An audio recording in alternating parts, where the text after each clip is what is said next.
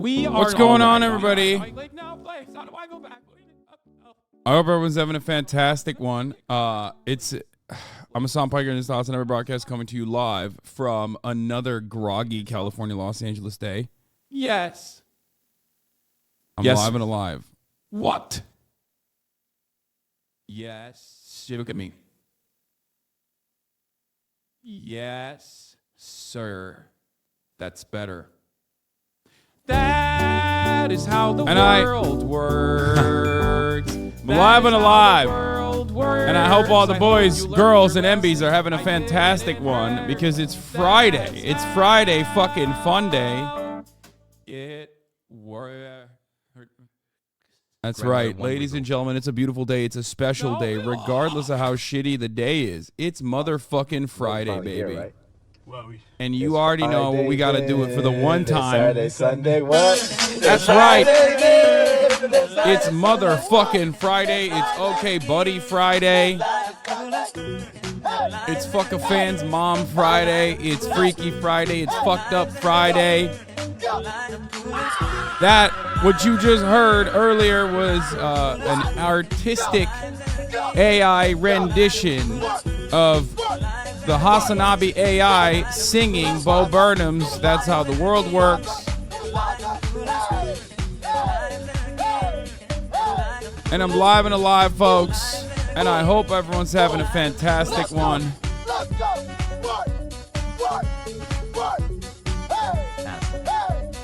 They got autistic AI now? No, it's artistic. It's a day of celebration. And we're live and we're alive. Okay, so Hassan, Northern Line fell like 4 times before he reached the max point you were at yesterday. Please play it again. You were so good. I think the reason why I was good was because I was like, oh shit, hold on, I'm getting a call.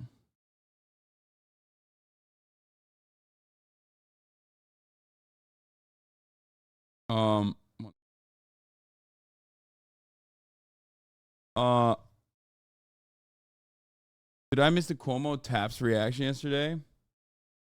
MKBHD podcast mentioned you briefly. Wait, really? Potentially, I would like to see the numbers, but like there are those million stream Tesla things, but then there's also xQc and Hassan and stuff on Twitch who have like 200,000 to 400,000 people watching them 8 hours a day, every day, stuff like that. So like, I still think the numbers might be bigger on Twitch, but I don't think YouTube is worried at all because they have numbers like that, and then they also know Twitch is inevitably probably going to screw up. Apparently has 140 million monthly active users. YouTube, they don't split it out into which ones of those are live streaming. Yeah. That's the issue. Because YouTube, it says 2.1 billion, and I'm like, but what percentage of that is live streaming? Very different. So it's hard to... Yeah, like by the numbers, Instagram might have just as many live streaming as YouTube and Twitch, but I have no idea. It'll be hard to... 200K of us? What the fuck, liar? Listen. We hit those numbers back in the day, okay? Those numbers were hit. 200K at least. Not 400K. Also, they're talking about unique viewership. And I do hit 400K to 500K unique viewership throughout a 10-hour broadcast. That does not mean concurrent viewership. Concurrent viewership being at 30K to 40K would imply that your hourly unique viewership is around like 10x that. It means like for every one number that you see on the broadcast, that means there's like 9 other people filtering in and out. So that's what that is. With respect to Okay Buddy, I closed this up because of the protest. Like the protest is valid, but I will open it if the community wants to do Okay Buddy. I just felt a bit like a scab not closing it down. Up to the community to decide. Oh, fucking, all right. Well, no Okay Buddy today. Sorry. But I imagine all chatters are like me and are here for like the 10 full hours a day. No. Not every single person is in here for 10 hours a day. Actually, that's not the norm, I would say.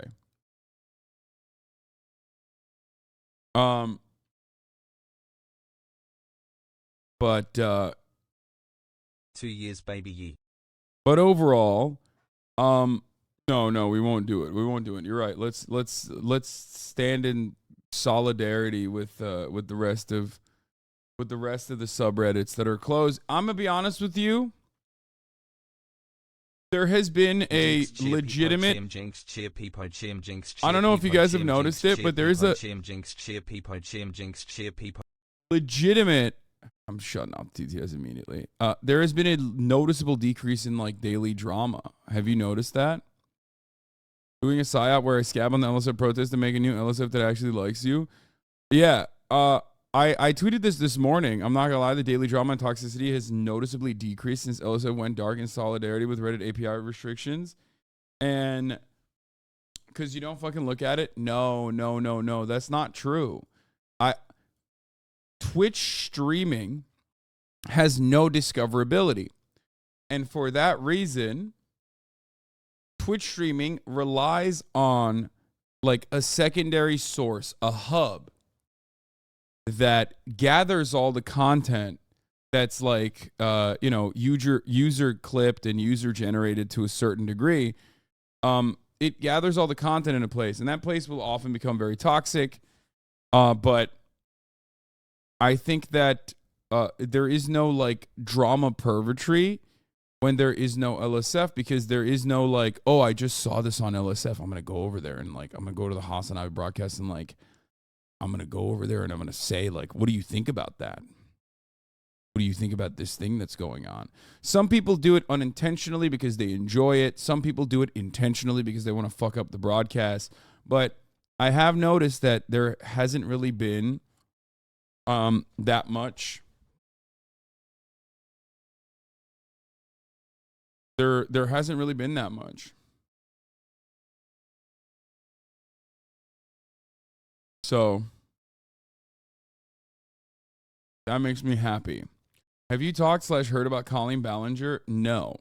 I am not interested in that story at all. I heard things that like she was like linking up with her fans or something that were like 13 and 12 and shit. It's like very weird. But the Reddit CEO seemingly is just like, they're not. Reddit CEO seeks to end site process by allowing users to vote out moderators. Like, it's a very odd situation because there's like, it's UGC, and like Reddit's goal obviously is to make money.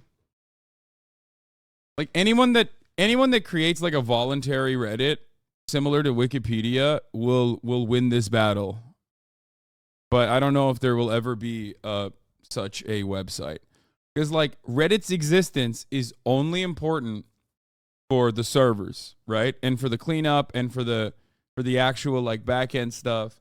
And as long as you're able to like, manage all of that with as little funds as possible, as long as you can manage that infrastructure, it's a fucking forum. Like, it's literally just a forum. It's a forum.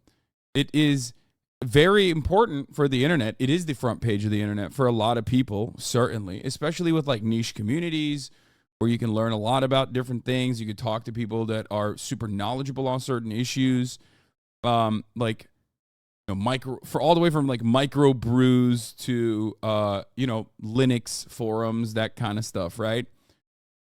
It's also hugely important for porn aggregation, obviously. But ultimately, the website itself wants to make money. The owners of the website want to make money. They have an initial public offering coming out, and they want to juice it as hard as they can. Yes, I saw the Penn State article. We're gonna cover it. Don't worry. I'm ready to fucking shit all over Penn State. Please, I'm begging you to juice this. Anyway, listen. Retrospective on the Gabby Petito could be an interesting react later. Huh. I like that. Could do that. I like that. Did you hear about the Kick streamer who played Fortnite while trying to convert kids to Christianity and telling LGBTQ people to stay away from the kids? I did. I've been tracking him for a while, only because I think it was MHUD who first found him. I wonder if it was MHUD who first found. I think maybe might have been MHUD, or it might have been Tom, or it might have. I don't know who it was, but one of the fucking FYM boys found this dude like a long time ago, and I was very aware of it. He was definitely on my motherfucking radar. Okay. And then I know that Curtis actually also, I think either made a video on him or reacted to him or something.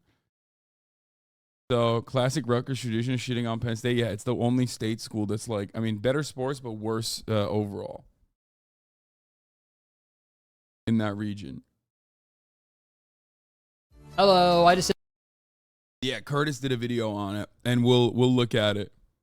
Wait, is this the one? Oh, this is from 2 years ago. What the fuck? Eternity, you're gonna be on. Oh, I didn't realize Curtis did a video on him 2 years ago. That's kind of crazy that this guy, even though Curtis fucking dunked on him like 2 years ago, apparently, he didn't pop off at all. He gets like 3 likes. I thought it was like a new guy. Oh, that's sick. We'll watch it. I know. I think he told a Muslim kid that he was going to hell recently. Like, there's really crazy stuff that he's done. Anyway, I haven't even blasted off yet, and I haven't even told you about my personal news yet. Like, what's going on in my life? What's happening in my life? Okay. And honestly, there's not much. I worked out this morning. I feel like at night I wake up and I stopped sleeping with a pillow. No more pillow for me. Hopefully that'll fix my neck up a little bit. My trainers think my neck is fucked up because I'm constantly sitting. It's like, that's the reason.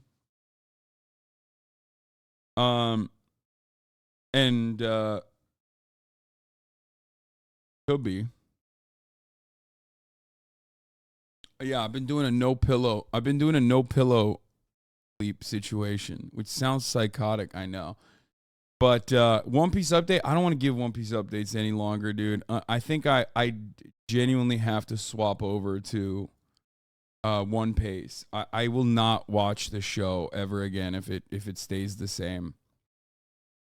Like, it's genuinely unwatchable, dude. Even like the fun parts. Look, I am now at the end sequence, right? The final boss battle, the big, the full Monty. What is supposed to be the most important fucking part? What is supposed to be the best, the greatest boss battle of all time? Fishman Island arc is coming to a close. There's like 14 episodes left on the goddamn periphery and I'm thinking, like, it's going to be good, right? It has to be. All the characters finally get together. You got Zoro. He's whipping it up. You got Sanji. He's kicking him up.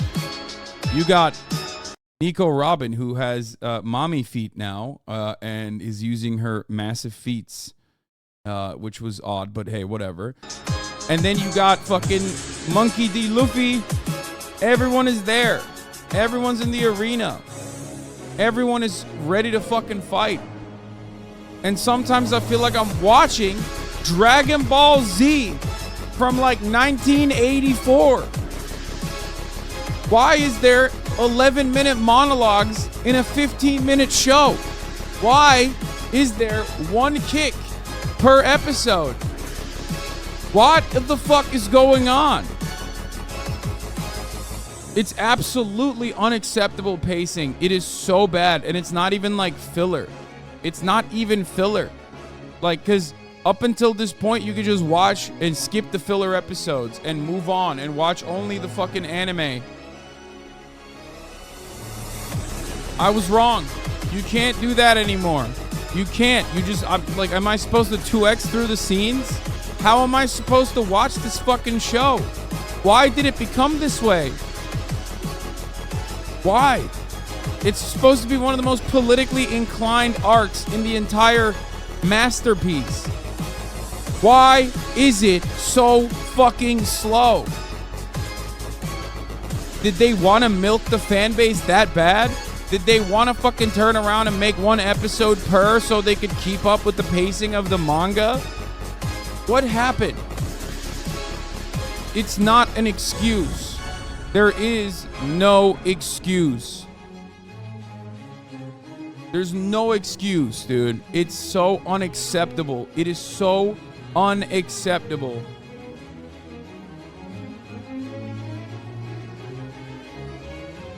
I might have to swap over to the goddamn manga at this point. I don't understand it. I don't understand it. It's either One Piece or manga going forward, because I'm beginning to resent the show that I love. It's becoming a chore. Absolutely.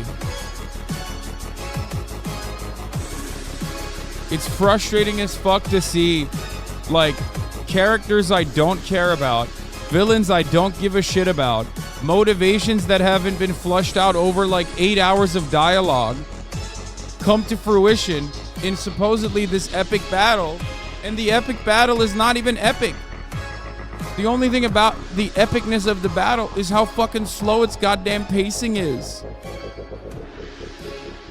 It's very frustrating, and it's not because of my ADHD. It's not. It doesn't need to be a goddamn chore to watch a fucking show. It's just like, it's, I don't know. I am like, I'm frustrated because, like, it's literally supposed to be the most politically inclined arc in the goddamn manga. It's about slavery. It's about racism.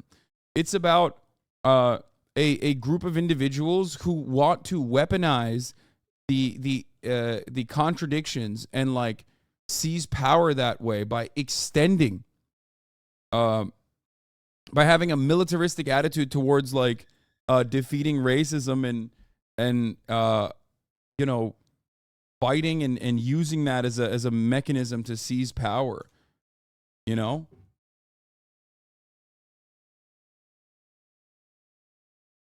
I think what ended up happening is they just extended, like, what would be done in one episode to, like, 5 episodes. So there's so much, like, the pace is so slow. Nothing happens.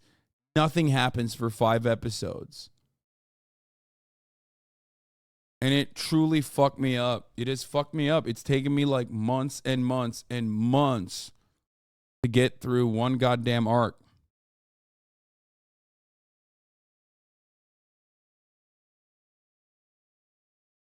One Piece fans be like, bro, it gets way better 30 episodes past where you are, regardless of what episode you're on. They started adapting like 1 or a half chapter per episode post time skip instead of the traditional 2 to 4 chapters per episode. Yeah, that makes a lot of sense. That actually makes a lot of sense. Manga, then you find the best fight scenes and moments and watch it. And people keep saying, people are not even hiding the truth. They literally say it gets worse. Like, it's crazy though. Like I've put in too much goddamn time and effort into this, man. It's just like, it's frustrating. You know what I mean? People say it gets worse until it gets better.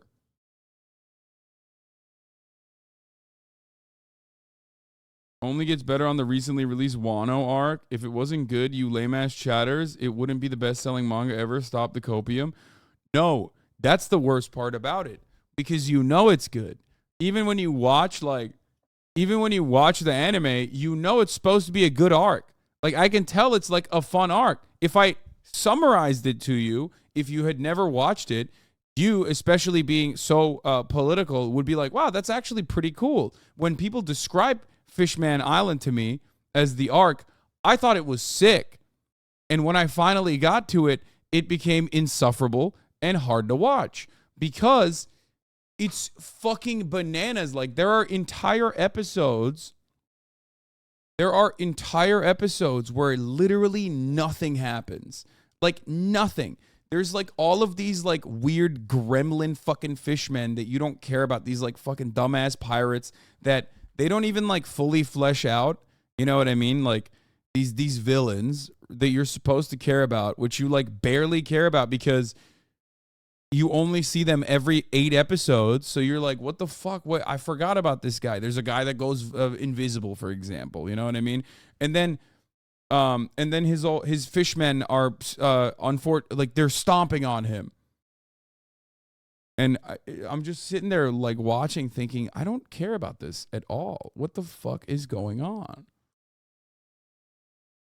It gets close to 6 minutes of recap before new content in like 2 arcs. The story is still far, but the anime cooks the hype immensely. Have you watched Vinland Saga recently? Fuck yes, I have. It's been so sick. Vinland Saga is a great example of a political anime that took a while to build up after the incredibly climactic ending on season 1. But the second half of that anime is fucking sick on season 2. It's so good. It's brilliant. It's violent. It's emotional. It's fucking peak. It's great. I love it. There is like a coherent message. There is a coherent, consistent message in it where you watch it and you're like, I understand what's going on. This character is genuinely undergoing an internal struggle, right?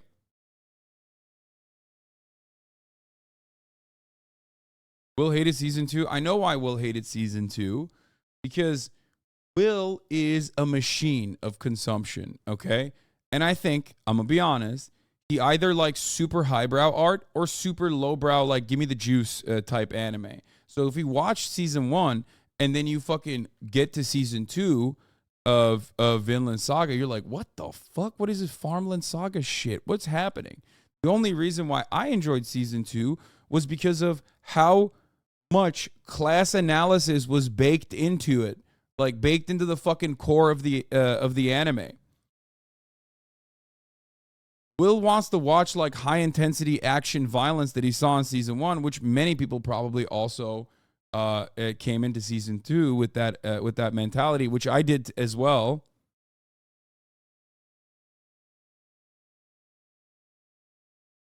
But anyway,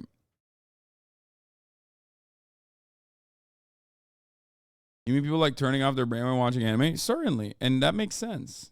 There are different kinds of animes that I also like turning my brain off for as well. Like when I watch Jujutsu Kaisen or when I watch Chainsaw Man, I'm not watching that for like a lot of like deep, or Baki. I'm not watching that for like deep ass fucking plot points. You know what I mean?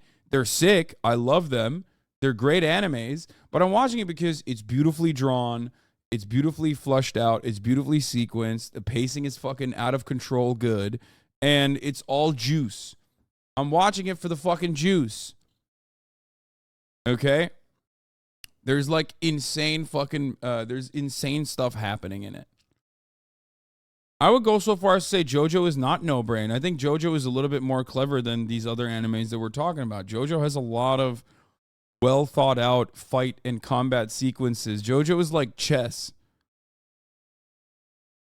I don't think JoJo is a mindless anime at all. It comes across like that, and you can certainly watch it like that because the characters are weird and hot and all this shit, but it's not like that at all, I think, ultimately.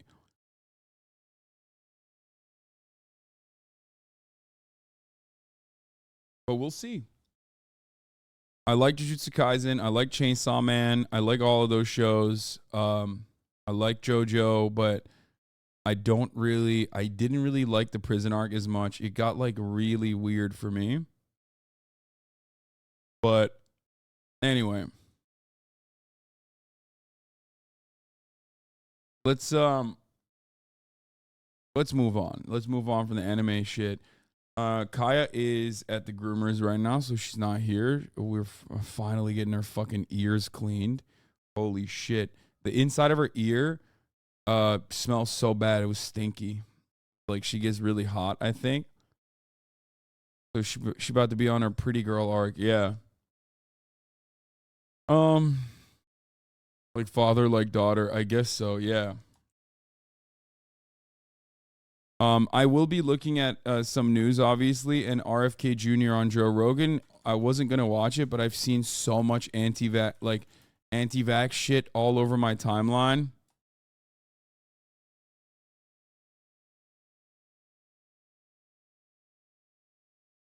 So we'll do that as well.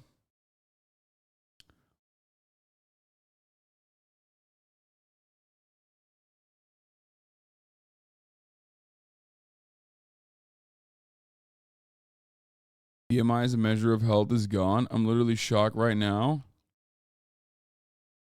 Yeah, that's that's not shocking or surprising to me at all. Are you still planning on going to VCT in Japan? Yes, man. What do you mean? Chat, I'm literally I'm going to Japan.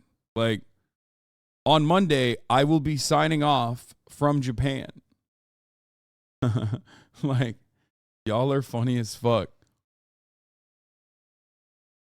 Yeah, we're still planning it. I have I'm working with I need fixers down there that speak the language, obviously.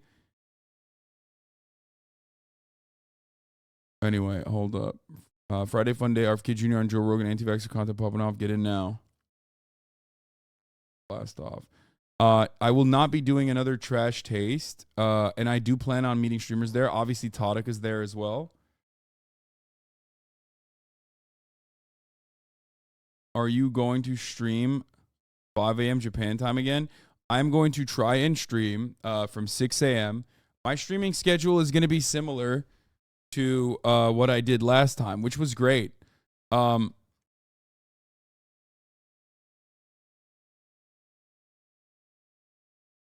really liked my stream schedule when I was in Japan. I'm going to try to stick to it. I will be waking up early, 6 a.m. around 7 a.m. Japan time. I will probably start streaming. I will do my regular news coverage and a regular desktop stream from the same place. Will said, nah, he's going to fuck you up. No, I don't. No, that's not going to happen. Okay. And there's also going to be plenty of time to do all the fun shit as well.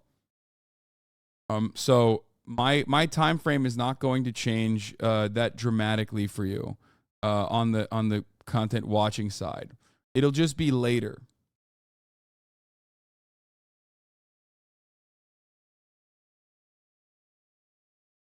What? Offered to fix but can't next week? Hit me up next time for madness? What are you saying?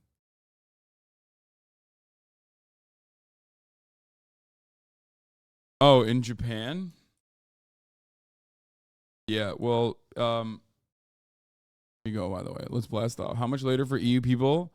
No. I think this person was saying they want to help out as a fixer. Don hates EU. What? No, I don't fucking hate EU. We'll do later streams, basically.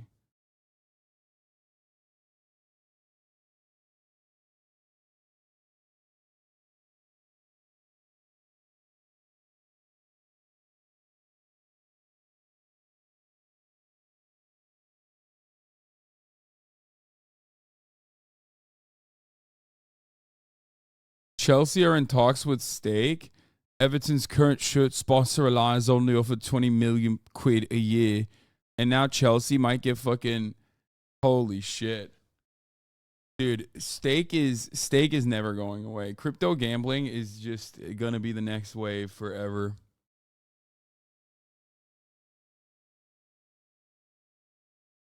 Oh, the Fox producer who wrote the Chiron calling Biden a wannabe dictator has parted ways with the company. He was former managing editor of Tucker Carlson's show, and he features prominently in a toxic work environment lawsuit by a former colleague. I haven't talked about this. Oh God, gross. I didn't talk about it because it's so fucking gross, dude. All the TERFs online look so hurt. Crazy. Transphobes look so goddamn hurt. It's wild to me. Fox holds someone accountable. What the fuck? Yeah, Fox has gone woke, folks. They're actually canceling Fox. And there's Donald Trump Jr. is racist, which comes as a surprise to no one. And we'll cover all of that. Don't you worry. Anyway, yeah, let's get started. Matt Walsh is canceling Fox. Let's start there. That's a good starting point.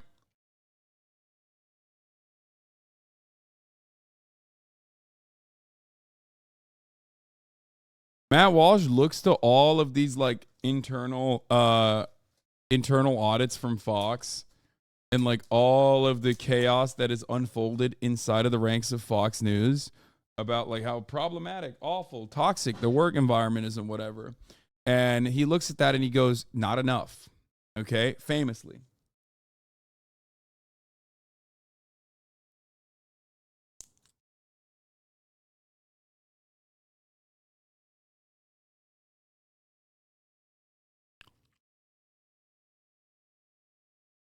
Number one, breaking. Breaking news, folks.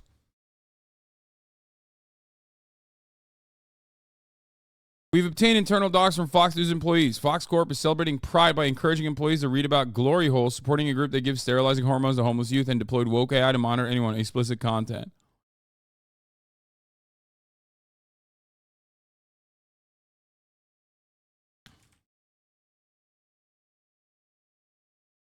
Now, of course, if you're Matt Walsh, you say Fox News has gone woke because you're a competitor. Your job is literally to compete with Fox News.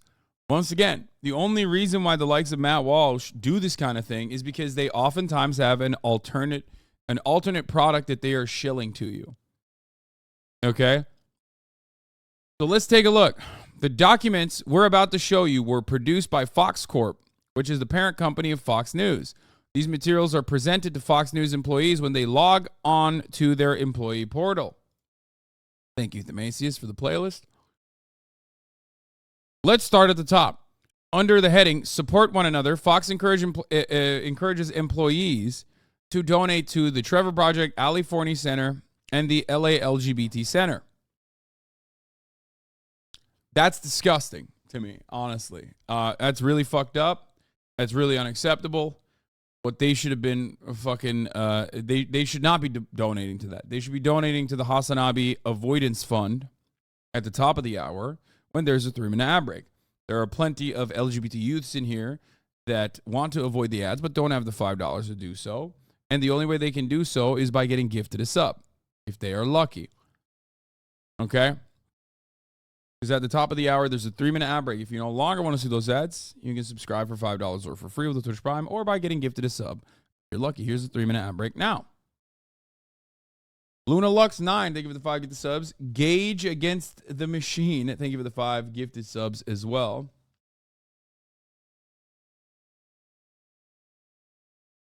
Anyway, how do you look at this and go, this is so fucked up? They're asking you to donate. They're asking you to donate to, like, you know, these kinds of charities for Pride Month. Anyway, please join us this month in celebration by downloading Pride Slack avatars and Zoom backgrounds to use and share.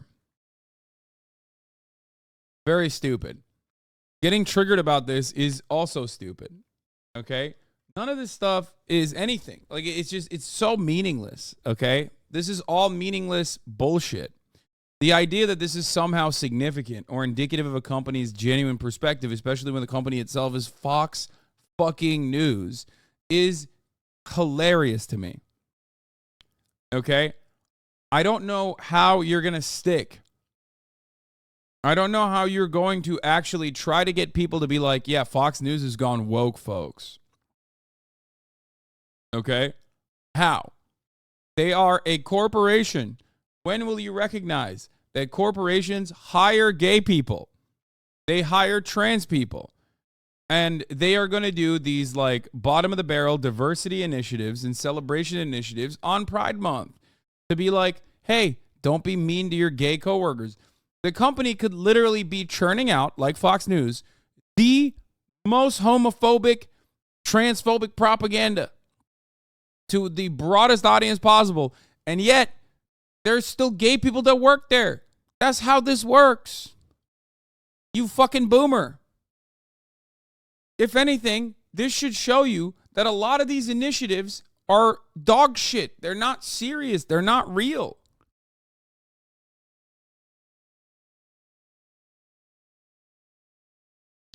The irony basically here is, and I've told you this before, if you watch Fox News regularly, as I do, and if you read foxnews.com actual articles from foxnews.com, which is supposed to be their objective journalism side, which they do, genuine, serious news reporting on that side, they have a style guide. I've told you this before, and that style guide implies you can't misgender trans people in the style guide. Like, I told you guys this before. On the editorial side, I'm sure they sometimes misgender, but ultimately, they are abiding by those restrictions because they're a media company, okay? They're a serious media company to a certain degree. This is how all major corporations work because they rely on advertisement dollars. The Trevor Project, which Fox says is devoted to helping LGBTQ young people, hosts a sexually explicit chat room that connects children as young as 13-year-olds with LGBT adults. That is such an insane way to talk about this situation. Like, again, a conservative looking at a normal thing, which is a social worker communicating with like a trans or gay child that their fucking dipshit parents have abandoned or abused, okay? And and trying to claim that like a social worker having a conversation with an abuse victim, a childhood abuse victim, okay, is actually somehow this creepy, nefarious thing. No, dog. It's literally the fucking, it's the parents that are at fault here. They are the weird, creepy, gross ones, okay?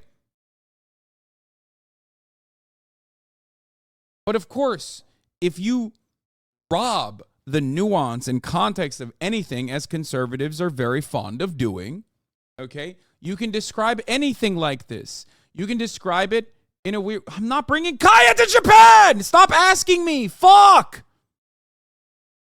Jesus Christ, dude. Holy fuck, dude. Shut the fuck up.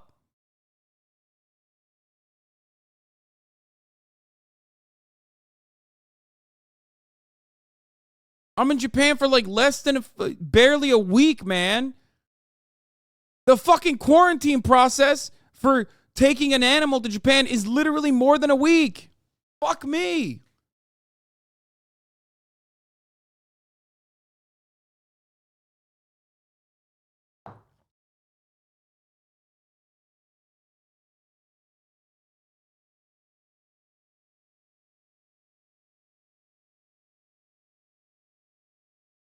Anyway, that one I banned literally was just fucking spamming it nonstop. And I was just like avoiding answering it because it's like I've answered it so many fucking times. Okay? Here, if you want me to show you why I gave that person a 7-day and screamed at them, that person and numerous others in the chat were going fucking crazy mode on this. Young Peasy, what was the username of the chatter? Here, I just want to show you so you understand like what was the like at what level do I actually end up fucking, clapping someone.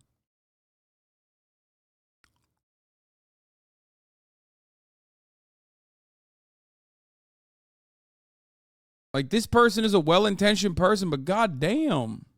Subject change. Kaya, are you bringing Kaya to Japan? Is Kaya also coming to Japan? Like, please, like, this is a well-intentioned individual, but, like, chill, man. Come on. I'm, like, trying to talk about something serious here. We moved on to news, okay? We're doing news coverage.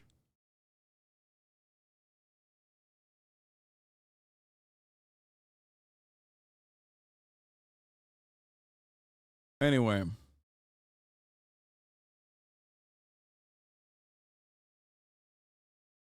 Did you see Conor get accused of rape? What Conor? Conor McGregor? Haven't seen it. Anyway, we'll look at that later. So, yeah, claiming that the Trevor Project is connecting young LGBTQ people with like LGBTQ adults is like saying that your pediatric doctor is there only to touch you. It's like, oh, this place called the hospital is where adults come and touch your child's body, sometimes naked body, and then they take a fucking scalpel in really severe circumstances and cut your child's body up. Okay? That's right.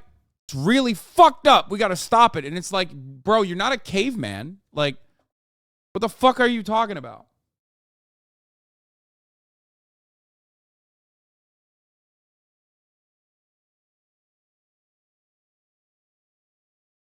The Ali Forney Center, which Fox praised for rescuing homeless LGBT youth, appears to admit on Twitter and its website that it injects these homeless young people with cross-sex hormones, which are known to cause sterilization.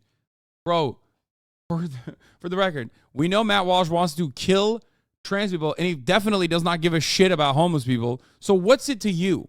Okay, shut the fuck up. Again, describing the situation like it's not voluntary.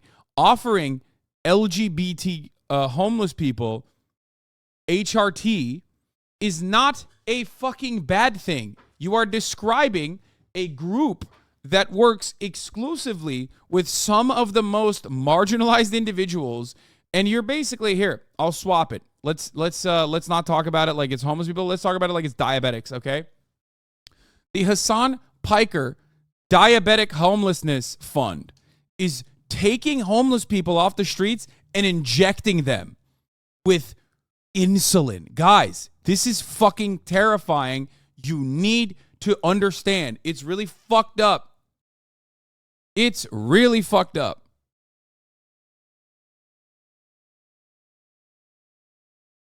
The Los Angeles LGBT Center, which Fox calls unstoppable, has posted a video of a mother surprising her trans daughter with the child's first dose of hormones. YouTube removed the footage of the term service violation, but the screenshot is still on Twitter. Yeah, really fucked up.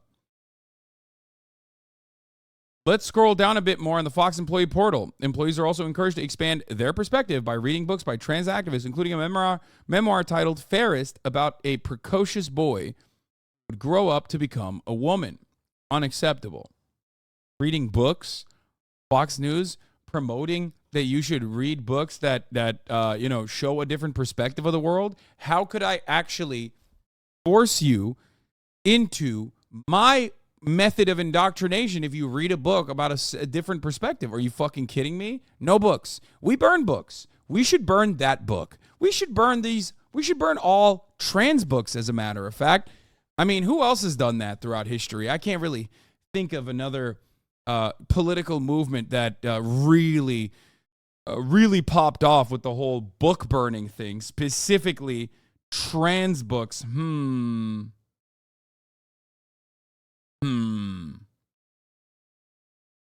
Interesting.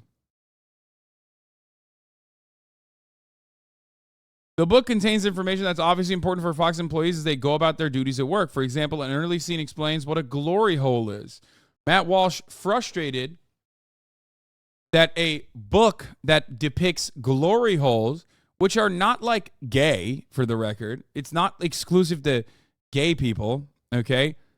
I mean, after all, what would the entire trucker industry do if not for lot lizards and glory holes? The glory holes power the entire nation's logistics. And you're over here talking about it like it's some gay shit, okay? How would you get your dumbass fucking eggs if it weren't for the truckers that ship them all around the fucking continent, making pit stops at truck stops where they get their shit sucked off by a lot lizard?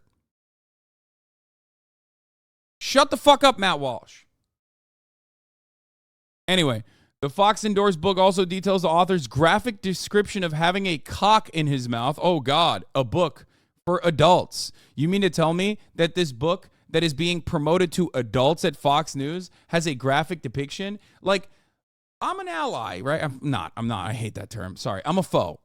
But, like, I fake it for clout because everybody loves trans people, obviously.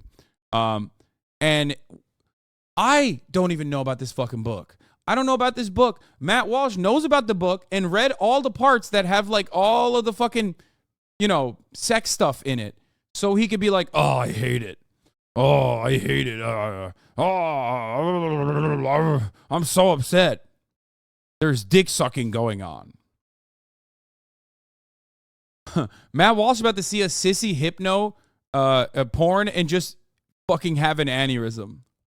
Another book that Fox leadership encourages its employees to read, Red, White, and Royal Blue, is about a fictional gay relationship between the Prince of Wales and the president's son.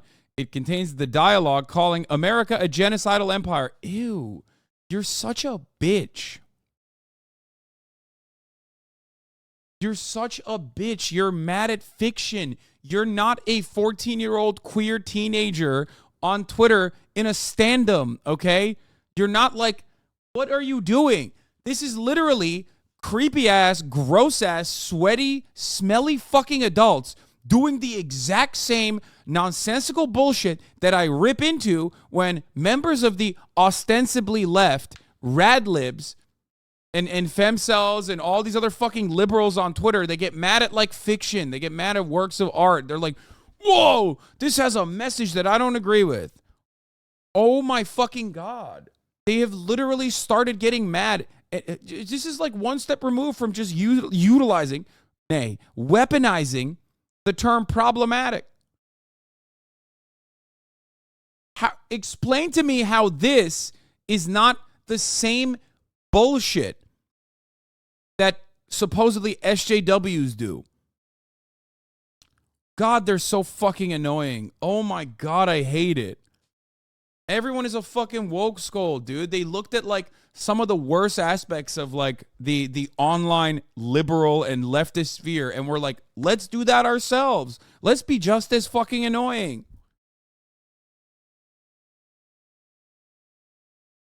The book, which Fox suggests will expand your perspective, also quickly devolves into gay erotica.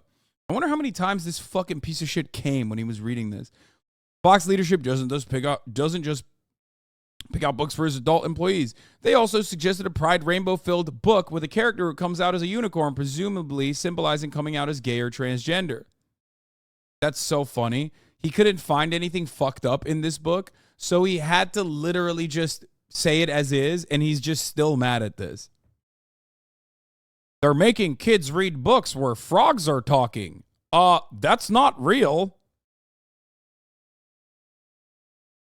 A couple years ago, if you remember, I made a joke when the Daily Wire wanted to start their own children's book initiative.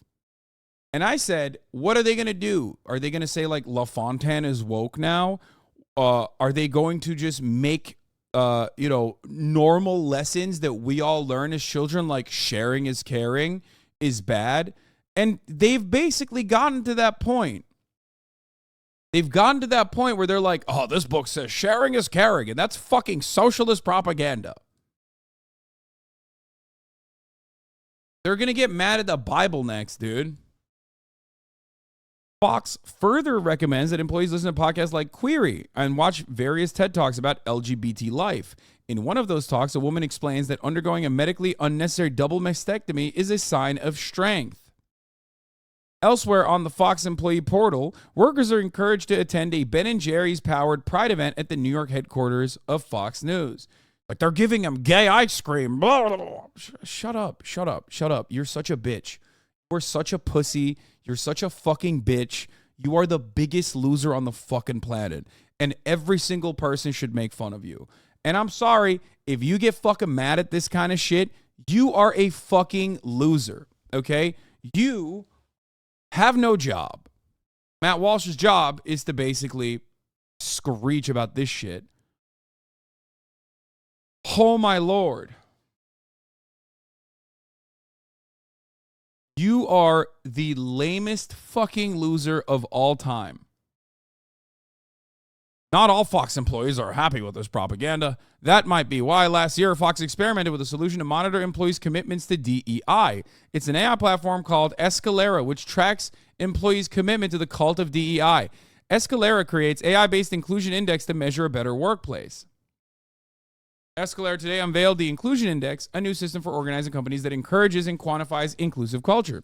Using organizational analytics, the Inclusion Index is aimed at real-time measurement of companies' diversity and inclusion efforts.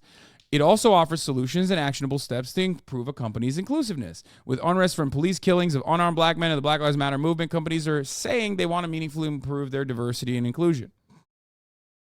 That's pretty cool. No, it's not, dude. No, this shit sucks in like 700 different ways. And no, it's not like I suspect that this is greatly exaggerated, and it probably is just like it probably just basically says like do diversity initiatives and hire these guys to do like some kind of DEI meetup or something once a month.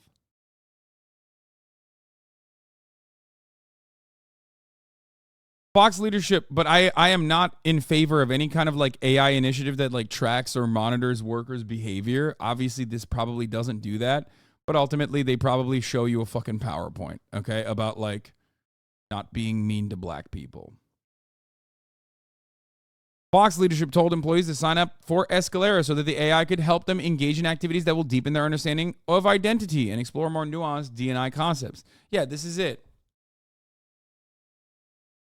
This is literally it. This is basically every corporation I've worked for has a DEI initiative that speaks about diversity and race and bias, yet nothing substantial is done, and most people in positions of power are just old white guys. Exactly. Also, those motherfuckers aren't getting the DEI initiatives. They're not getting the DEI seminars, too. Escalera says it pulls in data from various sources, including the email and payroll systems. It generates a peer comfort index and a diversity index based in part on how often employees practice micro-affirmations. Oh, God, I hate this. This is like neoliberalism. It's just gay neoliberalism. That's what this is. It's like...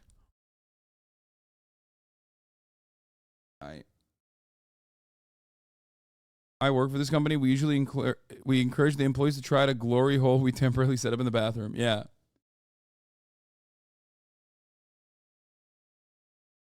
It gives the vibe that it's probably one of those things that are like FCC mandatory, such an easy W for painted beard Andy. Yeah. It's also yet another circumstance where like these guys who are hyper capitalists who love when your workplace is like controlling every aspect of your fucking life and basically make a living reinforcing that perspective as the norm will turn around and be like, but they're making you do gay shit now. It's like, they're not making you do gay shit. You're out of your fucking mind. The only thing this is doing is like basically probably stating like, I mean, here, this is, God. Escalera tracks the diversity and inclusion stats for employees. The platform captures and analyzes data from both mobile and desktop HR platforms like Workday, Bamboo HR, as well as payroll systems, email, calendar, other communication tools so that people officers have a real-time view of the atmosphere among employees across the company. They can teach them, they can then leverage those insights to engage them with career growth opportunities or community programs. Oh, it's not even that. It's just like tracking marginalized like workers from marginalized backgrounds and like offering them more diversity initiatives. That's it, right? Just a fucking dashboard.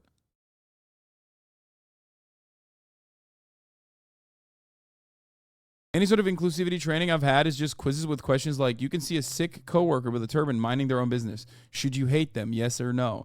I actually, if we have access to this, I would love to do one of these like diversity initiative tests that they offer.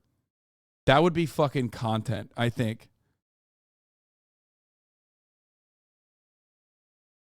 Do they have any of those like that? It's not on LinkedIn. I want to do it.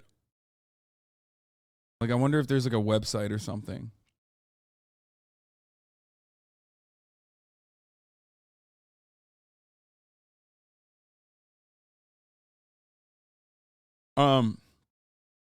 Yeah, it's like a newsletter telling you it's National Sandwich Day. Yeah, and then fucking Hank that replies to it and reply alls to it with because he's a fucking idiot saying, yeah, it's National Sandwich Day every day for Deborah because she's a woman making a sandwich. Yeah, that guy gets dinged on the fucking AI. You know what I mean?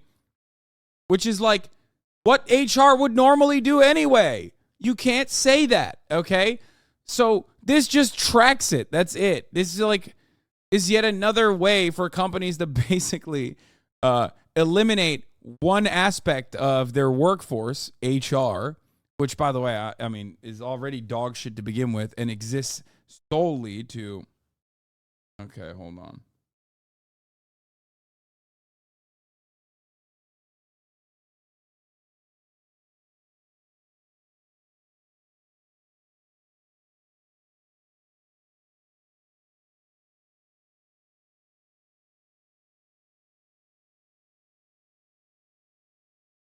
I once worked at a company where the CEO decided to do a diversity survey himself based on employees off LinkedIn photos. I love that.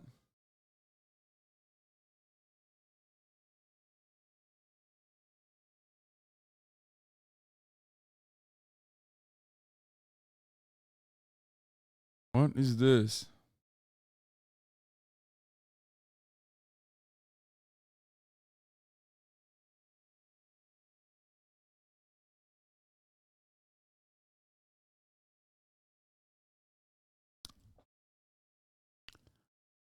My trucking company wants to put AI driver-facing cameras and it sucks. Yeah, artificial intelligence using to surveil workers is fucking dog shit.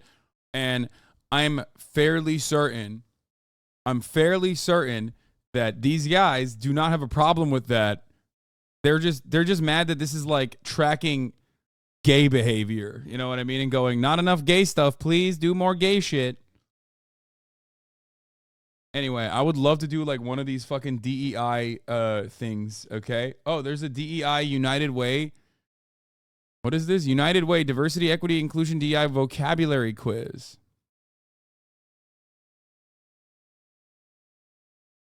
Can you explain why poverty isn't because of individual choices? Yeah, I can explain it here. In the USSR, famines occurred, right? Like a famine happened and people died. Do you think they died because of communism or do you think they died because of individual choices?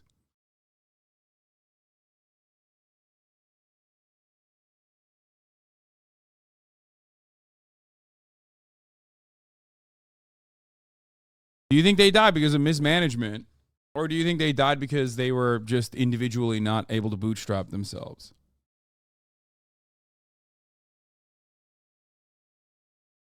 I love that he's like, this is my first time on stream. Boom. Just curious.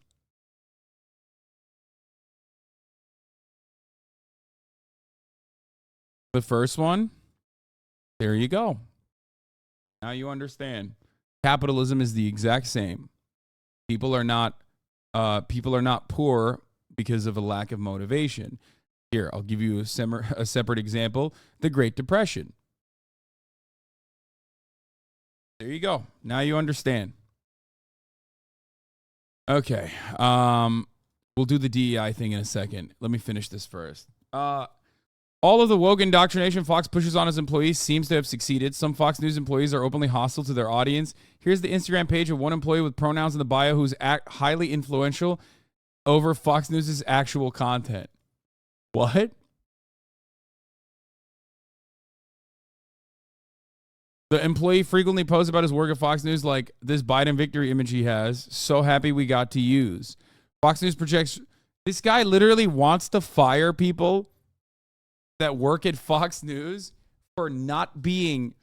For not being like enough of a shithead to his liking. That's crazy, okay? The irony is, and I'm willing to bet, Daily Wire has guys that also have similar perspectives.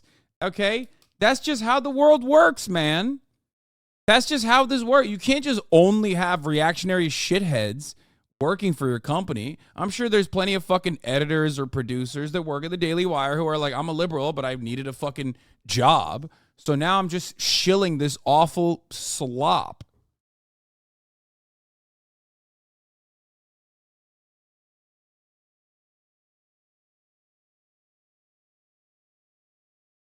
And clearly, this person's individual politics has not dramatically changed Fox News' coverage.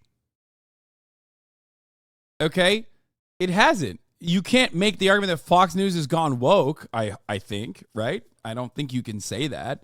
Don't worry. They're like getting sued every week because of hostile work environment and like sexual assault allegations happening behind the scenes. They recently got successfully sued for defamation by Dominion. So, you know, there's an active lawsuit currently that was Tucker Carlson's booker saying that they created an unsustainable and hostile work environment for women. They said a bunch of anti-Semitic shit. What? Kaya Piker, Fox News janitor resume, not gay, hate gay.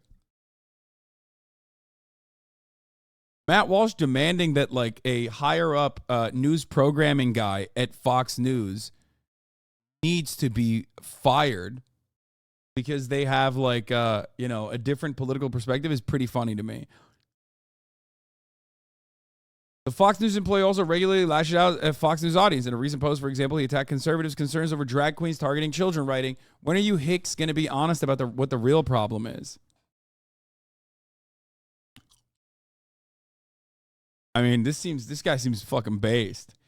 The Fox News employee also came out in support of the Sisters of Perpetual Indulgence. So it's like a LA Fox News person who very clearly works for Fox News for the bag, but doesn't agree with any of the shit that Fox News is putting out. But that hasn't interrupted their perspective, has it? And Catholics wonder why we have an order of nuns to push back on this ridiculous garbage. Hide your pride, queens.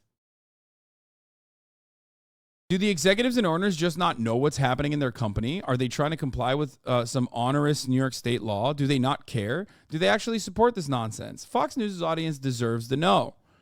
Or maybe Fox leadership isn't connected with how the audience feels because they're not really beholden to those viewers at all. Like YouTube, some of Fox's largest shareholders are enormous institutional investors, particularly BlackRock and the Vanguard Group.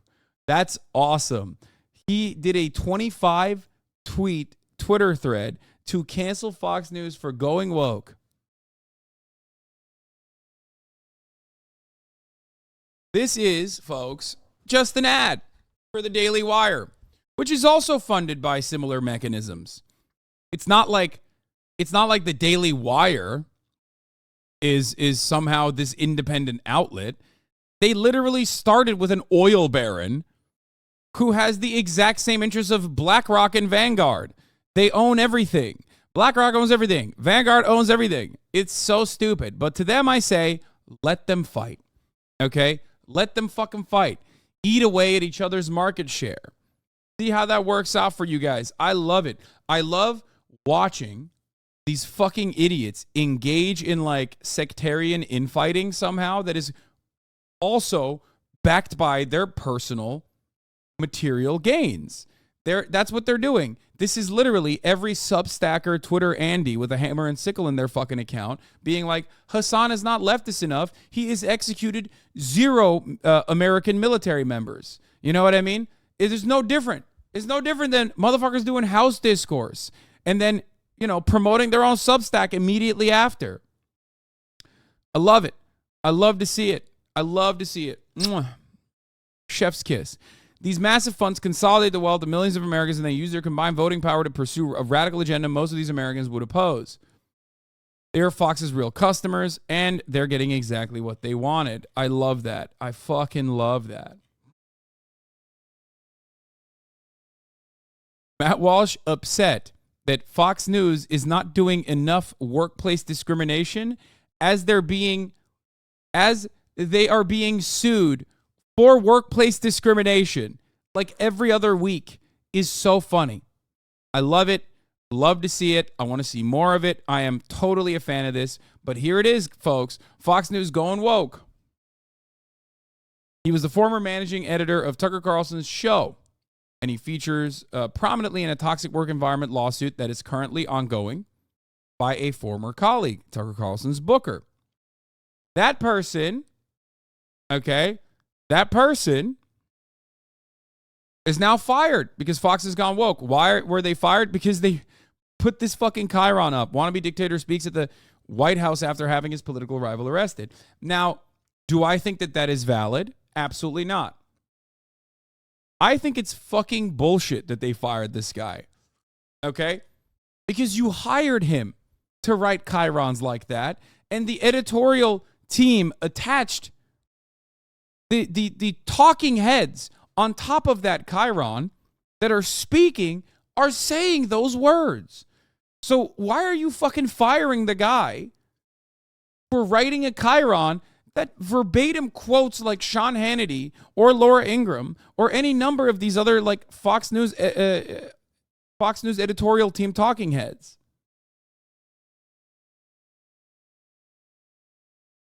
Turns out former Fox News producer Alexander McCaskill, who parted ways with the network for airing the wannabe dictator chyron, posted this photo of him leaving the Fox offices on his Instagram. McCaskill was also a longtime producer and editor for Tucker Carlson. Today was my last day at Fox. It's been a wild 10 years, and it was the best place I've ever worked because of the great people I met. But the times has come, and I asked them to let me go, and they finally did. To all my friends there, I will miss you forever. So he's the one who literally fucking... He's the one who asked to leave. Yeah, he probably wanted to leave because of the workplace harassment thing going on, because the workplace had made it... Fox News executives probably did not like still employing him as the active lawsuit is ongoing. So then he wanted to go out with a secret huzzah. One last big huzzah. Okay? That's it. And he did that. He fucking made that chyron, and then he was like, I want to leave.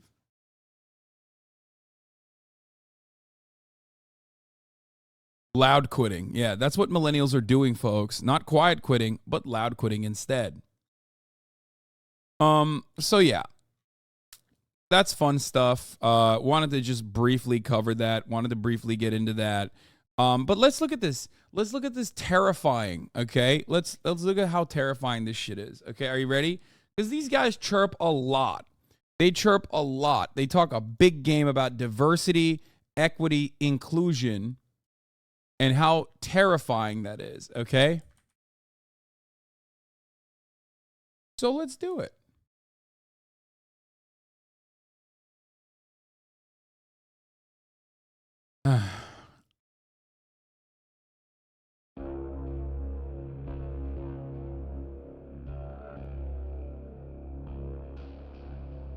A 3-story office building does not have a working elevator. This is an example of Eurocentrism, cisgender, anti-racism, or ableism. Correct. Discrimination or prejudice against individuals with disabilities, often resulting in the exclusion of marginalized or in the exclusion or marginalization of disabled people. Andrew, a 70-year-old grandfather of 6, signs up to go skydiving. When the day comes, the instructor laughs and asks Andrew if he really wants to participate at his age. This is an example of ageism. A heterosexual woman participates in a pride parade and actively advocates for LGBTQ+ rights in the workplace.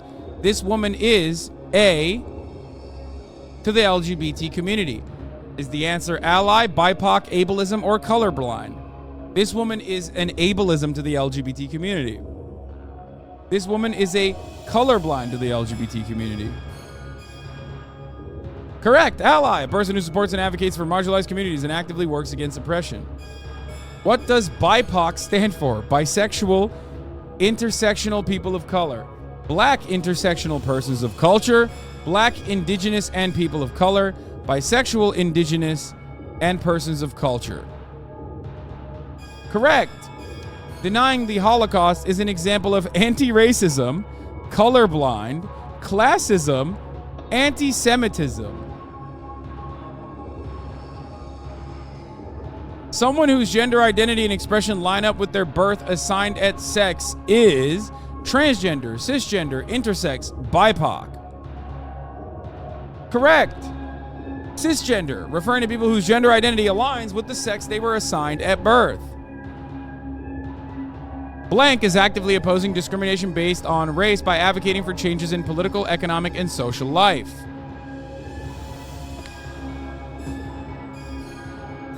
Anti-racism is actively opposing discrimination based on race. Discrimination is actively opposing discrimination. Colorblind. Classism is actively opposing discrimination based on race by advocating for changes in political, economical, and social life. Correct. Discrimination on the basis of socioeconomic status is ageism, ableism, gaslighting, classism. I love that classism is a thing as though it's like a real issue that anyone cares about. You know what I mean? It's like, what? This entire society is designed around being classist. And it certainly works in, like, capitalism is inherently classist. That is, like, the point of capitalism. It doesn't matter if you're black, white, or green. All of my students are the same. I don't see color. This quote is an example of what? Colorblind. What is cultural appropriation? A term used to describe the taking over of creative or artistic forms, themes, or practices by one cultural group from another. An identity term for a person who's attracted to all genders. The idea that multiple identities intersect to create a whole identity, dislike of, contempt for, or ingrained prejudice against women. Discrimination is the prejudicial treatment of different people, especially on the grounds of race, age, or sex. A form of stereotyping based on preconceived ideas about a person's character refers to the unquestioned and unearned set of advantages, entitlements, benefits, and choices bestowed on people solely because they're white. I mean, hard for me not to click that, you know? That's the real discrimination.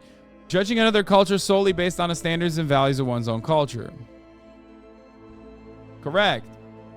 Ethnocentrism is a term used to describe the taking over of creative or artistic forms, a form of psychological manipulation in which a person or group covertly sows seeds of doubt, refers specifically to the ways in which institutional policies and practices create different outcomes for different racial groups, judging another culture solely based on the standards and values of one's own culture. So, I mean, this is so fucking boring. What's the difference between equity and equality? Equality means everyone's given the same resource. Equity means that everyone's given a resource that need to be succeed. Equity means everyone is given the same resources. Equality means that everyone is given the resources they need to succeed. Actually, I might get this wrong. What? Equality means everyone is given the same resources. Equity means that everyone is given... Okay, it's the right one. Oh! Equality means everyone's given the same resources. Equity means that everyone's given the resources they need to succeed. I got one wrong! It's over. It's Jover. It's over. I'm done. I'm not woke. I'm fake woke. I got it wrong. So here's what happens when you get it wrong.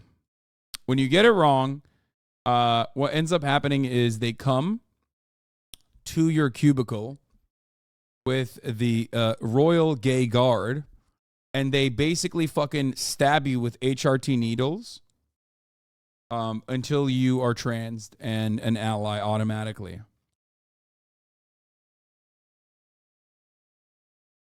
Favors European cultural norms, excludes realities, Eurocentrism. Form of psychological manipulation in which, dude, I'm like the Geraint Bolt of this. You know what I mean? Like, you know how he'll just have, like, what does he play? What song does he always play in his TikTok videos? Geraint Bolt. Geraint Bolt, sir. What does he play? What's the song that always...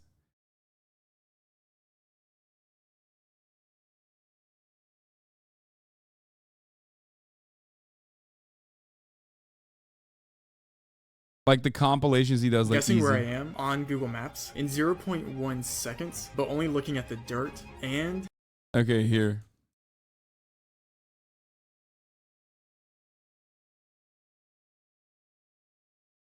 Wait, let's go to the Ludwig Sound Library to find something.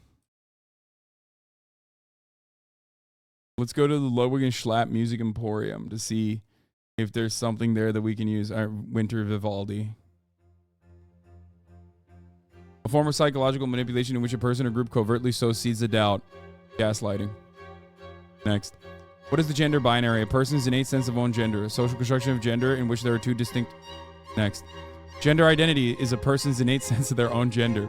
This may include identities on either the gender binary, actively opposing discrimination based on race, judging by another culture solely on the standards of social construction of gender where there are two distinct... Next.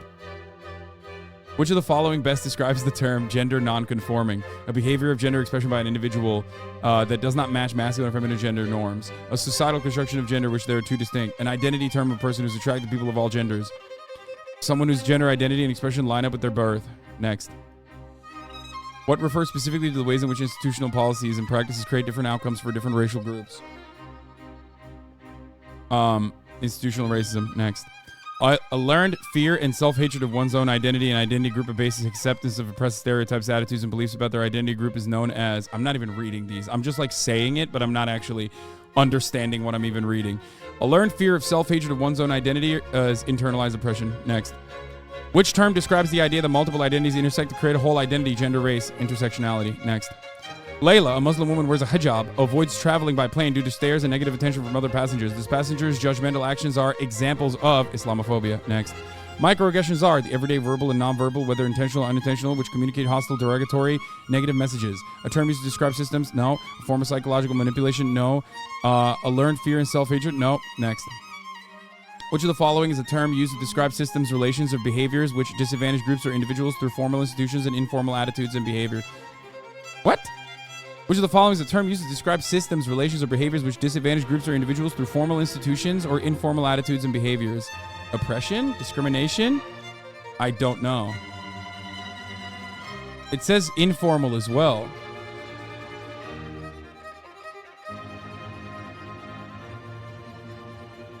Next. A person who's attracted to people of all genders likely identifies as pansexual. Next. The practice of compensating employees for the same when they perform or similar job duties while accounting for other factors such as experience, level, job performance is... Next. When someone from a non-marginalized group professes support and solidarity with a marginalized group in a way that is either helpful or actively harms our group, performative allyship. Next. A form of stereotyping based on preconceived ideas about a person's character based on their race is racial profiling. Next. A person whose gender identity does not align with the gender they were assigned to at birth, transgender. Next. The unquestioned, unearned set of advantages, entitlements, benefits, choices bestowed on people solely because they're white. Next. Xenophobia refers specifically to the ways in which institutional policies. Nope. When someone of non-marginalized. Nope. System of oppression that works against the young. Nope. A system of oppression based on fear, hatred, mistrust. Next. Dislike or contempt or ingrained prejudice against women. Dislike of, contempt against, misogyny, which is good. Next. Critical race theory is a term used to create, nope. The idea of race is a social construct, judging one's conduct, nope. Okay, next. That's the closest one. A university is under scrutiny for a lack of diversity on campus. The university does not change any of its admission policies or resources, but begins using photos of black students in their marketing materials to give a superficial appearance of equality. This is an example of tokenism. Next. What does the acronym LGBTQIA stand for? Lesbian, gay, black tokenism. Lesbian, gay, bisexual, transgender, queer, intersexual, asexual, plus. Yeah. Next. Which of the following communities are subject to the model minority myth? Next. The social, economic, and political systems that collectively enable white people to maintain power over people of other races known as white supremacy. Next. I got 36 out of the 37 questions correctly. Thank you for taking the DEI vocabulary quiz. Ethnocentrism, we take those. Equity, got it. Gaslighting, darn, trees look like gaslighting. So, all the quizzes we take at my job have a 65% passing grade, so you can miss a shit ton of these questions. They print out like a little certificate at the end with 68% on it. It's kind of hilarious. I've been taking these diversity trainings for over a decade. They are not like this. This one actually seems okay. I've never seen anti-Semitism, trans identity, or classism, or 90% of the shit in here mentioned. It's always something along the lines of black people aren't criminals and don't sexually assault female subordinates, or you will be fired and prosecuted. So, do you understand? I think this would make a better quick TikTok edit segment if you didn't have the music playing, or so you could add it in later without chopping it up. Well, fine. I did everything right and they indicted me. Since yesterday's leftovers, that has been living in my fucking mind, okay? I did everything right and they indicted me. So, I clap this because it's a lot of the concepts that we talk about, and it's true. Everything that they mentioned here is true. So, do you think that this is like genuinely, like learning about this kind of stuff is legitimately a bad thing? No, of course not. It's a fundamental part of living in a fucking society, a diverse one with unique perspectives and unique backgrounds. It's so incredibly stupid.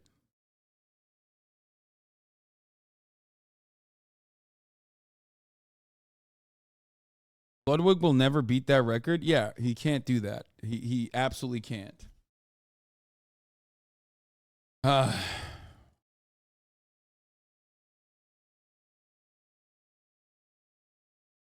No one can touch that record. I was so fucking fast on that shit, dude.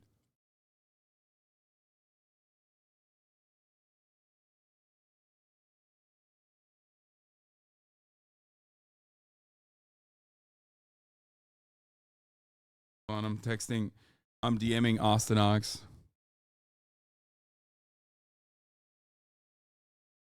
Doing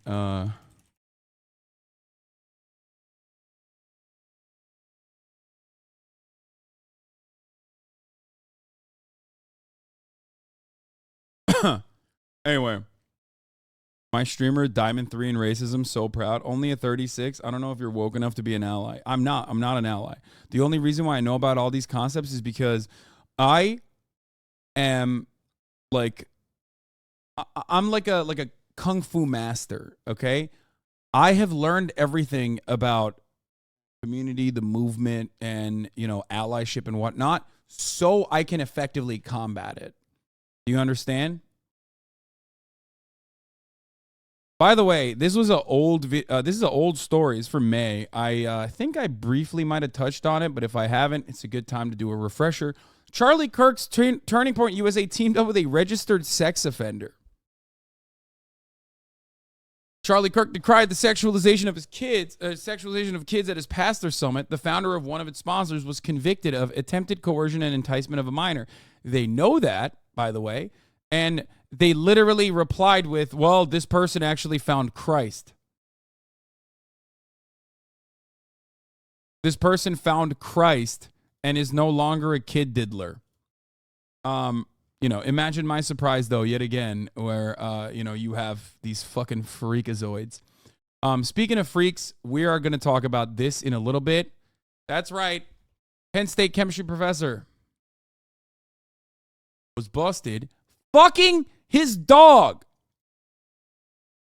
But that's later. Penn State slander will come later. Donald Trump Jr.'s emails revealed as the president's son is accused of racism. Guys, they're coming for all of our faves. And it's always the least expected person.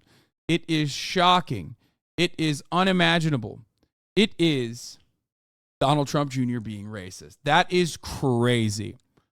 Gentry Beach, who was a groomsman at the Trump Jr.'s wedding, is currently engaged in a lengthy legal battle dating back 15 years with his former hedge fund employer, Taraji Capital Management. He's accused then of withholding tens of millions of dollars, he says, is owed. Beach has also accused founder Paul Taraji of threatening to kill him and plotting to harm his career while refusing to pay the compensation. But as part of the lawsuit, Beach attempted to argue that emails he sent to Trump Jr. from his Taraji work email account between 2005 and 2008 should be redacted from becoming public. The emails are being used as a part of the defense from a hedge fund alleging that show Beach was disloyal to his employer and exposed the company to reputational harm and therefore should not be compensated. I love people getting upset at like Donald Trump Jr. being racist in private correspondences between his homies in like 2005 to 2008 when like Donald Trump Jr. now is openly racist all the fucking time. You know what I mean? Yeah. The anti-Donald Trump PAC, Really American added, new emails sent by Donald Trump Jr. have surfaced in a lawsuit by an old friend detailing racist back and forth against blacks, Mexicans, and Jews. Okay, let's see the fucking emails.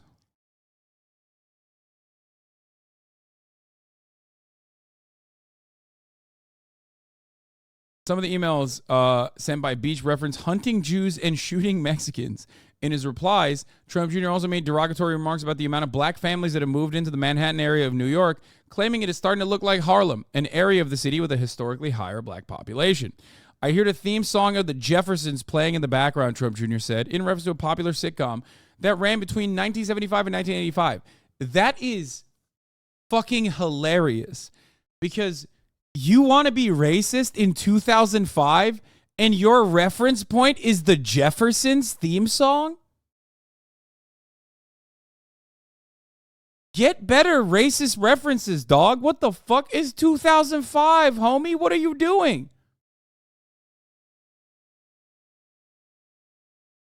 Goofy motherfucker.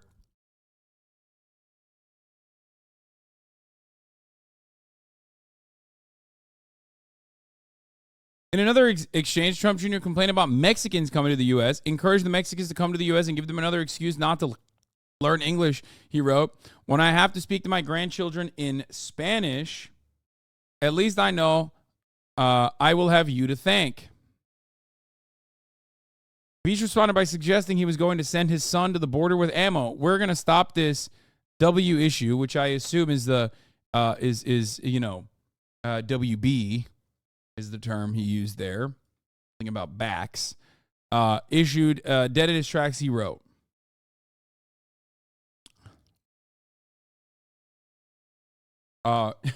It was such a normalized term that there is literally, like, it's baked into American border policy. That's right. For those of you who don't know, it was called Operation Wetback. That was and it was, it was so normalized, the Bracero program and what was being done to laborers, migrant laborers, that, that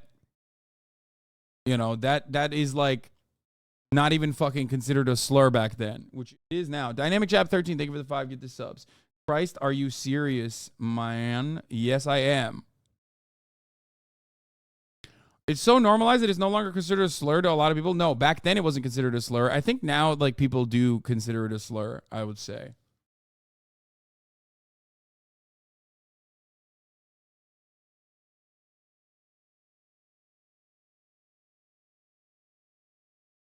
Here.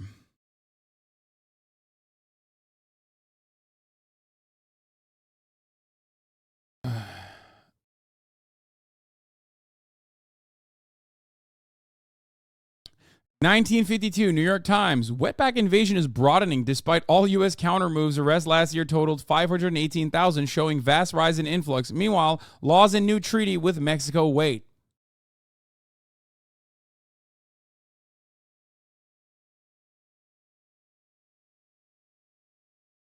What was it used against? Latinos. South Americans, Latinos, Mexicans. Yeah. The name of the program was Operation Wetback, straight up. Was the immigration law enforcement initiative created by Joseph Swing, the director of the United States Immigration Naturalization Service. The program was implemented in June 1954 by U.S. Attorney General Herbert Brownell. The implementation of Operation Wetback was a result of the Attorney General Herbert Brownell's touring of Southern California in August 1953. It was here that he made note of the shocking and unsettling issue that was illegal immigration. Now, of course, the reality is that this shocking illegal immigration was quite literally not illegal and was, as a matter of fact, very legal, and was also, on top of that, not only encouraged, but like the government did it specifically so they could keep up with the labor demands at a time when the able-bodied males of that similar age group were in Japan. Oh, what am I saying? In Japan. What the fuck? Japan and Germany. Sorry, I just read a text message.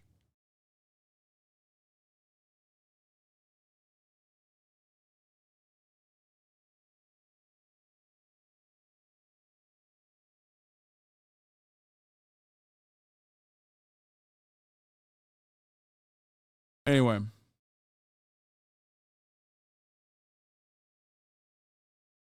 So. You're not forgiving, you goober. Okay, well, oh shit. Turned off the dog fucking article. So yeah. Here is, by the way, AMA, the use of BMI alone is an imperfect clinical measure. Wow, I am devastated to find out. I mean, this is a shocking revelation, folks. What the wokeness has come for BMI. Turns out a metric that puts the likes of myself in the obese category due to having muscle mass, it turns out that is an imperfect structure.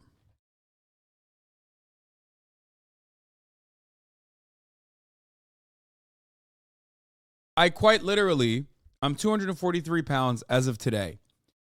And like 2 weeks ago, I was 245 pounds, which means I was obese under the BMI structure. That is insane. Like, by no metric whatsoever would any doctor look at me and go, oh, your waist size is 36, you're 6'4", 245 pounds. Well, you're obese. You really need to lose a lot of weight.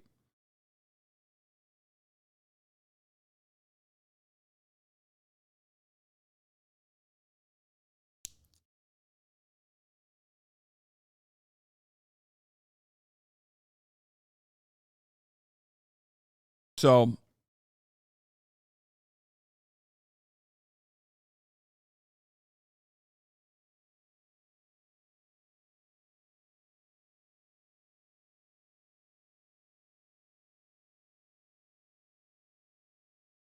big boy summer, yeah. You're not a big boy anymore? Yeah, my BMI is no longer obese. I can't claim big boy. It's heavily overweight. But yeah, BMI is dumb as fuck because BMI factors zero muscle mass into the equation. Or rather, it factors very little muscle mass into the equation and is like, it just thinks that you're exclusively fat. And the reality is, yes, if I was 244 pounds at 6'4" and I was exclusively fat, then yeah, I probably would be morbidly obese or obese.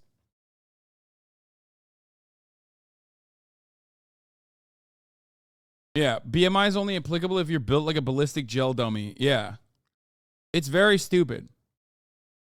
According to BMI, John Cena would be obese. Most football players would be obese. Most bodybuilders would be considered obese. Most people that work out and have any kind of like hypertrophy would be obese.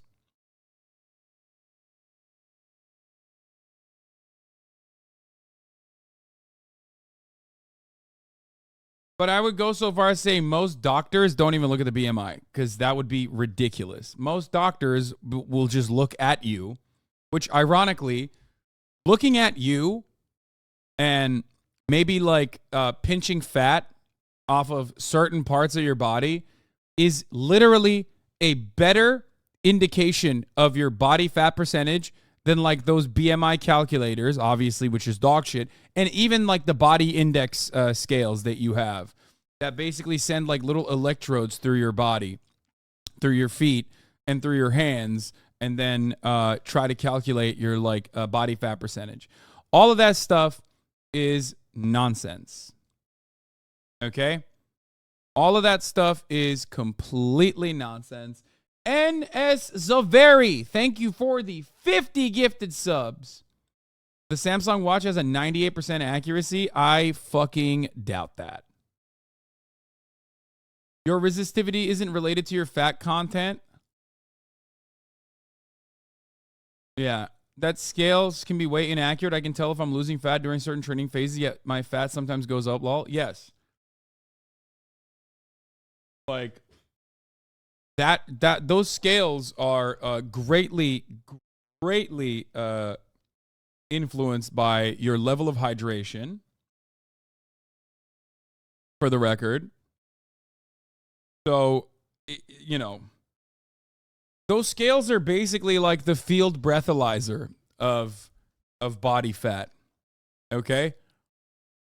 Like, if you can blow on a field breathalyzer and hit both over and under the legal limit in a span of like 3 seconds, that means that that shit is inconsequential, which is why it's not used in a court of law. Same goes for the fucking body mass index calculating scales, because you can quite literally use the scale one day and have 20% fat, and then use the scale the next day and have 15% fat.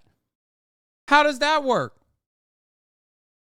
You didn't lose 5% body fat, and it's with another 50. Jesus Christ. What the fuck? God damn, 100 gifted subs at the motherfucking top of the hour? 100 people no longer seeing ads at the top of the hour? That's crazy. We've gone too far. Woke culture's gone too far, folks. We've gone too far.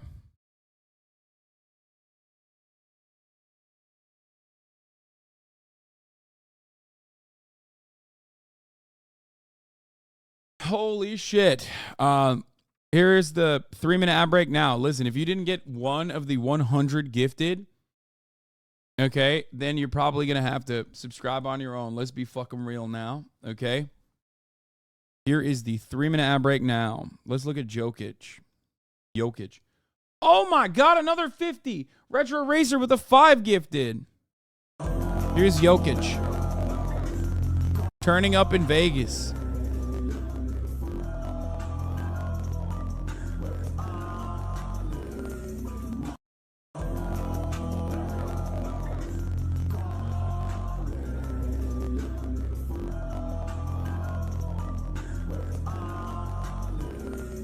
Ash Yash XYZ, thank you for the 5 gifted subs. Okay. The woke NBA has suspended Ja Morant for 25 games. I have a smart scale to help me lose 15 pounds in a month, because even if I didn't lose a pound that day, my body fat went down. He's pretty happy now. He wanted to go home, and his homies convinced him to stay, and he had the time of his life. Yeah, there's a lot. There is a lot that has been talked about with respect to Jokić and how he's like celebrating. I'm reminded of the Kevin Durant tweet that someone unearthed recently, where it's like NBA Twitter fucking hates, just despises everything that the NBA is. Like, and people were like hypercritical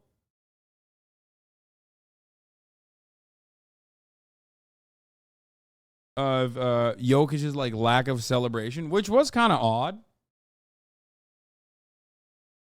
I'll admit, like, they put a microphone on him, as they usually do. I mean, he won for the Nuggets, like it's a big deal, and basically he's just like, I just want to go home. There are things that are more important than basketball. I don't really care to be here. Oh man, I have to be here for. And in the press conference, they talked about like the parade, and he's like, oh fuck, I got to be here for a fucking parade. Like, I don't want to be there. And no, they weren't. The people were literally jerking him off. White NBA fans love jerking off white players. I mean, he's very jerk-offable, I will admit.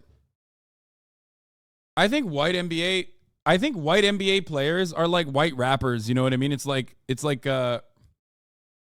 how do I describe it? It's like white people love that shit because they're like, oh, like this guy's good. I can see myself in him. You know what I mean? That kind of thing.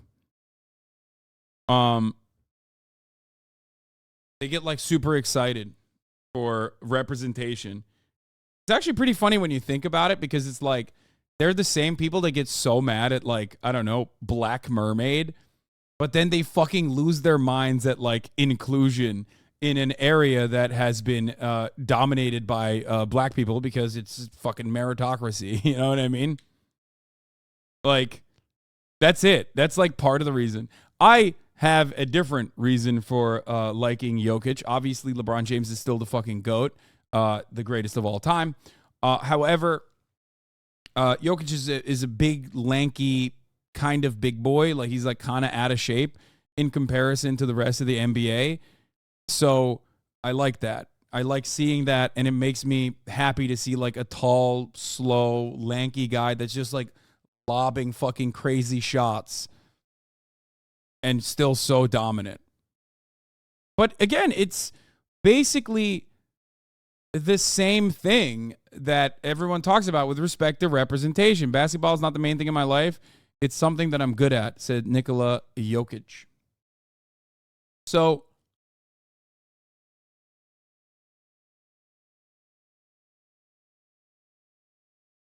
an NBA player called Jokić a sloppy fat boy. This is wild. Markieff Morris has missed 30 straight games for the Heat since he got whiplash from a scuffle with Nikola Jokić on November 8th. Sheesh. Ain't shit wild about that. It's a real injury. Imagine having 300-pound sloppy fat boy run full speed and make direct contact with your spine. I'll be back soon, like I said. Bro, he said he's a sloppy fat boy. I mean, he's not wrong. Jokić is like, Jokić looks like what would happen if you took a linebacker and like elongated them, okay? Like you took one of those like fancy press machines that you see on TikTok and you put him in the middle. You put a fucking linebacker in the middle of that and they just like pressed him until he was like a lineman. You pressed him until he was like 7 foot tall. Yeah, linebacker the long way. Exactly.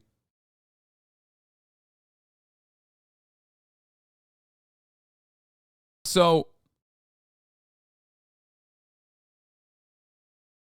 people were big mad he misplaced his finals MVP trophy. Yeah, he says he lost his finals MVP trophy. I really don't know. I left in the equipment manager's room. It's not there anymore, so I don't know. Everyone was people were kind of upset at this, but like a lot of people like it. He's Serb. He's a Serb. For the record, for those of you who don't know. Anyway, I think it's like, it's whatever. It seems like he's got some fucking issues. He might be like kind of depressed. He basically says like, you know, basketball was his passion and now it's his entire life. So obviously, if you love something, you know, and you do it all the time and it becomes your job, you might lose that passion for it. Like, he loves horse racing, and I think he said another 50 big ones, by the way, if he said he loves horse racing, and if he did horse racing as a job, then he would fucking hate it, you know what I mean? Like basketball, which makes sense. So I don't know. Yeah, he did have the same body as me as a kid. Yeah, literally, like identical. Okay.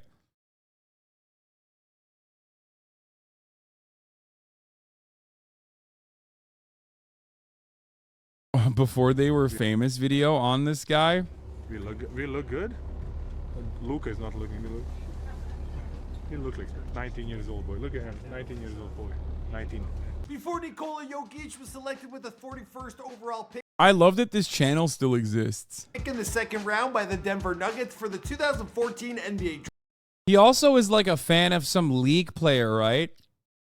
Big L for him on that front, I'll admit. What is it like to be known as the MVP? That was funny. Before the Joker would get comparisons to Tom Brady as he acts as a quarterback in his role as a center. I'm not great at anything, but I'm really good at everything. Also, people made film trailers about him actually being the Joker. Check this out. Does it help to have someone to talk to? During the games, oh my God, what? Before Nikola Jokić would become the highest paid Serbian player in NBA history with a contract worth nearly $150 million. Moxie ran into Luka on Overwatch Grandmaster lobbies. I do love that they fucking they're gamers 100%. Both Luka and him, they're gamers, right?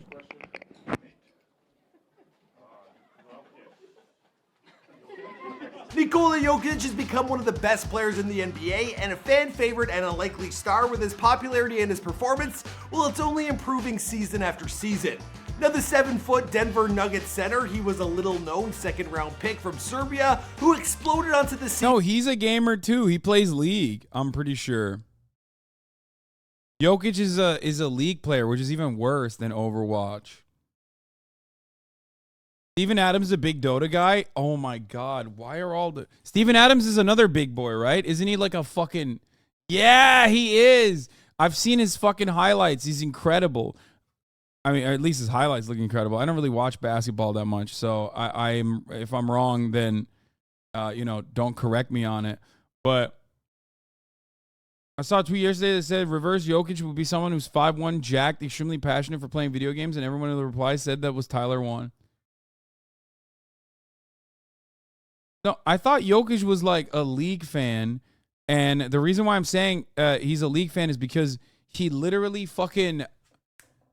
He was wearing a T-shirt of like a League of Legends.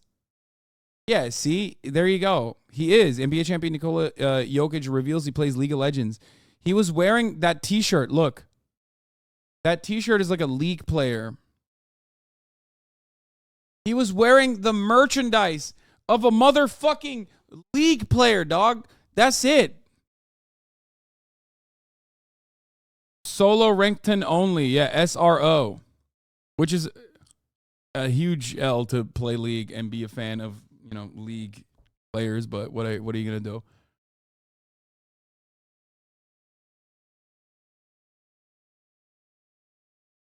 Joel Embiid is super competitive. He even crushed a coach's kid because he didn't hold back. How do you know all this, Lamau? Because this is the only shit that I care about with respect to the NBA. I know a couple things about the NBA. I know that LeBron is the GOAT. And then I know all this like dumb like drama on NBA Twitter because I'm on Twitter all the time. So I just get to see all this shit.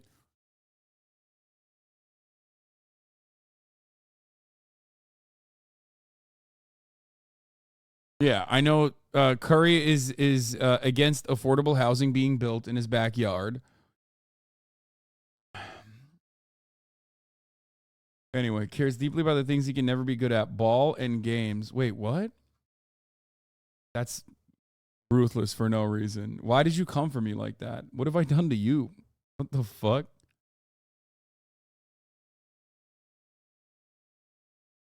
That was weird. Hey, I'm at Wawa right now. Which quest bar should I grab? Bitch, I don't know. Whatever fucking suits your fancy. What the hell? I would say grab whatever fucking quest bar you like. You can't go wrong with chocolate chip cookie dough. And if you're at Wawa, get a goddamn club sandwich, dude. What the hell are you doing? Jokić turned at the parade. I know that I told that I don't want to stay on parade, but I fucking want to stay on parade. This is the best. Instead of getting to go home to Serbia right after winning the title, he's not annoyed anymore. Yeah, bro. Dude, he's Serbian. Okay? It's illegal to have fun unless you're drinking alcohol in Serbia. Okay? It's just that there's two speeds. Alcohol is the only fucking speed. There's no fun allowed. So he doesn't know what this concept is. Okay? He's like, I don't know. What is this parade? Is it gay? I don't like. It's fine. It's like, I like smoking cigarette and drinking alcohol.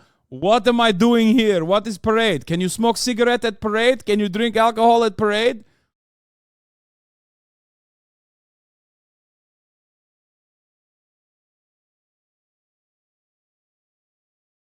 Two speeds. Sad, drunk.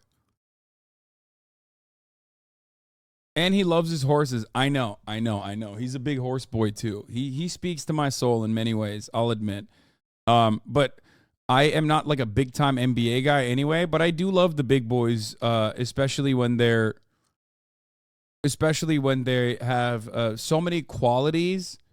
It feels like a hate crime watching a Turk say this. No, I have the pass. I can say it. In 2014 with a unique gameplay. Now he's been dominating the 2020 playoffs for the Nuggets, helping them try to advance to the Western. But hate crime and hate speech is the only way that people in the Balkans communicate with one another anyway, so it's allowed. As long as I don't say shit about the Polish, no one will chirp at me, okay? Only the Polish that fucking cry about it all the goddamn time. Polish in America. Poles in America are the ones that fucking cry about that shit. Other than that, you can say the most ruthless, awful thing about any member of the Balkan nations as a Turkish man, and they'll sit there and they'll just like repeat it, and they'll fucking say even more unhinged shit. They'll just be like, you're a fucking cockroach, you Turk roach, you fucking piece of shit, Turk roach. Fuck you. My ancestors fucking killed you, bitch. That kind of shit.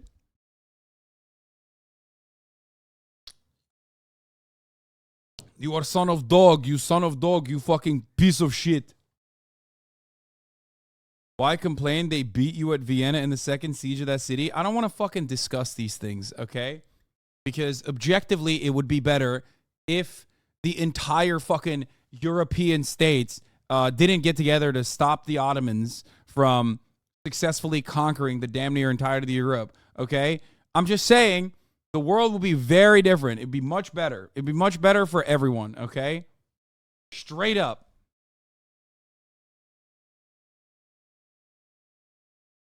Eastern Conference Finals. Now, at the time of this recording, I don't know if he was able to defeat Kawhi and the Clippers, but seeing as the Raptors are out of this season, well, I started looking around at some of the other teams, and I know I needed to know more about this guy. I mean, he's just absolutely everywhere. Why so serious? New coaches and analysts, they agree that he lacks traditional athleticism. Still, that's what the Confederate soldiers said. Yeah, famously, the Europeans, in that regard, would definitely be the fucking the North. You're right. By no objective measure could you make that argument. Okay? If you have any kind of understanding of history, and this isn't me fucking literally glazing the Ottomans in any capacity, like World War II happened. Now, the Ottoman Empire isn't infallible either. I mean, the Armenian genocide happened, right? Like, it's not like they were super fond. But like the notion that like like a Western dominant global capitalist existence that we exist under is just objectively better than the other way around. I don't know if you would consider the Ottomans the Confederates in that argument.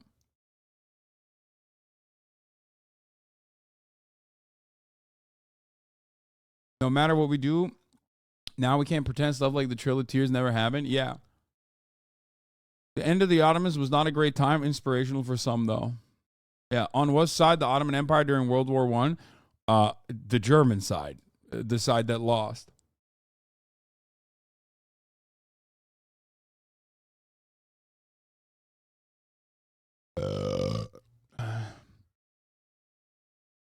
But there was lessons to be learned from that, because they immediately turned around and during World War II, they were like, nope, that's not our shit. No, we learned our lesson. We're not touching that German shit. And World War I wasn't literally the Ottoman Empire's fault anyway. Yeah, you did kick the shit out of the British at Gallipoli, big W. The unfortunate consequence of that was that it wasn't even fucking the British that they were kicking the shit out of. It was Anzac soldiers that were literally fucking forced to go fight for the British Empire, and they didn't even know anything. They just like went there and got fucking pummeled for no goddamn reason. Shouts out to the British Empire for forcing them to do that, by the way. It was really fucked up.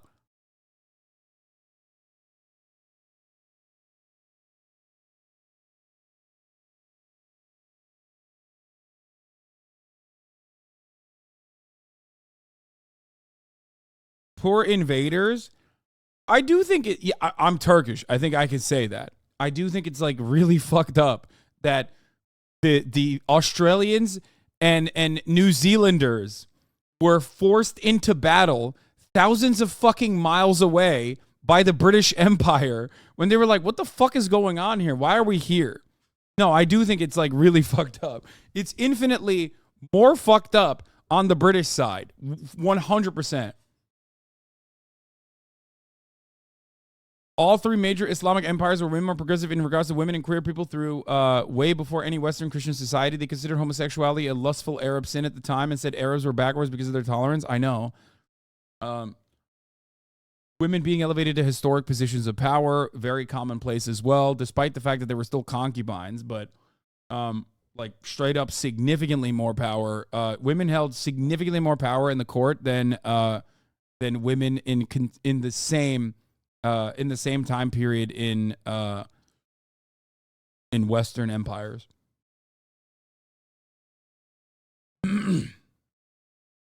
Gallipoli was never even meant to be a land battle. The British Admiralty ignored the expressed orders of Churchill. Harems, so progressive. I never said it was. They literally cut the dicks off of. That was the only time that they used, specifically used black slaves who they turned into eunuchs. It was a fucking gross, gruesome, horrifying practice. I've never fucking said that is normal, and I don't think it is. It's really fucked up. This is an anti-slavery broadcast for those of you who are new here.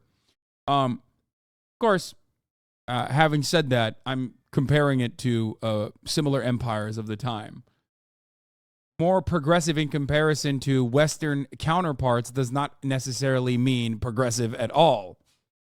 Very bad. It's just different cultural norms. Why are y'all taking memeing so serious? You just no fun. It's just like people have to find me in a fucking loop. They always have to find me in like a hypocrisy. I got them.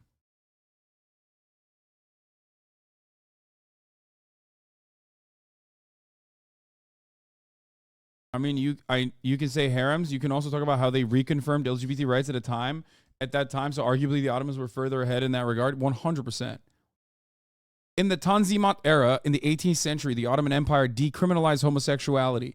Leading up to that moment, it wasn't criminal to begin with, but they just decriminalized it, like in general. But it wasn't even criminal. Anyway.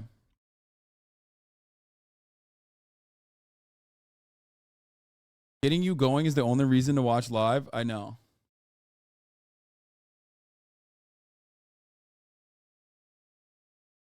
The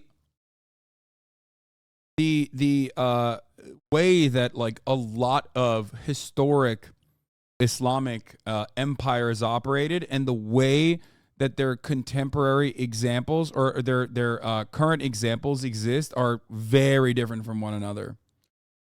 Unfortunately. It's really fucked up.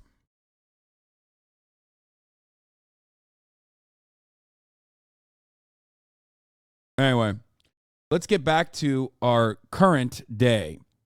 New Special Counsel Jack Smith seeks to limit disclosure of discovery related to the classified docs case.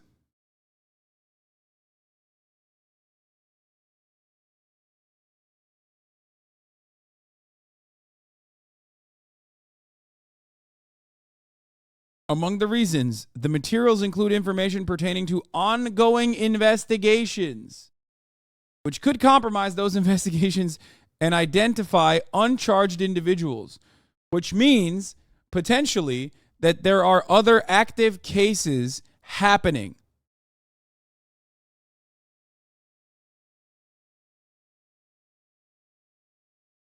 Potentially. More investigations to come. We are learning 2 of Donald Trump's lawyers have reached out to the Justice Department to get security clearance. This is a requirement for them to get access to the evidence in his federal indictment. It was also the subject of the first order by the judge overseeing the case, Eileen Cannon. She told Trump's legal team they had to request the clearance by today and report back to her by next Tuesday. CNN's Jessica Snyder is with us now on this. Talk to us about the pace here and what this means. Yeah, John, both DOJ and the judge here, Eileen Cannon, they want this process to move along as... I'm going to be honest, you know nothing about Muslims, says Sufi Masoodi. Oh my God. You're right, brother. I don't, okay? I don't know anything. I don't. You're right. Okay, are you happy? I don't also give a shit either. Let's be real. I don't care. It's always some fucking long-term community member like, dude, you know nothing about Islam. It's actually super intolerant. Fuck you. It's like, why? Why are you like this? Why? Religion is just a personal experience, okay? It's subject to interpretation. Your interpretation might be different. It might even correspond to the current understanding of like a lot of countries that are Muslim. But it doesn't matter. Okay? I hate when you come in here and you turn around and you're like, you don't know anything about Islam. This is not how Islam is supposed to be. And then you also present it in the worst light possible to the West. Quickly as possible. So really, Judge Cannon's first order of business was instructing all the attorneys to get in touch with DOJ to begin the security clearance process. Now, our Caitlin Collins is reporting that Trump's lawyers, Todd Blanche and Chris Kice, they have already been in touch with DOJ because, of course, this case is comprised of highly sensitive, classified materials. And because of that, these attorneys will need to get security clearance in order to work with all of that material. In another turn here, John, this order is also significant because it shows that Judge Cannon, who has been criticized for siding with Trump in a previous related case and whose ability to effectively manage this case has been questioned, it does show that she is already getting into motion to manage her docket within days of Trump's arraignment. You know, Judge Cannon is relatively new to the bench. She was nominated by Donald Trump in 2019, but she will be the one running this massive and complicated case, and she is taking charge right off the bat by trying to get the security clearance process in motion. In addition here, Judge Cannon's order, it definitely does put this additional pressure on the former president to get his legal team fully aligned. Trump does have Chris Kice, that's Florida's former Solicitor General. He's on his team. Also Todd Blanche, they were in court with him during the arraignment this week. But we know that Trump is still looking for at least one other attorney, and his team has been in touch with Florida law firms. But as you're aware, John, you know, attorneys have been hesitant to work with the former president. He really does have this history of not necessarily listening to legal advice and, of course, not always paying his bills. So they have to report to the judge by Tuesday as to whether they've coordinated with the DOJ, which at this point, John, we know that at least two of his lawyers have. We'll see if they can get others on board in the coming days. John? Anything else on timing that Judge Cannon betrayed in this order? And what can DOJ do? What can prosecutors do at this point if they want to keep things going in a fast manner? Well, we know that DOJ wants to get the security clearance process moving as well. It's not just the judge in this case. So presumably all parties are going to work as quickly as they can to get in touch with DOJ. Oh, one of the very funny parts about Versailles, when he went to the Versailles Cuban restaurant, the Cuban pastry place, was apparently when he said food for everyone, it turns out he did not actually pay for anybody, which I love. I fucking personally love that. He dined and dashed, kind of. That's what people are saying. Reports came out that like he's like food for everybody and just walked out, not paying for a single piece of food for anybody. DOJ to get the security clearance process moving along here. Judge Cannon has set the deadline for today for the lawyers to get in touch with DOJ, for Tuesday to report to her about the progress. So presumably, John, she's going to be monitoring things, maybe if not at a daily level, maybe weekly, or, you know, getting status reports. She wants to keep this moving as well because it is such a high-profile case with such massive implications, and it's also just a massive case for her to deal with. John? Jessica Snyder, thank you so much for this reporting. With us now is National Security Attorney Mark Zaid. Mark, that actually doesn't do you service. This is your space. You know as much about these types of cases, broadly speaking, pretty much as any attorney in America. So how quickly can these attorneys get the clearances they need in this case? And what does this first order from Judge Cannon tell you about her? So I think the order made a lot of sense. Good for her for taking charge and moving forward. I would already have imagined or expected that Trump's, at least minuscule legal team at the moment, was already in contact with the Justice Department to start coordinating this. But it was a good first appearance by the judge to take this step. The council are going to have to complete what we call an SF-86, just standard form 86. That's the national security questionnaire for all of us to obtain security clearances. And it is a very lengthy form, 130 or so pages, depending on which version you're looking at. It will depend on what's in these lawyers' background. And it doesn't have to be something that's negative, like an arrest. It could be that one of them is married to a foreign national, or there are relatives overseas, or as I understand it, one of them, at least one, used to represent or still does some foreign government officials. All of those are issues that the U.S. government will take into account when adjudicating their trustworthiness, or more precisely, the risk to national security if they were given access to classified information. How long it will take? Up to the executive branch. I once had a federal judge order the government to clear me in 10 days. And I just laughed because that generally just can't happen. Mark, we learned the former president has scheduled a rally for a couple weeks from now in South Carolina. What are the potential problems that could arise from these public political events? How could it impact the legal case? Well, there is a huge conflict between the legal case and the public relations political case. And I don't think that conflict's going away. The lawyers would be telling Donald Trump what has been discussed so many times. Please stop talking. Every time he talks, he digs a further hole for himself from a legal standpoint. Problem is, politically, every time he speaks, it looks like it's favorable. His poll numbers go up. Fundraising increases. It energizes the base. I did everything right, and they indicted me. Often, is going to be dragged out as long as possible. I'm going to keep using that a lot today. I did everything past the election in 2024, because if he wins, this case goes away. Not the state cases if they still exist, but this case does. So we might as well push it out as far as possible. So I think you're going to hear him say a lot of things at the rallies, and most of us as lawyers and you as journalists are all going to go like, ugh, you got to be kidding me. But this is what we have right now. Mark, as I said, no two cases are exactly alike, but you have worked in this space, broadly speaking, more than most attorneys in this country. So most people who have done similar things to what Donald Trump is accused of doing, what charges have they faced? In other words, is he being treated differently? And ultimately, what's the possible sentence for the types of crimes that you've seen? I did everything right, and they indicted me. He has been treated differently, but it's been favorably to him. Yes, that's the best part, is that with respect to withholding classified documents that the government knows you have, Donald Trump has gotten a very unique treatment from the federal investigators, where they basically fucking kept saying, like, please give it to us back. Pretty pink, please. I did everything right, and they indicted me. And it's like, he just kept not... I did everything right. He just kept not responding and hiding the truth and hiding the documents and just lying to them. Had been my client, my normal mid-level senior manager inside a federal agency, what we say a GS 14 or 15, maybe even a senior executive service representative.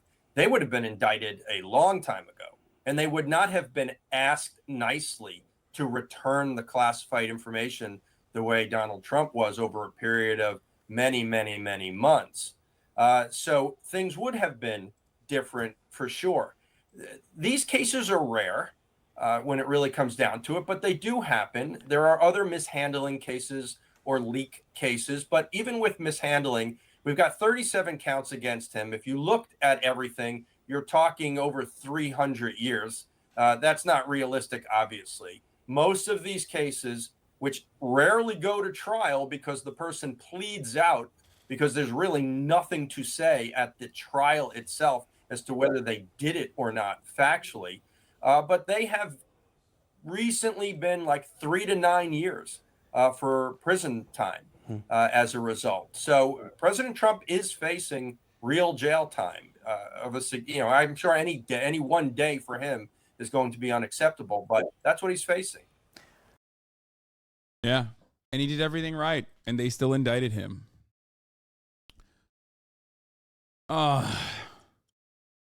Funny addition to this. Some advisors added that the FBI and National Archives' insistence that Trump return the government documents only made him want to keep them more. No. Really? I mean, I believe it. This is while Trump ignored his own team of lawyers who could have gotten him out of this mess through a negotiated return. Instead, he listened to one of the stupidest people on Twitter. Tom Fitton, of course. The genius who thinks Trump has the divine right to steal classified documents would be Tom motherfucking Fitton, one of my faves, as you guys know. Okay? Tom barely fitting into those goddamn shirts. I've talked time and time again about Tom Fitton. Tom Fitton, the head of Judicial Review, has been in Trump's ear, friend of the show, Mr. TRT, Tom TRT Fitton, Tom HGH Fitton. He is such an enigma. He is such an interesting guy. And I thought Calamari was your favorite. No, Calamari is in the Trump sphere. Tom Fitton, on the other hand, is like supposed to be a Republican operative that just loves Donald Trump, but also is like regularly getting him into legal trouble with the awful advice that he's giving to Donald Trump.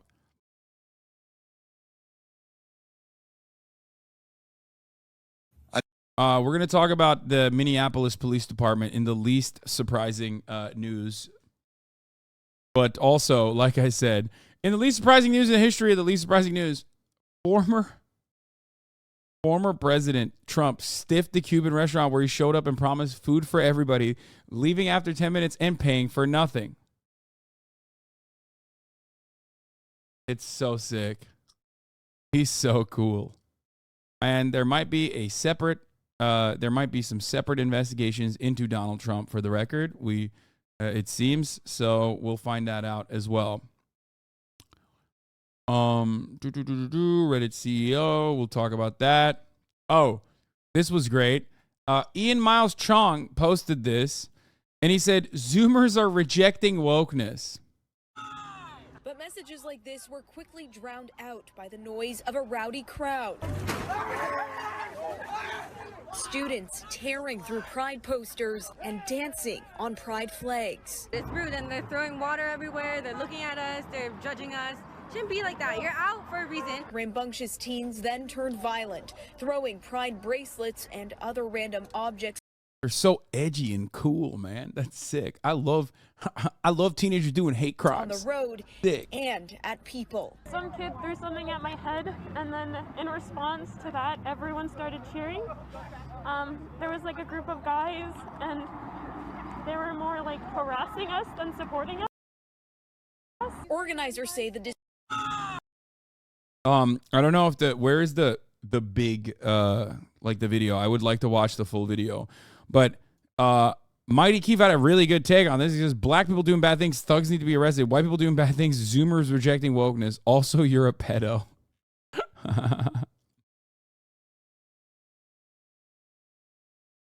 Yeah. Oh, here it is.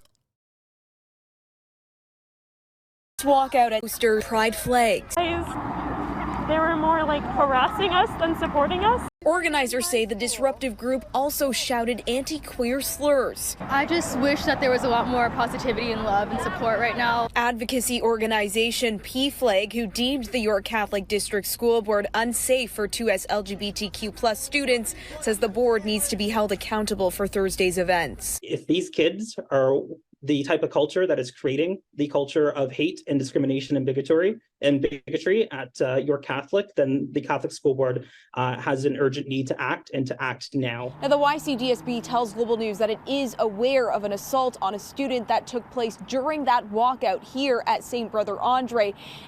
By the way, I know that Republicans love saying like, oh, it's grooming that's turning the children gay, but that is literally grooming being done at Catholic schools. That quite literally is the reason why these children are so fucking bigoted. Okay? Because there's no reason for them to behave this way. They don't know anything about that. They don't know any, like they were programmed to fucking behave like that.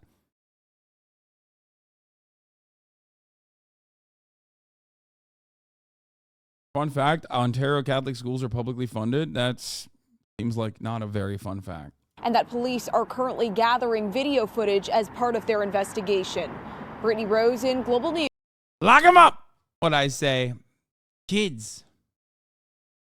This is funny considering the Zoomers are the most self-identifying queer generation by insane margins. Yes. So ultimately, it's definitely a small minority of kids that are behaving like this, but it'll get a lot of media coverage because it's like crazy. You know what I mean? Like kids behaving this way is always going to make it into the fucking news. But ultimately, like I said,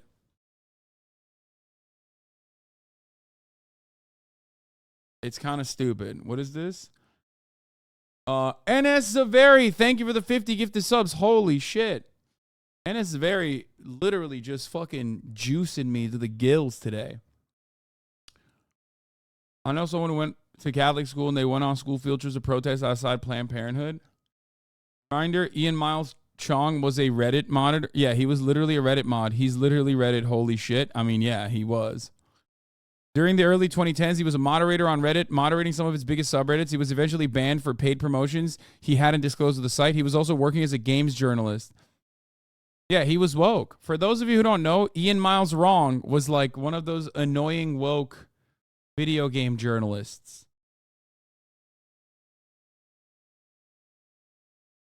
Yeah. He worked for GameRanks, The Guardian, Ars Technica.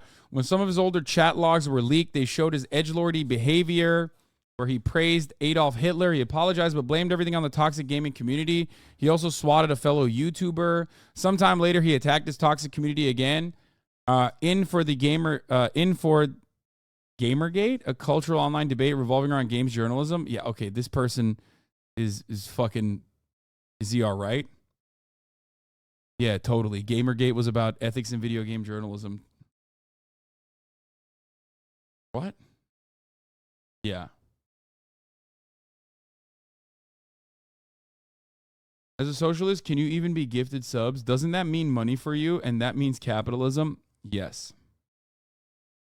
Capitalism is making money. Socialism is being broke and poor. He also started supporting Trump and rather strong right-wing views around like 2016, and then he became like full-blown right-wing grifter. One hilarious aspect of Ian Miles Wrong's entire existence is that, according to, I might be wrong on this, but I'm pretty sure Ian Miles Wrong has never stepped foot inside of the continental United States. He actually is operating on U.S. hours as a poster from, if I'm not, is it Malaysia?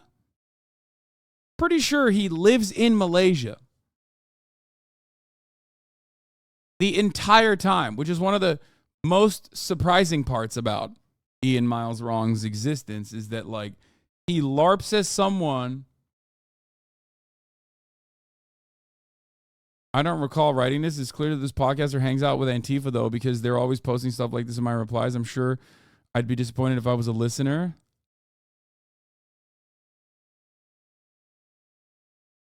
What? Hi, Ian. Thanks for your concern, but I will probably not take advice on moral culpability from a man who wrote a column called Incel Corner from Milo, Minneapolis, or advice on hate speech from the author of the following. All the best.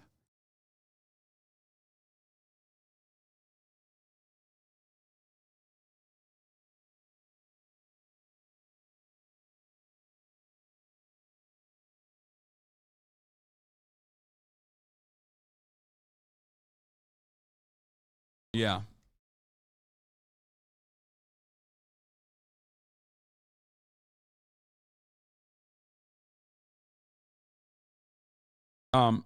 Pretty sure Ian has apologized for these takes, by the way, but he was a Reddit mod too.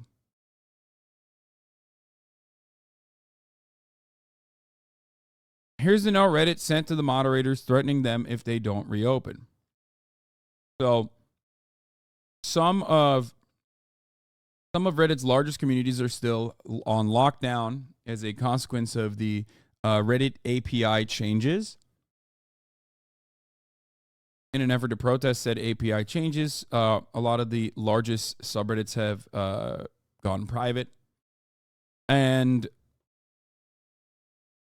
the CEO, the owner of Reddit, basically said, fuck you. I think this is a... With Dexcom G7, you can achieve diabetes results without finger sticks. Nice. See how exercise affects your glucose, making it easier to spend more time in range and lower your A1C. Manage your diabetes with confidence. I love getting... Some of the most popular pages on... I love getting targeted ads about diabetes medication. Thank you. Reddit are still dark. The message boards known as subreddits are a sort of gathering place with thousands, sometimes millions of people, and they're led by an army of unpaid volunteer moderators, similar to Wikipedia. Earlier this week, those moderators organized a blackout, effectively collapsing the website in protest of its new plan to charge third-party platforms. You see, for years, Reddit has been one of the most popular sites on the internet, but it has failed to make the kind of money off its success that platforms like Instagram or YouTube have. So now leaders at Reddit seem to want to change how things work. But has the platform become so reliant on its community that it has somehow lost all control? Well, NBC's Dave Ingram joins us now. Dave, you and I sit together all day, every day. It's fantastic to have you here together in person. So you had an exclusive interview with Steve Huffman, the CEO. Congratulations on that. How does he explain this dramatic shift in how Reddit is going to work and why it is that this new policy has created such an incredible kerfuffle over there? Yeah, so he's a co-founder of Reddit. So he's been doing this for 18 years off and on. He left for a while, now he's back, and he's looking and emphasizing Reddit as a business, that it's not profitable, it's losing money. He wants to be able to at least make a little money for the company, for potentially its investors. They're looking at an IPO where they could sell stock to the public at some point, just like Meta or Google has in the past. And this is a sort of a watershed moment where you've got this standoff between the CEO who wants to implement these changes to get more revenue. And these users, some of them have been on Reddit for more than a decade. They don't want to see big changes. I mean, that's the crazy thing about this, right? When we think about Reddit, right, the thing that made it so popular and so effective, I mean, the whole business model really is built on these unpaid moderators who for 18 years have been the backbone of the whole point of being there, right? They have these little sort of intellectual kingdoms that they kind of run. You go to that very specific subreddit for information about that thing and get involved with the community and the rest of it, right? Now suddenly he's referring to these folks as landed gentry. What's his plan here? I mean, his whole business was built on them, and now he seems to be making them very, very angry. How does he go forward from this? It's a really charged term, and what he's saying is that these moderators, they're sort of running these fiefdoms where they're not accountable to anyone. So landed gentry, people who hand down their property from one generation to the next, dukes and duchesses, they're not accountable. And he's saying that their sort of moderators are handing off control. That's so funny. Like, this is the most Reddit way of arguing, which makes this hilarious. He's the fucking CEO, and he's basically implementing digital enclosures because he wants to make more money while simultaneously yelling at the fucking unpaid moderators, claiming that they are the ones who are abusing their power. What the fuck?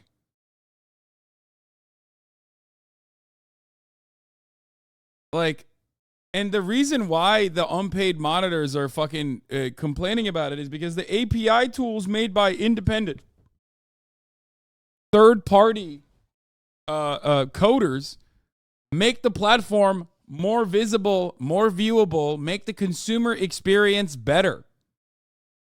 Which, unironically, translates to more eyeballs on Reddit. It makes it easier to fucking moderate. It's so stupid. He should know this. As far as I understand, he moderated r/jailbait.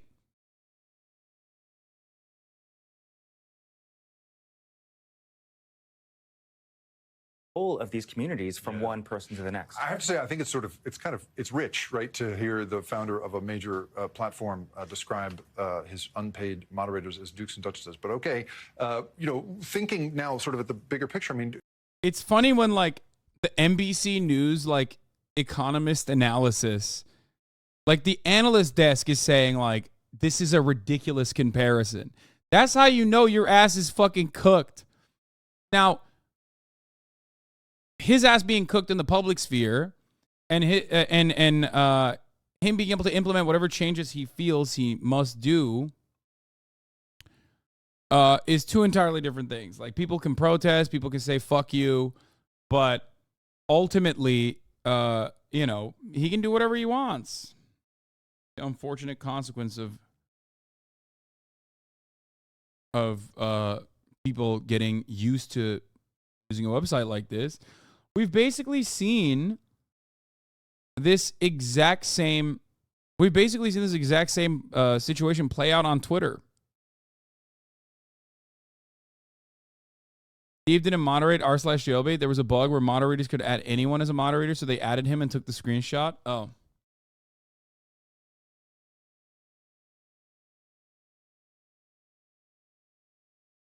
Do you think that this pressure that Huffman seems to feel and the changes we've seen at places like Twitter means sort of the end of the free, open, gathering place that was the internet before now? There are fewer and fewer of these old school internet places where it just seems like everything's open. That isn't true. He literally sent them awards personally for being such a big subreddit. No shot. Google search also heavily depends on Reddit if you want actual info from humans instead of ad farm pages, and Google search also heavily depends on Reddit. Yeah. Yeah, I mean, Reddit is like better than Quora. You know what I mean?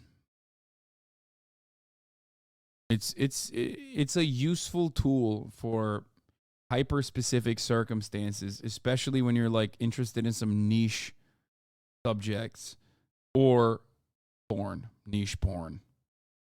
That too. You're not inundated with ads all the time. We have Wikipedia.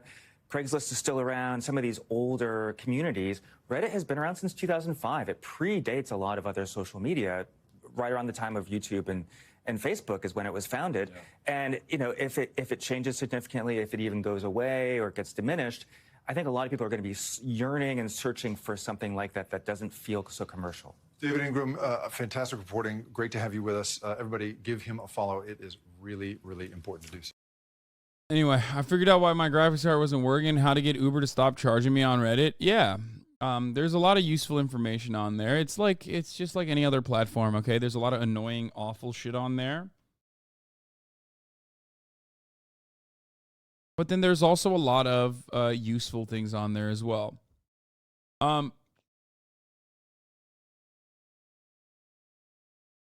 So I thought Reddit CEO Steve Huffman came off bad in his interview with The Verge.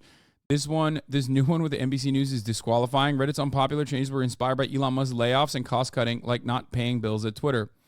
In an interview Thursday with NBC News, wait, do we have this interview? I want to watch this.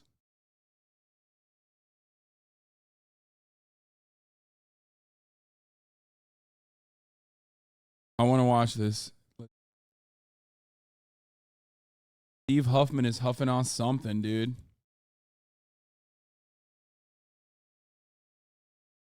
It's a written interview? God damn it. Really?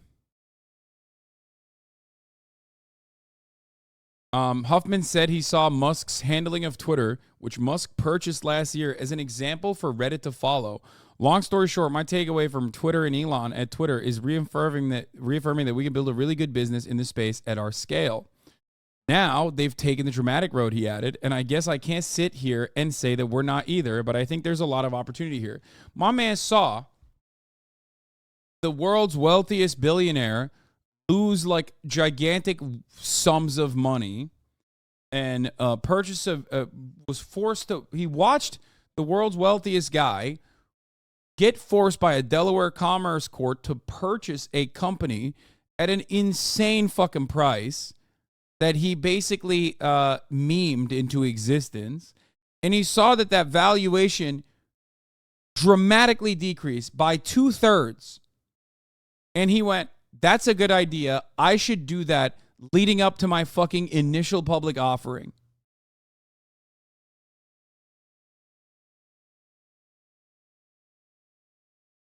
That is the most Reddit ass shit, dude. I mean, he's perfect for the fucking website. I'll be honest.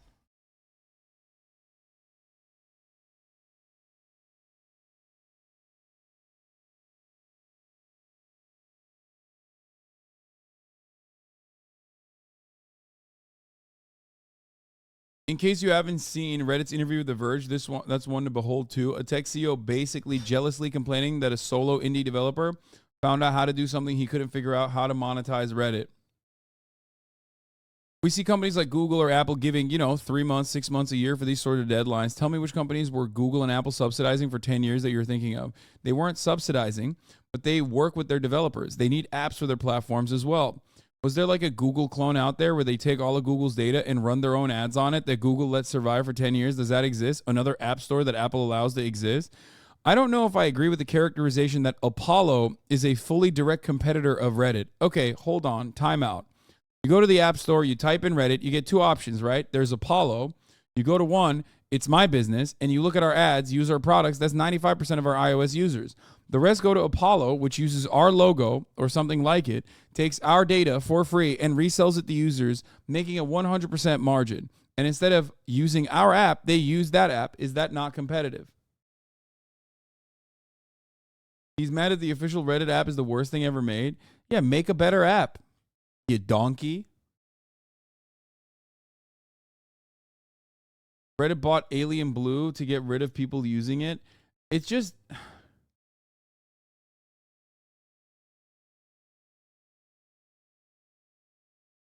His interview on NPR was the first one since the API prices were announced, aired this morning. Like an actual back and forth that we can listen to. Protests against a new fee structure at social media site Reddit have meant that large parts of its content went dark this week. It's a big deal for some of the 57 million people who use the discussion site daily, and it also reflects some larger shifts in social media. So CEO Steve Huffman talked with our own Steve Inskeep for his first broadcast interview since the protest began. Reddit users keep threads of conversation going on thousands of topics, from politics to pop culture to porn. Many people use it through apps on their phones, and some of those so-called third-party apps say they will shut down now that Reddit wants to bill them millions of dollars to use its content. That's why operators of almost 9,000 communities on Reddit protested this week by having their conversations go dark. When CEO Steve Huffman came on the line, he insisted the protest only affected a small part of the business. So Reddit is about 100,000 communities, right? And these communities cover every kind of topic imaginable. There was some disruption, but mostly on our back end because the shape of Reddit changed. But in terms of the business, there's plenty of content. Most of our users got to enjoy that content. That's really what Reddit is all about. I want to make sure of what you're saying here. If someone is protesting or boycotting your business, they want to cost you money, which would influence you. I think I hear you asserting that you have not really been cost a lot of money or a lot of trouble here. Is that right? It has not cost a lot of money. It's been a fair amount of trouble in the sense that this is what we're working on this week. But from a business point of view, not particularly disruptive. So did the protesters persuade you to change anything at all about your strategy? No, we've had protests like this before. So for some context, Reddit is a platform powered by people. The communities are made by people. It's a democratic platform. And so this is not the first protest that we've seen. However, in this case, we've been subsidizing other businesses for free for a long time. Kaya is back from the groomers. And I just got to show you this before I put her in the pen. The groomers put a LGBT bow on her. Oh, she smells so good. Hello, chill.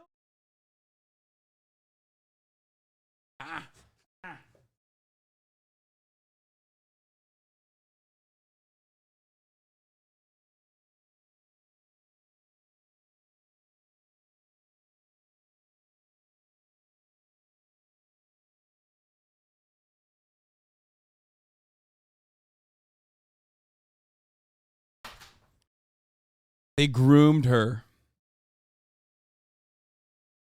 Probably very hungry as well. They groomed her into making LGBT decisions.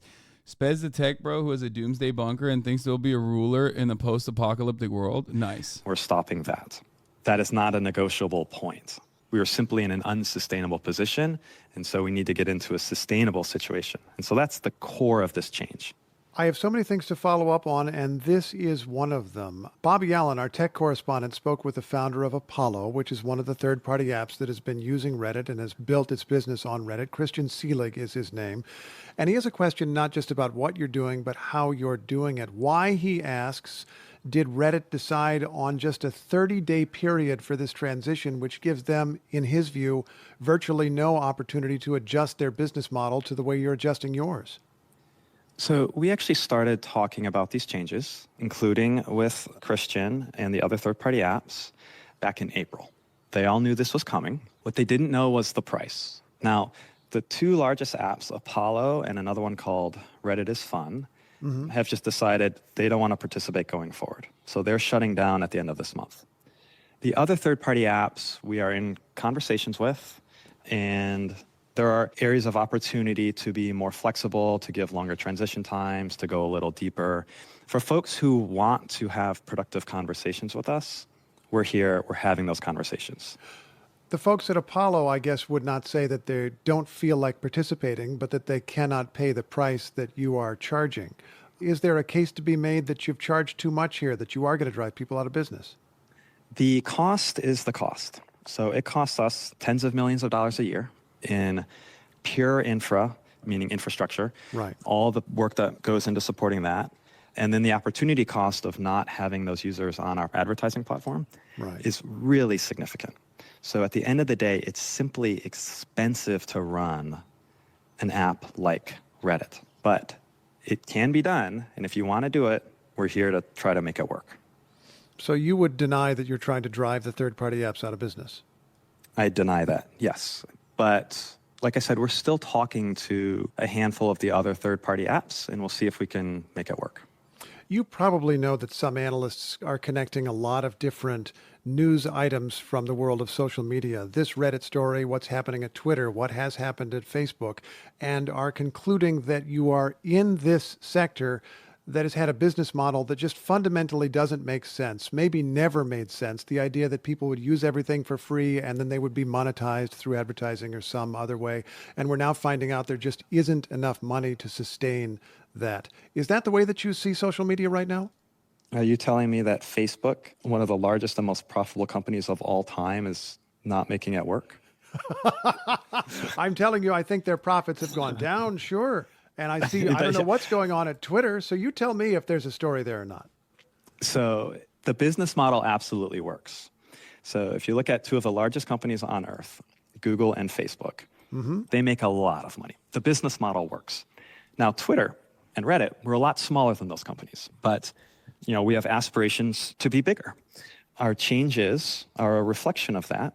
We had a tough week last week as well. We let some people go in a layoff, but long term, it's actually a great business model, and it can be really effective. And I think one of the things I like about it is it's actually also fairly transparent. As a user, you know what you're getting.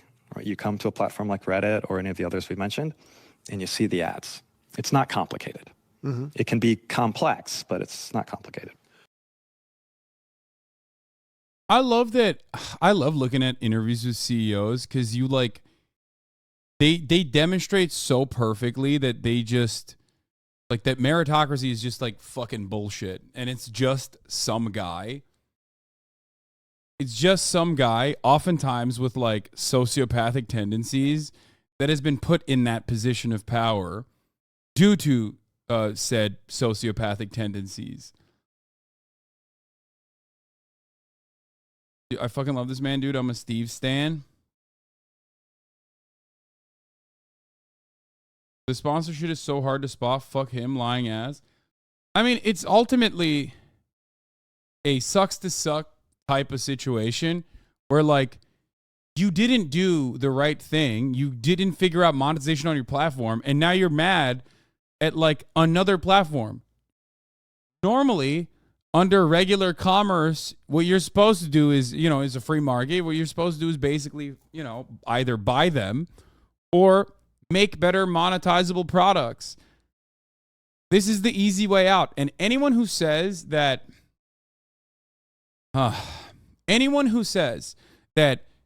any pro-capitalist who says that this decision is like perfectly valid is not even a good capitalist. Okay? That's it. It's just like it's a very easy way to try and farm a little bit more revenue.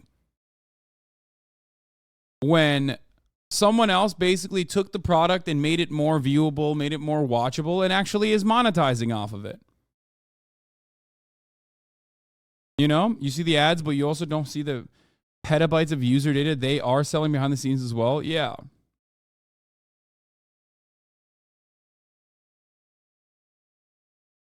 He offered to buy and then got mad. It will take some time, but Reddit is replaceable 100%. I think so too, because it's mostly UGC. Well, Steve Huffman, thanks very much. I've enjoyed talking with you.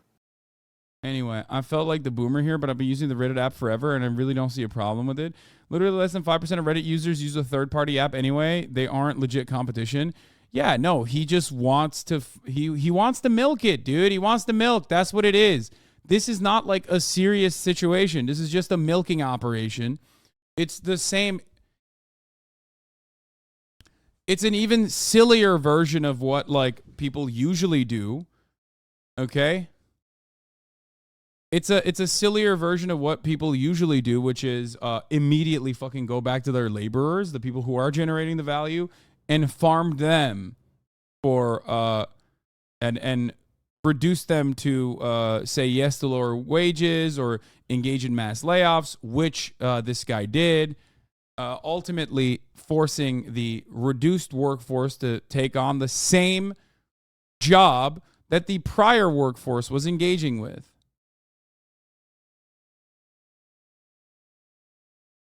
But I don't know. I find it really stupid. Reddit only exists because we boycotted Dig or some shit doing like this over a decade ago. One point of contention, at least for moderators, is that third-party apps provide more modding tools for mobile devices. Yeah. This would be like you telling your Hasan Industrial Complex to shut down. Actually, you know what? You're not even fucking wrong about that, except the only difference is I'm the one who is like retaining the rights to my own image, whereas like the fucking CEO isn't making any original content that other people are basically promoting, or other people are basically cutting and chopping up. You know what I mean? So I have more of a right to do that, and it would be significantly more understandable to do something like that, and yet I still don't, because I see the value in it. I see the value in it. You know what I mean? He does not have any value. Like Reddit as an application has one fucking value, and that is a forum that people go to. That's it. So the servers and the back-end stuff is the only value in this circumstance. It's more like if Toyota is banning all third-party GPS modules. Is that something that Toyota did? I would be surprised. Yeah, but you don't have to deal with the infrastructure. I understand that. I understand that. What the fuck? Is this a joke? Twitch star signs $100 million deal with rival platform?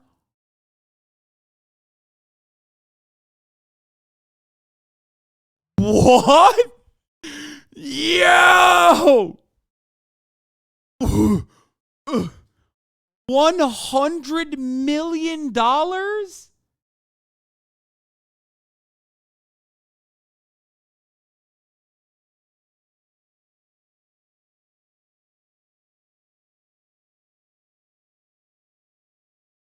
My heart is racing.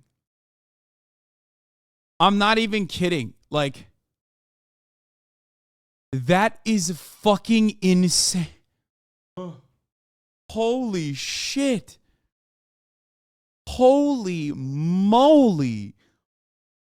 Oh my God. Steak is just, dude, if you want to fix the American economy, fuck the money printer, Steak is the real treasury, dog. What is happening? That is wild, dude. Holy shit. I mean, good for him. Yo, get the fucking bag, brother. Yo. He made a video and everything. What the fuck? Yo. What? Where?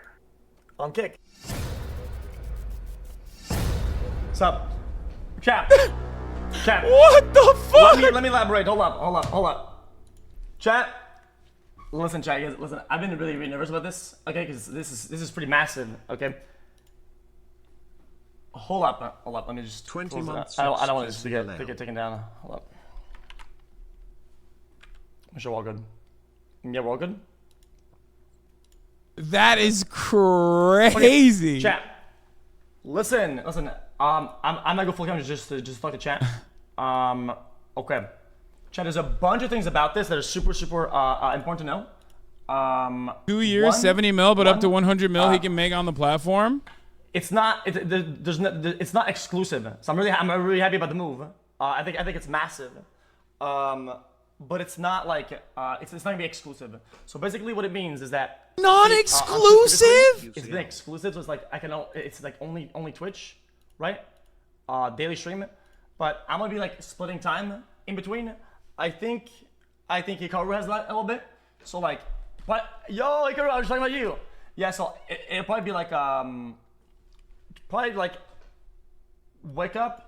Just go live, do intro Andy, and just do like normal stuff, and be in a stream here. After that, I'll probably that's wild. Swap over. Sometimes I'll have like full days here, full days there. Chat, I'll just play it by ear pretty much, and it's just kind of how it's gonna be. I think that opens up a bunch of doors for like diversification in a bunch of ways. I think TOS shit, a bunch of. Dude, that's insane. Okay, when are you gonna get that bag? Absolutely fucking never. First of all, the owners of the website despise me for pushing, for being one of the people that was like responsible for Gamba not being on Twitch. Their specific like mechanism for marketing. So that's number one. By the way, a non-exclusive deal for 100 mil is gotta be a scamaz. I mean, either he fucking fleeced them, or he's not being fully honest about like the details of the agreement. Or it's probably a slots contract. You know what I mean? He gets to do Gamba, but he's gonna do it on Kick, and that's it. I assume. Like, there's no shot, but I don't know. But I think it's gonna crazy. And on top of that, listen. I'm assuming Twitch will be nullifying his deal with them right now since they're exclusive. So Kick needs to cover the Twitch contract costs and their own draw. First of all, the Twitch contract is fucking nothing, brother.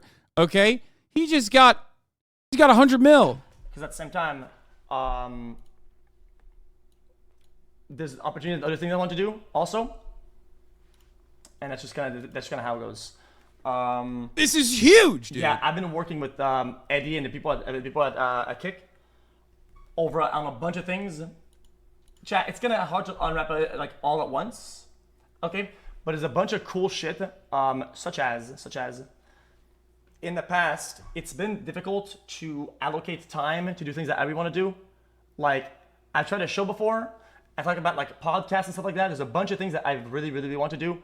Yeah, you can't do that on Twitch. Like, put a lot of time because the way that it is that overall, I don't want to say too much about like contract and shit like that. But overall, it's gonna hard to dedicate time and still remain live all the time because I like doing both. And I think that's bananas, dude. It's just been hard to justify it pretty much, right? And I'll have like the time. I'm posting this on Twitter. The funding I need to actually anything I want. Get the bag, King. Listen, I've been working with Eddie for a good amount of time about this. Okay, yeah, I get it, chat. There's a bunch of changes on Twitch, and people are like, "Oh, dude, the Twitch is this, Twitch is gonna fail," because it's not like that. Like, okay, listen, this is very important.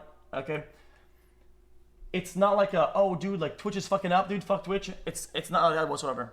It was never like that. And on top of that, hi. ever since Okay. the beginning of this idea, it wasn't.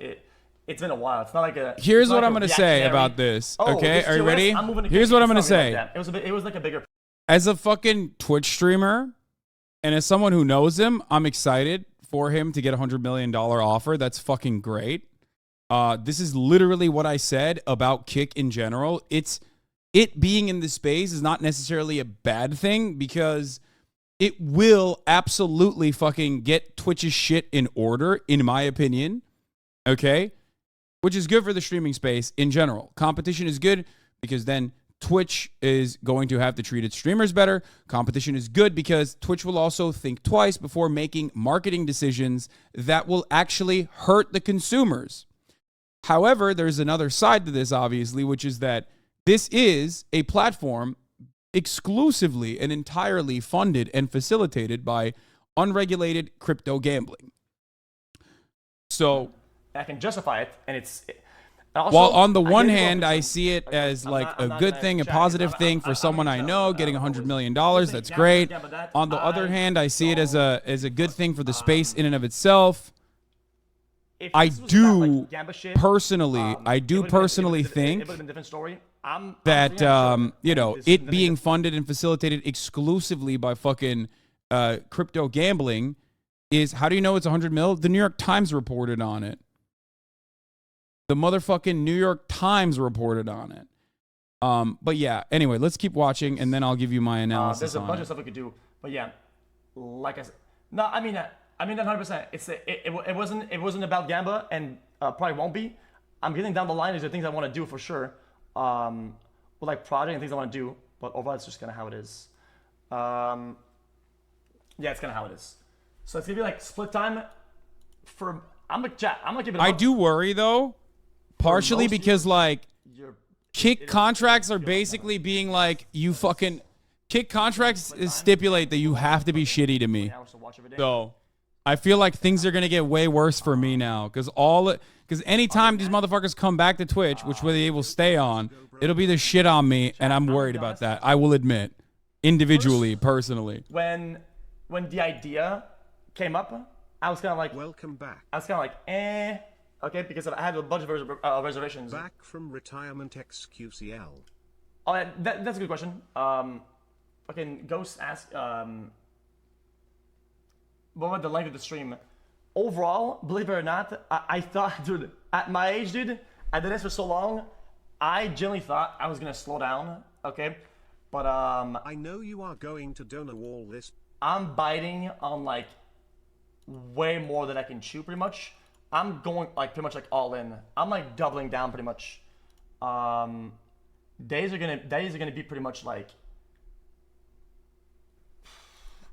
11 hours, something like that, like normal. And I could just gonna sit down in the cavern and just do it all day. You know? I can't wait And for it's gonna motherfuckers to be like, uh, Hassan's deal is similar So it's gonna be- at it's gonna be Twitch, like which it's always. not, for the Except record. It's gonna be like a.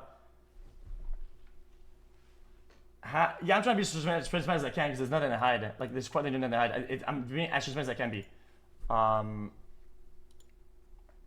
So there are days it'll be like only Twitch.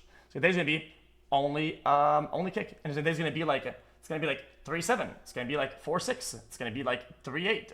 That's just kind of how it is in terms of hours. Things are so flexible. I don't really have to. Chat, does that make sense? I don't have to like mechanically do it. It's just kind of like play by ear type shit. And I have to be honest. At first, his contract is bigger than LeBron James? What? I didn't even understand it. No, that's just the. I went down and I spoke to Eddie for a while about just Kick as a whole, like the company, the infrastructure, the chat, the features, and like getting stuff done is really, really easy. And I think I've been kind of like, the idea kind of like solidified because I was like, dude, shit, it's actually gonna get there, and I genuinely think that it will. I can't wait to read this shit. It's gonna This reach is new so heights. bananas, dude. And chat, I'm telling you, listen, guys, I'm not gonna be like Train. Okay, sorry, Train. I maybe Train's gonna be just gonna watch maybe at one point. I'm not gonna be teasing Andy and be all over the shit. But listen, some signings are insane. Okay, and I want to work. How long do you give Kick? As long as regulators, I've said this before, as long as like international regulators don't come after crypto gambling, they have a long leeway. I'm telling you, it's gonna get a little crazy. I'm telling you, chat, it's gonna get a little crazy for sure. Hasan signing, you're on crack cocaine. And yeah, you know what, chat, guys, you know what I like to do. I think a lot of people are like, oh, dude, what about this question? What about this? And they think I'm not going to fucking answer or whatever. Chat, I don't care. Because I've shit on screen. You can ask any questions, I'll answer it. Chat, there's like literally nothing to hide or whatever. It's like, I'm just talking with chat. First screenshot of the juice shot will be the first time we saw ancient hieroglyphics in Egypt. Jesus. What the fuck? What is he, mad? Anyway. Guys, it's the New York Times, motherfucker! It's fun to lag. Yo. Chat, guys, the bitrate's going down. I don't even know what's on my screen right now. Chat, hello? Chat, hello? Anyway, nah, I'm just kidding. Chat, guys, I'm just kidding. Okay. Get the motherfucking bag! I'm gonna get crazy about it, okay? He's blushing! Okay? Guys, my job is done here, okay? But yo! Oversell it. He's blushing! Fun. Anyway, if Kick offered you 100 million, you wouldn't think about it. There is no amount of money. I've told you this before. Like really crazy there are platforms I would switch to that I'm open about and I'm honest about. But there are platforms I would not switch to. That are like TOS and shit like that. Yeah, chat, guys, the chat is gonna be unhinged for a little bit. That's why I didn't go live over there right now. It's so stupid. Stop capping. I don't give a fuck. Do the infrastructure, because otherwise it would have leaked it. Right? Chat, the announcement would have been ruined if I set up the infrastructure. There is no difference with. There's no difference between $100 million and the amount of money I make now with what I do and what I like to do. I don't care to make you feel better, okay? I don't have any interest in fucking saying this. And then whenever it's ready, boom. Okay. Yeah. And okay, you know, chat? Elephant in the fucking room. Okay, that's massive. Okay. I'm gonna say it. Aiden is unhinged. I'm not true. That transferred. That I'm blind and I'm fucking I'm dumb and stupid. The red is Aiden is unhinged. And basically, how do I say this? Bro, money is laid out in front of you. Of course you would take it. Chat. There are literally like genuine reasons as to why I wouldn't do this regardless. But it's not about me anyway. Just listen to what he's saying, okay? I get it, you get it. But I gotta say it again. By the way, chat, guys, I think this is scripted, by the way. I hope you guys know. They said, like... I texted Ludwig immediately. They sent the fucking video, okay? And that's it. I wasn't told what to say. I don't have a script. I can't do anything. You can tell, yeah. I mean, I don't like scripts and shit like that. I'm just telling you. What was I gonna say? Yeah, what was I saying, man? This one guy interrupted me, dude. Fudge, man. Oh yeah. Chat. I genuinely want the stream to just feel like the same, and it will feel the same. It'll just be like when I'm swapping over, it'll just be like end starts, and that's it in a story. And it's gonna be just the same thing, and then same thing. And I think overall. Why are people saying Hasan is jelly? Why can't motherfuckers celebrate xQc's own individual accomplishments without making up literal fucking, like making up the exact opposite thing that is happening? That's so weird, bro. I think how am I in like living permanently in this dude's mind? The exact same way in this chat. Exact experience of chat here. Do you think Aiden's gonna be jealous of the signing? Probably. I mean, I hope. That, like it just sticks, you know. Is super important to me. It actually is. Because they're mad they are making 100 mil. Why are they getting mad at me then? It was a good luck and shit like that. Okay, implementing features. Chat. Listen. Of course, it might be a little bit rocky at the beginning, okay, because of certain like things with like chat experience. And I don't think. Why would I be jealous of this? I want him to be fucking happy. I want him to make a lot of money, and it's good for the entire industry in general. Literally, I ask for something, it gets done. Like at one point, things are gonna be the same. And then when we add more shit from feedback and we can try features, it'll get done. And all the things that I had in the past, I said, oh, chat, what if we had this? And what if we had that, right? I usually get chat feedback and we could try features and have it implemented on the website directly. Bro, I had the president on the fucking speed dial, dude. I can just text him, okay?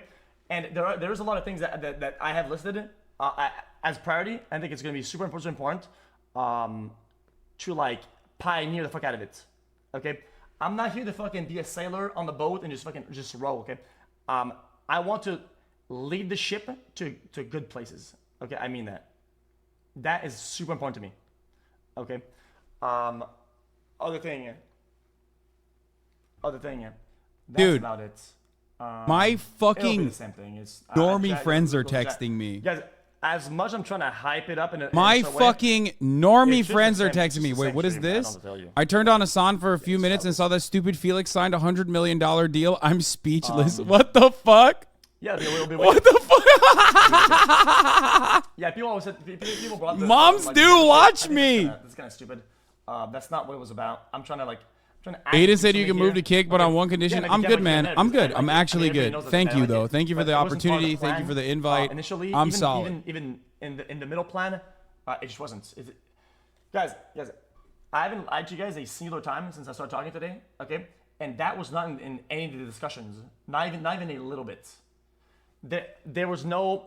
Basically, the way that I wanted to do it is all in on the project and on kick only, and just do kick as the massive core and just do it all the way out. And if I want to do that, I can afterwards, but it's just not a priority. It's just not. I wish people understood that, because initially, chat, I was like you. I was kind of like, this, that, and I get it, right? It was kind of. No, the reason why this is a non-exclusive deal is because this is good for Kick. They get to farm out from a pre-existing base of users and literally redirect them over to Kick with a non-exclusive contract. The reality is they will absolutely ban xQc. Twitch will probably ban xQc. There will be a lot of hubbub. There will be a lot of controversy surrounding it, because they're going to be like, what the fuck are you doing? You keep, you basically keep farming from the website, from Twitch, and like bringing them over to Kick. And especially if he does something that's like TOS, it's like defeating Twitch's terms of service in a competitive app. It's not just about like taking off their non-exclusive deal, which they're going to, obviously. They will probably take action against that, because I get why. Like they will find a new reason to consider this to be a bannable offense, and they'll do that. This is either fake as fuck or crypto gambling funded. No, it is a crypto gambling funded. That'd be a huge chunk of Twitch viewers lost, though. We'll see. We'll see what happens. Train does the same sometimes. I know a lot of streamers have been doing it, but none of them, as far as I understand, had an exclusivity deal with Twitch, and they're not xQc. xQc is the largest content creator on this platform for 5 fucking years. Right? And for the record, I personally don't think that this is necessarily a bad situation. It's not a bad deal at all. It's great for xQc. It's great for streamers, and it might even be good for streaming as a whole. You know what I mean? As an entire vertical. Okay, 100 million paid for by gambling addict lost. xQc is a bad person. Like, dude. Okay. This is not to defend xQc, and obviously I have a lot of issues with fucking crypto gambling, but let's be real. The infrastructure on this fucking platform, Amazon, is also run by illicit, ill-gotten means. Let's be fucking real for a goddamn moment, okay? It's not like we're running on a platform that's like ethically sourced. Get the fuck out of here. Having said that, it is, I guess, indirect and more normalized versions of fucking slavery, indentured servitude, in comparison to a direct vice that you are promoting in the least regulated, least ethical fashion. The irony, of course, is that Kick also runs on the AWS servers. Anyway, it will, dude, you do defend all your streamer friends.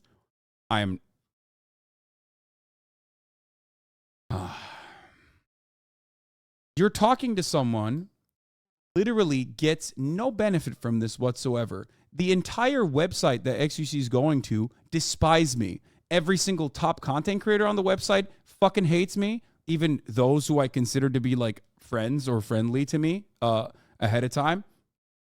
The entire website despises me. Do you want to know why that is the case? Do you want to know why that is the case? It is because I don't do the thing that you claim I'm doing. It's because when I see something that is objectively unethical that I don't like, for example, crypto gambling and roulettes and slot streams on the fucking platform, I speak out against it. And it's no longer on the platform. So what the fuck are you talking about? Are you that dense?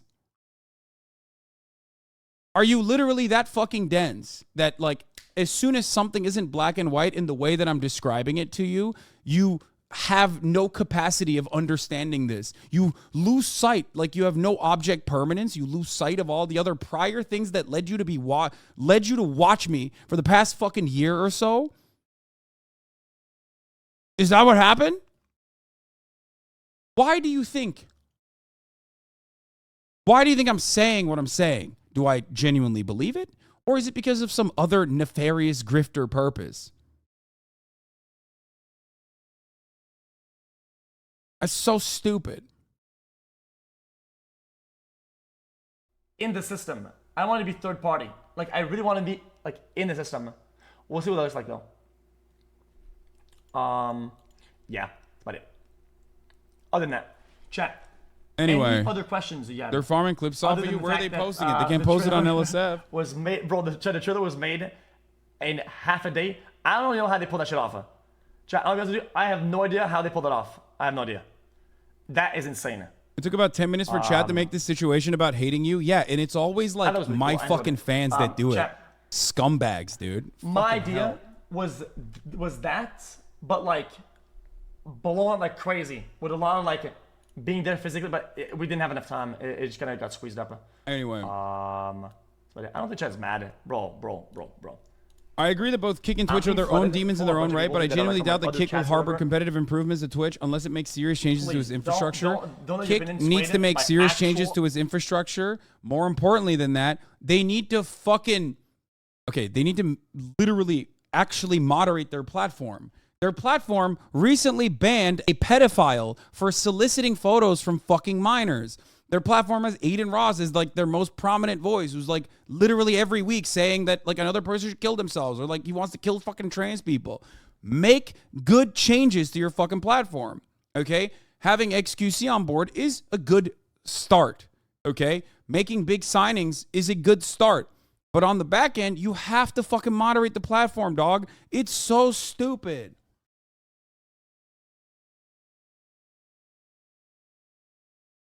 Anyway, sorry, some of your chat is in need of education. I don't think people understand how much you give up. Yeah, I want you guys to understand, like, I mean, I will never get a fucking deal like this from Kick, obviously, but that's partially because I am very open and very honest and say how I really mean and don't genuinely think that it's, I have genuine issues with, like, unregulated, unrestricted crypto gambling casinos online.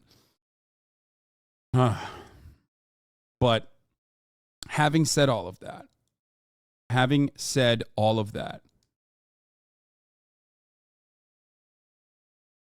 there are two separate cases here, like I mentioned. Eddie, if I have like an idea, would you take a deal with Kick? No, but you're asking me that question because, first of all, Kick is not offering me a deal.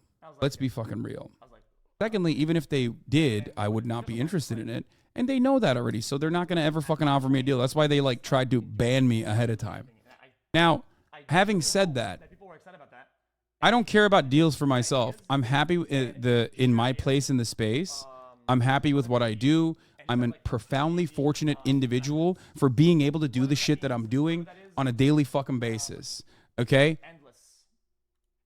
You take it for 100 million? No, there is objectively no difference in my way of existence between how much money I make now and $100 million. I don't think you guys understand. Maybe that's stupid. Maybe that's foolhardy, but the reality is, well, how am I going to spend $100 million? What am I going to do with $100 million? It's not like I spend all the money I make now, okay? Bro, you Fs for sure taking a $100 million deal? Okay. There's no reason to fucking have this conversation over and over again, especially when I forgot to run the top of the hour ad break, which I'm running right now. If you no longer want to see those ads at the top of the hour, all you need to do is subscribe, which you can do for $5 or for free. Here's a 3-minute ad break now. If I did, chat, if I He didn't want to leak it, but Kick did, because this makes Kick look like a solid player in the fucking space. Why wouldn't they? Why wouldn't they want Kick? 100% wants people to know how much they paid xQc. They want other streamers to also join Kick. The other streamers, by the way, get the bag. If you want to get the bag, get the fucking bag. I will never tell you not to get the fucking bag. Okay? None of these goddamn companies are. Every single one of these fucking companies have blood on their hands. Kick is a little bit more direct. As long as they're not like directly forcing you to fucking promote gambling or some shit like that, get the motherfucking bag and run. Okay? Sorry. That's just how I feel about the situation. And I'm always going to be on the side of my peers in this regard. Ultimately, get the motherfucking bag, baby. Do it. Okay? Master Chef, huh? Yeah, perhaps. This makes Twitch look like a bunch of broke bitches. Chat doesn't care. This is literally that stupid Twitter thing. Take the fucking money. $100 million is insane. Wait, is it? Very capitalist of you. This is so stupid. My own personal opinion on the matter, as far as how I conduct myself and what I expect of others, is entirely different. I know that not every single person on Twitch is going to be able to become the next me. Okay, or the next xQc. So if you're a small content creator and you for the first time ever see a $3 million deal or a $2 million deal or a $4 million deal and you don't take it, you're a fucking idiot. Okay, what are you talking about? There is a fucking end to this entire fiasco. Okay, we are profoundly fortunate. It's the wild, wild west, but ultimately there's an end to this. No, you can't continue this this situation. You can't continue fucking facilitating the situation unless you have unless you literally have a fucking unregulated, unrestricted crypto gambling operation with like incredibly little overhead that is basically fucking printing money. Okay? I want my peers to make money. I'm happy with them making money. If they go to Rumble, great. If they go to Kick, great. I don't care. Okay? This is why, despite the fact that, I believe that the financial markets are absolutely dog shit and it's basically gamba, I still tell you should get a fucking 401k. Like, it's stupid for you not to. Socialism doesn't mean you die. Socialism doesn't mean you die when you are no longer a productive worker. Okay?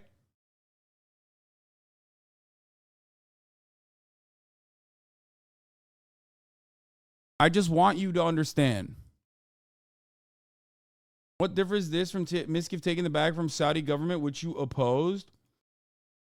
Miskiff is engaging in fucking whitewashing operations. This is not a fucking gamble. Like, Kick in and of itself is not just gambling. It is a streaming platform that is funded by a gambling company. Saudi Arabia is engaging in whitewashing of genocide, sports washing of genocide. There is a little bit of a difference between going to an entire fucking country that is actively engaging in genocide and helping them do PR for it.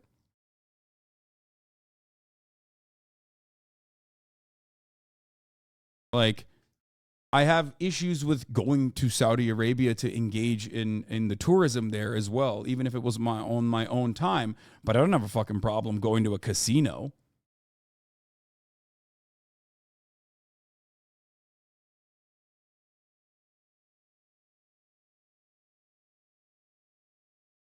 Come on now.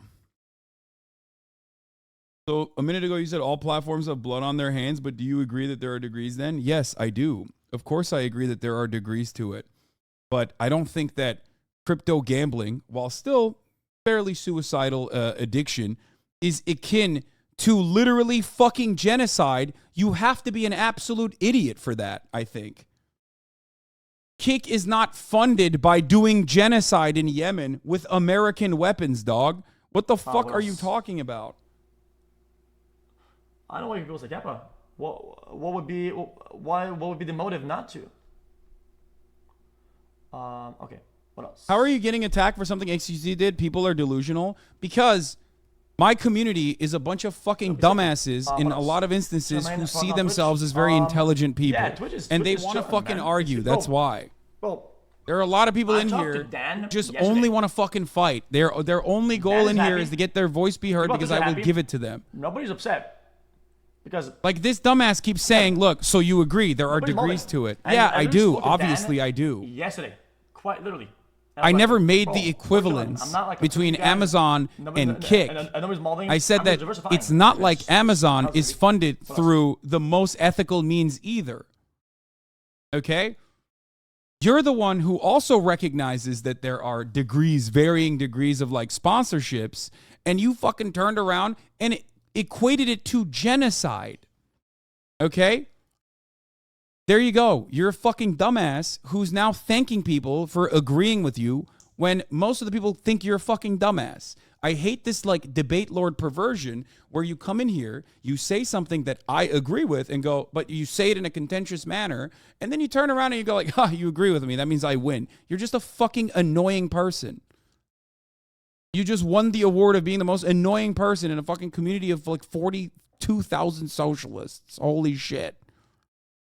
The reason why I was nervous about it entirely, okay, it's not about the things that the reason why you might think, okay, is that I know for a fact there's a lot of people. Bro, you just look for a way to make useless talking points for reacting to this, you loser, Lamau. Yeah, there's no limits. Okay, there's no like absolutely not low weight. You're right. This is a industry shaking deal. A person that I know personally who's literally stayed at my fucking house in the past just got a contract that's bigger than LeBron James's contract, and he's my peer. We do the same thing. I shouldn't talk about this world-changing event for me, for my world. The way that I see it, okay, and I think it's a massive I think it's a big display that yeah, you'll say, oh yeah, Aiden, yeah, I get it. Some of these guys were banned and whatnot. I think that there's like a lot to play. I think voluntarily, I was pretty much the first one through the door, okay. And I think that speaks volumes, and I think that means a lot. And I think we might be looking at being pro-labor means wanting your coworkers and peers to be the most successful and make the most money as workers. Thank you. Someone fucking gets it. Holy shit!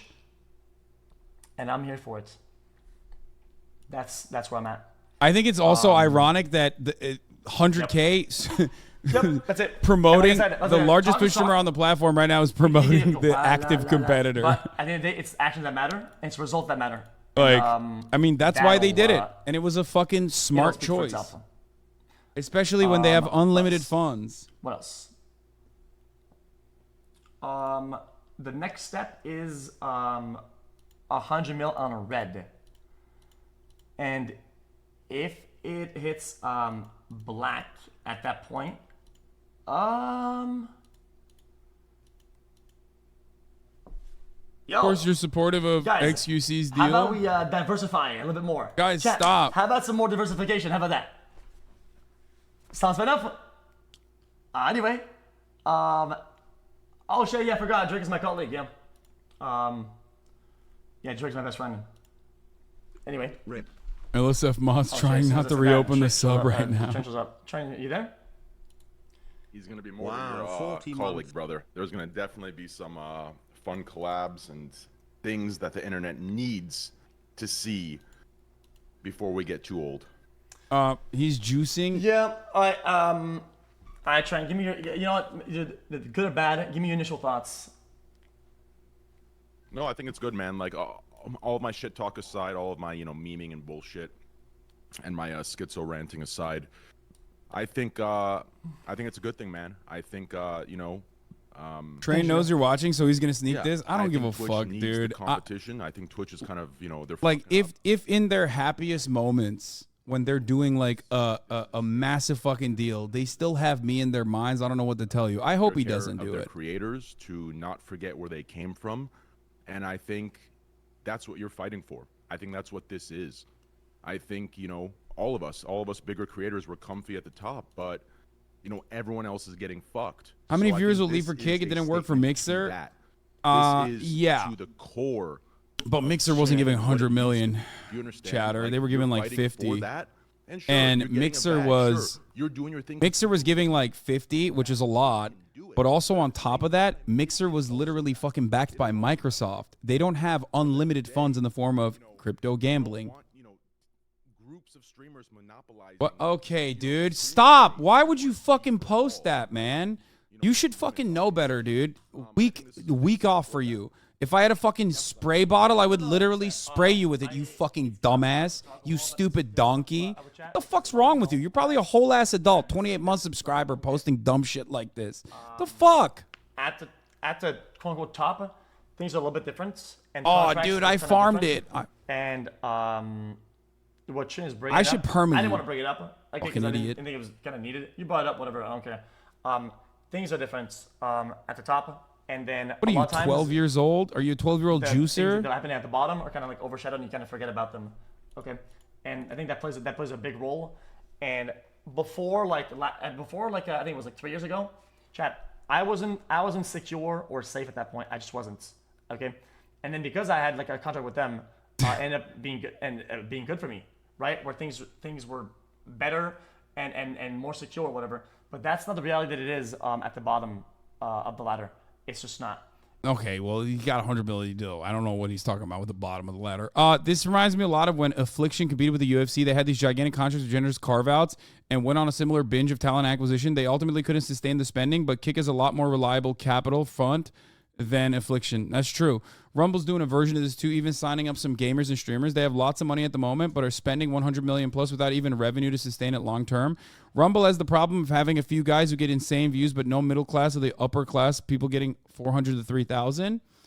Or at least that was the case last I checked. That might be different now. Yes. So the only difference between Mixer and Kick is that Kick does, to a certain degree, have an economy of streamers. And it's not just like, I mean, it's always going to be top heavy because that's just how streaming is. And they're all following the guide of Twitch, right? But Mixer never really had it. Mixer never really had that. Whereas Kick does. Kick does have that. They have unlimited funding ostensibly because of stake.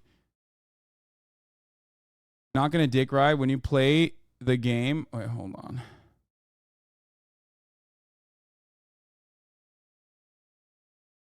on.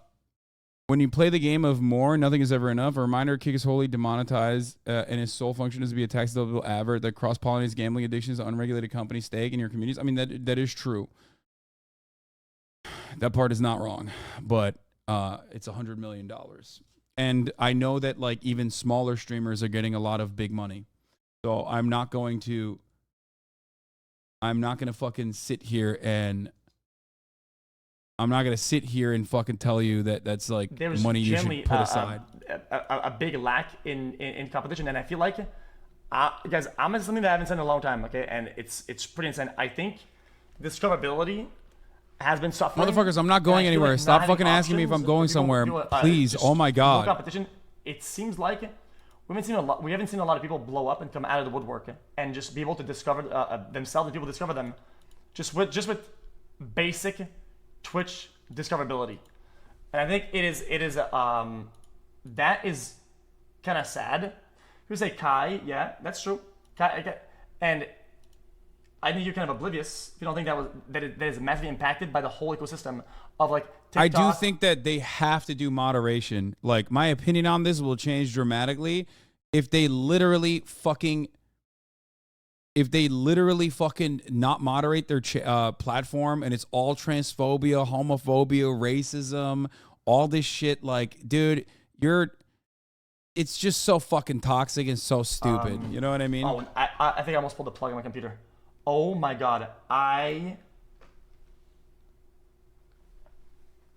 pulled the plug on my computer really hard, and it didn't. If they moderate the platform, it's gonna fucking die, lol. What else? Yeah, well. What else did I talk about? Nothing about. Because I want to just get it all out of the way, to be honest. How do you justify it? How can the stake shareholders look at blowing this much money? First of all, it's not shareholders. It's a bunch of fucking dudes running around with literally very little overhead and like multiple hundreds of billions of dollars in unlimited funds. Okay, like it's in crypto, but it's still money. You can still fucking convert it. There's no in a living room couch, and I spoke to Hasan for like an hour about it. And he agreed that like competition is super important, and I think things being possibly bottlenecked by only having one big player that is always dominating it is inherently a problem. And I think being able to do both and splitting time, being able to explore all the options and to I did talk to him, innovate and give them feedback on the platform and shit like that is huge, because that was the problem with Mixer initially. Is that the feedback was quite little garbage. The experience for chat was shit. It never got better and had no ways of getting better because there's so many people that are in between the consumer or the streamer and the people at the top. Okay? I mean, he asked me this like a long ass time ago, bro. I didn't know he was getting $100 million. I send a text that takes about 4 seconds to write down. I open my phone up, I send a text, and they put it in priority. And they just send it. So it's your fault after all? Wait, what? No, I just... That's how it is. So people say, oh, dude, this is like this for now. Okay, cool. Fix it. I don't know why the current state of things has to be seen as permanent. That's like really like a loser mindset. Maybe that's a mindset that kind of got us in the first place, right? Anything else? What else? What else? Thanks, Warren. I think. By the way, that's my perspective on the matter when fucking Train is like riding my asshole on a fucking regular basis. Community, whatever. Because I have principles at the end of the day, and I do think that like having more competition in this space is not necessarily a fucking bad thing. So I don't give a fuck if there's an entire fucking platform out there. So when I actually say they should literally regulate this fucking platform, what are you doing? That is a genuine request, okay? That's a genuine request. A lot of people love to fucking say that I'm... Shut up, Hasan. Stop making everything about you. Smile. Thanks, man. A lot of people will say, like, oh, Hasan is different in his fucking private correspondence. It's not. I've said every single thing publicly as I've said in private as well. Okay? I do not want the streaming space to be led by one fucking massive company.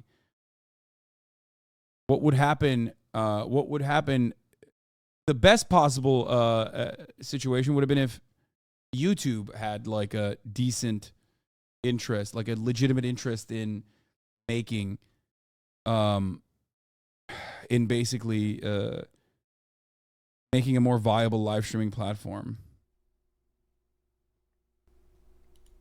New voice video. Yeah, am I talking fast? I don't give a fuck. If you think that's gonna change, you're bugging. Yeah, I said this a bunch of times already. I'm still gonna stream here. I mean, have you not seen like a Hikaru stream or like what up, Knut? Or like see you in Paris, by the way. See you in Paris, Knut. But yeah.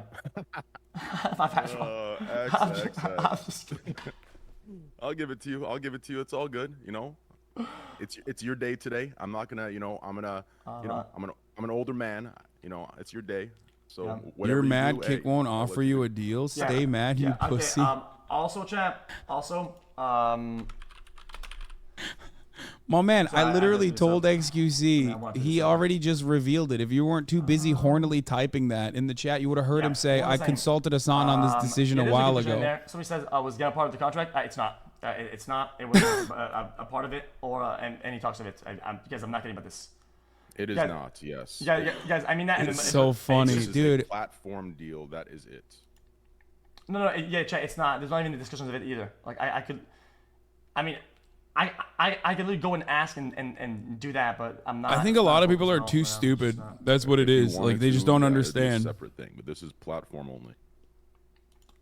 I think that's pretty important that people know that. What else? Well, not buying first. I don't know. What have to buy anything yet, bro? Holy shit! Don't worry. Twitch is offering other top streamers a free ice cream cone once a month to keep them exclusive on their platform. Yeah. Been able to buy anything that I want. You are speaking like a libertarian. Whatever amount of fucking, bro. That's been the same for like the last 3 years. That never changed. What do you want me to buy? Are you going to continue watching Hell's Kitchen? Please. We could probably be more adventurous with watching cool shit. Oh, that's actually a big. You idiot. What? Yes. You think his moderators will monitor slurs and stuff? There's no moderation whatsoever. I think what you've done in a space that's more restricted, right? Like, you know, the time that you've come up was, you know, it was a little during the Wild Wild West, right? But it was more so in the more restricted times, and you still were a star. You dominated, right? So I think, you know, starting up on a new platform, you can, you know. I came all the way in here to tell you to stay mad. You're the one who's mad, though. I promise it's not me. And obviously, you and I need to work together, you know, leverage whatever we can, work together, and clean up some of the, you know, and I'll say it. We got to clean up some of the shit. You know, we do. We have to work together. You know, use our leverage, use our power together. And if clean up motherfuckers, some of the shit. If motherfuckers didn't want like a fucking crypto gambling backed website to come to fruition, they shouldn't have been so awful in the way that they're managing their top streamers and their smaller, just up and coming starting streamers as well. That's number one. Two, they literally paid like Kick pays Amazon. Cry more, please. Oh, God. They pay Amazon. They pay Amazon to exist. So that's just the fucking reality of the situation. You know what I mean?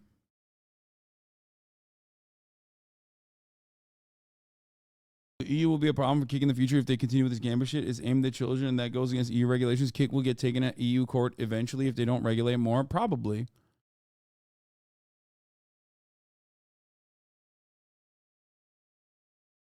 Many sites do that. Oh, dude. Japan raised the age of consent from 13 to 16 and also added new, more solid definition to rape as well.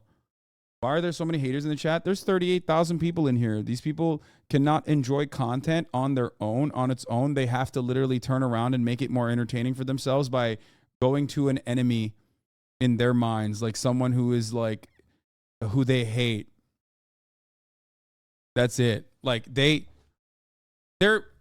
probably like multiple different points here. Like maybe some people are frustrated by xQc. Maybe they think he's sold out. Maybe some people fucking are like, oh, well, I subbed to you. Like, what the fuck's going to happen to my sub money or whatever? And then instead of getting mad at him because they can't, because they love him, they're like, who's the next best thing? Well, I can get mad at I get mad at Hasan. That's always a thing. How is this an L for you? I don't know. Like, motherfuckers be like, you. xQc's Kick trailer dropped. We saw it live when he first revealed it. Is it rolling? The past 8 years have been life-changing. In that time, I've streamed thousands of hours on Twitch. This is chat, okay? I've done amazing things.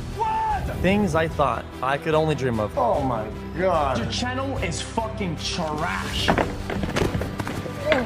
Wait.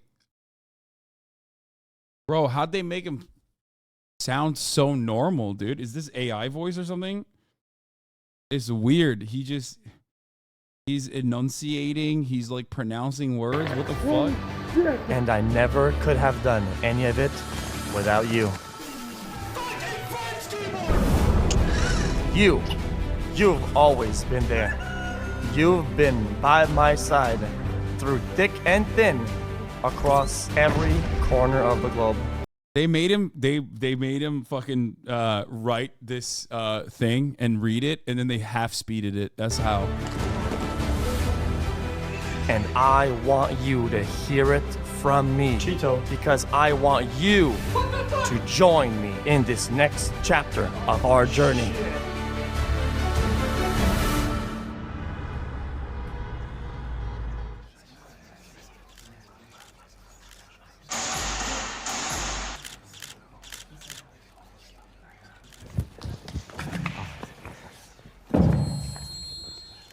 Thank you all for coming.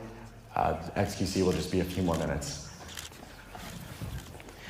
God, I can't believe he's doing this. I should have listened to Ludwig.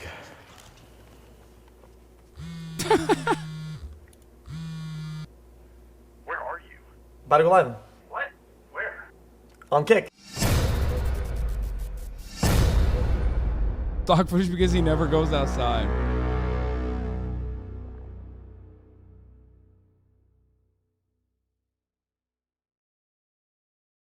Theory craft moment. It's an L for Hasan because some part of XQC's audience thinks H controls X's way of thinking somehow on Twitch and thinks that cannot happen on Kick or something.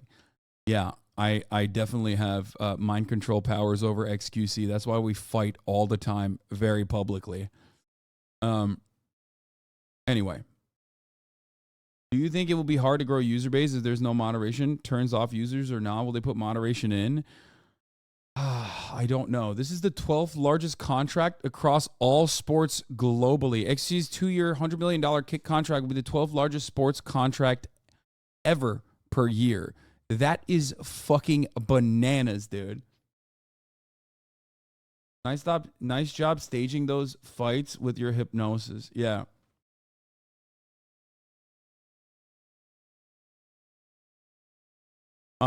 I think this is intrinsically bad for streamers. It's going to artificially inflate what streamers think they are worth. This is a negative. No streamer generates this type of value on a legitimate site. I do agree with that. Yes.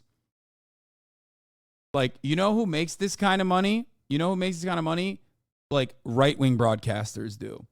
They get this kind of contract because they are funded and facilitated by right-wing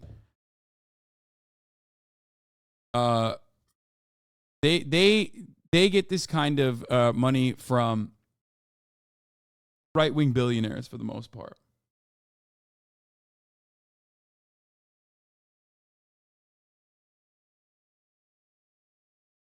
Anyway, Kick will never get 100 million sub ad rev from him. It can only be because they see dollars to bring Zoomers over to lose their lives on gambling. Competition is good, but I don't think it's normal competition from an honest actor. I don't disagree with that. I do think that this is like a funneling mechanism ultimately for a gamble, maybe, possibly. That's not lost on me. I don't. But see, Wild is the same dude I watched play Rain Winston and from so far.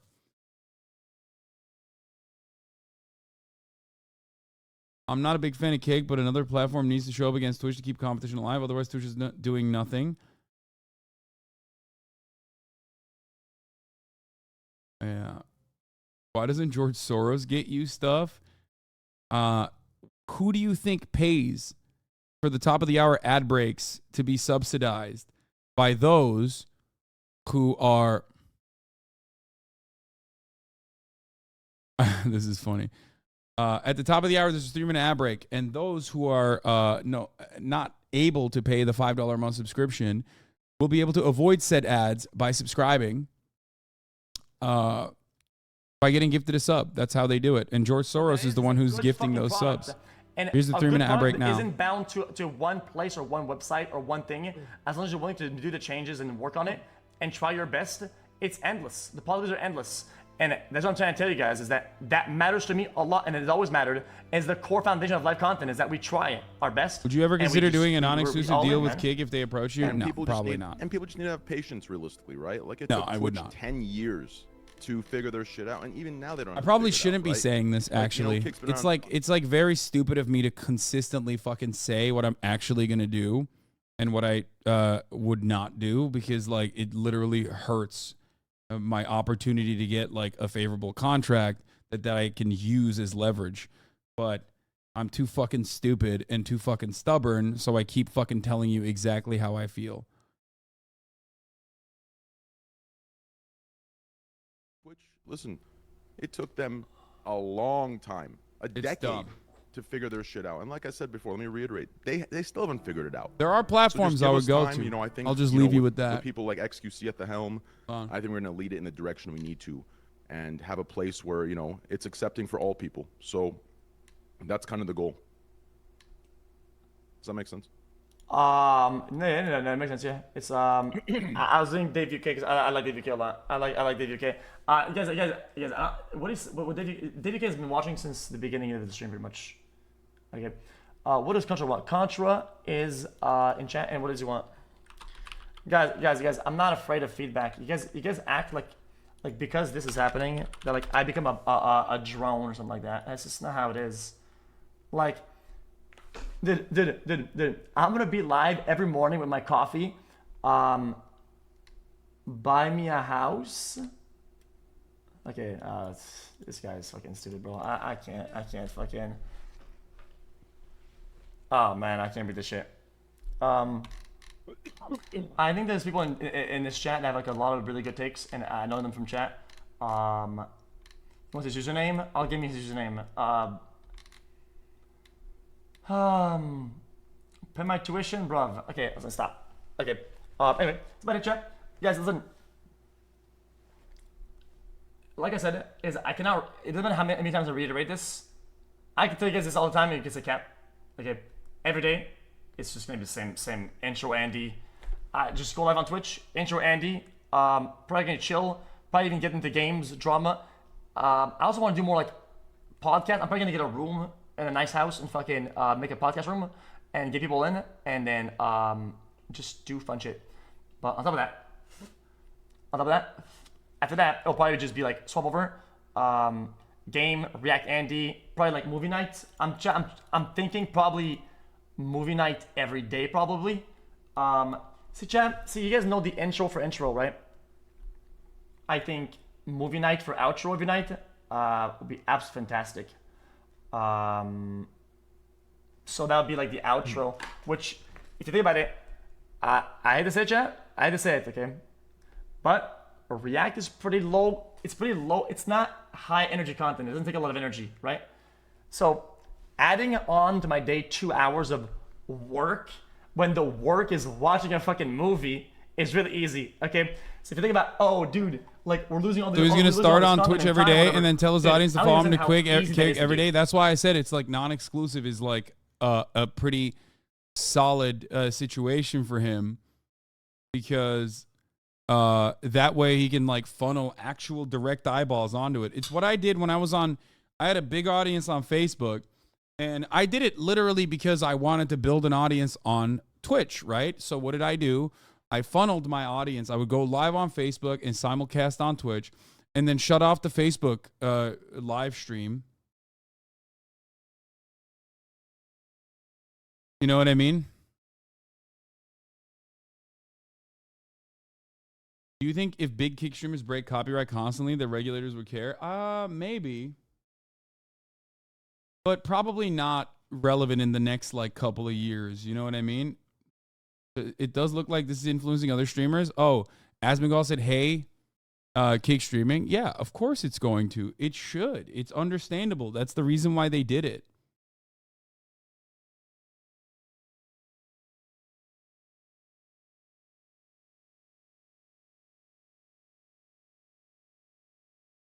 That's why they did it. Being under the radar is what allowed it to copyright infringe. The more reporting it gets in the New York Times, the more people will start saying, huh, why are they rebroadcasting without the express consent of the NFL?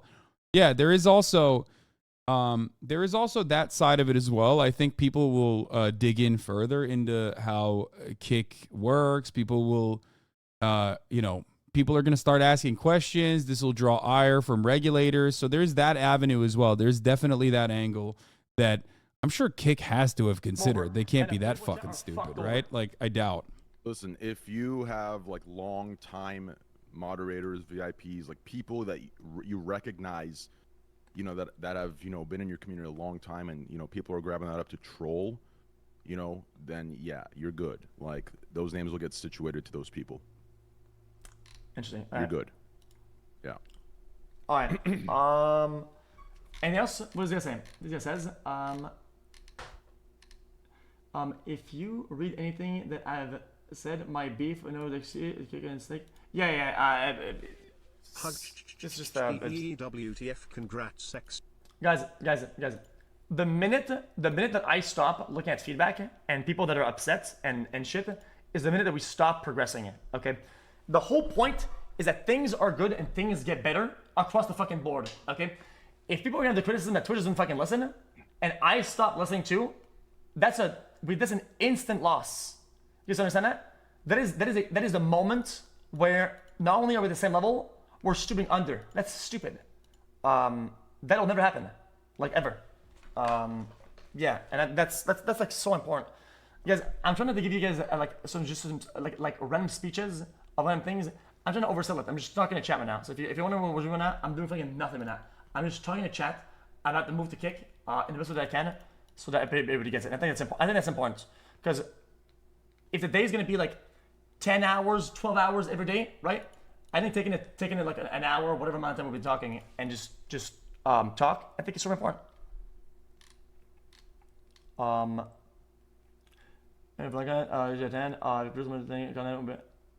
It's fantastic. Yeah, you don't have to worry about that.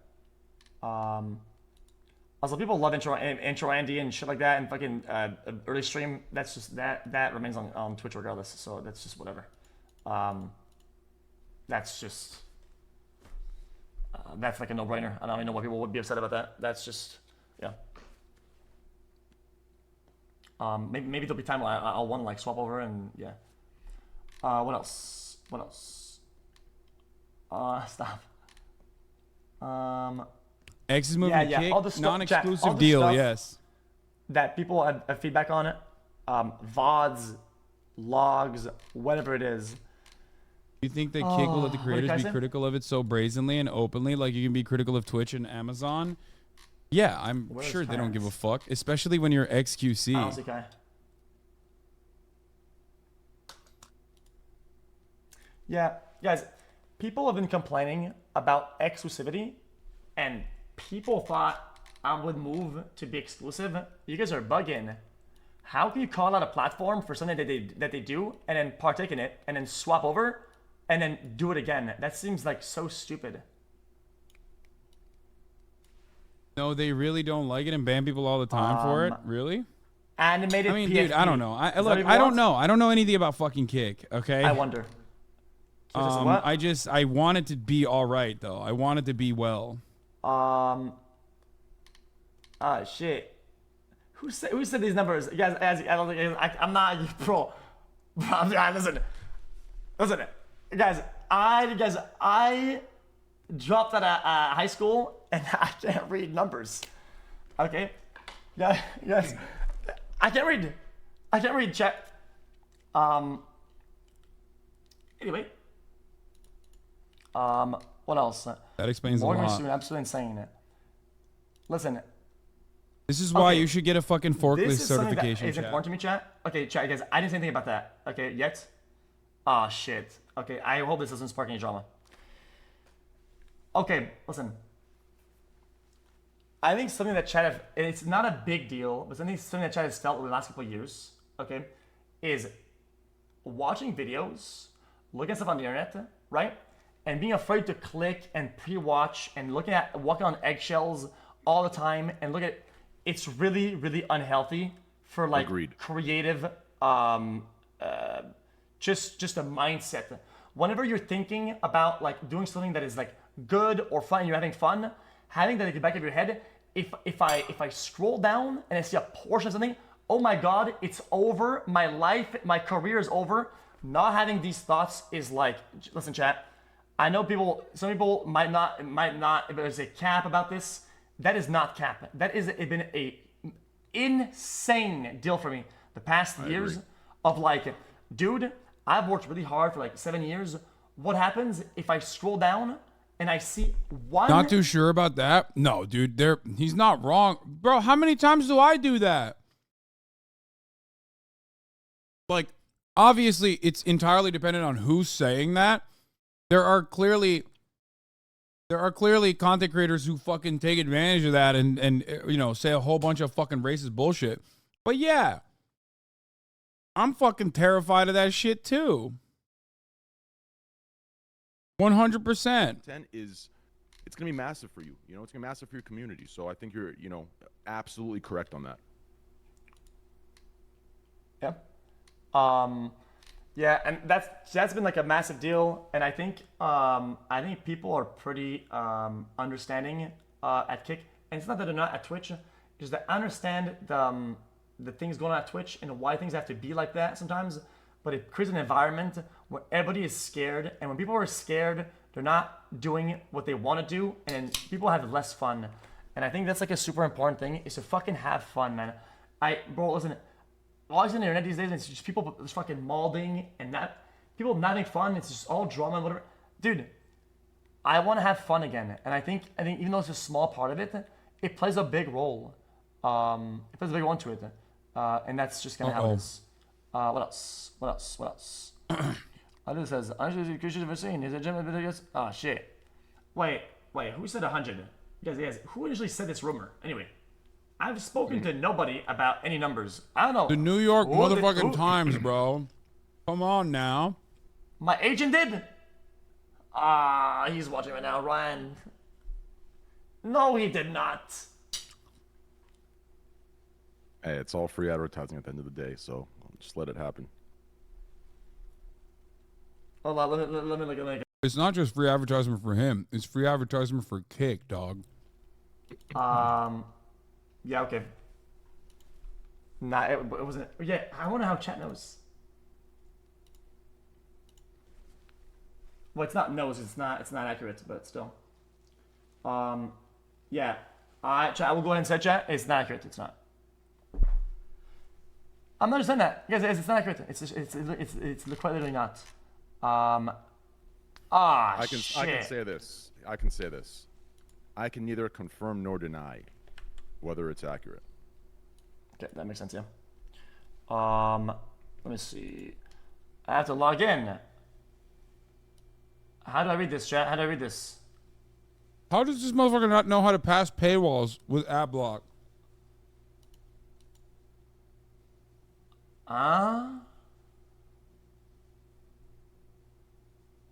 Press escape on refresh. Chatter saying zero integrity are Press so funny because it's like it's $100 million, refresh. brother.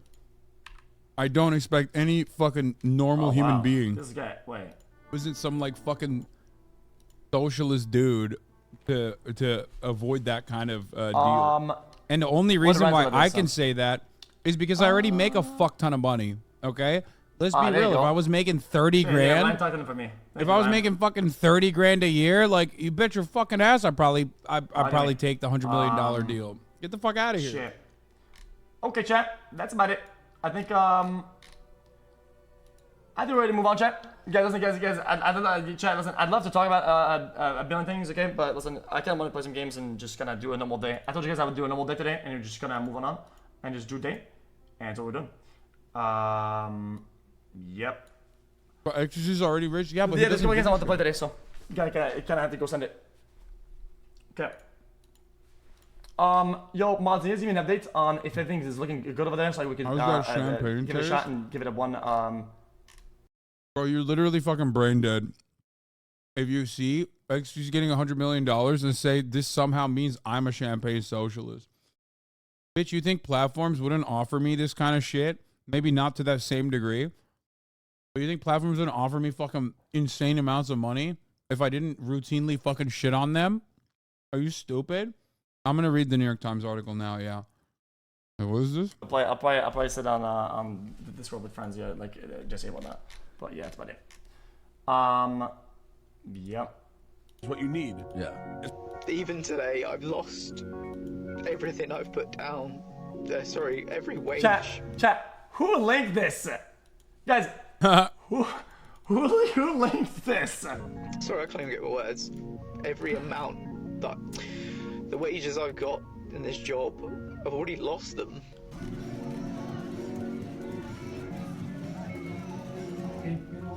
All right, brother. Before I head out of here, I want to say one thing to you. Yeah. I'm proud of you, bro. Good shit. And hey, road to $1 billion begins now. I love you, bro. Have a good stream today. Thank you, man. See you soon, brother. Bro, and listen, you should be proud of yourself. Like, you know, obviously it's good to, you know, have your eyes open to the negative feedback as well, just to be fair. But at the end of the day, I'm telling you as a friend, you should be proud of yourself. Like, fuck all the noise. You should be proud of yourself, and your community should be proud of themselves. You've come a long fucking way, bro. Do you understand? Like this is like, this signing is bigger than the top athletes in the world. Do you understand that? Like, that's where you've come. So always remember that. Have a good stream, bro. We'll talk soon. Oh, what's up? Listen. This kind of down money. the line, you think you could buy me 3 double rainbow spins? Yeah, you know, we'll figure something out. You know, one of these days we'll. As like my gift, you know. This kind of money also does, it like legitimizes streaming in the eyes of many who never paid attention to it. So that's part of it as well. And with that will come more ire to the space. I think a lot of people are going to get fucking frustrated, more frustrated than they were prior, and lose their shit at streamers. Like, I'm going to be ass fucked nonstop for this. I already know. Motherfuckers are going to be extra ham on streamers, but they can't say anything about xQc because xQc, everybody loves them. So they'll like look for the next target that is like way more accessible.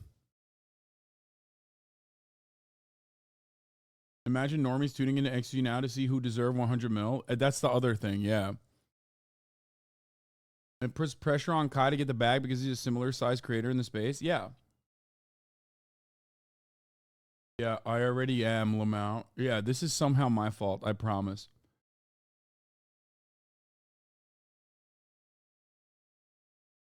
I feel like it should be so obvious to you. So obvious, though. You guys do make good money. You're in entertainment industry, and there's so much money more. It's not a big deal. No, dude, come on. $100 million is... that's inflated as fuck.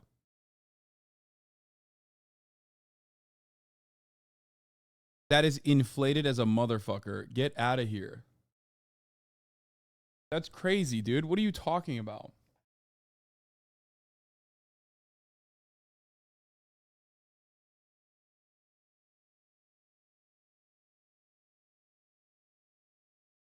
By the way, he's 100% going to do 12-hour gambling streams again on Kick now. He legit said, unless Twitch banned Gamba, he would not stop.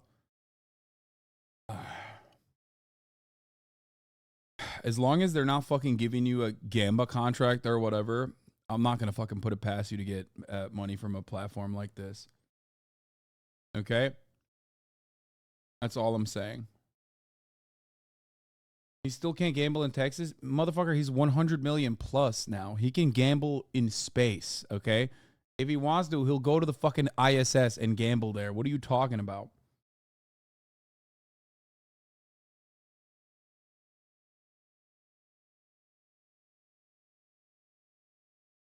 By comparison, think about how much shipping of goods LeBron does for the NBA. Ain't no way Goblino is doing that for the streaming space. He's not. This is a fuck you to Twitch. This meme Lud posted is always so relevant. Yeah, Twitter finding out how streamers make money. Hasan, other millionaire streamers. Yeah.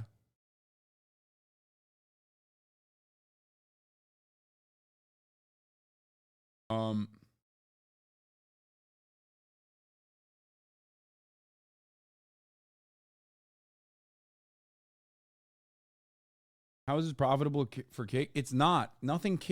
The streaming space is not profitable. For big players, for small players, the space is not profitable. So, I bet you jealous now, huh? Dude, so jealous. I hate that I get, I hate that I have hundreds of thousands of fucking fans that listen to leftist commentary. It makes me so mad all the time. I already make enough money more than I know what to do with. The fuck difference does it make? Right-wing mogul mailer. This is just crazy. posted I don't know it. how to start this video. This is crazy.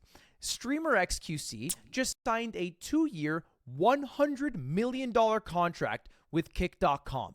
This is the biggest streaming contract, bar none.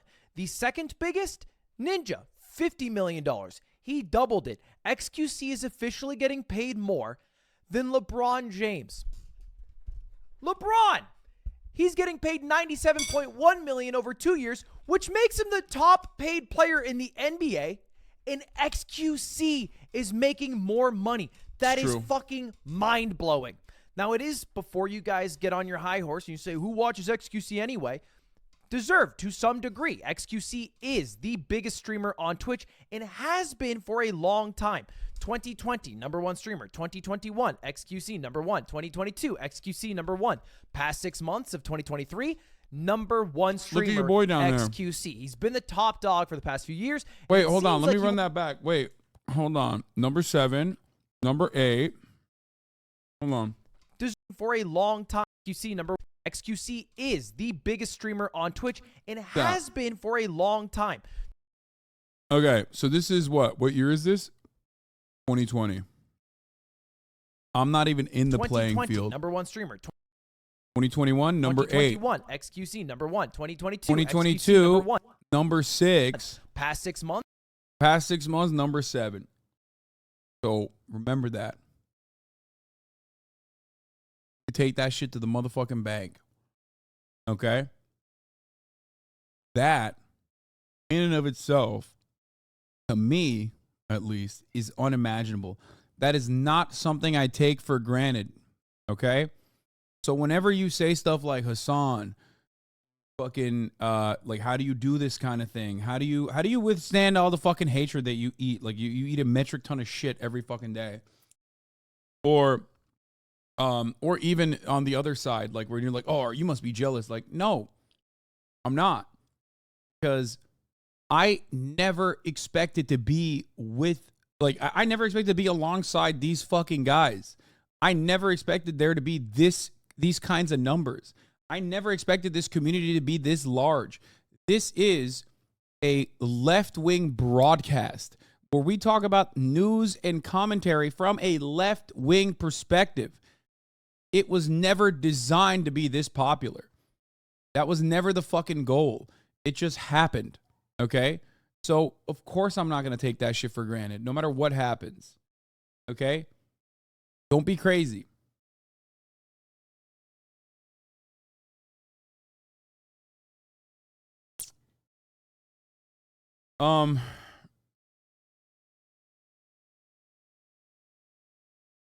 You're currently number 4th on Twitch in terms of subs? Yeah.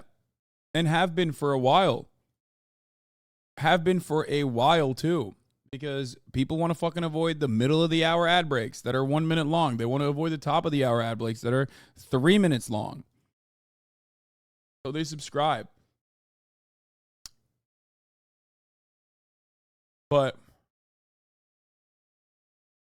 for me, I never expected to have these kinds of numbers to begin with. So I'm always happy. I'm always happy with where I'm at. I started on this platform with 35 views talking to fucking Felix Biederman of Chapo Trap House playing Fortnite on my PlayStation where we talked about like Israel, Palestine and shit. Okay? Let's be real. I am so fucking fortunate every goddamn day. Months of 2023, #1 streamer xQc. He's been the top dog for the past few years, and it seems like he will continue to be the top dog for the next couple years. Well, at least it seemed that way until he brought his talent over to Kick.com. Now, before we go any further, it's worth clarifying this is a non-exclusive contract. He will not be locked into an exclusive contract with the site. He could stream on YouTube, TikTok, and he plans to still stream on Twitch, though not nearly as often. And the expectation is that Kick is where he primarily produces his content, which is in line with Kick's growth strategy, where they sign huge streamers to non-exclusive contracts so they can still stream on Kick and then hopefully bring the people over from Twitch to Kick over time. which has been working out for them because Kick has grown tremendously. And this begs the question that everybody's wondering: how the fuck does Kick have this much money? How do they have $100 million contract money? Because the only other people who came close to that amount of money was Microsoft, which makes sense. Microsoft has a lot of money, and even they had to shutter their windows over at Mixer because they ran out of that shit. And the answer to that?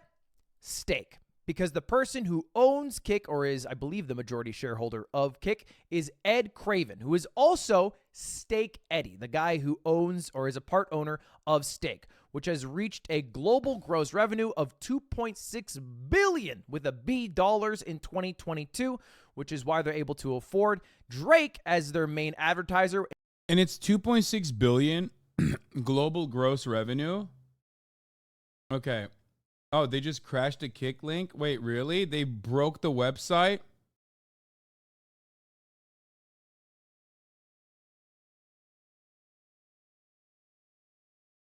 That's so funny. Well, it's working for me.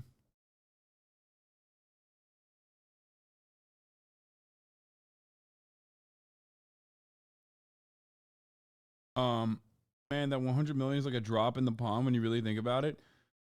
No, dude, Microsoft can't do it because Microsoft does not have the zero overhead that Stake has. Okay? Stake has very little overhead. Stake has no shareholders. It's independently owned and operated by like 3 people in a shed in Curacao. That's it.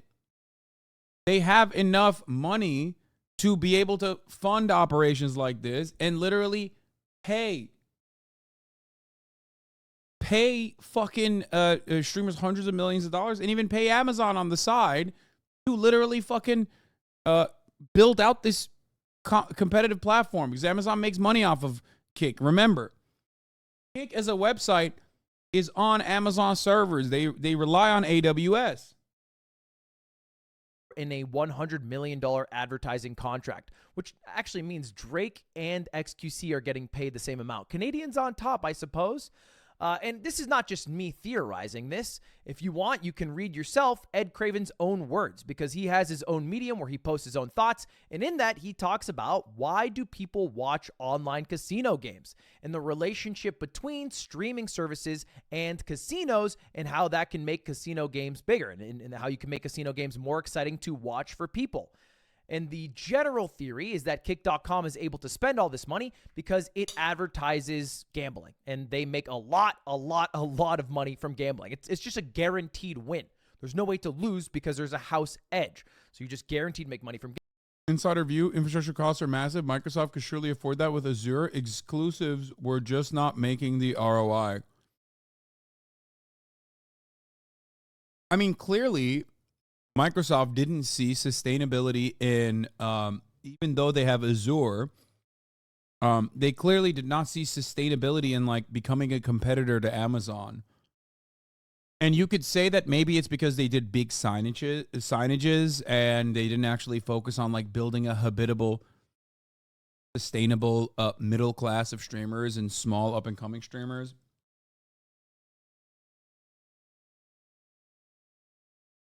Okay. But Austin is banned on Kick. Twitch personnel also has been officially banned from rival streaming platform Kick after publicly denouncing racism and transphobia. For Kick, XQC viewers are loyal, not like Ninja. Yes, XQC's viewers are more loyal than Ninja's viewers because Ninja viewers are Fortnite viewers. But XQC still has a big chunk of fans that are just like Twitch fans and have become XQC fans as a consequence of him being at the top of the directory. So there is that reality. So he will take a hit on that. No, you will never be able to convert 100% of your audience. You'll at most you'll probably be able to convert like 10 to 20% of your audience, and that is a huge amount for the record. And is it worth 100 million? I don't think so, but I think Kick is doing this to be like, fuck you, Twitch. Kick is doing this to get a tremendous amount of marketing, like people talking about Kick in mainstream media, and that's their purpose. That's why they did this. The dollar value is the way it is because they want to ensure the dollar value is the way it is because they want to ensure that like people know that they're a big dog in the space. Okay?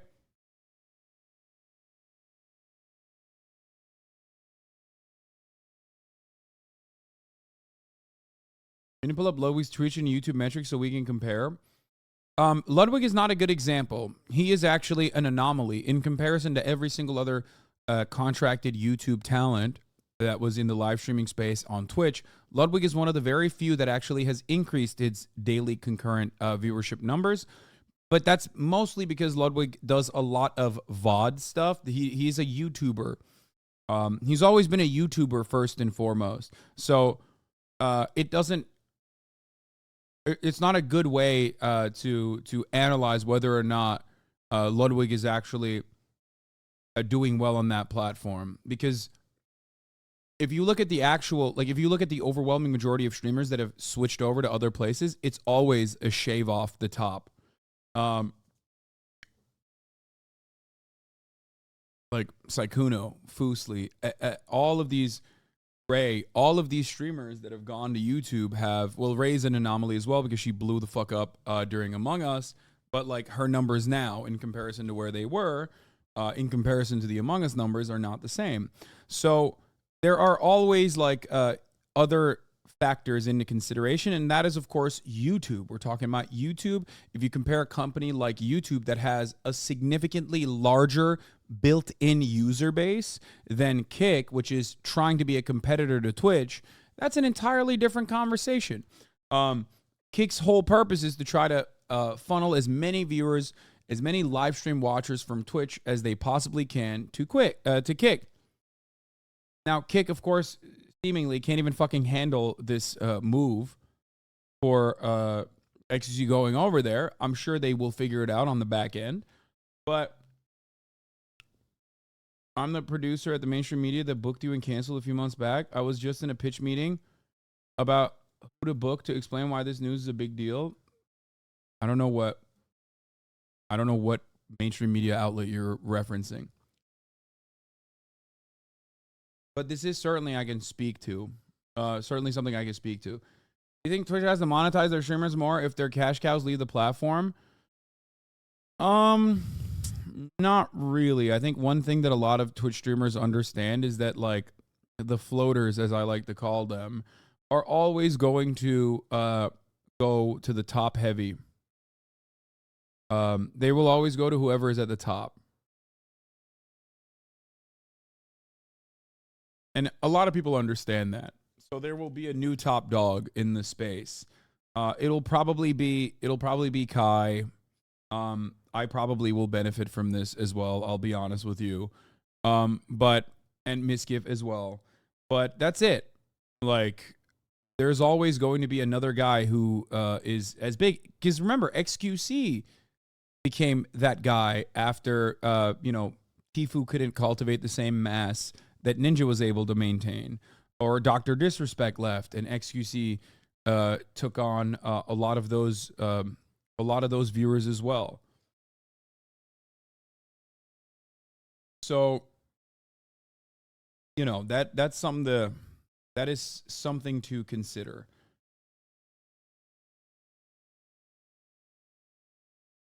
Doctor didn't leave. He was banned. Yeah, that's true. Well, regardless. Anyway, let's continue. Gambling. The larger gambling is, the more money you make. Well, how do you advertise gambling? Because you're not allowed to do it on Twitch or YouTube. You make your own website, Kick. That's the general game plan. And it's kind of working. Slots and casinos are the most watched category on Kick, or at least they were for Q1 of 2023, and it's not really close. I mean, just chatting somewhat in the region, but all the video games are bigger, more than 10 times smaller than slots and casinos are. And this is also maybe Ed Craven's way of also fixing esports, by bringing sports gambling into esports, and that might be the future of esports because we know that's a losing business right now. And where did sports go? They went to gambling. That's where Ed Craven thinks esports will go as well. And if you even go to kick.com, you'll see biggest streamer, slots and casino. In fact, 3 of the top 10 streamers right now are slots and casino streamers, and that's just kind of the way it goes. But that's not all it is. That's what it was maybe at the start, but there are more creators who are outside of the casino sphere that are going to Kick. And it's because they offer something nobody else can, a perfect creator split, a 95-5 split. We all have been trashing Twitch over the past few months for cutting back from 70-30 to 50-50 and taking away creators' monies. Well, Kick is doing the exact opposite of that because, again, they seem to have this unlimited bank account they can draw from, which we all assume is coming from gambling, and so they can pay xQc $100 million to advertise to people what. Yeah.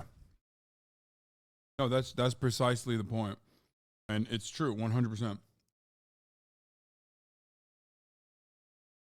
I think Twitch is starting to regret their gambling decision.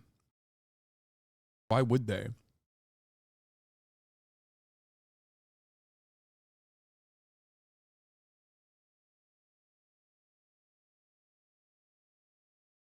You think Twitch?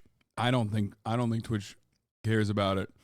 If they did, and if they, for example, found this to be a legitimately scary presence in the space, then they wouldn't be making dumbass decisions regularly, like the advertisement decision that they made and then had to go back on.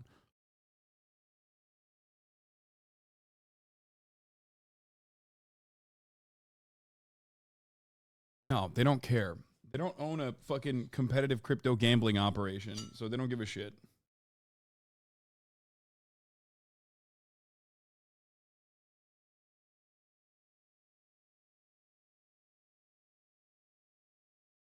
I think the funniest part about this is that, like, Amazon is still winning in this situation because Kick basically operates like a stock on top of Twitch.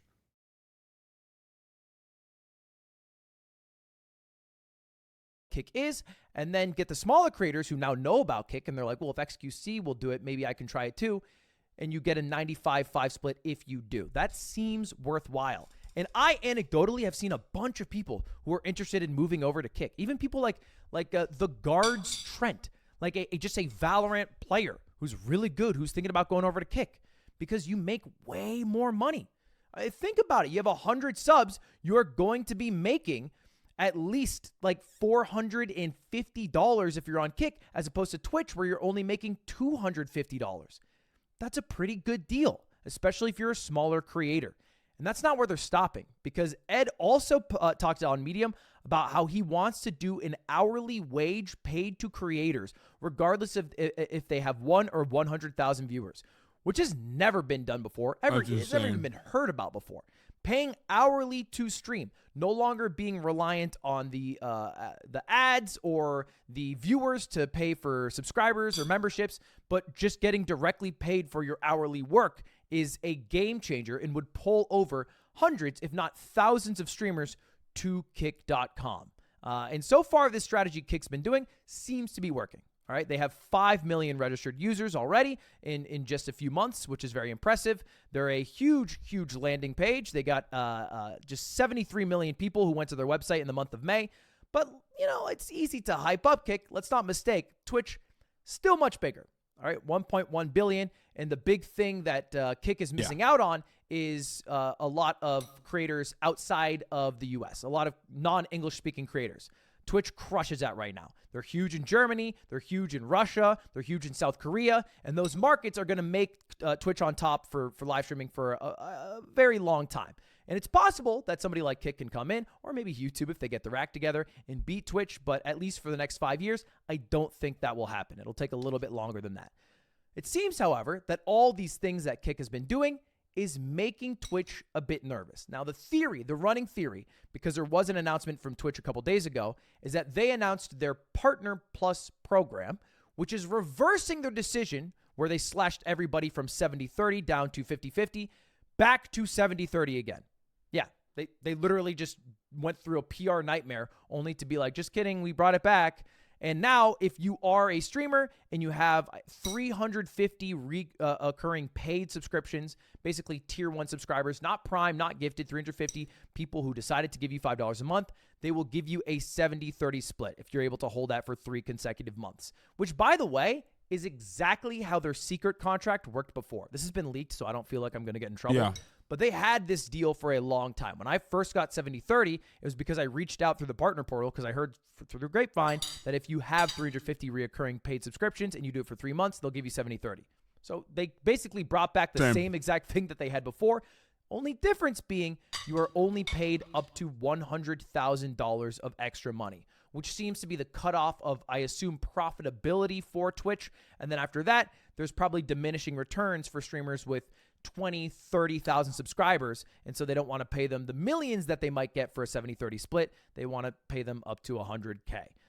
And so that helps all the streamers who are in between like 500 and I think, 3,000 subs, something like that. I think there's around 1,000 streamers or something like that is at this range now, which is what it was at already, by the way, which is why it was always such a fucking silly thing for Twitch to do, because it wasn't like they never had that many streamers that they were doing this towards anyway.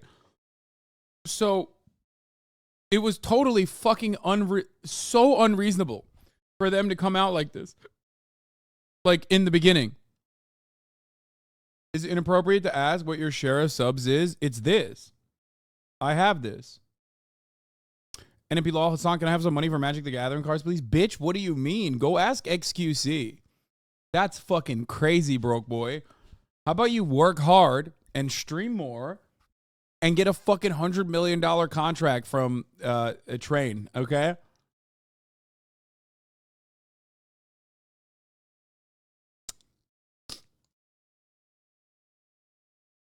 What is this? Twitch and Reddit are competing for who can throw the hardest this week. Not necessarily. Why don't you show your sub count anymore? I have a fuckload of other shit on the screen, but you can see my sub count. It's public. My sub count is public. You just have to write sub count ! In the chat. You made Nick sad, did I? I'm sorry, Nick. No, there is no amount of money that would make me move to fucking Kick. Stop asking me why. I already told you. You don't even care about the actual fucking answer. It's very odd that people come in here and say, what kind of money would make you move the Kick? And then I tell you, I wouldn't, because I already make more money than I know what to do with, and I'm happy with where I'm at. And you literally fucking go, yeah, that's a lie. And it's weird. It's like a weird question to ask. And then immediately fucking turn around and be like, people will either turn around and say, what if they offered you $1 billion? You'd do it then, dog. Okay? Which is weird. Like, no, there's no difference from where I'm standing between 100 million and 1 billion and how much money I'm making currently, because I can only spend so much money and do what I love to do, which is this. And secondly, if I say that over and over again, people go, dude, fucking, that's a lie, dude. Like, you 100% would take it. It's like, okay, well, then don't ask me. Or my other favorite talking point from the NPCs in the chat usually is, why don't you take the $100 million contract and just literally fucking donate it, dude? Like, I don't get it. Yeah, dude, that seems like a good thing to do. Well, I'm already donating however much money I'm making right now, so I'm happy with what I'm doing. So how about I keep doing what I do and you keep what you do, okay?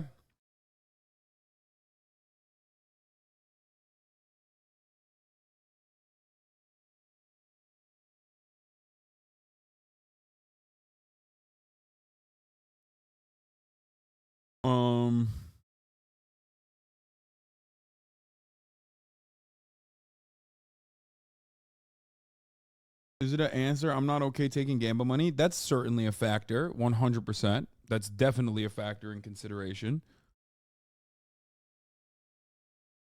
Yeah, absolutely. And I say that while I also qualify that, and I tell you, like, I don't give a shit that other people are, though. Like, I'm telling you, it's fucking an insane amount of money.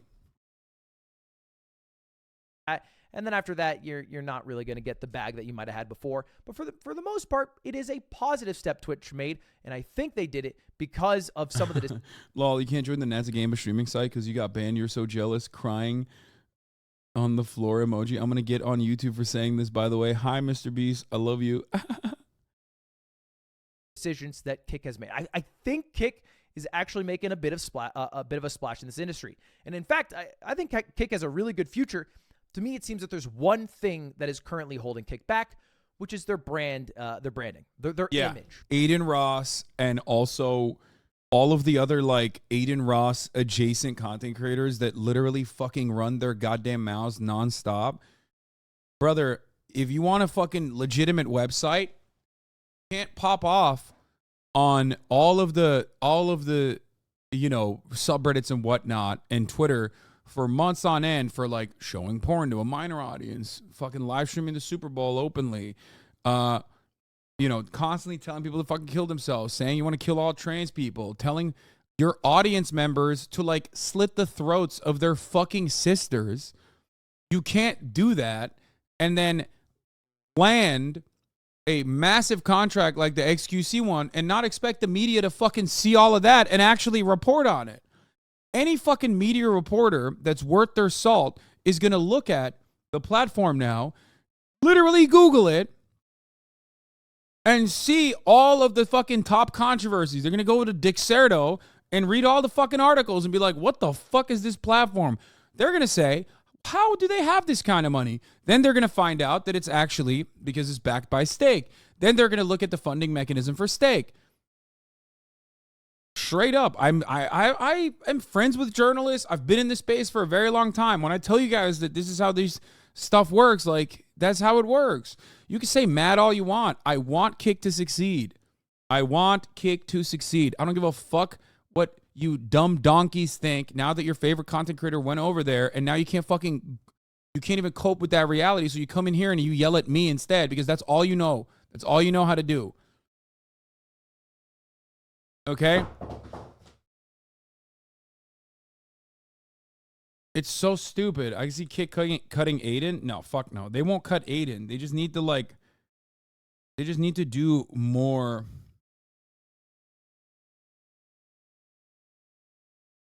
They just need to do more moderation on their platform. That's it.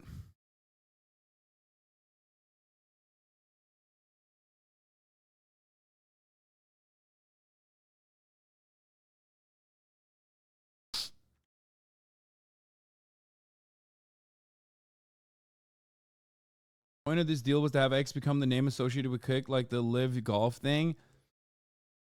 Yes, but Kick doesn't have a name right now in mainstream media. There is no name for Kick in mainstream media. So this is the first time the New York Times is like fucking actually covering it and taking it seriously. Wasn't you banned because Aiden and Bruce didn't like you? Bro, I literally never wanted to go to Kick. What is this fucking dumbass shit? People coming in here and being like, well, they banned you, so you can't go. Like, no, they already yelled at Aiden for saying that, and then he had to fucking go back on it and be like, oh, I'm sorry for saying it. Shut the fuck up, dumbass.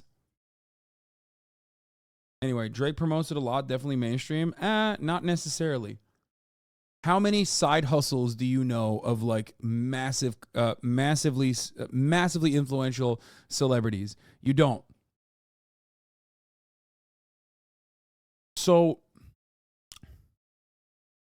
this kind of coverage is going to draw ire from a lot of, it might even draw ire from like actual fucking the regulated gambling industry. And those guys are super powerful. They might get like shit from DraftKings and also like, Wynn and all these other like real casinos. So, that's something that's like, if I am the owner of this website, that's what I'm looking forward to. Like, that's what I'm trying to gear up against. Kick made his name hosting Nazis and slur screaming idiots. He didn't bring that. He just adjusted to the audience, what the audience wanted. There's also truth to that as well. But again, like I said, I want Kick to be a successful platform, and for that, they need to probably beef up their Amazon web service cloud hosting contract that they currently have because they can't even facilitate xQc streaming. That's number one. Number two, they also need to, not be the platform that is known for slur saying. All right. For a lot of people, they won't even consider streaming on Kick, not just because of the association with gambling, and some people are calling it blood money, which is true to a point, but let's be honest, getting money from Amazon, is it that much better? Are we really trying to start a shit fight in I already covered the Biden Fox producer that said Biden is a dictator. Capitalism land on who is more ethical? It's kind of a losing battle on all sides. But also just because the image of who Kick allows on their website, and also who are the big faces of Kick, which to this point has been Aiden Ross, and that guy's been getting a bit unhinged. Literally last week, 2 weeks ago, he was telling Hasan to kill himself, which is crazy when he is the guy on Kick.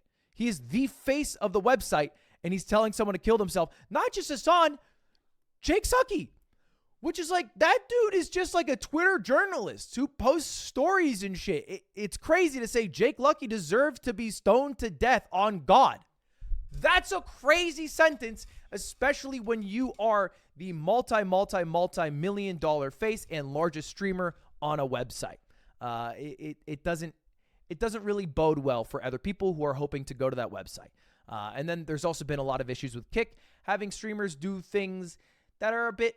By the way, this is like, that is the reason. That's partially the reason why they want someone like xQc for the brand. Nefarious, that get headlines. Yeah. Also, I like the implication that it's more okay to say it to me than Jake Sucky. You fucking asshole. He's like, yeah, it just makes no sense for Jake Sucky, but Hasan, like, I get it. Right-wing content creator, piece of shit, dude. Look at this fucking guy. Oh, God, another goober streamer is joining Kick.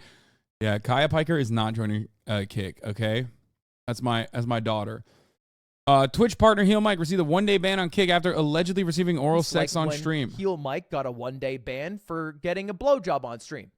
Those are the type of things that I think maybe stray people away from considering Kick. And then there's obviously even worse things like Kick streamer Suspendus, who's accused of having sex in front of a child while live streaming, which, again, these are the things that I think are currently holding Kick back, but I think are surmountable still. It's new enough, right? Kick is new. I think people give a little bit of leeway to newer websites to form an identity and get their moderation in control and try to fix their website.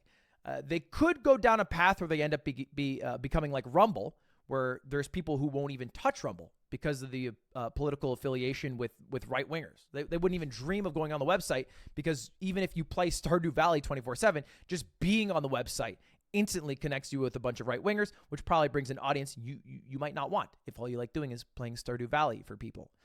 So Kick has to do a good job avoiding that and keep having an infinite bag of money. And in the next 3 years, we got ourselves a very interesting streaming landscape with Twitch and Kick and YouTube again if they get their act together. Come on, YouTube. We're still in this, right? We are still in this. Being on YouTube right now it kind of feels like we're a third party in an American election, right? So you got Democrats, Republicans. I feel like I'm like the Green Party right now. I feel like I'm a libertarian, like we get our few percentages every single 4-year election cycle and then we move on our way. But I think we can get big one day. Come on. Wait, what? What is he saying? The fuck did he just say? We're a third party, a bag of money, and in the next 3 years, we got ourselves a very interesting streaming landscape with Twitch and Kick and YouTube again if they get their act together. Come on, YouTube. Yeah, he's a libertarian. We're still in this, right? We are still in this. Being on YouTube right now it kind of feels like we're a third party in an American election, right? So you got Democrats, Republicans. I feel like I'm like the Green Party right now. I feel like I'm a libertarian, like we get our few percentages every single 4-year election cycle and then we move on our way. But I think we can get big one day. Come on. Come on, hit my line. I got some ideas. Anyway, that's the big update. $100 million. Holy shit, that's fucking crazy. See you later. Have a good one. I'm gonna go bring my cat to the vet. So this is one take, Jake. Hopefully it was good.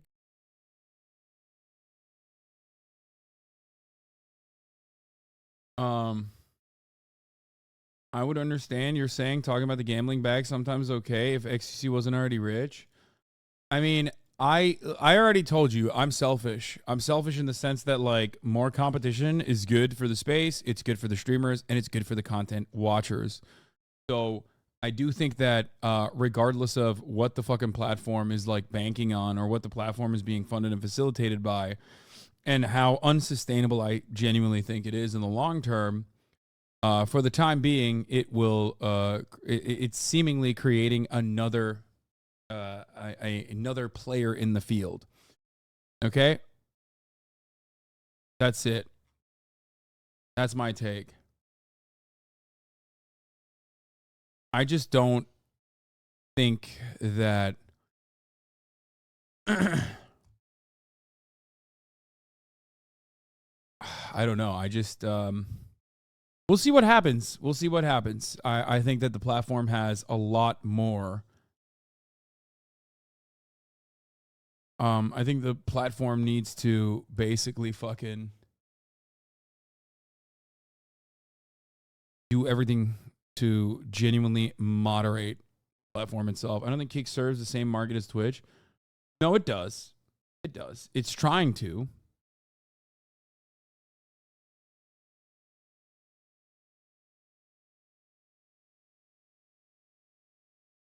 Old wound, but I think you could definitely do a one-take video essay on YouTube. No, I can't. Don is more selfish than people who think they don't have to subscribe to miss a 3-minute top of the hour ad break. Fuck you. Are you at all concerned about the potential political motivations at Kick, or do you just really think gambling dollars is all they care about? Yes, dude. What? Yes. No, they're not like... I don't think the fucking dudes who own the website are like, oh, man, I really want to make sure that, like, we have the next generation of, like, fucking fascists or whatever. No. The reason why they're doing unrestricted TOS is because every platform deep down inside knows, no matter what you say, every platform deep down inside knows that unrestricted right-wing content is a key to success. YouTube did it for many years. TikTok is doing it still to a certain degree. Twitch is one of the few platforms that also did it, but like stopped it way before other platforms did. That's what it is. They don't give a shit about like fucking how to cultivate the next generation of fucking groiped up shouties. Okay, their goal is to make money. Their goal is to make money, just like my goal is to do that at the top of the hour when there's a 3-minute ad break. If you no longer want to see those ads, all you need to do is subscribe. Okay? Here's the 3-minute ad break now.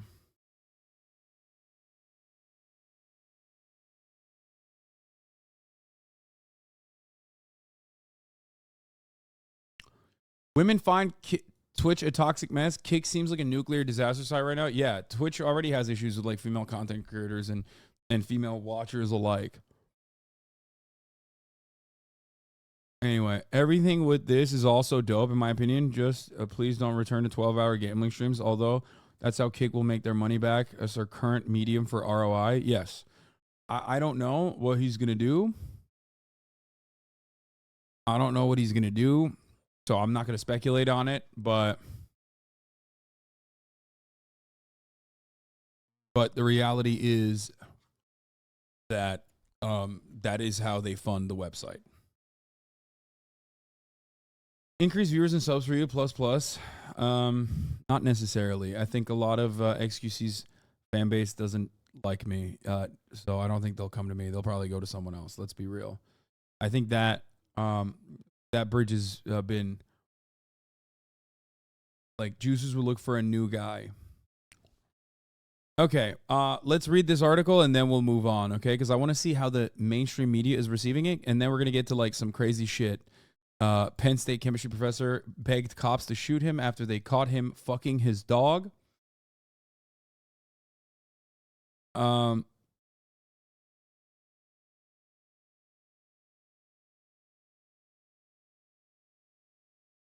One of Twitch's most popular streamers said on Friday he was joining a rival streaming platform, Kick, in a significant blow to the Amazon-owned site and a sign of its increasingly strained relationship with content creators. Felix Lengyel, a Canadian online known as xQc, the Lion of Level, is signing a 2-year, roughly $70 million contract with incentives that could push the total to about $100 million, said his agent Ryan Morrison. Mr. Lengyel's deal, about as large as the 2-year contract extension signed by Los Angeles Lakers LeBron James last year, could shake up the economics of the online entertainment world. This is more than most professional athletes and megastars, Mr. Morrison said. It is one of the highest deals in entertainment, period. Mr. Lengyel, 27, chats with fans, hosts reality shows, and broadcasts himself playing video games. He has become a star in the live streaming world with nearly 12 million followers and the ability to attract tens of thousands of viewers at any given time. By some metrics, he's the most popular Twitch streamer. Kick is allowing me to try and do things I haven't been able to do before, Mr. Lengyel said in a statement. I'm extremely excited to take this opportunity and maximize it into new creative and fresh ideas over the coming years. Top live stream personalities can earn millions of dollars and attract communities of loyal viewers by broadcasting their content, but a number of them have left Twitch in recent years, attracted by lucrative deals from other platforms like YouTube, and some streamers have complained that Twitch has become less responsive to its online community and more focused on profitability than keeping streamers happy.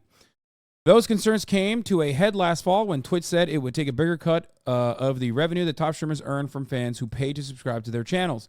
Twitch altered that policy this week and rolled back a recent change restricting the kinds of advertisements that streamers could show during their broadcasts. Kick, a streaming platform backed by online gambling and gambling sites in Australia like EasyGo Gaming and Stake.com, an online casino, was launched this year and is emphasizing its streamer-friendly policies. See, this is for all of the knowledgeable parties who have eyeballs in the space. This kind of stuff is going to draw more attention. Yeah, I think the Eddie guy is Australian. It takes only 5% of streamers' earnings from subscriptions compared with the 50% cut that Twitch takes. As a startup, Kick is prepared to operate at a loss, said Ed Craven, the company's chief executive. How big of a loss? Well, a couple $100 million of a loss to begin with. Mr. Lengyel will be expected to primarily produce content for Kick, but he will not be locked into an exclusive contract with the site and could pop up on YouTube or TikTok occasionally. Mr. Craven said Mr. Lengyel still plans to appear on Twitch, though not nearly as often as he did before signing the deal with Kick. Kick is averaging 110,000 live streams a day, still dwarfed by Twitch's 7 million monthly streamers and 31. Didn't he say it was already profitable? Yeah, but they can lie.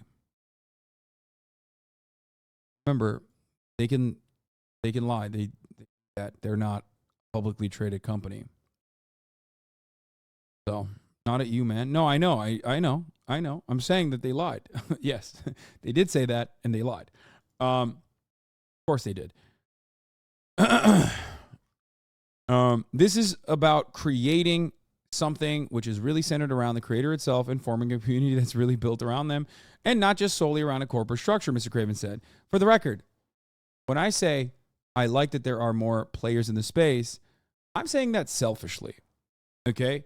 I do not believe that Kick genuinely cares about creating a competitor because, like, the people there are just, like, big streaming fans or something. I don't believe that. I think that they still, of course, ultimately want a return on that investment because Kick itself is a constantly growing marketing platform for Stake, the online gambling casino. So make no mistake, I think the ROI comes from that. No different in many respects, and actually a better deal for Kick and Stake to give $100 million to xQc than to give $100 million to Drake, because Drake ultimately is not a streamer. Drake is bringing in mainstream eyeballs, but they are not going to be loyal gamblers in the same way that xQc's fan base will be if he gambles on the platform regularly, or even if he doesn't gamble on the platform and then, you know, he's bringing eyeballs to the platform and the other top content creators are gambling on the platform, which they will inevitably trickle down to, right? So this is about creating something which is really centered around the creator itself and forming communities really built around them. We don't feel like we really have that right to dip into your pockets and take a split of that. This is, in many respects, Twitch's fault. Not because they banned gambling, but because they keep giving other competitors an opportunity to have these kinds of PR moments. They can get this puff piece. They can get this kind of puff piece because these are puff pieces built on the backs of Twitch's mistakes. Okay? Twitch became too comfortable as the monopoly in the live streaming space, and they started making decisions that would maximize or at least make the company more profitable from Amazon's eyes, and this is the consequence of that. HasanAbi, you should go to Kick. It's more easy to laugh at you there instead of coming on to Twitch, says Synapse Kick. My friend, I welcome you to the broadcast, number one. Number two, I don't even have it in me to fucking make fun of this guy. No, you're right. Like, that's good, man. No, I'm happy for you. If this makes you happy, I hope, you know, you're doing all right. Like, I can't imagine ever fucking traveling to a different platform to shit on someone in a moment of celebration, supposedly. Like, you should be at Kick right now celebrating your favorite content creator going there or something. Like, why are you here? You know what I mean? Doesn't that spell that you're sad? Like, really fucking sad?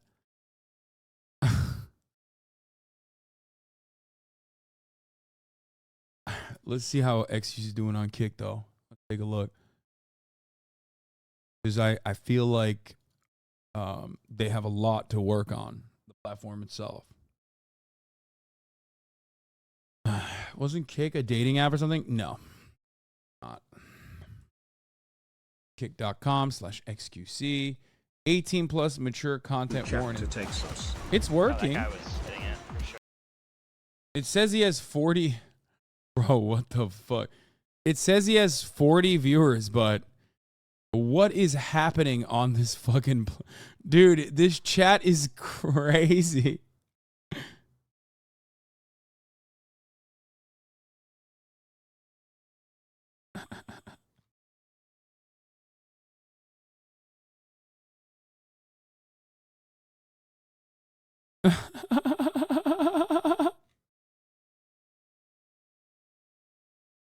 What the fuck?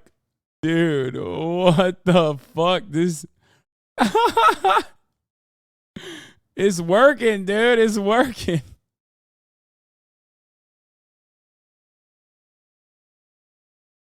What? Why is everybody spamming fucking emoji angry? What is that?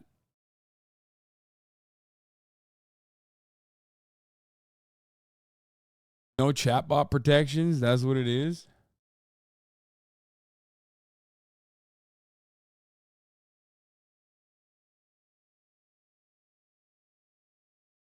Anyway.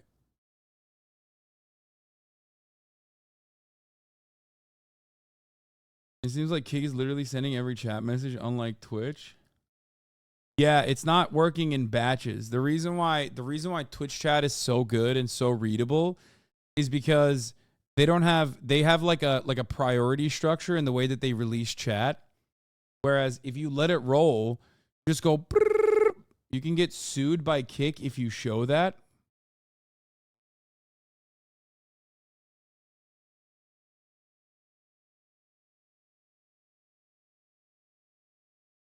For what? I love when 12-year-old lawyers in the chat, youngest minds in law school.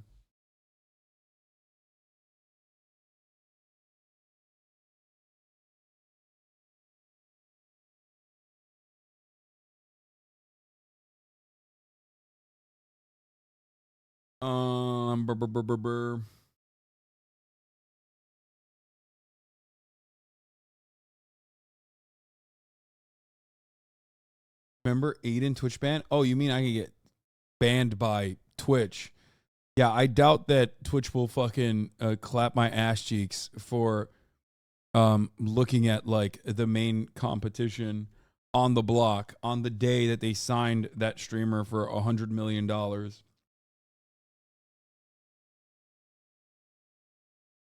I don't think Twitch cares.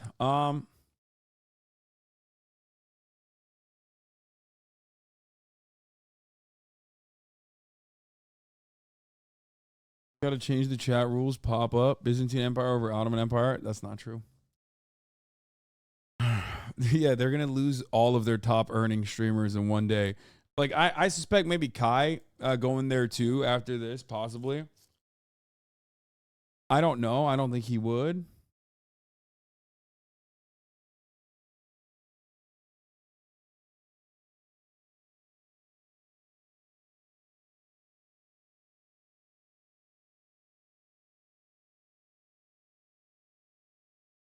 I don't know if I don't think Kai will leave.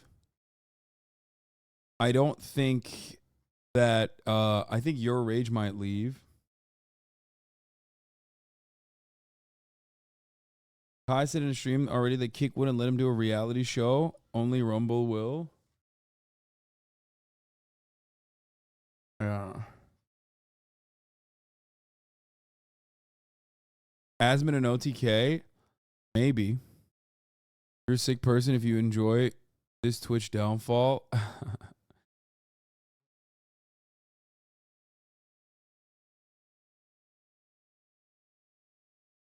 The bags are never going to be as big as they are right now. They got to take the bag right now. Yeah.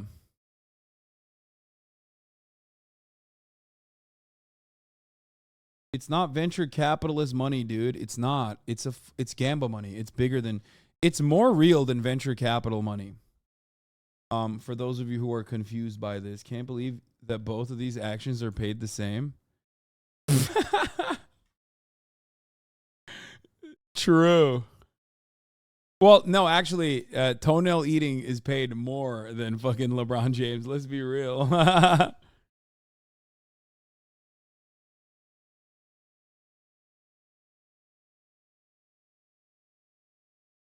Ninja got 50 million for... Ninja got 50 million from this ugly son of a bitch is making more than LeBron James, and basically you are fucking stupid. How? Just watch the free video.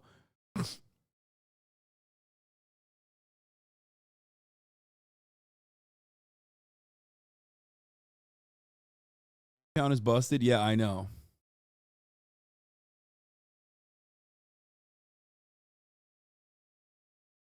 Kai seems like he genuinely cares about having the largest possible audience, so I don't see him going to Kick. Rage is 100% leaving, though, either to Rumble or Kick. He said he cares about the bag. Kai also has the mainstream recognition, and I think he gets that. Kai is very smart.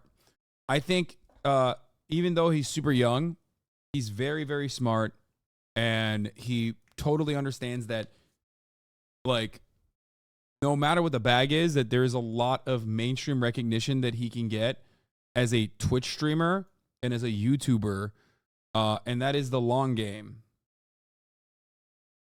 Sure about that? Yeah, I am sure about that. Hope Harder Lamau says Ooga Booga Squad. Really? Everyone will move enough for enough money. They don't care. They care about money. Cope Harder Lamau. Okay. I don't know if you know this, but like this doesn't mean Kai is going to be broke, dumbass. It just means that in the long run, for his long-term career sustainability, staying on Twitch is probably a good idea for him. Why am I arguing with Ooga Booga Squad? What the fuck is wrong with me?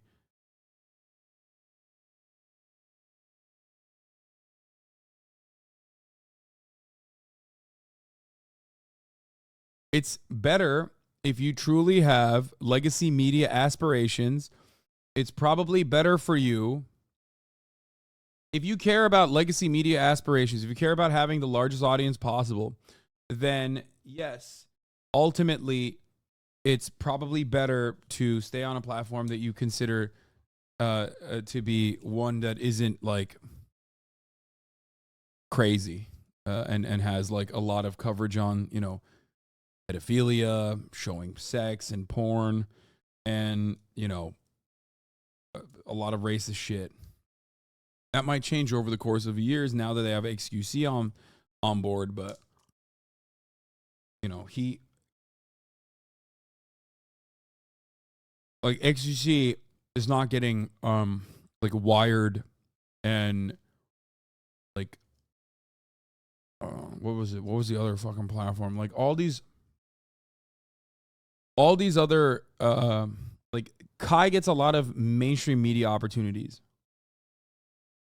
that someone like xQc won't get because he's just like a straight goblin who is in it for just streaming. You know what I mean?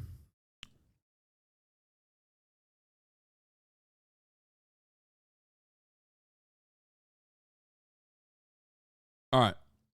Let's move on from this shit and let's get to breaking news. The Department of Justice finds Minneapolis police used excessive force and racial discrimination. I'm so shocked. On May 25th, 2020, George Floyd was killed at the hands of a law enforcement officer who was sworn to protect him.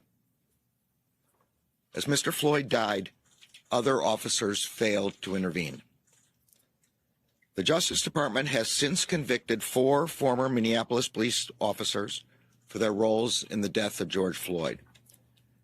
As I told George Floyd's family this morning, his death has had an irrevocable impact on the Minneapolis community, on our country, and on the world. His loss is still felt deeply by those who loved and knew him, and by many who did not. George Floyd should be alive today.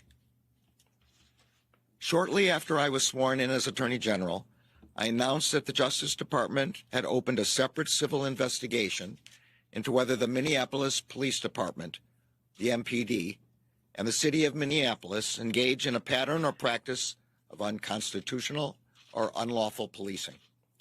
I am here today to announce the findings of that investigation. I am also announcing that the Justice Department, the city of Minneapolis, and the MPD I did everything have right, agreed and they in principle to indicted me. negotiate towards a consent decree. Sorry.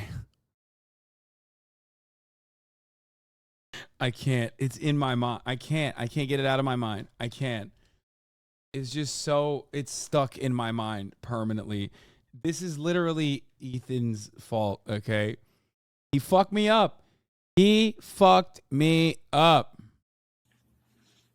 Since opening the investigation, the Justice Department has engaged in a comprehensive review of MPD's policies, training, supervision, and use of force investigations. Our review focused on MPD as a whole, not on the actions of any individual officer.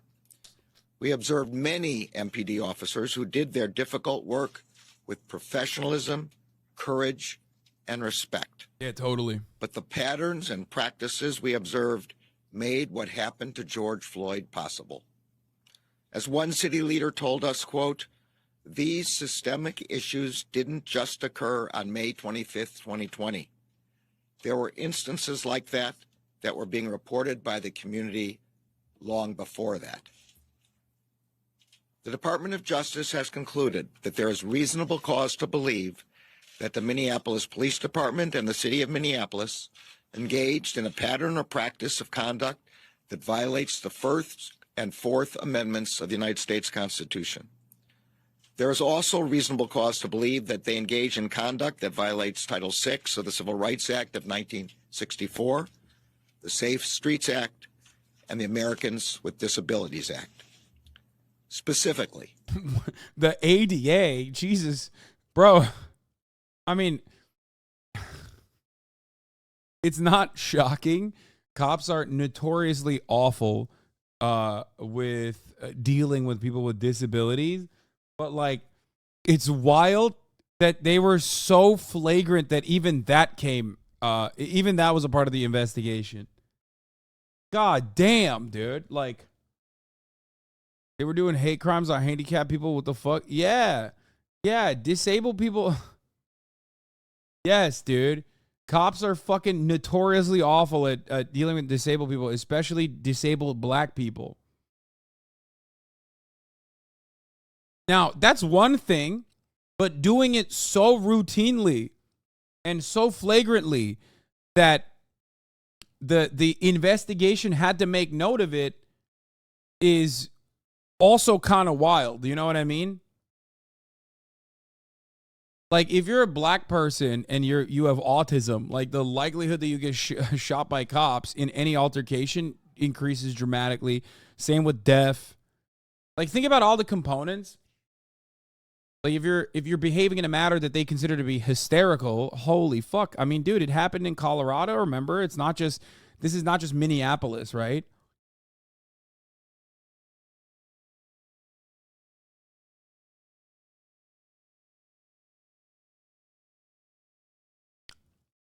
If you're having a panic attack, holy shit, holy moly, you know?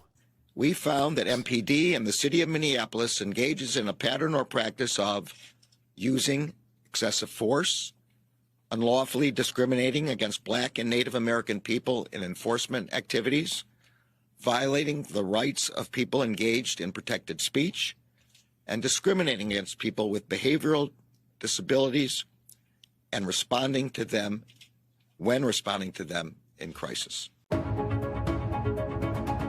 Yeah.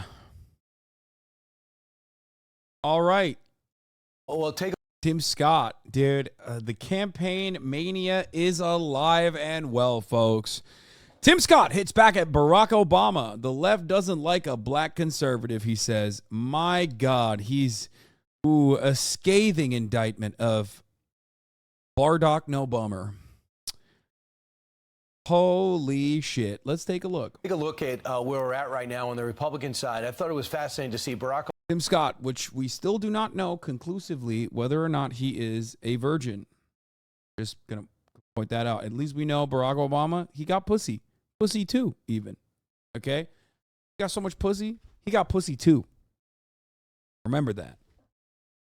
Tim Scott, on the other hand, doesn't even have pussy one. Okay? Possibly, allegedly. Let's continue. Obama takes some time with David Axelrod on his podcast to take shots at Senator Tim Scott.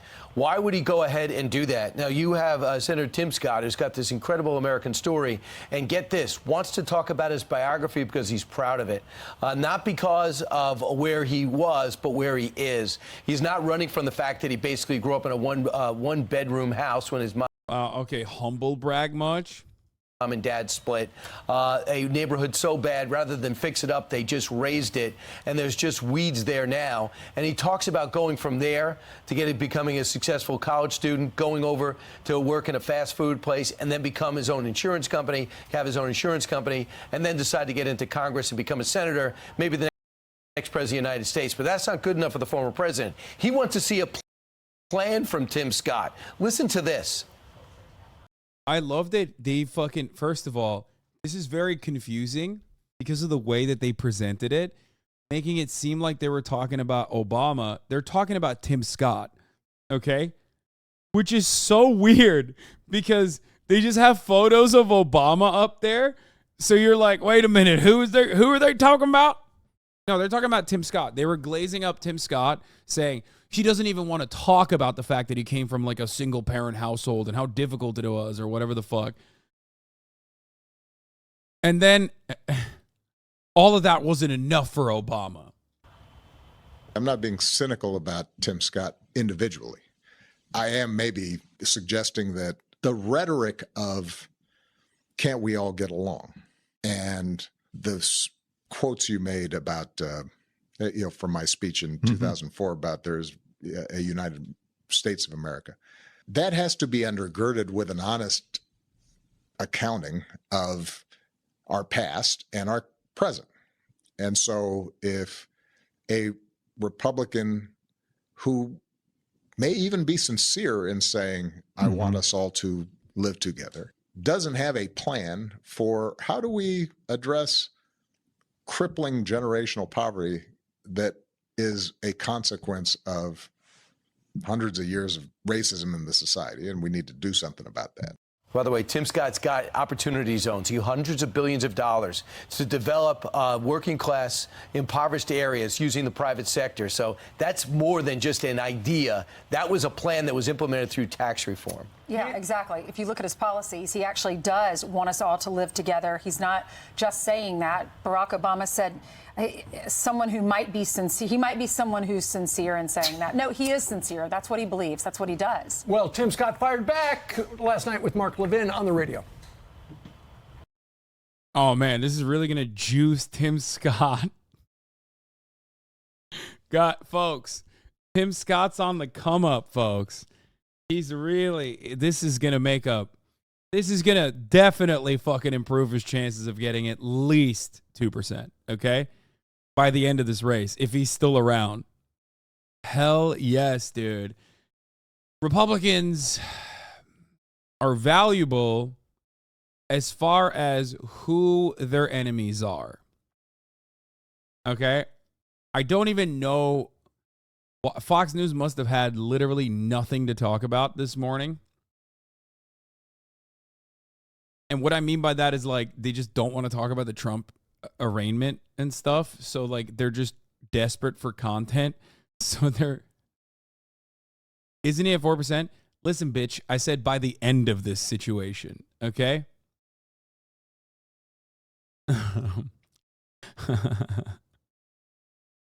They're just very desperately trying to cut content that isn't about the arraignment and the obvious, which is, of course, I did everything right and they indicted me. You know, so they're looking for anything and everything they can. They're like, ooh, a lot of drama coming out of Iowa right now as Tim Scott has decided to fire back at Barack Obama. Let's hear what he had to say, dude. Let's hear the scathing response. On the radio. He missed a softball moving at slow speed with a big bat. You can't miss this opportunity. And I will tell you, the one thing the far left does not want a black person to be in this country is a conservative. It is Dude, he fucking did it, dude. He did it. He did the thing. He's so sick. He's so nice with it. Damn, dude. My boy Tim popping off, brother. God damn, he's so good. Dude, the momentum is real, okay? It is so fucking real. He is so popping. Holy sheesh, okay? Sheesh.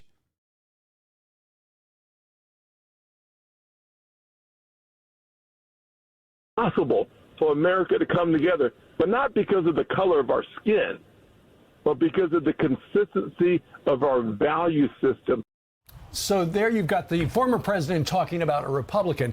Earlier, and we talked about how we had the Miami mayor on about an hour and 15 minutes ago. Here he is talking about ultimately what he wants is he doesn't want anybody to be anybody's vice president. He wants to be at the top of the ticket.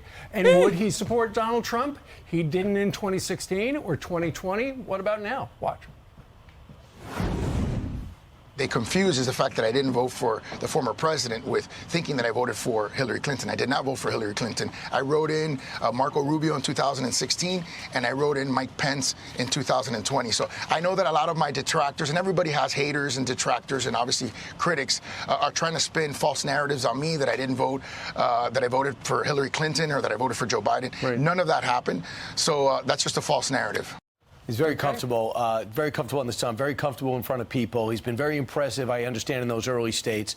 I know Kellyanne Conway's really impressed with his skill set and has been even maybe formally, maybe informally advising him. I'm not sure. But he looks at her as somewhat of a mentor-type relationship. And just on the Tim Scott situation, like The View, that's a gift. If you want to stand out in the crowd, have The View talk about you. Then you respond. Then the whole country's talking. Barack Obama at a podcast looked at that and said, yeah, I got a problem with Tim Scott. And here's my problem. Making everybody run to Tim Scott and say, what are you going to say about that? Yesterday, he was with Condoleezza Rice on the West Coast. So this is what you need. If you're a candidate, and I remember Ben Carson saying, please attack me when he was on stage because he wants to be controversial because it brings more. Dude, I swear to God, my man literally is so far off the fucking Trump train. Brian Kilme is literally like, please, anyone and everyone that is not Trump. He's so far off the fucking Trump train that he's glazing up Timothy, dude. Get the fuck, while also simultaneously talking about Ben Carson, another example of a profoundly successful Republican runner-up there. Holy fuck, he's just like, please kill me, is what he's saying. He's saying, please, I'm on my knees. Brian Kill Me is my name. Please, anyone but Donald Trump. I'm exaggerating, but it is pretty obvious to me, since he did that fucking Ron DeSantis interview, that, you know, since he threw that baseball back and forth with little Rhonda, he's just been popping on this, okay? More attention. So that could help him if Tim Scott walks through the opening, and it seems like he is with Mark Levin last night. I'm Steve Ducey. I'm Brian Kill. There's definitely conflict between Steve Ducey and Brian Kill Me.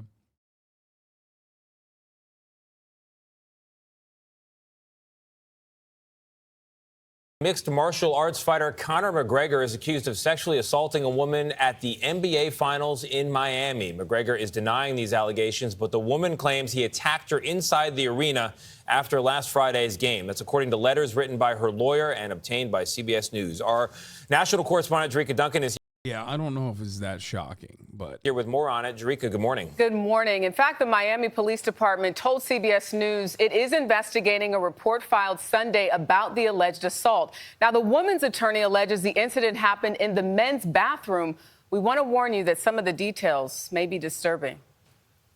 On Friday, June 9th, you can see former UFC fighter Conor McGregor sitting courtside in Miami. Days later, in letters sent to the NBA, the Heat, and McGregor's representatives, attorney Ariel Mitchell says her this isn't Fox, man. Since when does Fox care about rape victims? We're not talking. This isn't Fox. It's CBS Mornings. It's like literally right there. Client was violent. But I can see Fox covering this too, if they run out of content. Sexually assaulted in a men's bathroom at the arena by McGregor. At one point, the alleged victim says he aggressively kissed her before attempting to force her to do multiple sex acts. The letters accuse the NBA and Miami Heat security of separating the woman from her friend, leaving her trapped inside the men's restroom with McGregor video? and his security guard. The lawyer says her client escaped by continuously elbowing McGregor. What the fuck, dude? How's this motherfucker gonna fight? Well, I guess the UFC doesn't give a shit about that, but video shows bathroom interaction. What the fuck? That's Conor McGregor.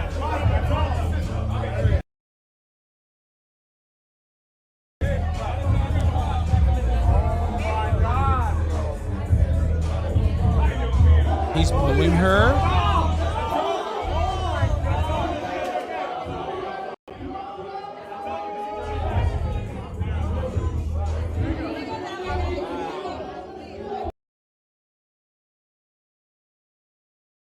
TMZ Sports has nothing to do with sports. I mean, yeah, that's TMZ. What the fuck?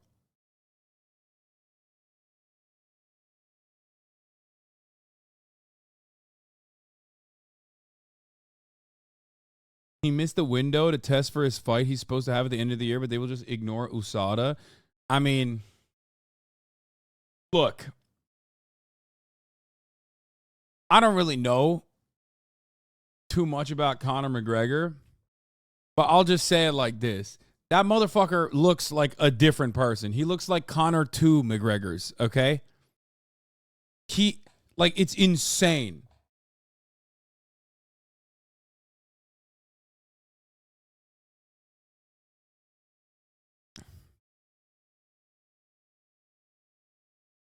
Like he looks like he's 2 of the former Conor McGregor.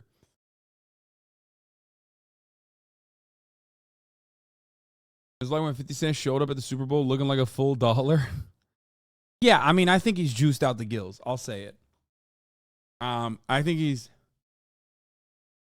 juiced out the fucking gills. And this video looks pretty fucking awful. Wild that like the security was also playing a role in like blocking out the bathroom. Like, what the fuck are they doing?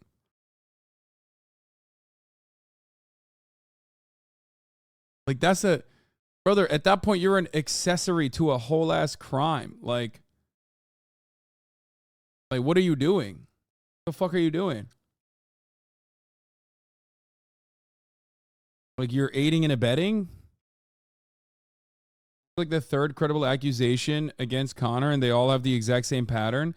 McGregor has not been charged with a crime following the usual protocol in criminal investigations in Ireland and much of Europe, where a formal charge does not necessarily follow an arrest.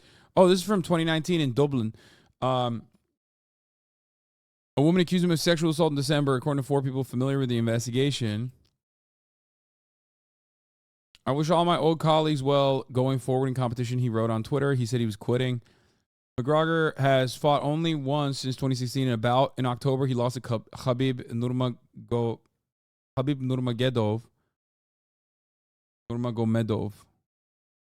Khabib. And he previously announced a retirement only to come back. Yeah, Conor McDouble. The woman making the allegation said it occurred at the Beacon Hotel, an establishment attached to his business park on the edge of Dublin. There's little to suggest it would be a haunt for one of Ireland's best-known sports figures, a multimillionaire with a loyal global fan base. McGregor is an occasional guest there, usually booking its sole penthouse room. The Irish news media have reported on the case since news of the assault broke last year, but without naming McGregor, laws in Ireland restrict the news media from identifying individuals charged with rape unless they're convicted, which has not happened in this case. Released without charge. Investigations are ongoing. Is this the same game where he knocked out a Miami Heat mascot and sent him to the hospital? Yeah, that one didn't seem like it was... I didn't really understand that one because that one was like a bit, right?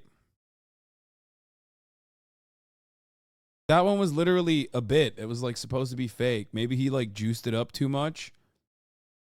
And then he actually ended up hitting the person, so he had to like go to the hospital or something.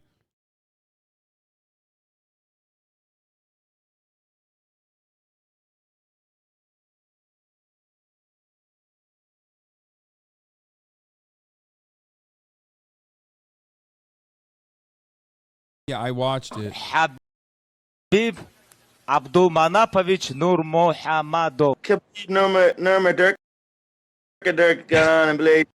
Oh my God, he deserves getting his shit pushed in by Nurmohamadov. Nurmohamadov.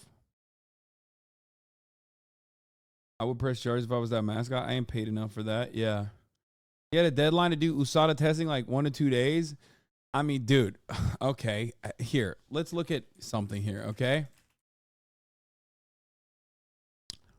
let's look at. This was Conor McGregor, okay, in peak physical fighting form. This is what Conor McGregor looks like now, okay? Now, obviously, he probably has to cut some weight.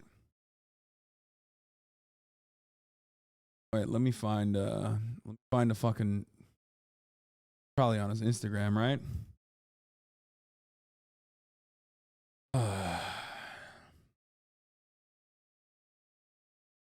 He's in a different weight class now.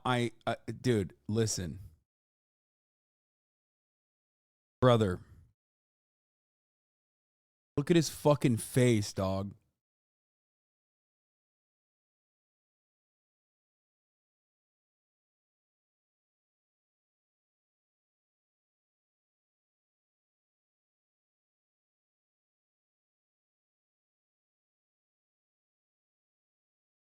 Gotta be more. This is from 14 weeks ago. Look at him.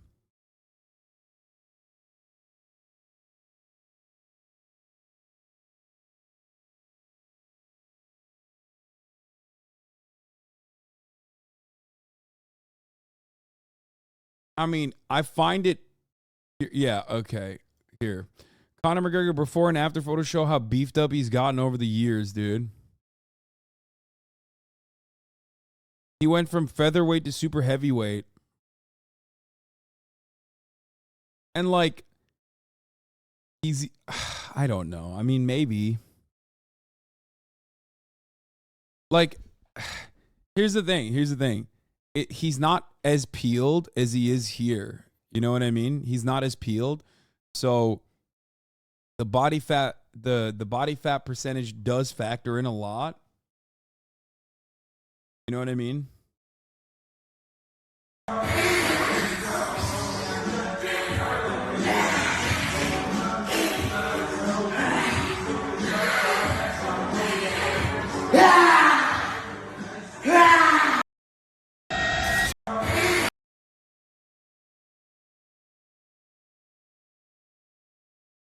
Dude, I've seen videos of him wearing like suits and shit. I hadn't actually seen him completely shirtless, but videos in the videos of him in his like suit jacket made me immediately go, he's juicing 100%.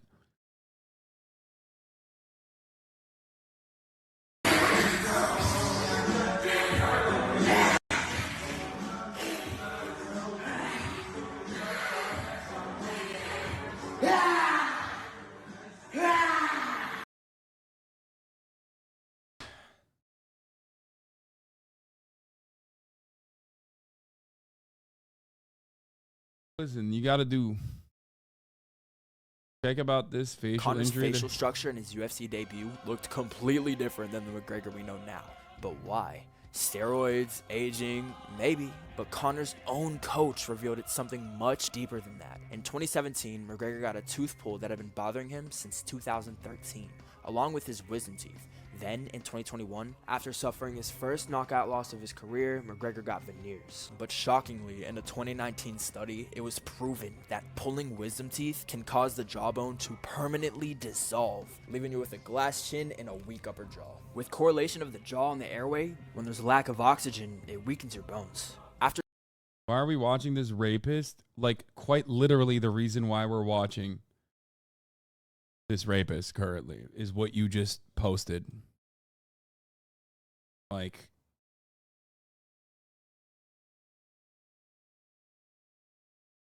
so odd. Like, you linked literally just like, what do you think this is, bro? Yeah, it seems very much to me like the Zac Efron jaw.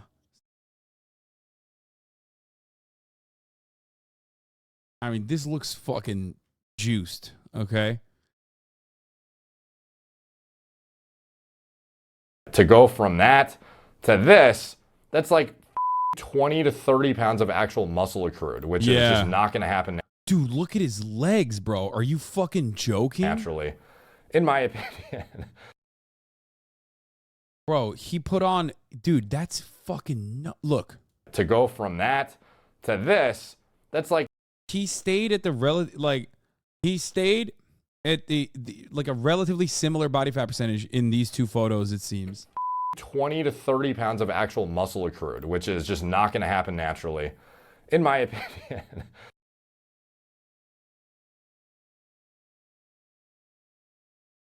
What's up, guys? Derek, moreplates.com. Today we are talking about the freshly shaven, nearly unrecognizable Boeing 747 latissimus dorsi spread barn door back and a half of a fucking human, Conor, the notorious McGregor, bro. He is a transformed human, seemingly unrecognizable. Like, what? Yeah, his face just looks so different, dude. What the fuck am I even looking at? This is like, he literally looks like Dorian Yates reincarnate, bro, from like years ago.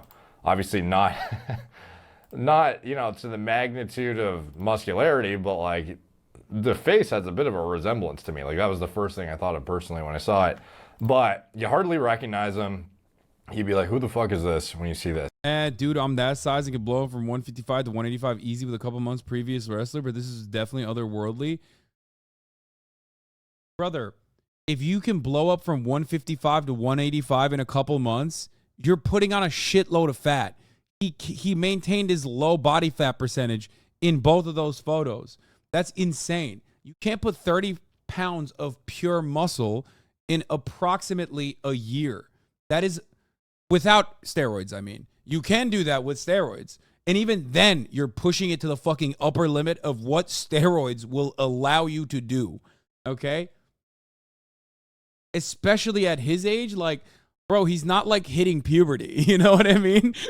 Like, there's a limit. Like, you don't peak until 35. Men don't peak until they're 35. That is at least like the scientific consensus on the matter. But still,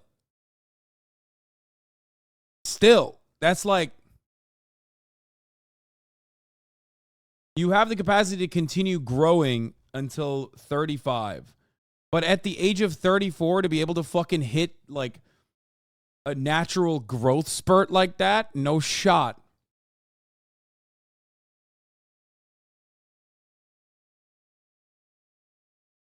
That's this big chin, goddamn, what's that guy? Crimson Chin. This guy is looking much different in the past few months, especially with the fresh shave and some of these new photos he's dropping of his absurd physique. Like, this is, again, it's not like he's ever been not jacked by normal person standards, but he has taken on, you know, he's going to come in at 170 next time he fights, supposedly, and this is representative of that, apparently. Now, he has made multiple posts about it. Like, this is the sauciest I've ever. Not peeled. Brother, the body fat percentage difference between this photo and the prior photo that they showed, that More Plays, More Dates showed, is like marginal. Maybe 1 to 2% body fat. Ever seen him look in my life, personally. And he posted a shot of him at, you know, when he was weighing in at 145, 155, and then 170 ? And since deleted the post. Why exactly? I don't know. But obviously he didn't delete the post of him showing off the physique. Here he is, father-son work. And he is like these quads. He is an athlete, different breed. No one can explain Michael Phelps' physique. Okay, that's the level of copium you're on is unimaginable. If Michael Phelps put on 35 pounds of muscle in like a year after recovering from like a gruesome injury, everyone would be like, oh, he's juicing. Like, that's crazy. Especially to me, like, again, this photo is almost suspiciously photoshopped, seemingly. Like, that's how cranked this guy looks right now relative to what I believe he's now. Bro, his quads picked up like 3 inches, dude. What are you talking about? Like, that's like, he already had big ass quads, but it looks like his quads grew by 3 inches in diameter. Get the fuck out of here, dude. Naturally capable of. So either he is almost certainly taking something right now, while, again, he's not being tested by USADA, so there is absolutely the most incentive ever for him when he is, you know, creeping into his mid-30s, has to make a dramatic comeback. This is his last shot to do it, essentially coming off of a brutal injury where you would probably be taking. It's funny because, like, these are the same people who would say, like, Liver King is natty. You know what I mean? And we know that wasn't true. Certain things in order to expedite your recovery and make sure you come back with enhanced infrastructure to. Casey Vitor gained 63 pounds of muscle in 28 days. Wait, what? What? 63 pounds of muscle in 28 days? What?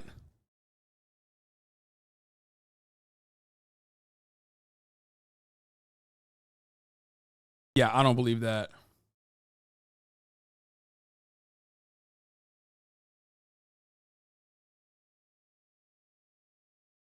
That's not real. There's no shot that that's real. The first subject, Casey Viator, gained 63 pounds of muscle in 28 days, and the second, Arthur Jones, gained 15 pounds in 22 days. Also, this is titled like the Colorado experiment is titled in a way where it looks like a failed CIA project or something.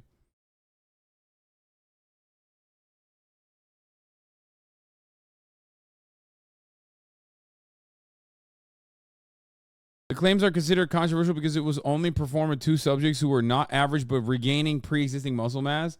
No, it doesn't matter.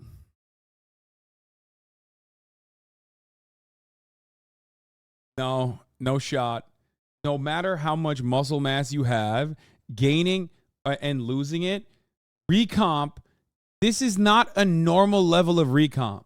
You cannot do recomp in 28 days with 63 pounds of muscle. I know you can regain muscle way faster. Jesus Christ, dude. I've literally gone through it. I've been going through it for the past 2 fucking years, brother. I know. Please, man. I work out a lot. Like, the before and after, it's crazy. What?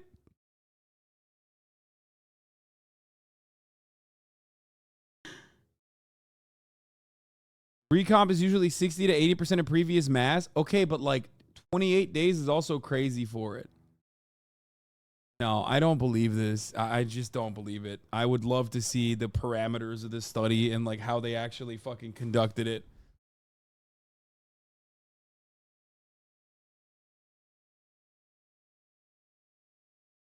I mean, I can imagine there's some secret rich person gene therapy that could do it. What?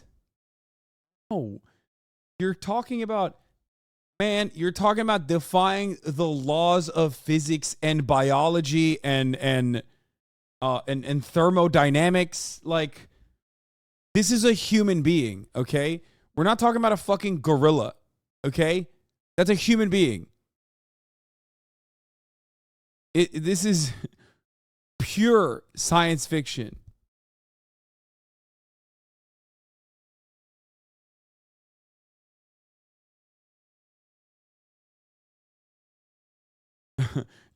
And by the way, I'm saying this with, like, while also factoring in an incredible stack, like the most unimaginable stack of all time. 28 days for 63 pounds of pure muscle, no matter how much weight you lost, is literally impossible. I do not believe it. I don't. I immediately am saying, without even knowing anything else, I'm immediately saying no. Okay? 68 pounds of recomposition, 68 pounds of pure muscle in recomposition over the course of a year is actually, you know, with a solid ass stack, is maybe doable.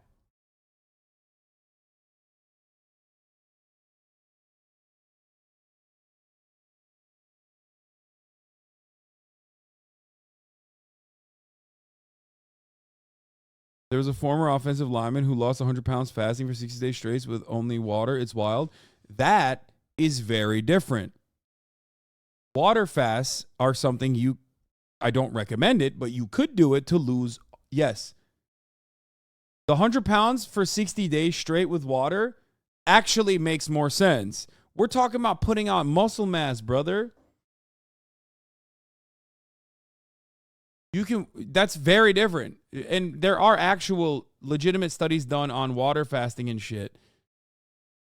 You're talking about losing muscle mass and losing fat is significantly easier than putting on pure muscle.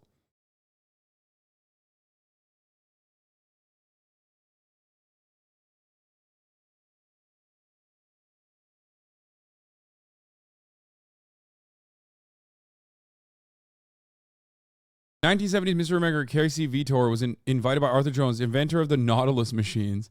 Oh. Okay. To participate in what was to be known as the Colorado experiment. The primary purpose was to prove or disprove the efficacy of the pure Nautilus training in developing a champion physique. This study was performed at a time where the vast majority of amateur and professional bodybuilders developed their physiques through traditional workouts involving the use of barbells, dumbbells, and cable equipment.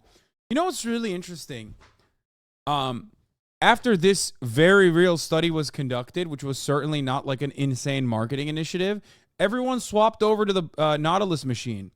That's right. Oh, wait, no, they still use literally those equipments. If they only knew, if the entirety of the bodybuilding community, if they only knew that the Nautilus machine was right there with 12 fucking workouts, with 12 high intensity workouts, you could gain 68 pounds of muscle mass in recomposition over the course of 28 days, man. That's crazy. That's crazy. If they only knew that at the top of the hour there's a 3-minute ad break that is avoidable with a $5 a month subscription or a free one in the form of a Twitch Prime. Now, of course, if you don't have both of those things, you can still avoid the top of the hour ad break. That is by getting gifted a sub. It's only something you can do if you're lucky. But, if you're lucky, you can get gifted a sub and avoid the top of the hour ad break that way. Here's the 3-minute ad break now. Google Colorado experiment. All you get is bodybuilding websites. Yeah. Dude. I'm going to send this to Jeff Nippard. I want to see what he has to say about this. I feel like... I love that. Look, I love the bodybuilding community so much for exactly this reason.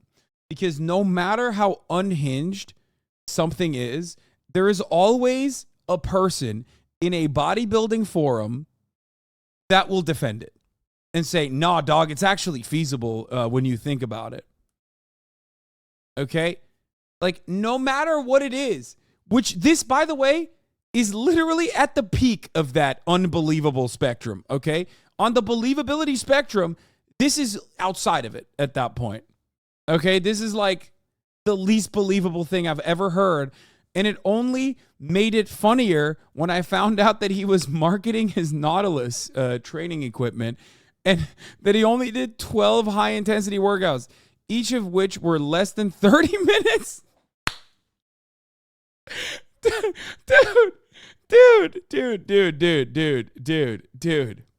Dude.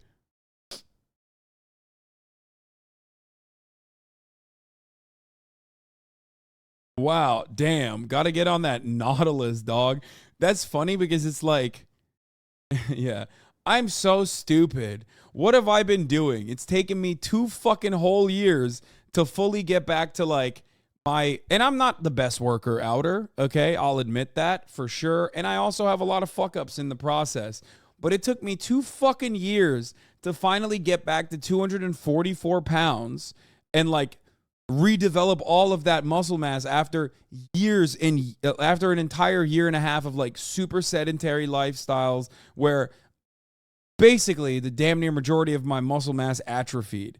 Yeah, if only I knew the Nautilus machine existed, I could have gotten it back over the course of fucking 28 days? Come on now. This shit is incredibly difficult, which is why you will always see someone like myself, no matter what my opinions are, okay? No matter what my opinions are, I always respect people that put a lot of effort and initiative and a lot of energy into their bodies, okay? Because I know how hard that shit is. It's so fucking hard. It comes relatively easy to some people, but in order to get to this, you got to put a lot of effort, a lot of consistency. Healthy ways are incredibly hard. How did the McGregor rape accusation derail into this? Because we already know, we've already made up our minds about Conor McGregor being a piece of shit and possibly, allegedly, a rapist. But there are still people in the chat who don't believe that he might be juiced out the fucking gills. To support avoiding injury in the future, proofing yourself, so to speak, and just getting yourself battle ready again when you know you aren't subject to testing. And again, he only has to be tested for 6 months up to his fight if he wants to enter the pool again. And that is not even guaranteed. There is a statement by USADA. Once UFC athletes are enrolled in the testing program, they are subject to testing even when they are not competing, unless they notify the UFC of their retirement, their contract is terminated, or they are otherwise removed from the program. So Conor isn't in the program, presumably, because he hasn't been tested in over a year and a half, essentially, at this point. It's about a year. I forget exactly the amount of months, but it's like, 15 months or something. If an athlete returns to the UFC, he or she must remain in the USADA testing pool for 6 months before being allowed to compete. Similar to the WADA rules, The UFC may grant an exemption to the 6-month written notice rule in exceptional circumstances or where strict application of this rule would be manifestly unfair to the athlete. But in both cases, according to UFC rules, under the UFC rules, the athlete must provide at least 2 negative samples before returning to competition. We do not comment on the status of any particular athlete's test panel. So not making any specific comments about Conor, but has to, at minimum, be tested for 6 months, at least 2 test samples during those 6 months. But there are exceptions to the rule, and yeah, I can't wait for the USADA clearance to not come, and then Conor McGregor says like, "Oh man, I was just like eating something, and it seems like it had HGH in it, like nuclear doses of it." It's so strange how that happened. That's always, bro. It's always like that. They'll be like, "Oh, dude, I had a big whoopsie." And the burrito that I was having every day happened to be made with like steroid horse meat. What? How did that happen, dude? Oh, what? That's crazy. or tainted supplements is another fave, another classic. Okay. Yeah. Oh, I was just taking subs and it seems like this supplement had real steroids in it. I have no idea how that happened. That's crazy. The exceptions are when Dana White decides USADA is cucked harder than Sneeko. Yes, and Dana White probably likes this. Dana White probably likes how much money he's going to make off of like a Conor McGregor return story.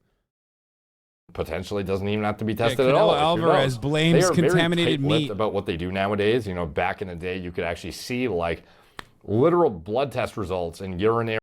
Dog. For Clen? What the fuck? He wasn't even doing something sick. He was doing Clen?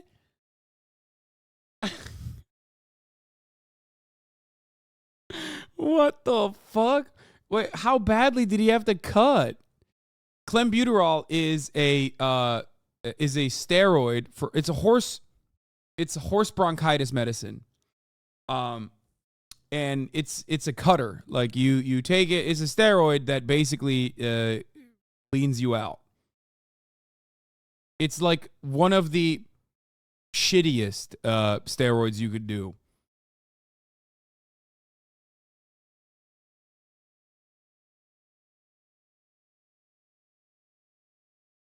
It's not horse pace. It's, of course, you would know horse son. No, that's for sure Mexican meat, bro. Yeah, totally.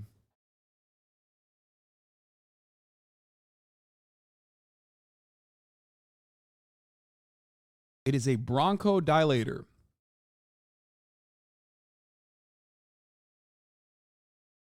I was taking dick pills is another common one. What is this? Cumin? Is this your lawyer dog? First of all, he's right. Cumin is fire. What do you mean?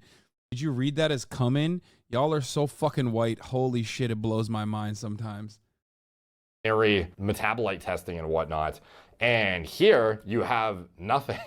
Just like, this is what our general stance is on testing. If somebody pulls out of the agent says, Clint, isn't a steroid just a bronchodilator? I mean, it's a performance enhancing drug. Bronchodilators are beta-2 agonists, not steroids, dickhead. Okay, so why was he popped for it? It's a steroid in the same way that like it's colloquially known as a steroid because it's a performance enhancing drug. And as far as steroids goes, it's the lamest, it's one of the lamer ones. Corticosteroids is still steroids. They are not anabolic steroids. Because it's flagged, not all PEDs are roids.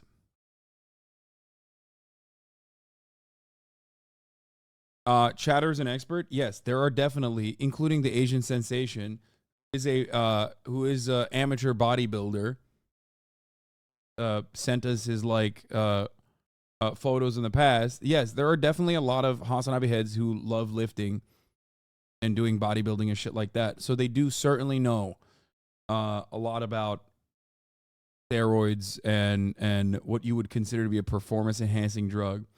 Anyway, Conor McGregor, on the other hand, I believe most of you will agree with me on that, is definitely awesome shit. The Okay? pool goes back into the pool, but no commentary on Conor McGregor's situation, how much he's being tested, why is he not subject to scrutinous testing, what's going to happen if he enters the pool again, how intensely is he going to be tested, what is he going to be tested for, are there, extreme circumstances in which he'd be exempt and he can just show up sauce to the gills? Like, what is going on here with this guy? Because he is, everyone is wondering, like, why hasn't this guy been drug tested? And then, people talk about his injury, getting out of the pool, et cetera, but he has impending plans to come back to the UFC and make a statement. And this does not look representative of... Why don't you say that to his face in an Irish accent? Do you think I would ever claim that I could beat Conor McGregor? Like, what does that prove? Conor McGregor would wipe me 100%. Like, I'm not some fucking idiot that would ever claim otherwise. Don't be ridiculous. Luckily, I never have to say that to his face in an Irish accent. It would be pretty funny if I could, but I wouldn't do that because I don't want to get fucking concussed. Because he is out of his fucking mind. I took time off and I'm focusing on, building my physique back to, be fight ready. Like, he has never looked, in my opinion, resembled this in this dramatic of a fashion. So, like, this is almost to the point where I would think the picture is fake. Like, that's how juicy this guy looks. So, again, even in the past, though, it's not like there was certainty around if he's used hormones or anything, but like when you're not even passing the eye test, like the fucking smell test where you just look at a guy and it's like, damn, the dramatic before and after difference when you're a well-trained individual who's been in the gym for fucking years. Now, again, maybe not trying to gain copious amounts of weight, but again, like the lean mass he has packed on in this picture, the quad sweep, like this guy might as well become a fucking IFBB pro, dude. Like, not really, but I mean, like, this is impressive, especially with his, like, fucked up leg, too. Like, to look like this, these are impressive quads to the point that they're suspect as hell and, like, potentially even photoshopped. I don't know for sure, but it's, like, one of two things. Either sauce. I mean, it's lighting for sure. Lighting is doing wonders, as everybody knows. Anyone who's ever taken a fucking sexy shirtless photo of themselves knows lighting is huge, okay? But not that huge, okay? Not that huge. What the fuck is that? That's crazy. That's a crazy quad muscle, dude. Or Photoshop, in my opinion. I don't know. It's tough, though. I can't imagine this being a snapshot that was legitimate. Under those two circumstances, not one of them being applicable. So the comments here. House AF by yours truly. Flame emoji. Good engagement. Who the fook is that guy? Someone call USADA. Dude built like that Iron Man prototype suit Tony Stark built in the cave. Bro. Someone call USADA. Yeah, literally. What the fuck's going on? How did his face muscles grow so much? Oh, is fucking jacked. Looking like a war machine, ready to send people to Valhalla. Who the fuck is this guy? USADA licking their lips, LOL. Are they, though? Shed up, you fool fake. What? Dana says a lot of things. I don't mean it like UFC own USADA like a company. Okay, anyway. Them steroids look good on you, my man. Stay juiced. 1,000,000% on the juice. So he looks sick, by the way. Like, this is awesome physique transformation, but I don't even see it reflected in his other shots during his training. Like, is this around that time? Shit hot everywhere. The real goat. There's not a place I'm not great. Like, presumably these are recent, or else he wouldn't be posting them. He wouldn't be posting super old training footage, I imagine. And he does not resemble what he is showing in the video. So that's where I kind of lean towards the Photoshop potentially. Like, this is a really wild before and after. Like, this was some difference this guy posted. This is like, a more realistic shot, in my opinion. Now, how recent is this or how old? Even there, he looks like even there, he looks a lot different. Old is this? I don't actually know. But to go from that to this, that's like fucking 20 to 30 pounds of actual that muscle is insane. accrued, which is just not going to happen naturally, in my opinion. Like, that's look at his face, dude. Look at his face. Look at his fucking face. Look at his face here. Motherfuckers never cut weight in their lives, and you can tell. Sada loves doing surprise visits for everyone but the prize child. To be fair, he isn't cutting for a fight. Most fighters sit 40 plus above their class. So this is a 45-minute of a motherfucker Myron. Send the link. Motherfuckers never cut weight in their lives, and you can tell. Nice Bathroom is the most surprising person that I thought would be on the fucking Conor is not on cycling camp. That's wild. Nah, he's on roids. Okay. I'm gonna say, come on, brother. he's on a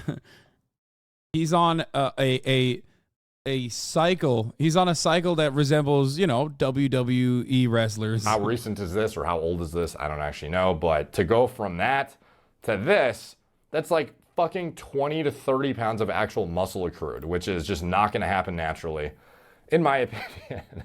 So again, for him, stoked to see his return. I do hope he returns to the cage, but wild to see the metamorphosis and some of these photos come out. I don't think they're representative of his actual physique, though. Let's be honest. Even if he's on gear, I don't think it's representative of his actual physique. Like, these are newbie, like, hyper responder type steroid gains if he was to actually be looking like this right now. So anyways, I was gonna say, even like, as far as like steroid usage, even on steroid usage, that's like, those numbers are crazy. He is digging the fresh shave. He's rocking it in multiple photos here. He is, okay, the rest of this video has got to be fucking through the doors, bro. I'm that wide. But again, it's not representative of what he actually looks like in my. Oh, anyway. Bro, Hasan, why is this 100% your style? This is the Hot Boy's Guide to Dressing Nice. If you're not a hot boy, keep scrolling. It's not for you. You're going to want to achieve the 40-20-20 rule. That's 40% gay, 20% homeless, and 20% recovered addict. 20%. Bro, this dude looks like he says I'm a pedophile on Twitter and like is a big fan of like edgy content creators. Homeless, just throw on something thrifted or old. 20% recovered addict. What do all addicts like? Cardigan. Now you gotta make it a little more gay. What's the gayest accessory you can rock? Prada women's choker. But it's just not gay enough still. Silene mesh tank for the boys.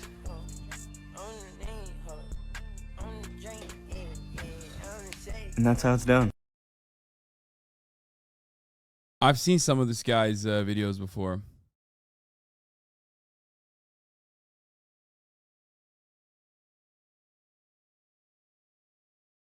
Looks like you a couple of months ago. What do you mean? Fuck, I thought this guy was cool. He's a Hollywood Andy. No, I mean, I don't know. I'm just saying, like, this is the most Silver Lake motherfucker I've ever seen. I mean, I've watched some of his videos. He's funny. That is some shit you would wear. Yeah, totally, dude.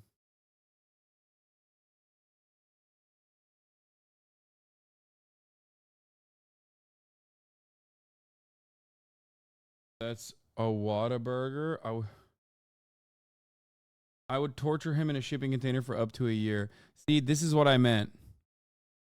This is what I was talking about. People that post stuff like this unironically. You got that on Twitter, okay? Saw that on Twitter. You thought it was funny, and now you're saying it in the chat. I've seen that. That literally directed at me, okay? That's how I know. Saw it on Twitter, and you thought it was funny, and now you're saying that to him here. The Hogs are turning on DeSantis? No. Sickening breaking news. Team DeSantis is lobbying for an RNC rule change that would ban anyone under indictment. Wait, what? No, this is not real, dude. What the fuck? How did you find like some random schizophrenic Trump supporter with 33 likes and brought it in here as though it's like real? What the fuck? No, the new Mogul Mail didn't just drop. We already watched it, okay? We already watched the Mogul Mail. It wasn't new.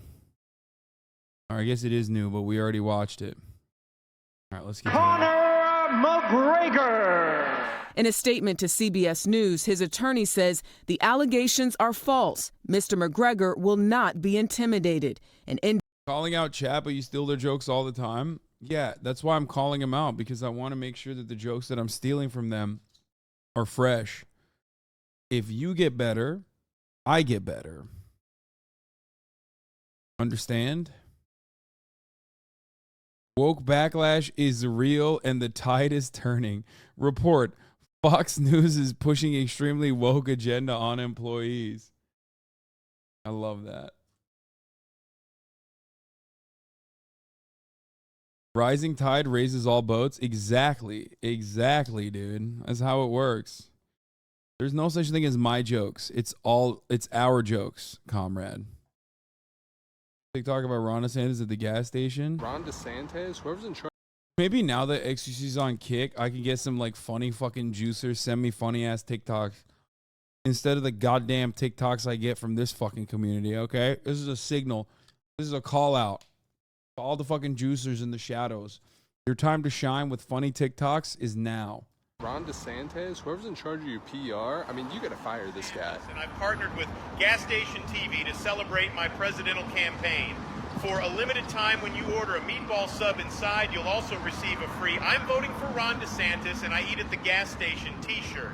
So if you're a true American Okay, this is a meme, obviously. It's not real. patriot who likes to chow down on road meat, please buy my meatballs, wear my shirt, and help me defeat the woke mind virus. To be fair, though,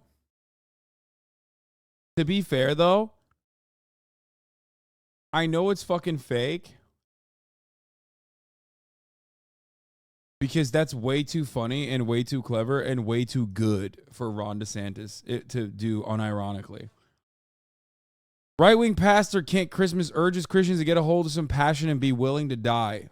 You want to know why the Muslim faith has had its advancements? It's because the Muslims were willing to die for their belief. They were willing to strap bombs to their chest. They believed in the afterlife. God, give us some men and women that'll get a hold of some passion. Bro, this dude literally said, I want a Christian 9/11 and I want it now. Which I say, goddamn. I mean, kind of wild. That's crazy. In their spirit that says, I will lay down my life for the gospel.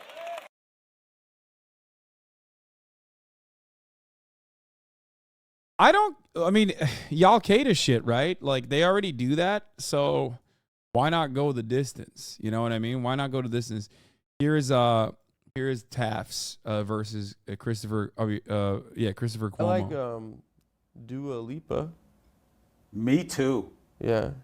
Me too. My daughter is a I singer. would let her. And she would sing Dua Lipa, and I love what she does. I don't know her some people will songs. say, "Oh no, too sexy, it objectifies."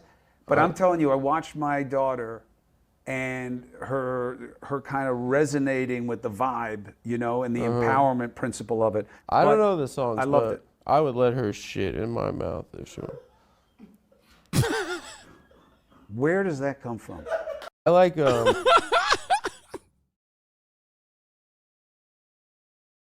Oh, Jesus Christ. We're sending Cuomo Friedland clips? So the mafia tried to kill your dad or not? No. Why are you filibustering? Why is it made up? Is filibustering. Okay, so what happened? Do you know what that word means? Yeah? What? You read the phone book in Congress so that black people can't vote or something? I don't know.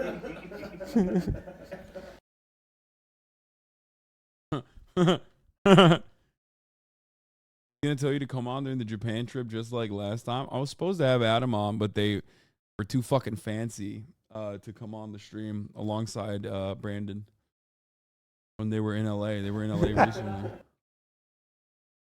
He's kind of yoked. Chris Cuomo, kind of. He's absolutely yoked as fuck. Cuomo takes so many weird, almost homophobic jabs at the hose. Oh wow, I didn't realize he was a cum boy, dude.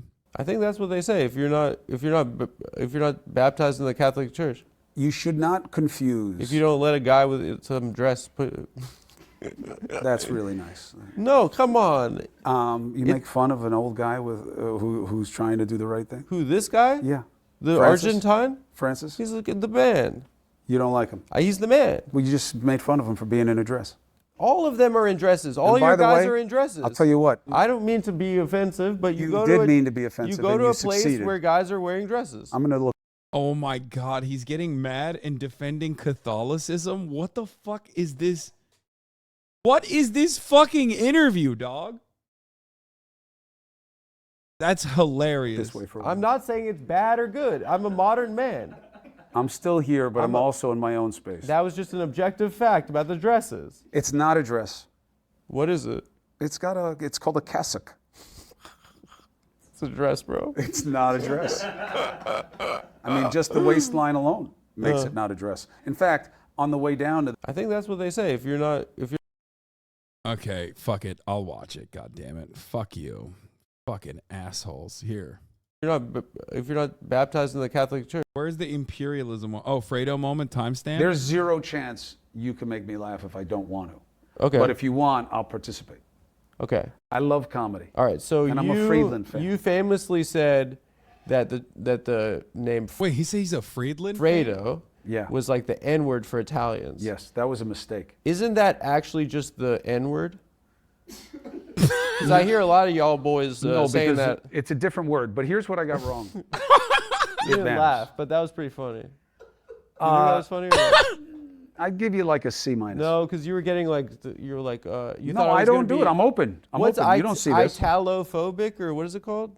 In this country, you had a culture of oppression that was unique to Black Americans. Yeah. But I made a mistake that is a very common mistake, which is that all pain is personal, and if it matters to you, it matters as much as anything else. And that's not true.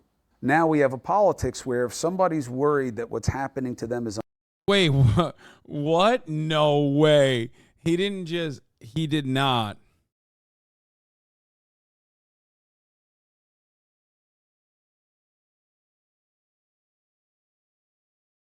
He did not fucking say it's woke culture. That's the reason why he can't, he got misinterpreted. It's unfair. It matters more than any other unfairness anywhere else. And that's what you see in all of our politics now, which is just who's worse, what's more egregious, what's more offensive.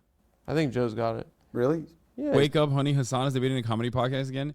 First of all, the comedy here derives from Adam Friedland being a comedian and asking unhinged and silly fucking questions to Christopher Cuomo, who's taking it seriously.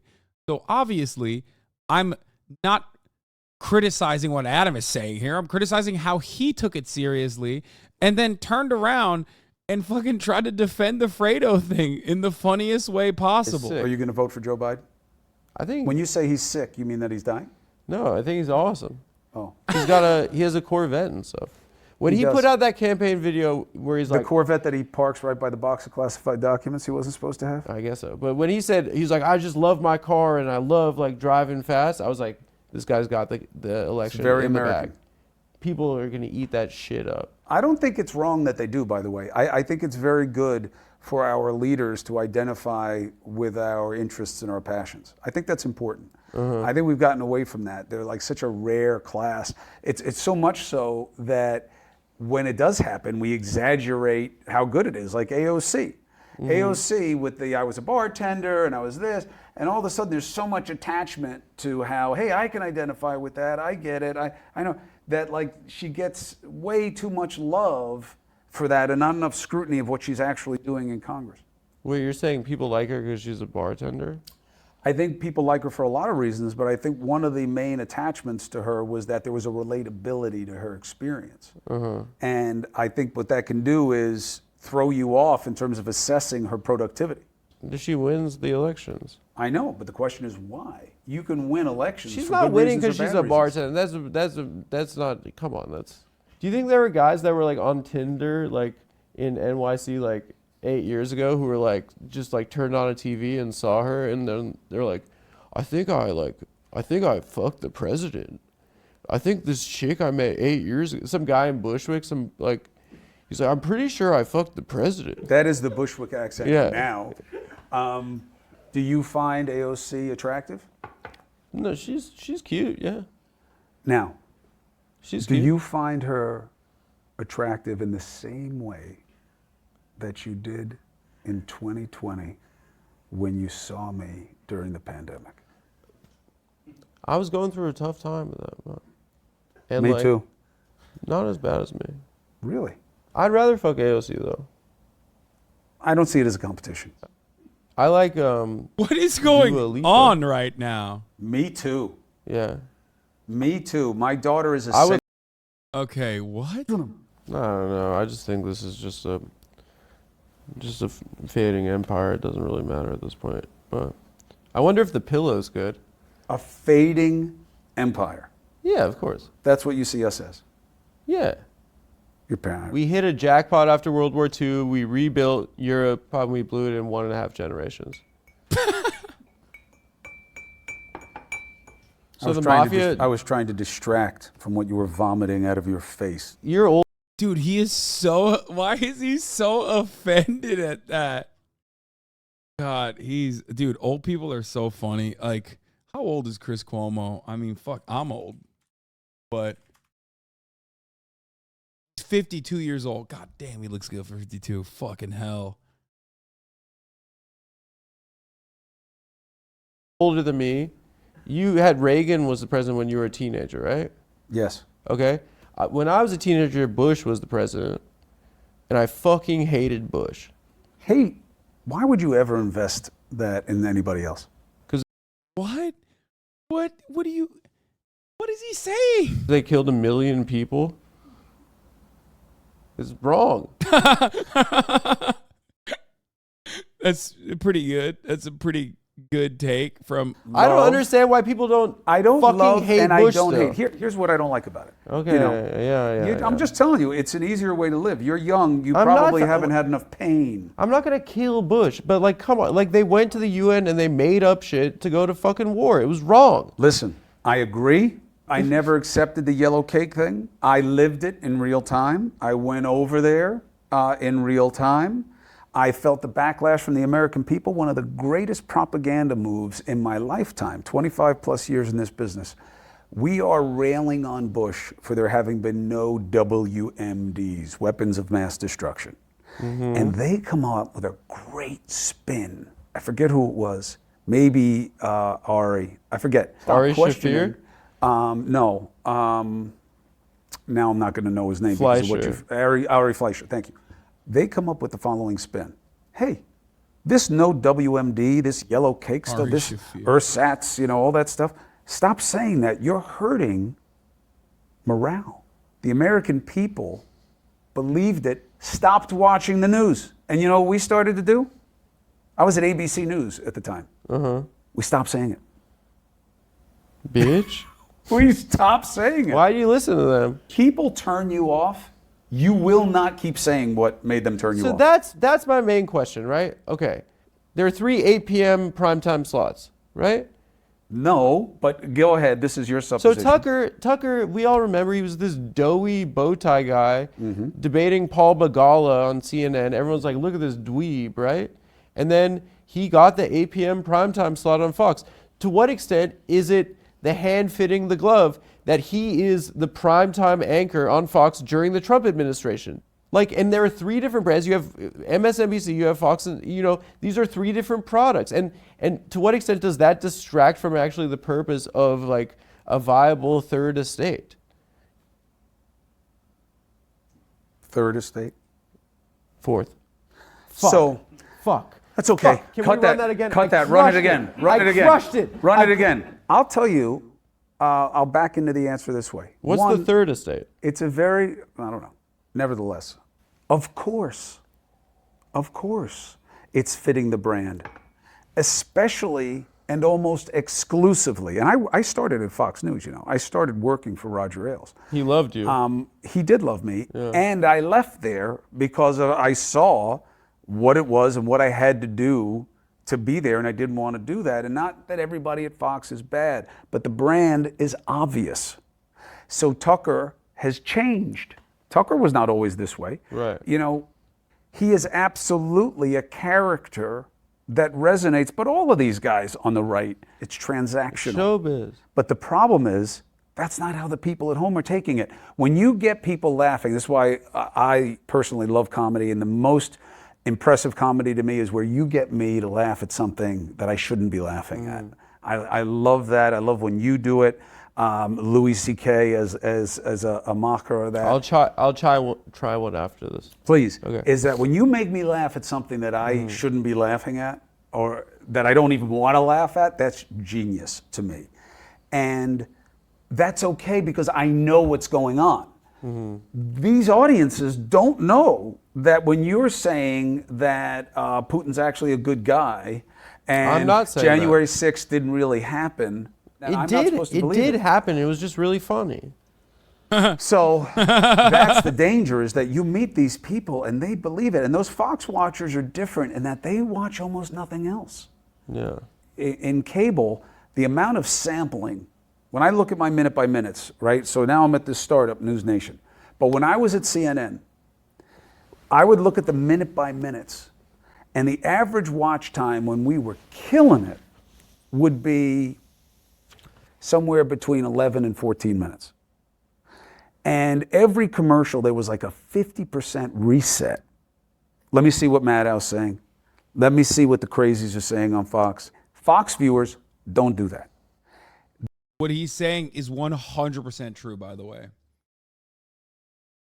He's saying what I've talked about this so many times. This is like backed by Pew Center media studies.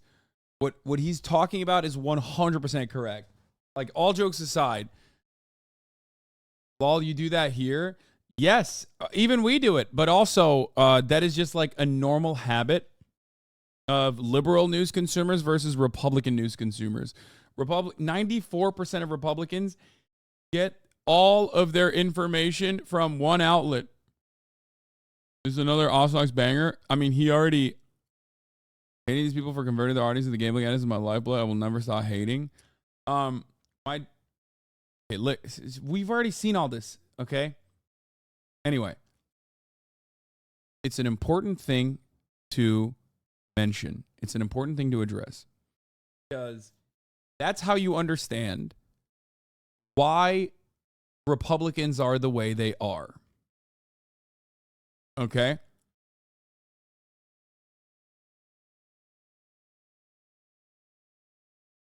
No, it's not the what else is on reflex. There's more to it than that. Liberals get a diverse diet of media. Conservatives do not. They measure their viewership in hours. Everybody else is in minutes. Yeah, because the nursing home doesn't give them the remote. No, there are young people there too. You still like the news? I do. It's not about like. It's about need. It's about the value of it. When you think about... I can't be the only one kind of shocked by how normal Cuomo's being. No, Chris Cuomo has always been very normal.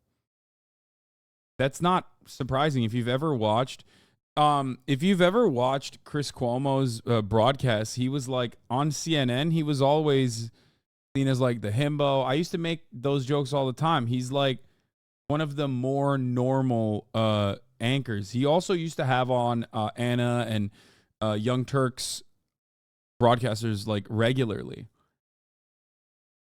Bro, glazing for a Cuomo. I used to love Chris Cuomo. Fucking, he's Jack, dude. You know, I have a soft spot for Jack boys, big boys, dude.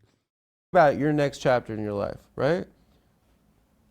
You know, why not just like not do the news anymore? You could do others. You could be like Mario Lopez or something, right? You're pissed now. You're gonna hit me? No. What do you think? Does my face betray that? I don't know. The news sucks. The news does not suck. The news sucks, bro. No, you want it to suck.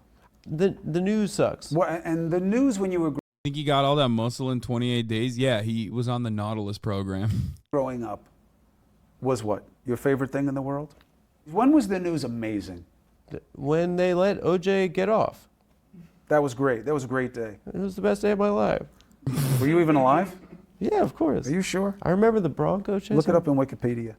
You don't remember the Bronco chase. You didn't watch it in real time. Yes, I do. What color was the interior in the Bronco? They showed the outside of the Bronco. What are you talking about? What was the name of the guy driving? Wrong.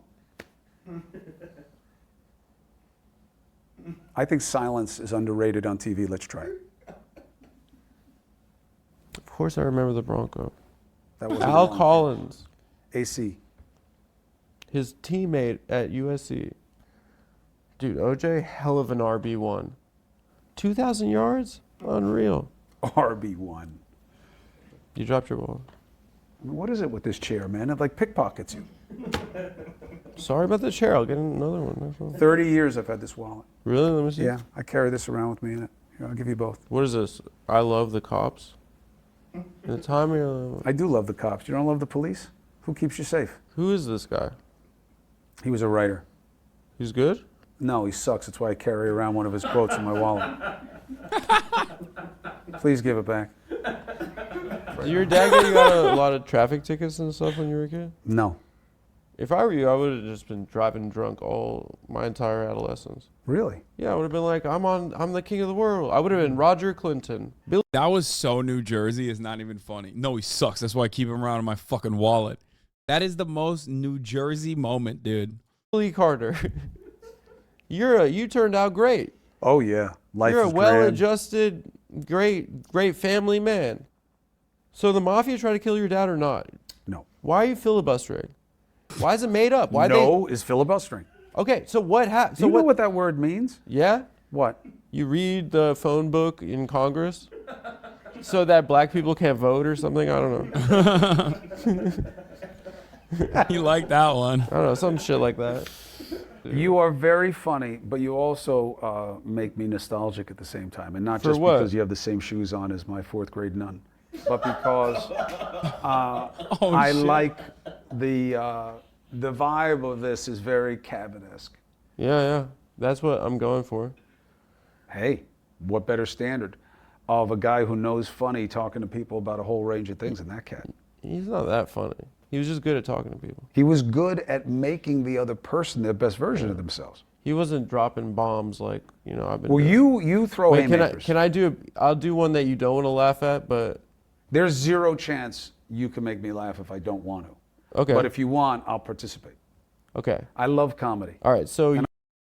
So the Fredo thing, which he's about to talk about again, that is the reason why we do the Italians or POC meme in here. Like, I've made a lot of Italian jokes throughout the years as someone who went to college in New Jersey, but the entire I'm fucking, you better not be calling me Fredo over here, motherfucker Marone. Like, that literally is because of Chris Cuomo. And I'm a Friedland fan. You famously said that the name Fredo was like... Here.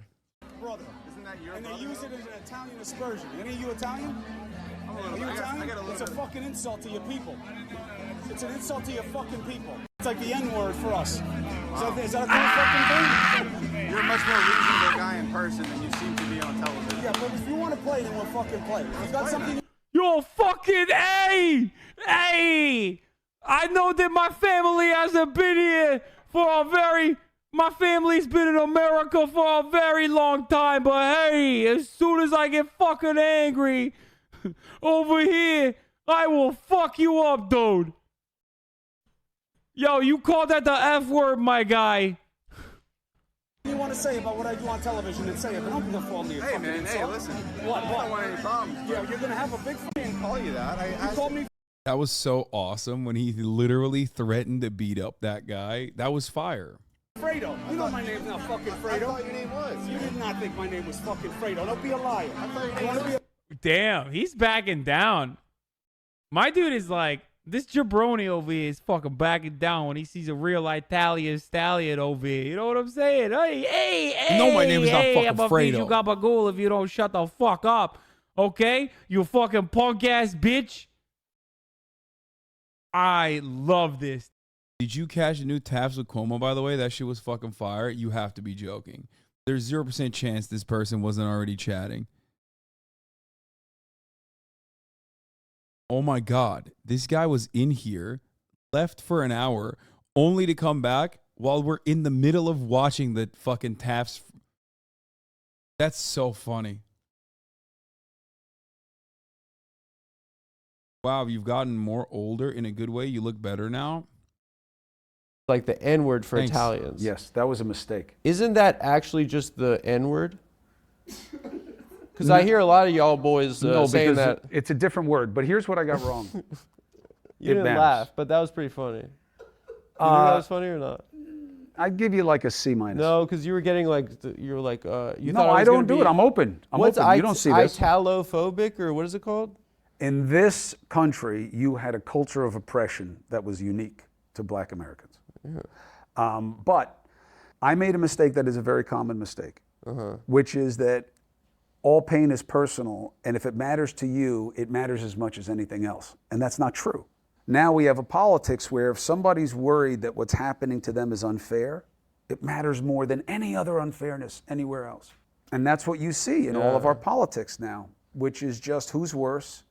Like, I think people, dude, I think people were like beaming on him, but I don't think anybody was like, oh, we got to cancel him. I certainly wasn't like,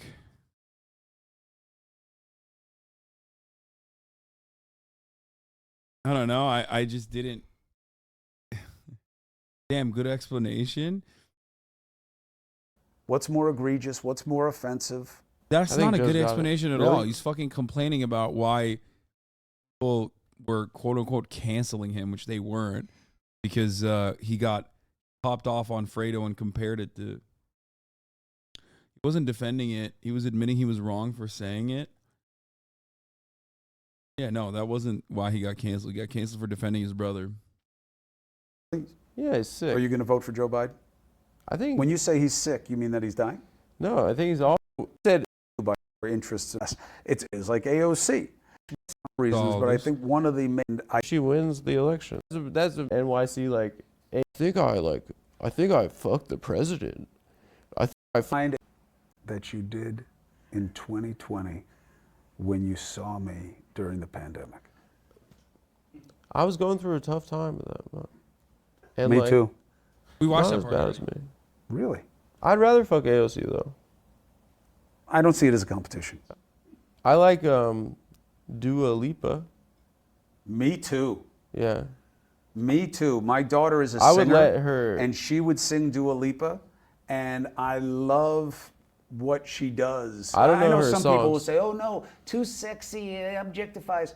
But I'm telling you, I watched my daughter, and her kind of resonating with the vibe, and the empowerment principle of it. I don't know the songs. I loved it. I would let her shit in my mouth if she. Where does that come from? Seriously, where does it come from? I don't know. It just came out. I don't know. Where? Like, did you see that somewhere, or? It wouldn't even be pleasant if she did that. It absolutely would not be pleasant. I'm just saying, I would do the worst thing ever to be with her. Ugh. Right? I mean, there's So that. why do they say the mafia tried to kill your dad? That's where your brain goes. Yeah, I'm just like I just want to know. I want to know why people are saying. Why is that on your dad's Wikipedia? It is not on my dad's Wikipedia. Literally. Although if it were, it would make my point about Wikipedia. The reason they say it is that's the cell. Mario Cuomo, the swarthy ethnic. Remember, it wasn't now. Now I'm just a white guy. But this came out after he was in office. But that's the point. He was cast as that always. When they used to describe my father, they used to call him swarthy, mercurial, hot-blooded, gap-toothed, all these different identifiers for ethnic immigrant class. And that mafia thing was fundamental to that. Why didn't he run for president? Oh, it's because he's a made guy. But he said he didn't want to. That's exactly the truth. You don't have to accept it, okay? Because the Camaro we're going to shoot. It was not the Camaro, and wasn't even a Camaro. It was nothing to do with the mob. He hated the mob. He hated mob movies. He hated. What an idiot. He did not think, this is the truth, and it's foreign to our reality today. My father did not believe he was good enough to be president of the United States. Amazing. And when you would say to him, but it's a relative assessment, Pop, you got to run against this guy, he'd say, no, that's for you. That's for him. For me, I have to think that I'm the best guy for this, and I'm not. He wanted you to be the president? No. I would never Why be not? a part of elected office. Be funny. You get a plane. I like that. Why not? It would be funny. Yeah, why not? If I were doing a bit, that's a good bit. No, people like you. That's what I'm saying. People like you. Some people like me, some people don't, and in both cases, it's often irrational. But can I ask you another question? Yes. What supplements for the gym? None. You know, I Let think me you get got to a be very rundown. careful with that stuff. You don't take. Do you exercise? I'm gonna start again. I'm working too hard on the show. It's paying off. Thanks. I got to tell you, I like it. I like the crew. I love like it. the setup. I love I this like guy. what you're doing with it. Your vibe. Uh-huh. Are you going to wear this every time? I got to get another suit. I don't know. At CNN, I wore the same thing every night. One, nobody knew. Two, I became very identifiable as the man in black. Is it true that Wolf Blitzer is wearing just penis out under the desk? No. Wolf Blitzer, I called the he's captain lying. when I was there. He was the exemplar of everything we wanted to be. The guy works his ass off. It's like a and he's Stallone good character. man. I know. but Wolf he's- Blitzer. Except instead of being a cartoonish fool, Blitzer is just an earnest, You're good anti-Stallone? Wait. He calls himself an Adam Ethnics? What the fuck? Okay, we'll get back to that in a second. I don't love his characters. So, Chris, I wouldn't hate anyone, okay? You get easily offended, huh? No. That little pouty mouth thing you do. Stallone's done amazing things for slightly us. ajar. For us, okay? You put anything in your lips? No, I'm just a Jew. Yeah. Boy, you are. I don't like your dad not liking mafia movies. He hated. He sounds like one of mafia those movies. Northerners judging us from the South. No, he sounds nothing like that. What he is sounds like an one of those- Italian guy who had to be called a mobster by people like you all the time because I don't that's call the them reference. mobsters. You really believe the mob tried to kill my father? So you're covering up for the mafia right now? Inside job. You try to kill your dad? Menendez style? He was a truly humble man. Beautiful guy, real product of his time, real product of the dream and the initiative of this country that you say is dead. He's so offended by you said that. It's like an empire in decline or some bullshit like that. What he it is? was. He's still holding on to that, dude. That's crazy. My man is dick riding America. All about getting a chance, working his ass off. Pressed about the And we're United making States people like that all the time in PR. this country, more than anywhere else in the world. Now people say, I "What don't about know. China?"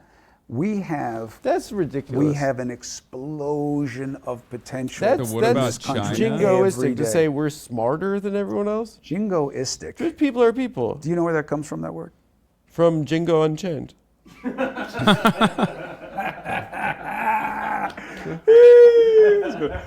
Oh God, he loved it. That's funny. No, I am not putting down other countries by saying that what we're doing here is unique. We have rock and roll. We have Eminem. We have dunking, crossovers. We do sick shit here. We do whatever we want to do here. We're used to, and that is what the world envies. The country, I don't know. The country is a country. It's just a country. It's different than any other country. Are your muscles for show or for go? All works. I do no show. I do no bodybuilding. All go. All fucking go. Chris Cuomo, everyone. All right, let's watch the beginning where he says that they're ethnics. My man. Good to see you. Jeez Louise. Was it really 7th? 7th. I'm looking at this list right now. It's bullshit.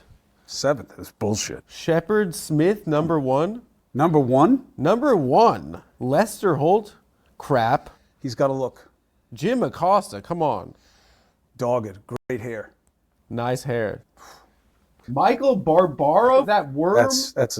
Come on. That's an inside job. I'd love to see you in the army. Oh my God, Michael Barbaro. To gone with him. You think you'd kill him?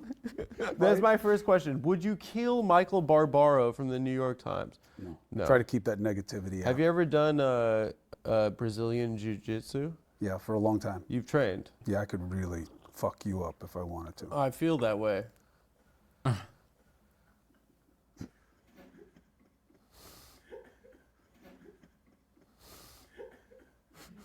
What would Dick Cavett do with that? He would be like, groovy. He would have been like a dry. Oh, that's groovy, yeah. I'll be back after I change my pants. I pooped my pants on the last show. Did you? We don't have to get into it. Was it nerves?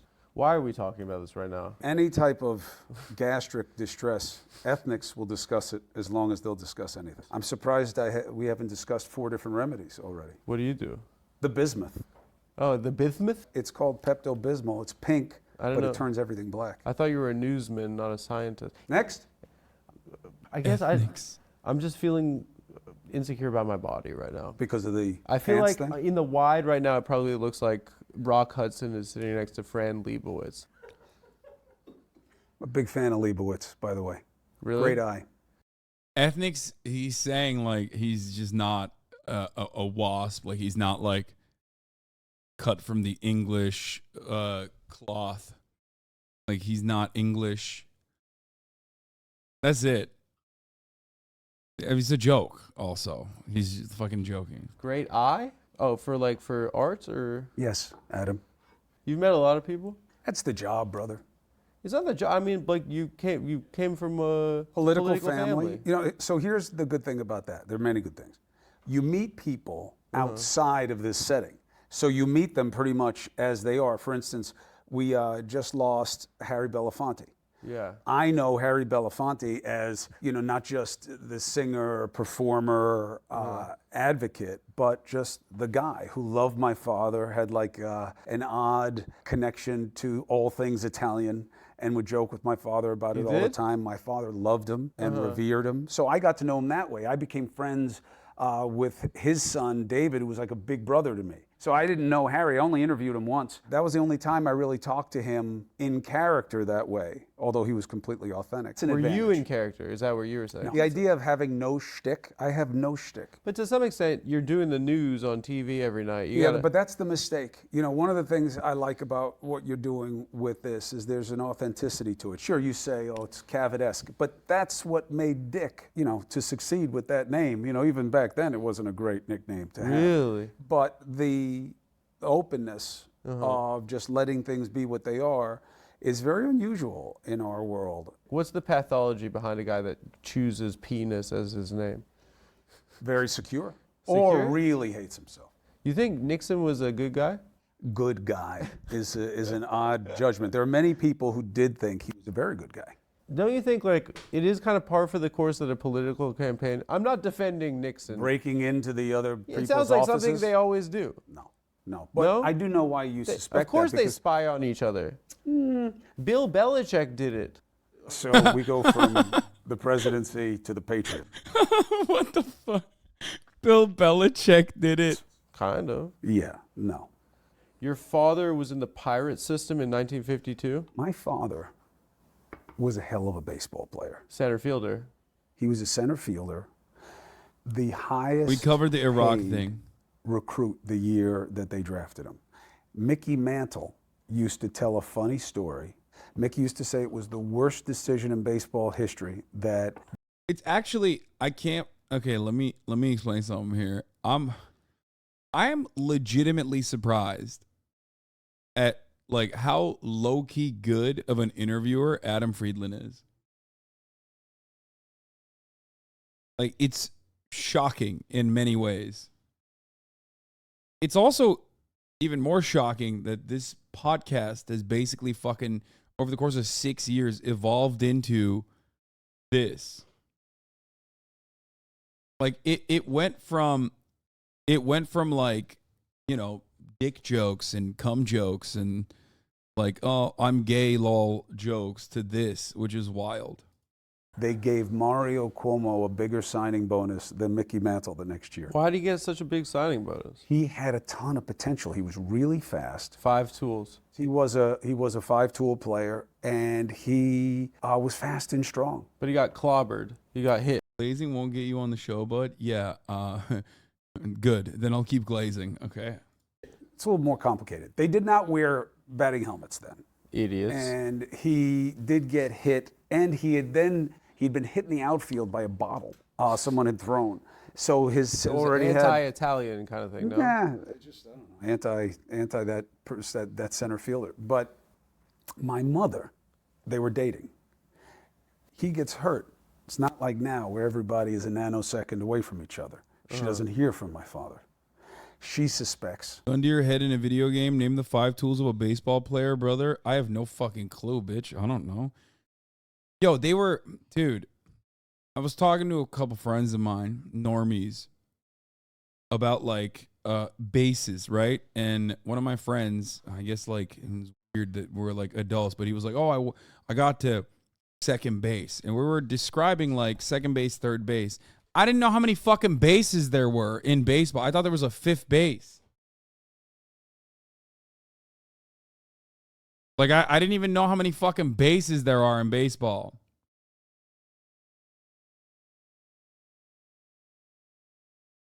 That he's down there in Georgia running around with all these ball players. Yeah. Sends a message known as a telegram. He gets the message, gets out of the hospital, quits, goes home, takes the signing bonus, gets engaged. You know who else was in the pirate system at that time? Blackbeard. The pirate? Yeah. What, are you doing a bit? Yeah. Does it work? No. But I feel like the deadpan That makes wouldn't make it. any sense. The deadpan. He was a pirate from the olden days. All right, let me try it again. Say it again. You know who else was? Actually, I'll Blackbeard? give you a clue. Come on, bro. Again? Oh my god. I'm not trying to. Okay. All right. I'm You just know who trying else was in the pirates farm system? No, Adam, who? Fidel Castro. Really? No. You can look at me like that. It doesn't make it more. Fidel believable. Castro. Hell of a ball player. I'm not lying to you. I Well, respect let's you see. so much. You sit like Dick Cavett. Like a homosexual? No, you said that. Well, I mean, that's people say I sit like a homosexual. Not this person. I think that you're very comfortable. Me? Yeah. It's all a facade. I hate myself. Listen, you have a problem with this. No, I'm telling you, Fidel. I know you're telling me. You just look happen at this. to be wrong. Look, he had with glasses too. That's pretty. Who is that? That's Castro. Let me see this. Hold on, I gotta find a better website. Dude, he played for the Havana Sugar Kings, incredible team. In Cuba. No, Not he in the played- Pirates, No, the he- Pittsburgh Pirates system. Fidel Castro, the Yankees and Pirates, somehow. This always happened? No, I should have had this on the cards. I mean, generally, would've if you're had it going to on the bring cards. something up on a TV show, I'm just starting out my life as this. This is new. I'm not ready. Remember Elian Gonzalez? That was pretty funny. yeah, no, that's he was in the Pirate system also. Look at him. I just found out Adam is 36. Definitely thought he was 21. Is it bad that I find some of this fun, all of this funny? No. Okay, we're moving on from this. Okay, we're done. And no, dude, you can. It's fine. What is this? Did you see this vile TikTok yet? Oh, dude. Oh no, I'm not showing. I'm not. No, stop it. By the way, this is the dude version of a butterface. Okay. No, it's too much.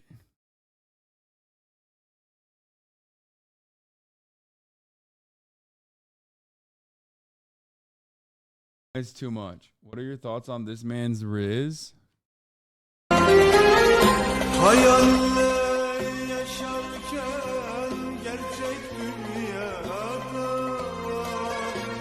Dude, this is like, this is just the average Turkish man and the level of charisma that an average Turkish man has. This is the least charismatic Turkish man.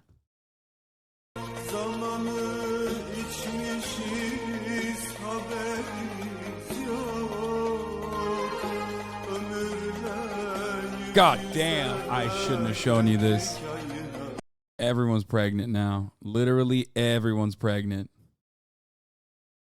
All right, here, I got to show you this now at least. Some of you will also continue being impregnated at the top of the hour. Those of you who are subscribed, that is. You no longer want to see those ads. All you need to do is subscribe, which you can do for $5 or for free with a Twitch Prime, because the top of the hour ad break is upon us. This dude is, like I said, a butterface. A lot of aspects of this video is fucking totally insane. I don't know why they did this. Here's the 3-minute ad break now.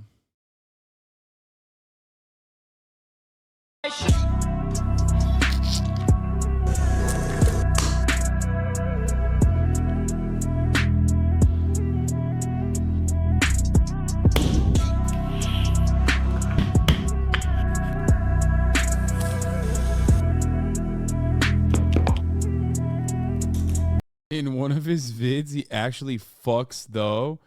No, he doesn't. Shut the fuck up. I believe it, though. He just puts his dick right in the fucking donut hole.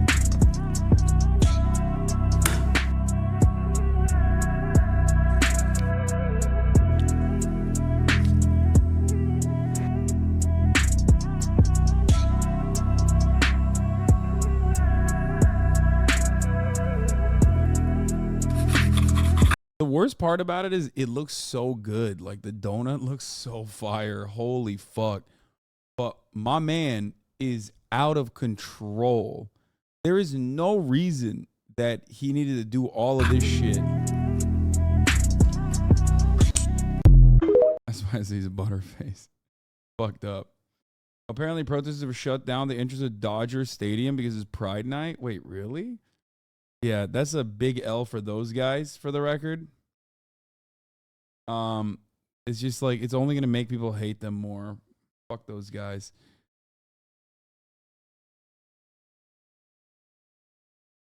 What was I going to do? There was some stuff I wanted to show you. Oh, here, Robert F. Kennedy. Here is the bad stats addressing Robert F. Kennedy, fucking anti-vaxxer, dumb shit.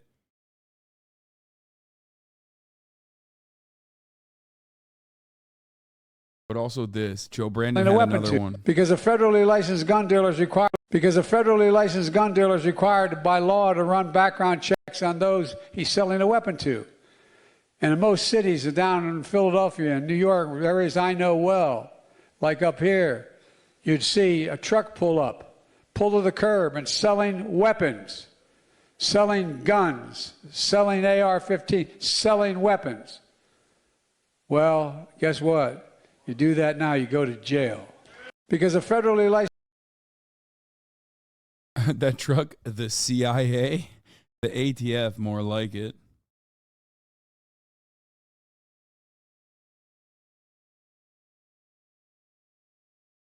Biden asking for new Congress? We know what to do. Congress needs to act. Let me be clear about something. If this Congress refuses to act, we need a new Congress.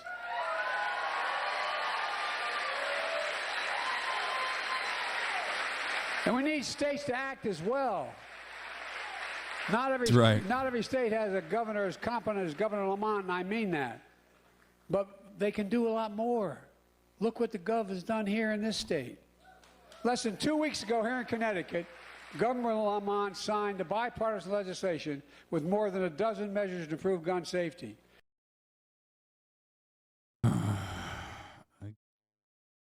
Again. Here,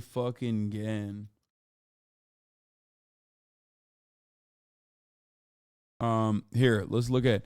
I watched Robert F. Kennedy Jr. on Joe Rogan yesterday, and it gave me an opportunity to look into some of the old school anti-vax claims. First, Joe Rogan lets us know that he used to think RFK Jr. was kind of loony, but now he's a true believer in RFK's anti-vax claims because Joe Rogan is now kind of loony. Okay, let's take a look. When I had heard of you in the past, before I had read your book and before I'd met you, I had no information on you, but there was this narrative.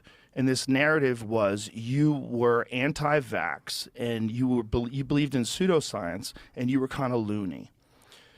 I didn't look into it at all. I just took it at face value because that's what everybody had said. And in my mind, vaccines have been one of the most important medical advancements in human history, saved countless lives, protected children. And I thought very strongly that they were important. I didn't have any information on that either. This is also just a narrative that I've adopted from cursory reading of news articles and, you know, not really getting into the subject at all. Then the pandemic happens. And I had quite a few very reasonable, liberal people, rational people, people that I trusted their mind, recommend The Real Anthony Fauci, your book. And I'm like, Robert Kennedy wrote a book about Anthony Fauci? Like, what is this going to be about? Like, this is my initial reaction.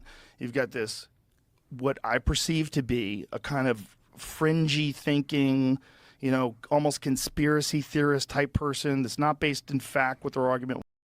Bro, Joe Rogan literally is, like, he's just as dumb as he always was, even back then. Except the difference is his stupidity caused him to, like, believe the right thing back then, and his stupidity is now causing him to believe the wrong thing, okay? Same guy, like, oh, I was just unquestioning of the narrative. It's like, yeah, that's a problem, but, like, at least back then, your unquestioning loyalty to, like, legacy media caused you to believe the correct thing on accident. It was, and he had written a book on Anthony Fauci. So I'd seen numerous interviews with you, and, you know, you seemed very reasonable and very rational. And then I was like, is this possible that this is the guy that's telling the truth? Is this possible that... Am I allowed to write the same shit twice? Sorry. You were just a Twitch employee in his own chat and arguing, harassing him until Harris Heller banned him? And the employee banned himself? Bro, that's like drama from like 4 days ago. Yeah, you can't ban staff. Everyone that I know that had these strong opinions of you, that most of them at least, were like me. They had formed these opinions through this, yeah, and the streamer himself said it wasn't harassment, it was just annoying.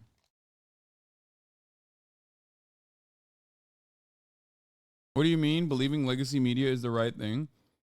Oh my God. No, legacy media lies to you all the fucking time. Okay? All the time.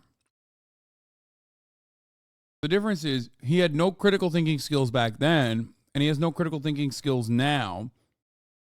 And, like, he accidentally, at the very least, believed in the correct information back then. And he just doesn't understand that he believes in the wrong shit now. But the consistency there is his uncritical, unquestioning loyalty to whatever fucking narrative is presented to him. Glance at a headline, someone talking about you on a television show.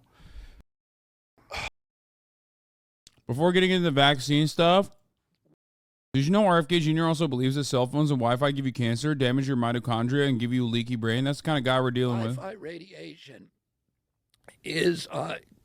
does all kinds of bad things, including causing cancer. Wi-Fi radiation causes cancer? Yeah, from your cell phone. I mean, there's cell phone tumors. You know, I'm representing hundreds of people who have cell phone tumors behind the ear.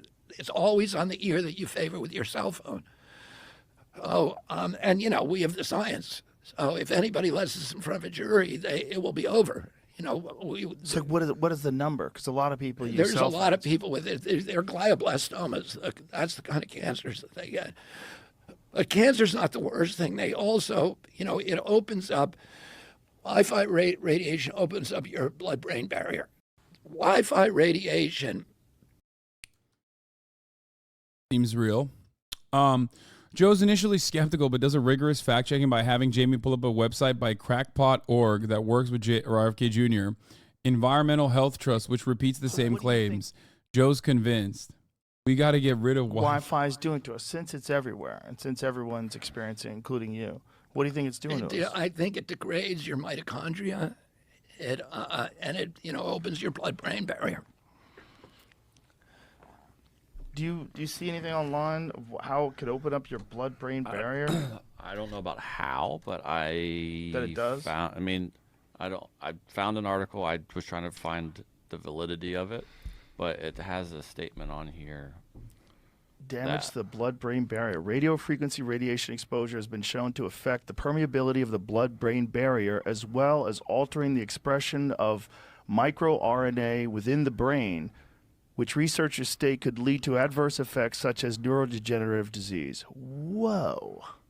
How come we don't know that? And there's a doctor that did a study and said that it's been expanded on researchers in China, and there's a published article here, but I was looking around at the page.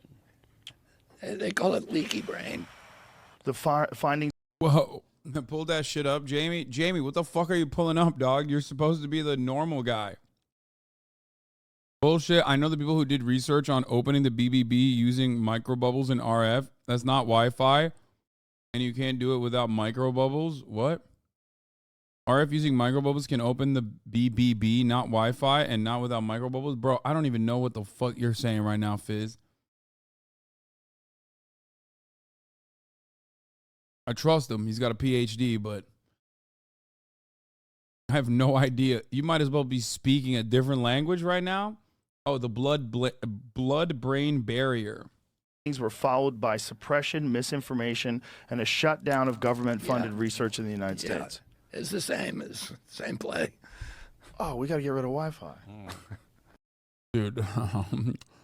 RFK Jr. claims are a bit different from the COVID conspiracy content I usually watch because at least John Campbell, Brett Weinstein are churning out fresh bullshit every week. RFK's thimerosal in vaccines causes autism. Theory has been debunked for decades. Now, this is in the pocket of the HasanAbi brain trust, okay? This is my shit. This is extremely my shit because it's old school and we've covered it a million times over. You know who else has covered it very adequately? As a matter of fact, H-Bomber guy. This is like Andrew Wakefield era nonsense. But here it is anyways. So CDC hired a Belgian epidemiologist named Thomas Verstraeten. And they opened up the Vaccine Safety Data Link, which is the biggest database for vaccines for HMOs. All the top 10 HMOs have all their records in there. So they have all your vaccination records and all your health claims. So you can do these kind of cluster analyses.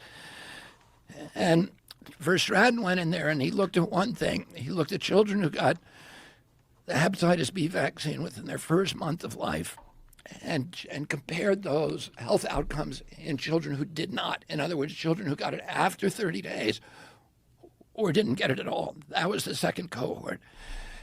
And what he found in his first run through the data is there was an 1,135% greater or elevated risk for an autism diagnosis among the kids who'd gotten it in their first 30 days. Okay. Correlation does not equal causation, number one. Number two, here's why the number of children diagnosed with autism skyrocketed since the 90s. It's very easy. And the only reason why I know about this is because I worked with kids with autism in college and I worked with their parents. Okay? It's because it's not because like there are external factors or something in our diet that changed dramatically or fucking vaccines or anything like that. It's literally because diagnostics. That's it. There's also plenty of women that also have autism. We like to joke around and say it's called girl autism. But the way it manifests itself in women is still relatively less diagnosed, which is why autism is primarily, in the way that it's been diagnosed in the 90s, almost exclusively in boys, okay? That's it. The first guy who got diagnosed with autism just died. Yeah. And if you are autistic, you might have even like noticed that your family members might also be on the spectrum, just not diagnosed. That's it. It's awareness and diagnosis that has caused the number of diagnosed boys to skyrocket. That's it. Nothing else. A lot of people were on the spectrum. The spectrum has always been relatively wide, but people were not being diagnosed with it because people didn't fully understand it. At that point, they knew what caused the autism epidemic because a relative risk, it's called a relative risk of 11.35. A relative risk of 2 is considered proof of causation as long as there's biological plausibility. The relative risk of smoking a pack of cigarettes a day for 20 years and getting lung cancer is 10. This was 11.35. He's trying to say that you have a higher likelihood of being autistic as a consequence of the vaccines than getting lung cancer if you smoke a pack a day. That is an insane statement. That's it, bro. It's a random sample, so the increase in testing would equally be represented in both populations.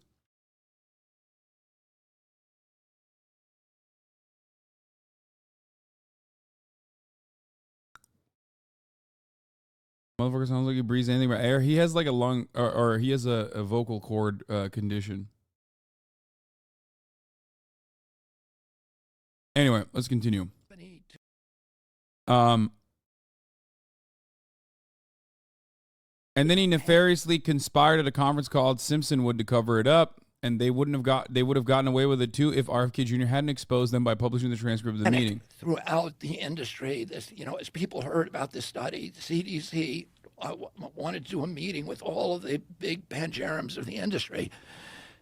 They didn't want to do it on CDC campus because then they thought it would be subject to a Freedom of Information Law request. They wanted to do it, just keep it secret.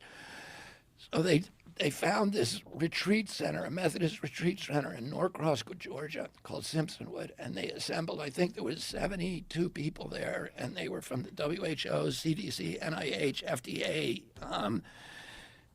and all the vaccine companies, and all the big academics, the people who basically develop vaccines in the academic institutions, and they were all there. And they spend the first day, they give them all a copy of the first round study, but they have to give it all back because they don't want it out there. And then they spend the second day talking about how to hide it. And how do you know this? Because somebody made a recording of it. And I got a hold of the transcripts. And I published excerpts from those transcripts in Rolling Stone, and anybody can go.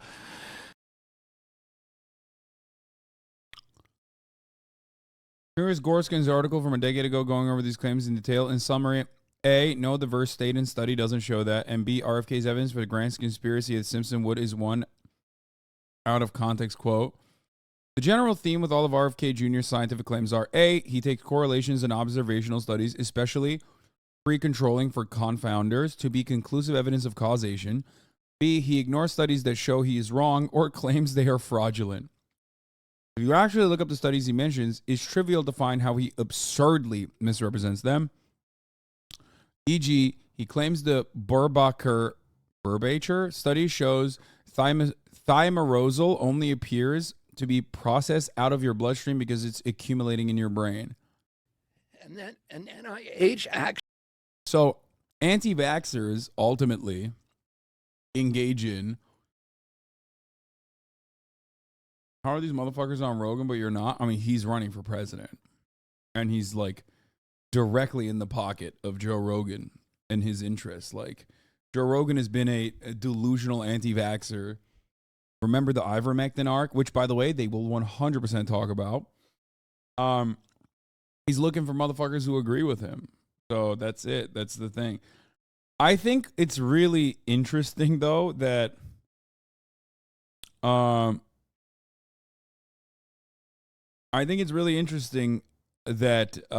Rogan, or at least Spotify, went from being like, man, we got to punish Joe Rogan for doing anti-vaxxer conspiracies, to just straight up giving up on any kind of restriction or regulation on that front.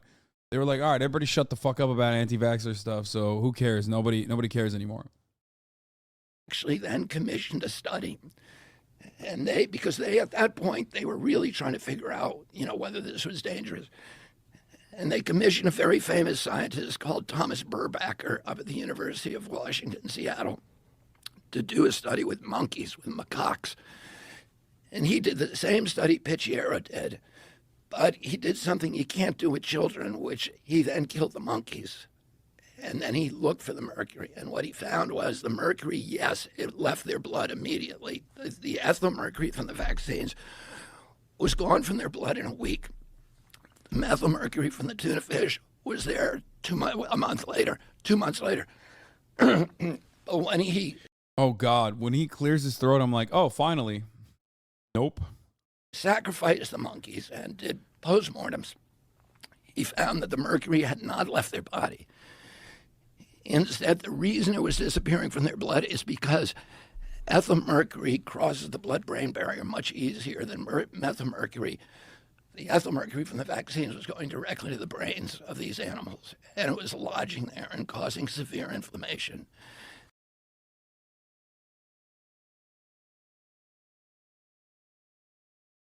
No, he's not pretending to sound like this. He's just sick. The actual study compares thimerosal to organic mercury and finds a much lower brain concentration of total Hg was observed in the thimerosal monkeys compared with the MEHG monkey. Moreover, the total Hg is cleared much more rapidly from the brain after thimerosal. Thimerosal? Okay, whatever. I don't fucking know any of this shit. He claims remdesivir killed 53% of Ebola patients, and yet the inveterate psychopaths at the CDC decided to give it to COVID patients.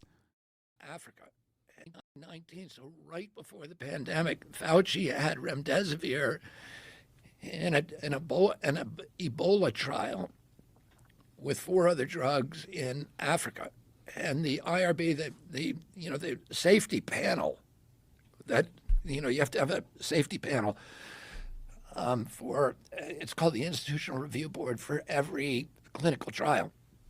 The safety panel stepped in and pulled remdesivir out because it was killing so many people. It was killing more people than the Ebola. Ebola kills 53% of the people who get it, and the remdesivir was doing worse. So why would you take that out of that got thrown out of an Ebola trial and give it to people? Because they want to kill people, duh. It's so dumb. Everybody knows this. Obviously, this isn't true. Oh, well, fuck. God damn it. He's just citing the percentage of people who died in the remdesivir arm of the Ebola trial. They died from Ebola. Remdesivir is ineffective against Ebola and probably also COVID. He claims a DTP vaccine is extremely deadly based on one cherry-picked correlational study. Here's a full discussion of his claims. In 1979, they brought on a vaccine called the diphtheria, tetanus, and pertussis vaccine. And that vaccine was very dangerous, and it was killing or giving severe brain damage to 1 in 300. Yeah, you don't. As someone who studied autism, schizophrenia, and the neurobiological and genetic level as a postdoc, ASD is genetic. I say it from my anecdotal experience working with children, boys with autism and their parents. But yeah, it's. Like, I don't think you can get autism, dog. Like, I don't think it works that way. Like,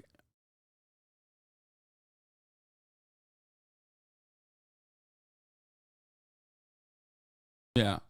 If you could get autism one way or another, I would have gotten it. Okay?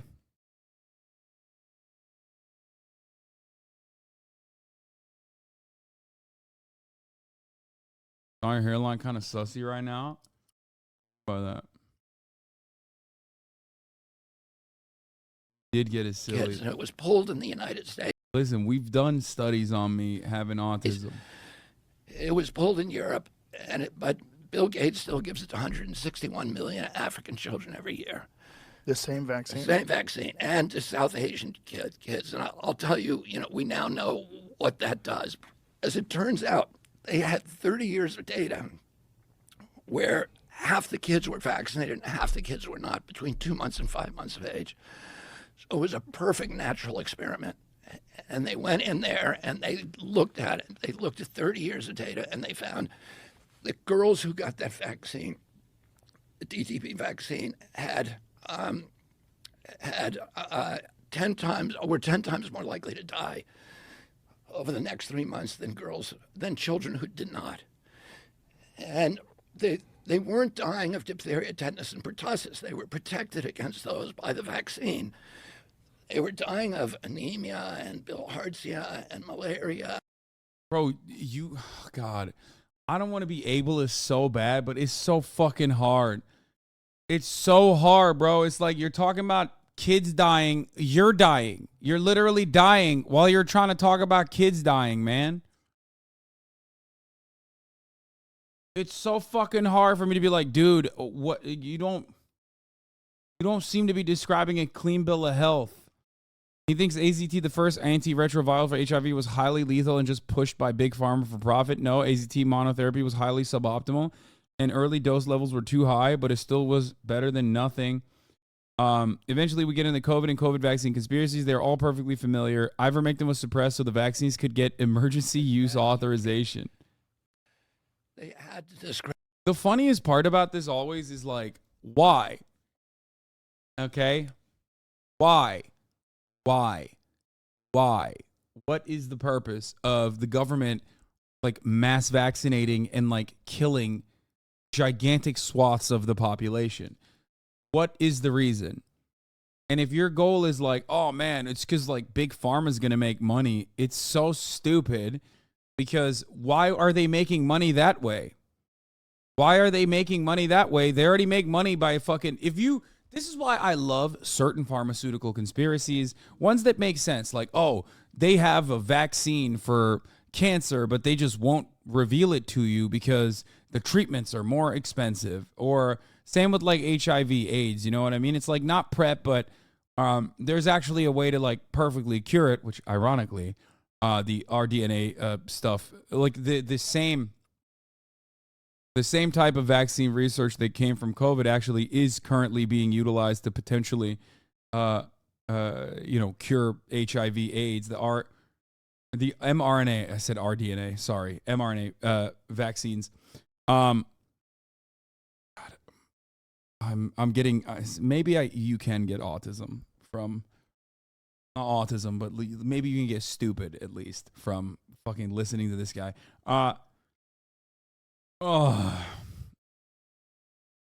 Like there are conspiracies that I do like in the pharmaceutical side of conspiracies, like fucking they just don't want to give you the real cure, like they want to fucking treat the illness because that's extended, and that way you can make more money, okay? And it like kind of ties into, I guess, fucking people holding on to patents and trying to extend patents, and how much research and development funds go directly to that.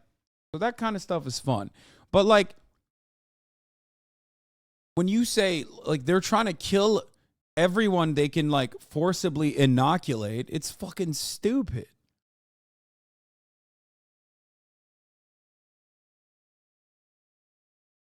It's just so stupid. Hey, Chapo Trap House, thank you for the raid.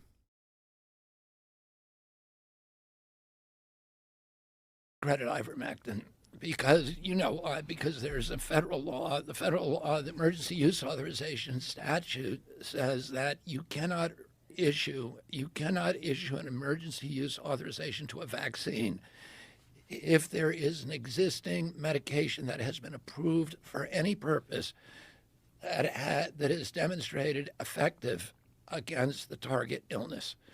So they had to destroy ivermectin and hydroxychloroquine and discredit it, and they had to tell everybody it's not effective, because if they had acknowledged that it's effective in anybody, the whole $200 billion vaccine enterprise would have collapsed. They had. Yeah.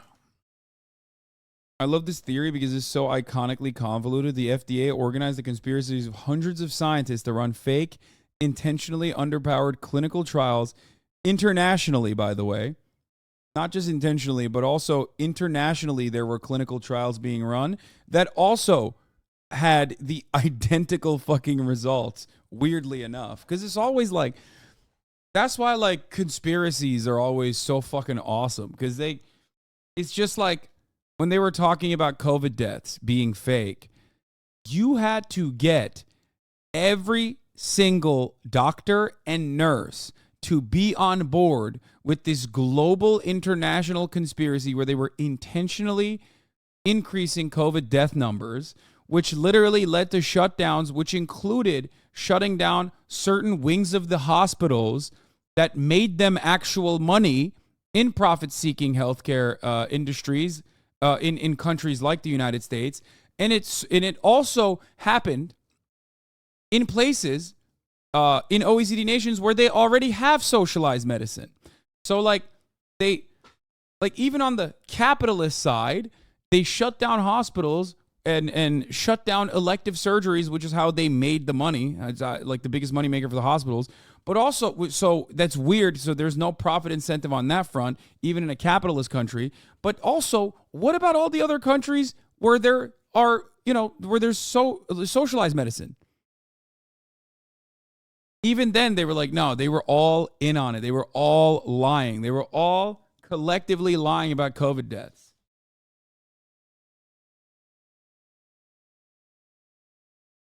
He enjoys playing bizarre word games like insisting vaccines are the only drug. They don't have to be safety tested before approval. It's trivially false and everybody knows it. Vaccines are extensively tested for safety in clinical trials.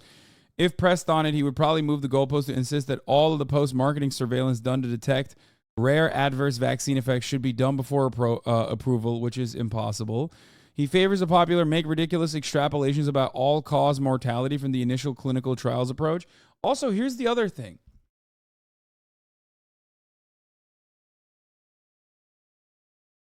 If that's the case, why did they shut off? Why did they stop using one type of vaccine almost instantly for a brief moment when they suspected that it could be possibly causing some adverse side effects? Oh, they did that to like make you falsely believe that, the government actually has your best interest in heart. That's what it was, right? Is that what it was? Because it wasn't killing enough people? Yeah.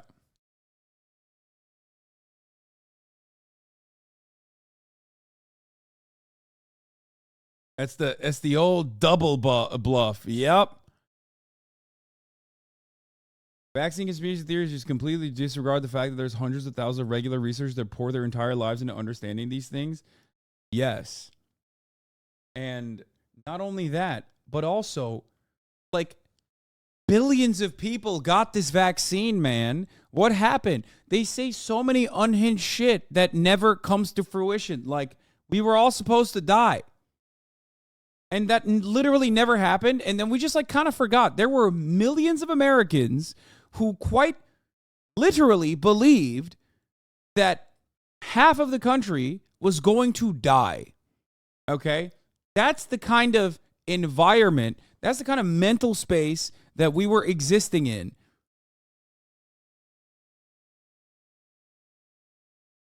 Like, we kind of have forgotten, but, it's been a couple years.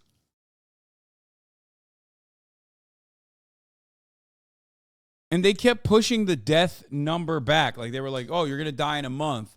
You're going to die in 2 months. You're going to die in 3 years. You're going to die in 4 years. You're going to die in 5 years. And it's like, and they still kind of go with that narrative. They've just moved the goalposts away from, they moved the goalposts away from like, oh, they're going to die to like a couple athletes. A couple athletes actually died suddenly. And half of those guys didn't even fucking die. They just claimed that they did. He favors the popular make ridiculous extrapolations. The tea leaf reading the statistically insignificant variation in all cause of deaths in those studies is meaningless. Post-marketing surveillance, VSD, and all large-scale studies find significant COVID and all-cause mortality reductions due to the vaccine. For fun, here's one nonsensical claim he makes about how they claim 100% vaccine efficacy. They do, because 2 is 100% out of 1. Anyone have any clue who made the claim he's supposedly refuting here? I think my man is very confused. What? So, another bizarre claim that some evil scientist purposely overdosing patients with hydroxychloroquine to kill them to make it seem like hydroxychloroquine doesn't work have been charged with homicide. What? they're on our, there's over 100 studies on ivermectin. Oh, so like your doctors who were prescribing hydroxychloroquine, they're good. There are good doctors that are prescribing hydroxychloroquine, and then there are some bad doctors who were prescribing too much hydroxychloroquine to kill people so people would stop using hydroxychloroquine that good doctors were promoting. Got it. That's the patriotic doctors were taken down by the bad black hat doctors who were purposely fucking trying to kill people with hydroxychloroquine. And I think they're on our website. on CHC's website. And then there were a series of studies, and this is what they always do. This is what they did with autism. They designed studies to fail. So they, in fact, they designed studies, and the way they designed them to fail is by giving. I love this because you can't fucking counter this, okay? If you believe him, it's impossible for you to counter it because, like, oh, all of my studies are good, even if I'm cherry picking the data. Also, all of the other studies are actually faulty. They were, if there's a study out there that says like my cure is ineffective or my cure is responsible for killing people, well, then those studies were actually faulty on purpose. They designed it so it would kill people, so you would not know the truth. Giving people lethal doses of ivermectin or hydroxychloroquine. And in fact, in Brazil, the researchers were charged with homicide. He said a lot of crazy shit, but he also said a lot of shit that was not so crazy. Brother, it don't matter that he's like a big time fucking green energy activist, okay, or advocate. Like, he's literally like, let's preserve nature so that the fucking you can die from like treatable disease. Like, what do you mean? I don't even think this is a grift. There's a lot of people who are grifting. I think he's just genuinely brain melted, genuinely brain broken. Do you get what I'm saying? Like, I mean, he's a fucking Kennedy, dude. Of course he's brain broken. And that was one of those, I forget whether it was called the Solidarity Study, but it was one of the studies that was commissioned by WHO, paid for by Bill Gates and his people, and that, they were literally giving people 4 or 5 times the prescribed doses. There's a. And anyway, I think we're going to be hearing a lot from this guy in the next couple of years, so I thought it'd be worthwhile to familiarize myself with some of his greatest hits. DeSantis,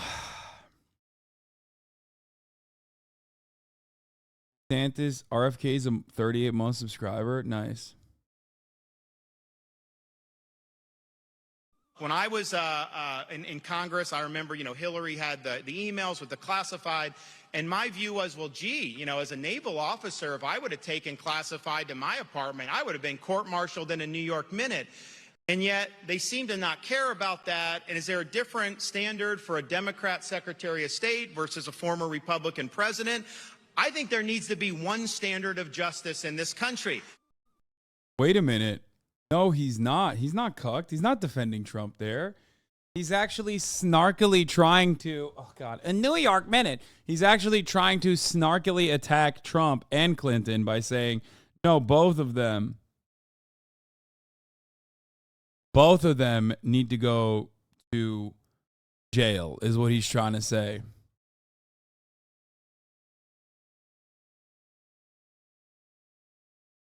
I think it's possible to become like semi-autistic or at least neurodivergent by isolating yourself from others on a long enough time scale. For me personally, ever since the pandemic, I've been feeling neurodivergent.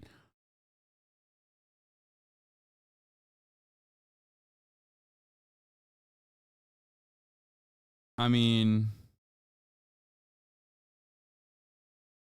I don't know. I don't know how to answer that. Like, I actually don't know how to answer that at all. Bestie, you're unmasking? Oh, you're talking to him. Okay, got it.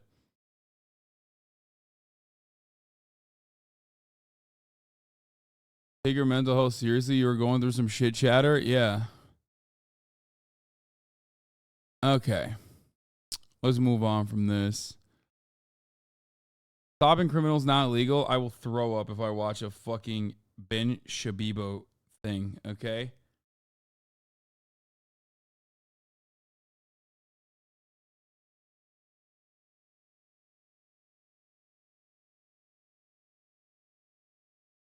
Dodgers anti-Satan parade. Signs read, Satan has no rights and stop the blasphemy as hundreds gather at Dodger Stadium to protest the team honoring the Sisters of Perpetual Indulgence.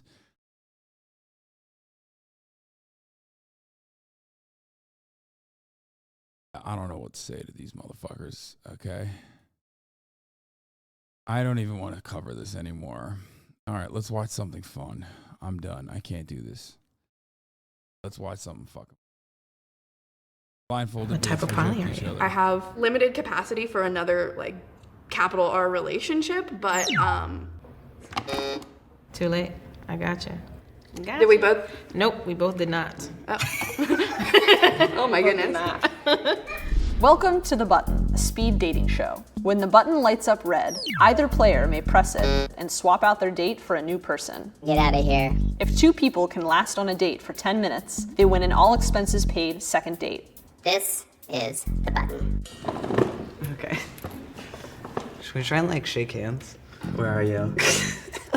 I'm like not a very often handshaker. My name's Quinn. Ambrose. Okay. Welcome to the Poly episode. Cool. Oh my gosh. What would you say are like your biggest like deal breakers in a partner? I don't date straight men. Wonderful. I'm guessing you probably know by now that it's not me. I really like your voice. Oh, thank you. You too. Fun fact about Ambrose. Oh, okay. They're an Olympic weightlifter. Oh my god, that is so fucking impressive. It doesn't mean I've gone to the Olympics, it's just a sport. There's 2 lifts, so it's a snatch and the clean and jerk. And so everything that we train is essentially to get better at those 2 lifts. That is so cool. Yeah. I cannot do any of that stuff. What do you think your date looks like? I'm like such a hater for this, but I think you might be white. Yeah. Okay, sorry. You probably have some muscles on you. Will you show off your muscles? I feel like I'm not really that muscular, but am I showing Do you mind if Quinn fills on those muscles? Yeah, go for it. Can you feel it? Where's your hand? Where are they? Oh, what do you mean they're not there, babes? Okay. How old are the 2 of you? All right, I'm 34. Oh no. No, it's not an oh no with your age, it's mine. How old are you? So, I was born after 9/11. Oh, I was born in 2002. I am 20. I turned 21 in July. Okay, I'm sorry, we're so bad. I knew this was gonna happen. I was like, I can't come on here being 20. All right, where's the... Okay. Oh, you are so attractive. Oh my god, hi. Hi, I'm Ambrose. Okay, I'm Quinn. You're adorable too. God damn it. Sorry, I'm old. Yeah, I'm sorry I'm 20. Wait, how old are you? I feel like they're getting worse, like the cut button videos. Am I crazy? I barely survived. Can I survive Navy SEAL training? Well, the answer is probably no, but that's not going to stop me from trying. Today, I'm here at the official training center for Navy SEAL and SWIC in Coronado, California, to see if I can complete the infamous BUDS obstacle course. Are you laughing over there? No. This is where Navy SEALs are built, and SWIC. Come on, man. Today, we have one mission. This is definitely a fucking hashtag ad. New Curtis Connor react. Oh, the women are... Yeah, we'll do that after. Let's watch this. Challenge Austin's physical and mental resilience with one goal. Make him quit. Welcome to the Navy SEAL and SWIC course. Thank you. Things are going to get really intense today. I'm ready for it. If any point in time gets too tough, feel free to ring the bell, and that'll mean that you quit. Okay. Thank you. Thanks for bringing this so close to this course. Of course. It means a lot. And I'll tell you what, if this video hits 10,000 likes, I'll come out and run through your obstacle course. I think we can get this to 10,000 likes. You guys please help me out. Let's do this. And then we hug, and then I carry you over there. That's weird. I know. So out of all these obstacles, which one is the toughest? I would have to say the most intimidating obstacle we have on this course would have to be the slide for life because of its height. But what the most people fail here on is the rope swing. That small one right over there? That small one. Huh. Because their grips are fatigued by that point. Uh-huh. Is there any I'd type of fucking like crush danger this, that I dude. should be worried about? Yeah, you wouldn't want to fall off the top of the cargo net. I could have guessed that. I don't have a fear of heights, though. That's the one you told me you were most afraid of. I know, just because it's hot. It's because my grip. Obviously, I don't want to fall. If I fell, it would hurt. Okay, let's get into it. We have SB1 Jake Foynes demonstrating, and at the start, the first obstacle is the parallel bars. This is to challenge your upper body strength. Makes that look pretty easy. How many times have you done this obstacle? A lot. Like over 100? Easily over 100. The next obstacle is the low wall, where it challenges an operator's ability to bound over high walls in combat. The next obstacle is the high wall, where it starts to challenge your grip strength and your ability to remain low as you go over obstacles. Next obstacle is the low crawl. Oh, that's really low. Look how low that is. After the low crawl, we move into the cargo net. This is our tallest obstacle where most people lose their grip strength. The key here is to use your legs. That is tall.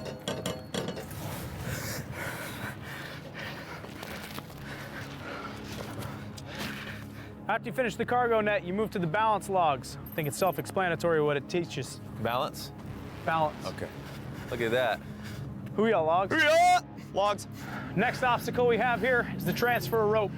You do this twice? You do it one time. One time. Oh, and then you transfer. That's why it's called the transfer rope? That's why they call it that. This obstacle is called the dirty name. Dirty name. A lot of people use a dirty name. When they do it? Going over it, yeah. He made it look pretty easy. Slurs. Next obstacle is the weaver. Oh, this one looks familiar. Sergeant boat operator, you didn't use a slur. I'm afraid you're going to have to go back to the drawing board and do it again. The next obstacle we have here is the Burma Bridge. It's designed to replicate the bridges in Burma. Just some more balance. Prepping the mind for the most dangerous obstacle here. You ever have anybody fall right here? Surprisingly, no. Next up is the slide for life. Oh, so you're climbing up the platforms to get to the actual slide. Watch your head. That's right. And right here where you go upside down like that technique is the best. Falls to the top?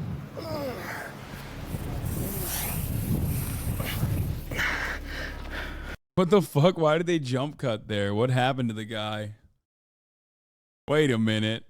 Wait a minute, dude. Yo, they're like, this obstacle's called the dick burn rope. Or your dick burns. Like you just had sex with a lady you were not supposed to.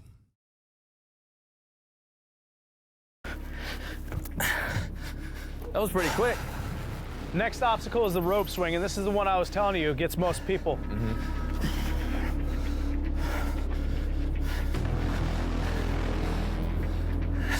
Is that a gainer? And then this must be the incline wall. How'd you know? It's a wall and it's an incline.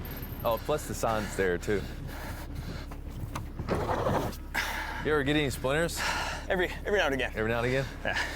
This obstacle is difficult because by the time you get here, your grip is so fatigued that holding on to these little ledges is really difficult. Oh man, those are small. It's like maybe half an inch. And the final obstacle is the bolts. It's the only thing that can touch the log is your hands. Okay, so no legs, no head. No butt. No butt.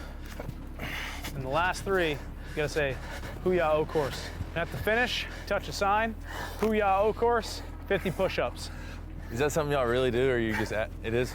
Okay. 20. It's 20 push-ups. Yeah, of course. So Austin, after seeing us demonstrate every obstacle here today, what do you think? I think it's going to be extremely tough, especially the high obstacles. And not only are you dealing with the physical barrier of being able to climb those things, but the mental barrier of them being so tall. About halfway through, my heart rate will be at 180, 190 probably, and it's going to take a lot out of me. So the passing time in first phase is 12 minutes, and I'll make you a deal. If you pass, we'll invite you back for more. Okay, 12 minutes. What is your obstacle course time? So my PR ever going through this during training was actually 6 minute 59. Every time I get out here, I'm usually averaging right around 7 minutes, 30 seconds. That sounds pretty quick. It's pretty quick. Well, I'm going to beat you today. I'd like to see that. Let's do it. All right, Austin, here's your shot. A lot of men who have done this obstacle course have gone on to do great things for their country. You ready to go? Yes, sir. Let's get to it. Stand by. Bust them.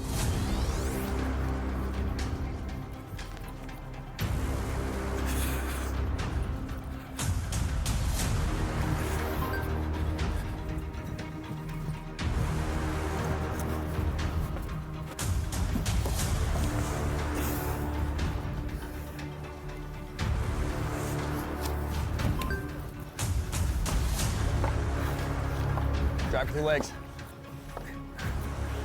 I just signed up for the military because I love obstacle courses. Yeah, that's the whole purpose of this. I mean, this one is like a bit silly because it's like the hardest part of Buds is not the obstacle course anyway. The hardest part of Buds is the fucking suffocating under the water, and also the sleep deprivation that accompanies the training. Like, it's, even though the obstacle course is like clearly also not very easy. Stay low. Stay low over.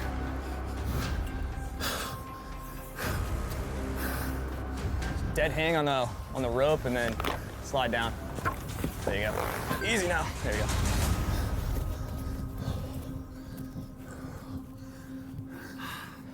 You gotta squeeze through. It's gonna get caught on your belt.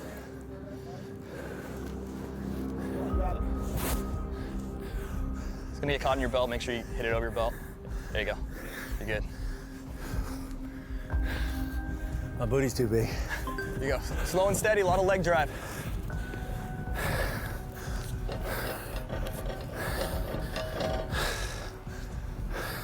Keep it moving. The hardest part is not writing a book with lies filled within it, or the hardest part is surviving a helicopter crash inevitably on your way to like going to execute a high profile target that you knew where they lived for a very long time. And they're sleeping. It's just all in your head right here. I love that. Lets you know you're alive, you know.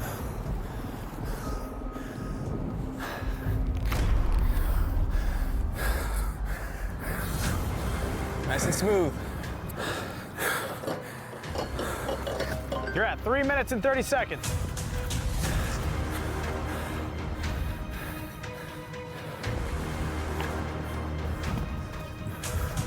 God damn. I mean, he's doing a better job than I thought he would be. Booyah, logs.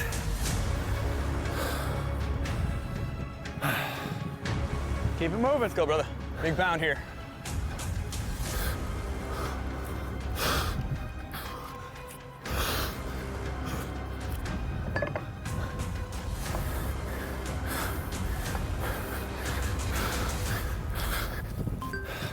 There you go, dirty aim. Keep it family friendly. You guys think I could do this? Fuck no, dude. No shot. I'm way too heavy.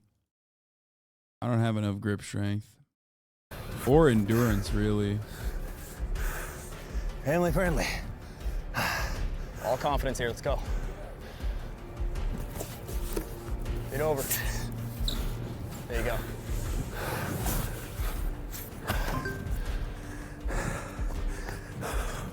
Hey, you're right about the heart rate. Yeah, spiking right now. Just breathe through it.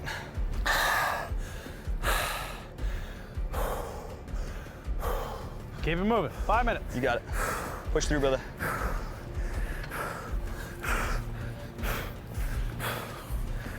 It's all technique based.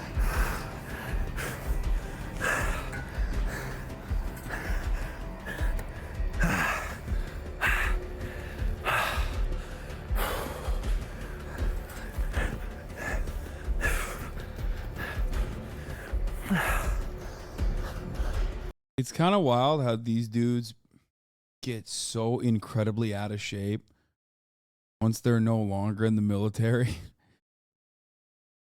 Like, how the fuck did that happen? Keep that body close.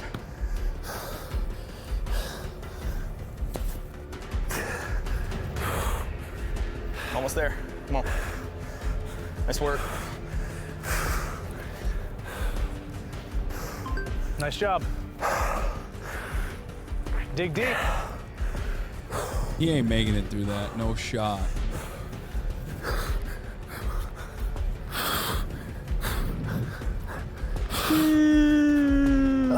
That's a technique right there.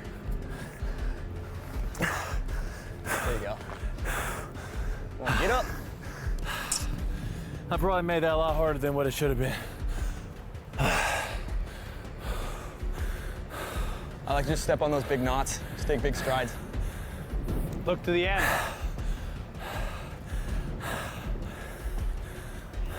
So you sort of just let your hands glide along the top and just step to the knots.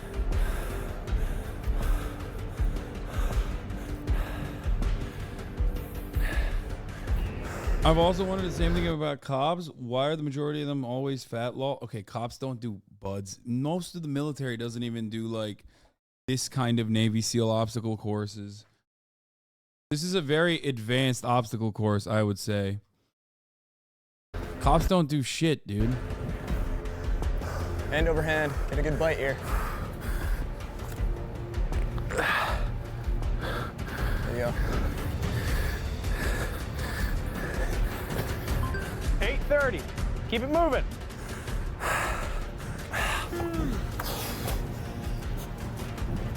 Nice. Muscle up technique. Tall guys. Tall guys got it made. Tall guys got it. Don't discredit me. I like the short king flip.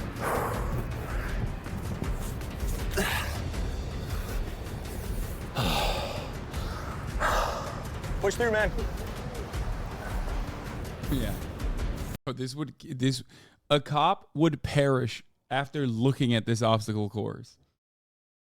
Bring any fucking cop to this obstacle course, they would literally turn into dust by just like laying their eyesight on the obstacle course. They would have an instant heart attack. You have to dig deep. Come on, brother, you got it.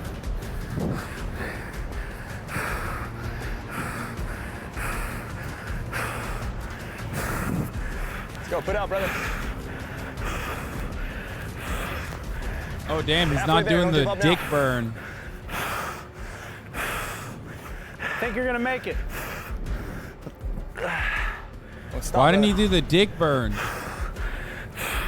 At this point, his forearms are probably toasted. I was about to say, that's like way more of a toll on his fucking grip strength at this point. He's so cooked. Everything going through his mind right now is let go.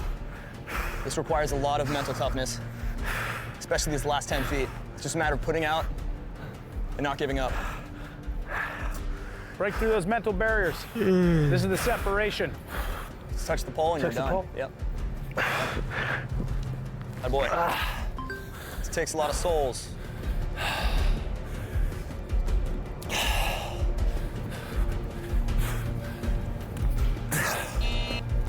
You gotta attack it, man. Gotta be really aggressive.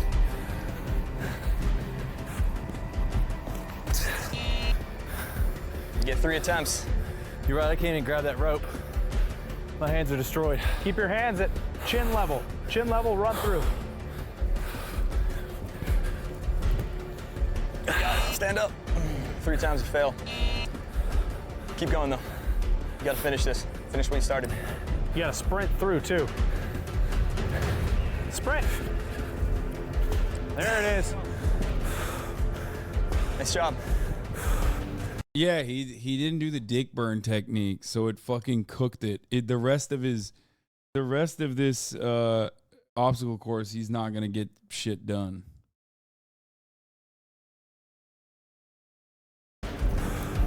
He's feeling the lactic acid build up in his forearms. It's surprising that he got through this. It's gonna be real tough on that spider wall. You're on the home stretch.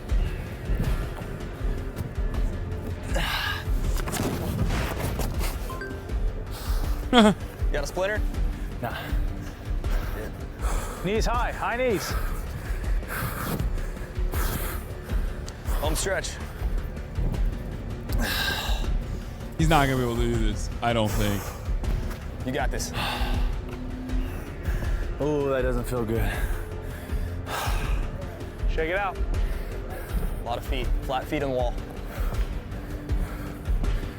If you get that left foot forward, and then you can step up with your right. There you go. Keep your body close. Hips close to the wall.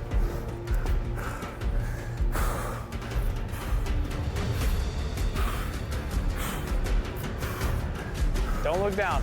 This does require a lot of grip strength, which he's burnt a lot of it on the first half of this course. Not supposed to hold the top of it there. Top of the wall is a no-go? Yeah. Oh, drag that right foot. Hand first, hand first. Slide it down, hand first. That lower one. Grab the... And then slide that. You all right, brother? Yeah, I'm good. Dude, the forearms could not hold up. You want to give it another shot? Do it again? Let me show you some technique on it. The technique is, I feel like I had the technique, but my forearms.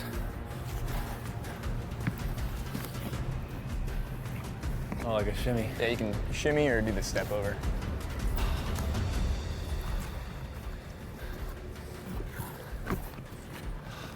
Just rub some technique on it. Yo, he's just flexing, bro. He did it so fast. Foot and slides it down. Yeah. Just like flat foot on it and then staying really close to the wall too. You ready to quit?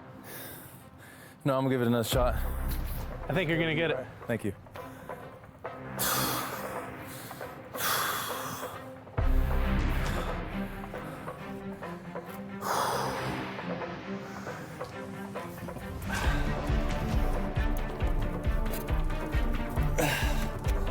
This is where you gotta dig deep.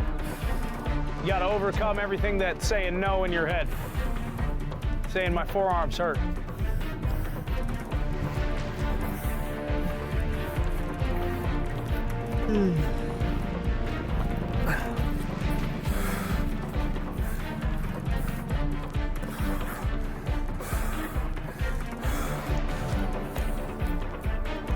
There you go.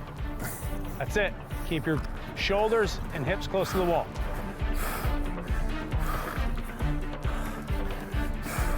That's it. There you go. What time would you get? Like, I'd probably get 3 minutes, like at the top of the hour when there's a 3-minute ad break. And that is all I would give it until I quit. Now, you don't have to quit the top of the hour. Just avoid it altogether by subscribing, of course, for $5 or for free with a Twitch Prime by connecting your Amazon Prime account to your Twitch account. You can also get gifted a sub if you're lucky. Here is the 3-minute ad break now. Reach down with your hand. Reach down with your hand first. Slide that foot. Bam. There it is. Nice. I'm not gonna lie, this level of exhaustion is sometimes how I feel after a long day of streaming on Twitch. And like Kaya will like poop somewhere where she's not supposed to, or pee somewhere. And I just find myself just like staring at the pee going, I can't. Like I physically cannot get myself to clean this up. Not Christian F, Virtual Meal, Blazer, and Better the Great. Thank you for the 5 gifted. That's how I feel, dude. That's how I feel. Thank me for my fucking service. Nobody's out here thanking me for my service, dude.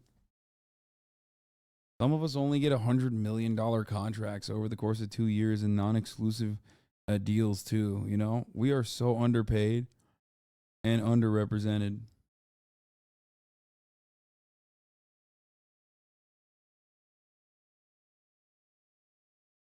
Recovery. There you go. Let's go. Last one.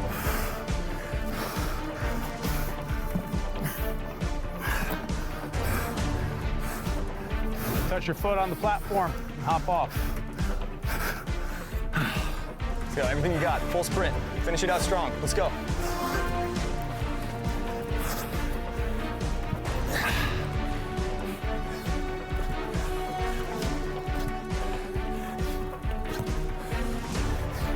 Run all the way What through. did the bot say? Booyah, course. Booyah, course. Time. Oh, God. How you feeling? Like Great my heart's job. going to explode. 4-3, goddamn. It's a foot out let's go. evolution, huh? It is. It's probably the toughest thing I've done in a long time. What do you think? You think you passed? No. Well, your time was 1943. Not bad for your first time. First time, not bad. My forearms just got so full of blood and lactic acid, it's hard to move them. Right. This here is just a small part of what we do. It's just a fraction of what you'll face. If you were bored in the aircraft, I would clap. Thank you, dude. That's what I'm talking about. Joke, but like, that's what should happen. Which streamers should get 20% off at Applebee's for jalapeno poppers on specific days? Like, how come we don't have first priority onboarding at airports and stuff? You know what I mean? Like, oh, you have to wear your uniform. It's like, sorry that I don't have my Twitch uniform with me. Fuck. In real combat. And in buds, you're going to be doing this while you're doing all those things Everything you just else. listed every single day. If you guys out there and you're considering a career as Navy SEAL or Navy SWIC, click the link in the bio. All you need to know is there. Shut the fuck up. Bro, what the fuck? He said just click the link in the bio. Man, I love that hashtag ad. Thanks, chatter, for making me watch this hashtag ad. Not enough. There aren't enough fucking military advertisements running against my fucking content and commentary on this godforsaken website. You know? Oh, Jesus.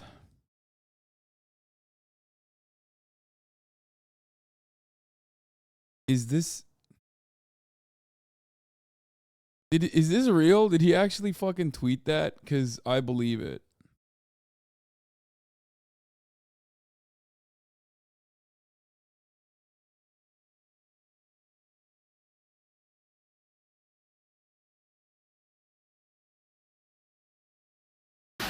Alright, folks. As you can tell, this video looks a little different from my usual ones. I don't know if you can tell, but this video is strictly for girls.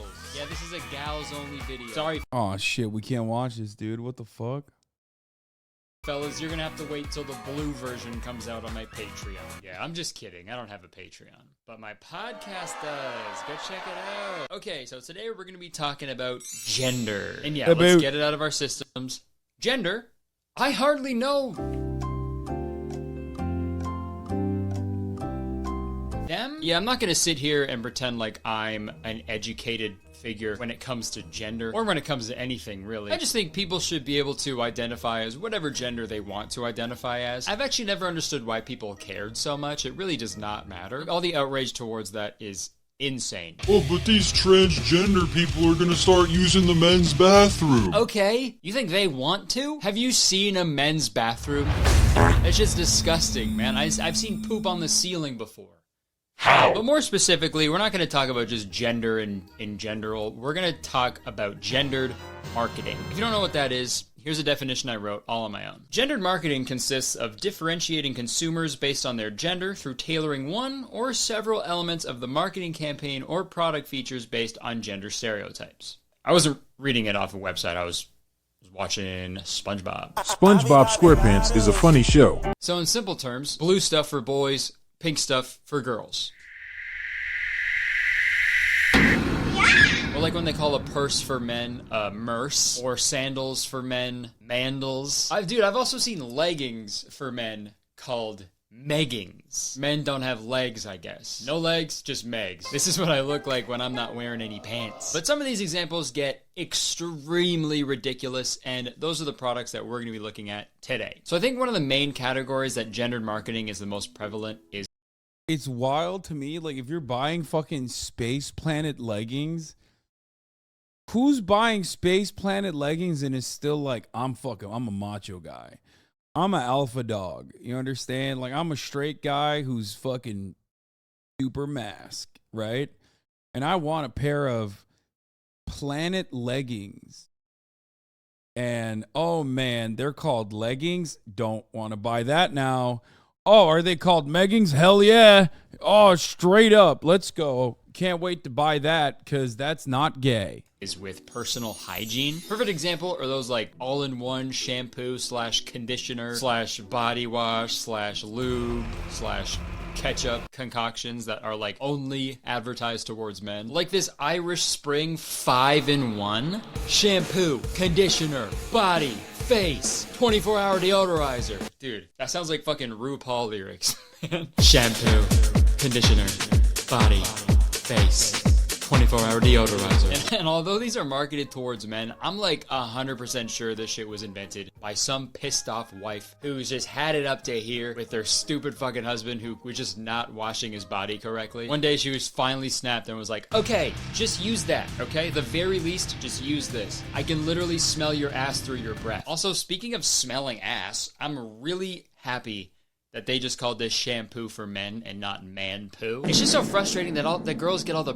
pretty names for their shampoo, like smooth and silky, full and plush, and the guy shampoos are like machine gun smell, motor oil shampoo. And that sounds crazy, but that's not even that big of a stretch, because look at this fucking bottle of shampoo. Hound's Head 10W30 super refined shampoo, man-made, salon grade. And that one's fucking crazy, but look at their original branding. Super refined shampoo for men, high performance hair care, Maplewood tobacco oil scented. You wanna That just looks like motor oil. smell like a garage after a nice shower. Shampoo Plus means that this product is formulated to be more than just a shampoo. It can be used from the top of your head to the bottom of your piston. Ew. Okay. Is that supposed to be your cock? Do not use this on your legs. It can only go from top of head to bottom of penis. Use it on your legs. May God have mercy on your soul. Like, dude, if you squint at this, it looks like fucking motor oil, dude. This is the shampoo that Lightning McQueen uses. Or should I say, Lightning McLean. Kerchow. Hey, Dad! Like, if this is what it takes for you to buy shampoo and use shampoo, you are a child. You are a little baby boy. It's not manly to use this. It's childish, right? Like, this is the shampoo equivalent of a parent pretending a spoonful of Cheerios is an airplane so they can fucking feed their stupid baby. You know what I mean? When you're like, careful, a second spoon of Cheerios just hit the tower. This is the same thing, but instead of that, it's fucking, all right, tilt your head back, Ron. Here comes the motor oil. And in my research of manly hygiene products, I found grenade soap, brass knuckle soap, and gun soap.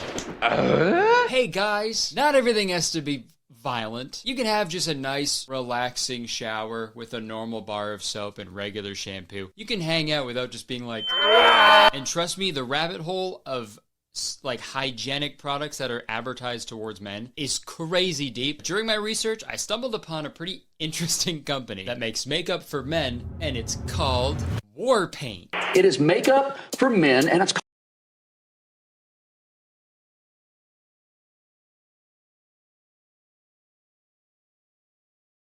Bro, putting on makeup war is like that's way lamer than just getting makeup. Like, just call it makeup. Oh, it's war. It's war paint. It ain't gay. No, it's like probably gayer. Like, consider makeup to be war paint. called War Paint. It's not called makeup, it's war paint. War Paint for Men is a men's makeup brand designed specifically for a male audience. And the main aim for me is to change the whole thinking around men's makeup. I think you can tell by just looking at me, I've never been to war. Like, if I was drafted into the army, it'd be like a personality hire. Like, I'm not a soldier in any meaning of the word, but even I am offended by this, dude. I don't think using a little bit of makeup to cover up your eye bags is the same as someone painting their face to risk their life in the admirable fight for crude oil. And it's so weird because products like this are always advertised towards men like, this is to help you be confident and comfortable in your own masculinity. And it's like, dude, if your masculinity is already so fragile that you can't just walk into a fucking... Yeah, the Taliban literally wear eyeliner. Guyliner. Sorry. Sephora and ask one of the 1 million employees working for some fucking makeup to put under your eyes, then a product called War Paint is not going to change anything. If anything, you're just going to be extra insecure because when someone comes up to you and is like, oh, you're wearing makeup, you're like, no, it's War Paint. Actually, this is like a perfect time to use that fucking Good Doctor meme, dude. Is that makeup? It's War Paint! And listen, I'm sorry we're focusing so much on men's products right now, but I just think it's so funny when companies make products specifically for men. Like, the entire world isn't already for men. And I got another great example. This is called Savage for Him. It's laundry detergent sheets. Let's go ahead and read this website. Oh, thank God, dude. Fucking hell. I was using that gay ass, like, unisex detergent. Shit. Detergent built for men. Transform your daily grind into a bold statement. Savage for Him provides a powerful cleaning experience without smelling like a bitch. Jesus, man. Last part seemed a little unnecessary. What is it? What is I'm a be honest, like, yeah, what are you using? Are you using regular detergent, you bitch? You're using bounce? What for? To bounce on a cock? What's up, fellas? Are you bouncing on your boy's dick? Also, like, there's nothing gayer than wanting to smell nice, dude. What are you, a woman? Women smell nice. That's why we made laundry detergent that makes you smell extra bad. You didn't have time to hit the weights. You're not doing something taxing on your body. Well, guess what? Use our laundry detergent and smell like shit.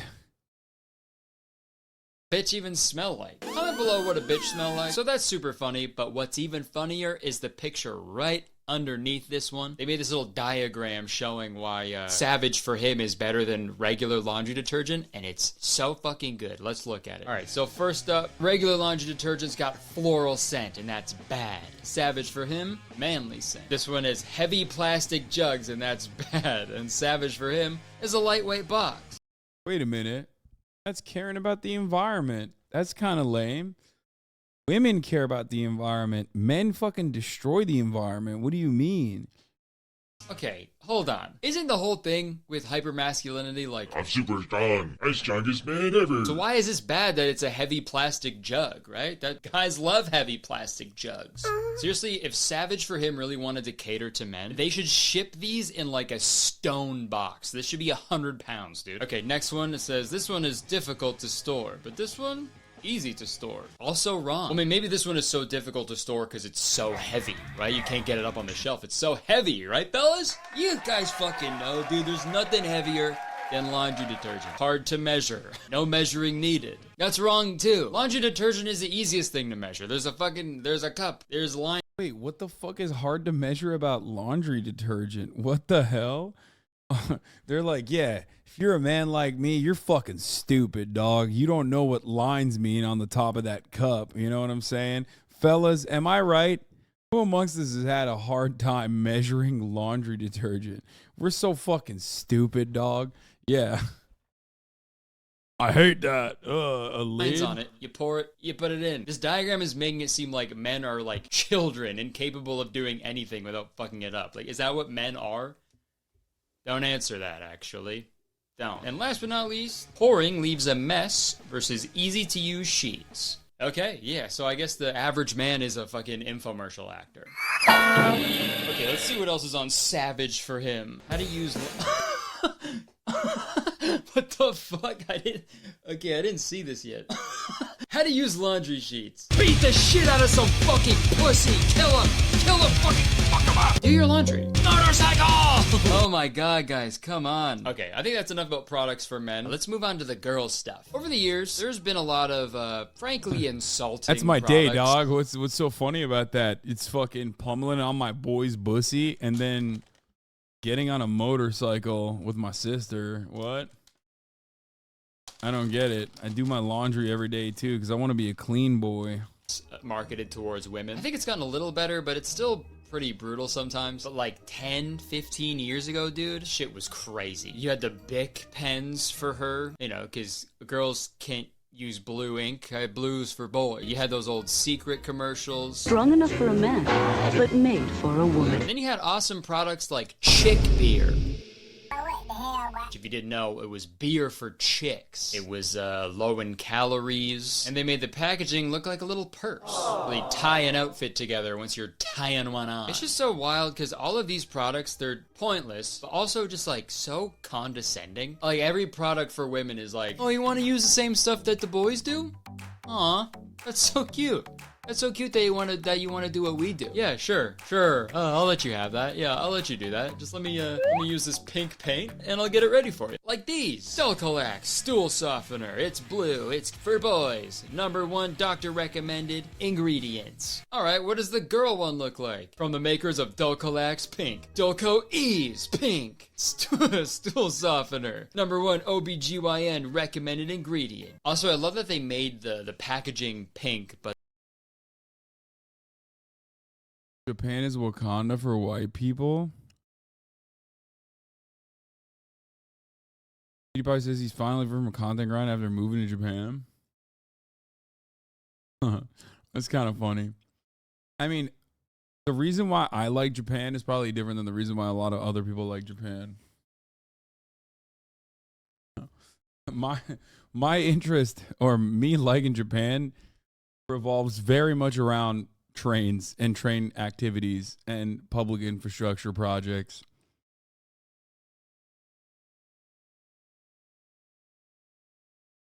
Thank you for fixing me. I'm literally a racist country. I get the point this guy's making, but feel like he's stretching a lot of this.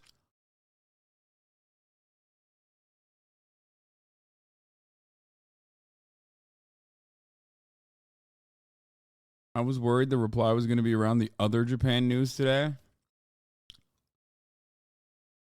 I like it because everyone's on the grind set. Yeah, Japan is the most alpha dog podcaster nation without any like noticeable alpha dog podcasts. They just have 1,000 years of alpha dog culture built in. Like generational trauma. Sigma grind set Japan edition is just like the average life of a salaryman who's trying not to kill themselves.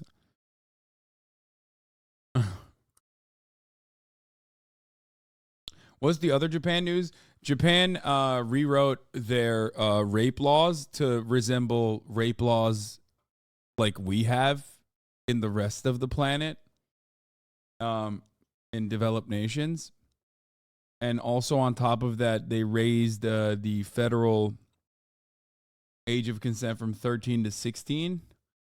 So a lot of big improvements coming to Japan.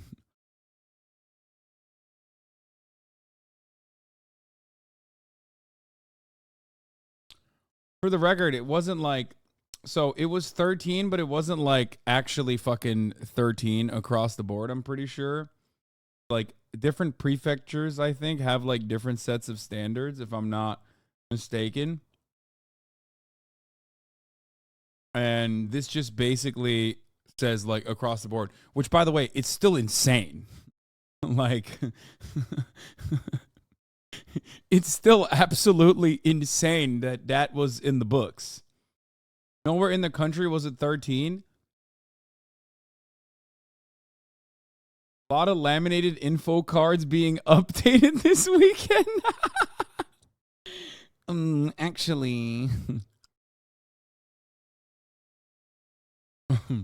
Actually, age of consent laws are still 13 in this prefecture.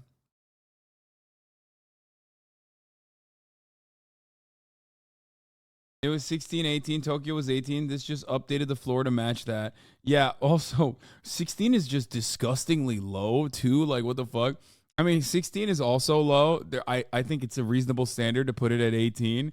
But, like, disgustingly low? It's like, my man, what do you think it is in, like, a lot of European countries? Okay? Don't Google that. Don't Google age of consent in European nation states. Or Canada. I think Canada probably has a lower one too.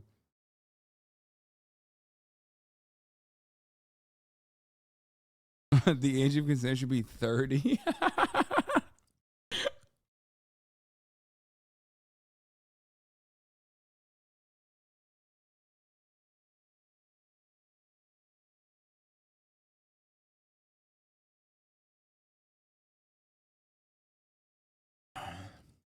Anyway. Yeah, it's 16 in some states in the United States.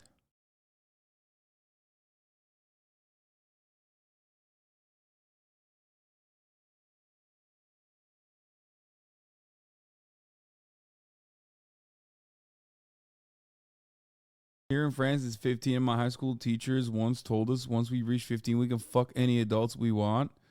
Yeah, that seems very French.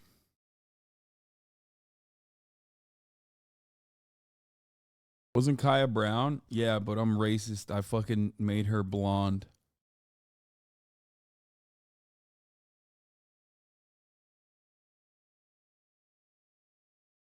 Guys, wait till you find out. Wait till you find out in the United States of America, there are separate standards, not only for age of consent, but for child marriages. That's right.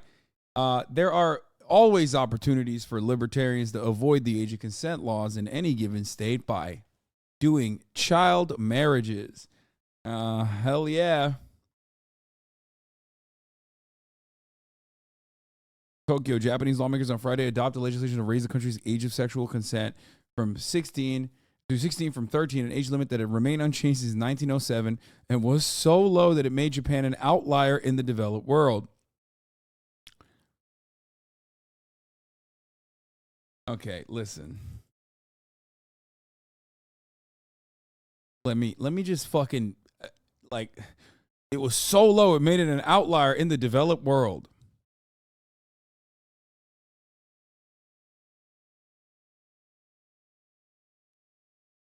Like, no, man, there's a lot of weird parts of the developed world still.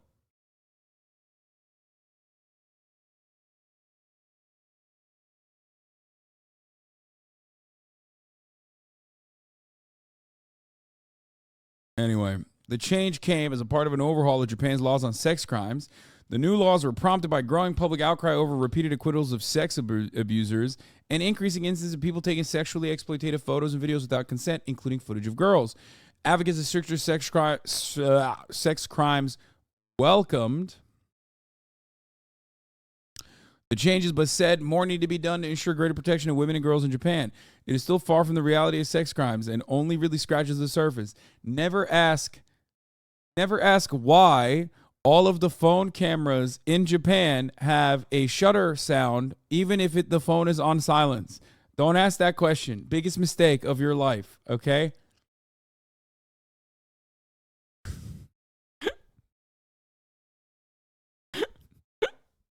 Apparently also in Korea. The changes are a part of gradual modernization laws that protect victims of sexual crimes.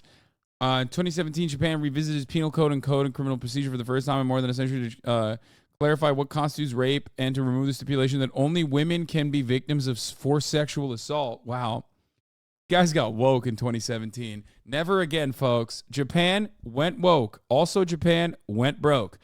Oh, by the way, that was in 2017. So they were like, okay, men can be raped too. Okay.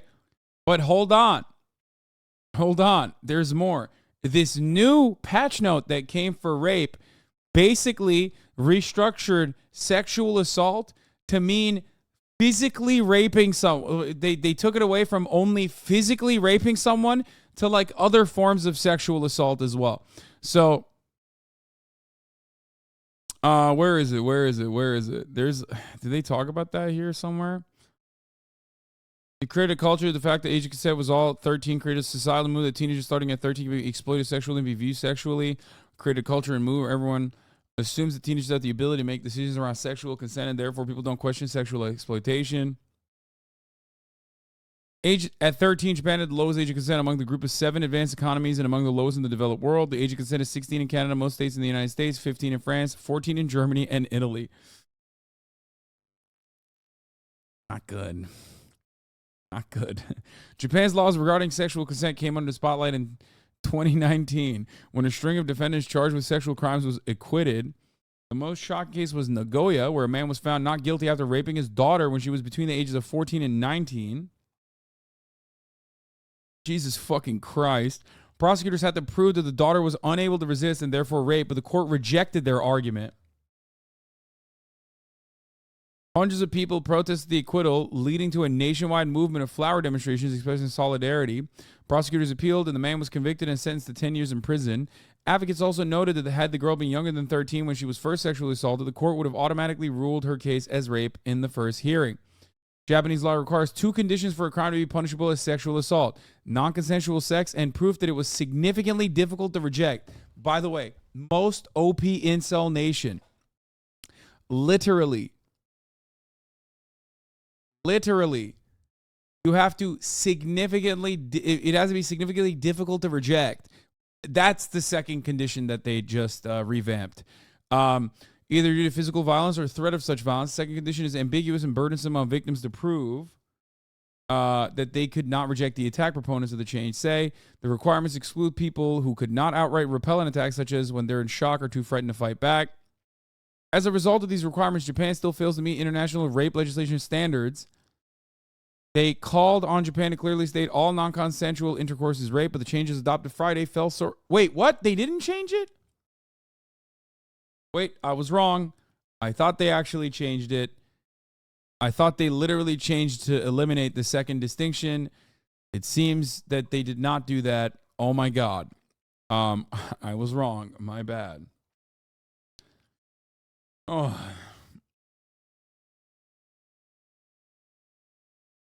Holy shit, clip it. He said he was wrong. What? I get stuff wrong all the time and admit it regularly. What do you mean? What fucking planet are you on, chatter? There's definitely progress we're seeing, but we're still disappointed. Kitanaka and other experts say raging to Asia consent from 13 is long overdue, but the change also was a more robust effort to educate teens. In Japan, there's a saying, don't wake someone sleeping, which is often used around sex education, meaning that if someone isn't sexually active, there is no need to teach them about sex and awaken them to it, said Goto, the law professor.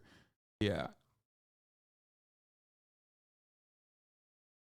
You know about the author of... oh, yeah, I did hear about this.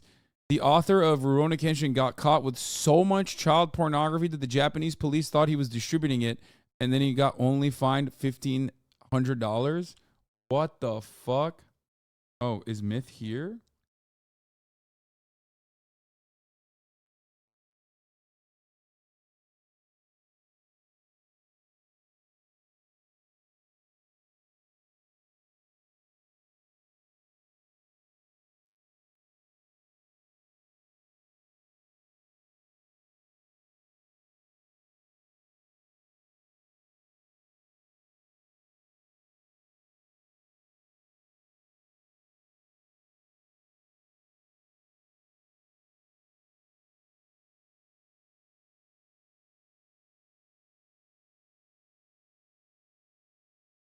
Jumping. Or while she's jumping too. Exactly. We pull it up. Oh. So fucking hot in here. Yeah, I know. It's like a fucking sauna. It's like a sauna.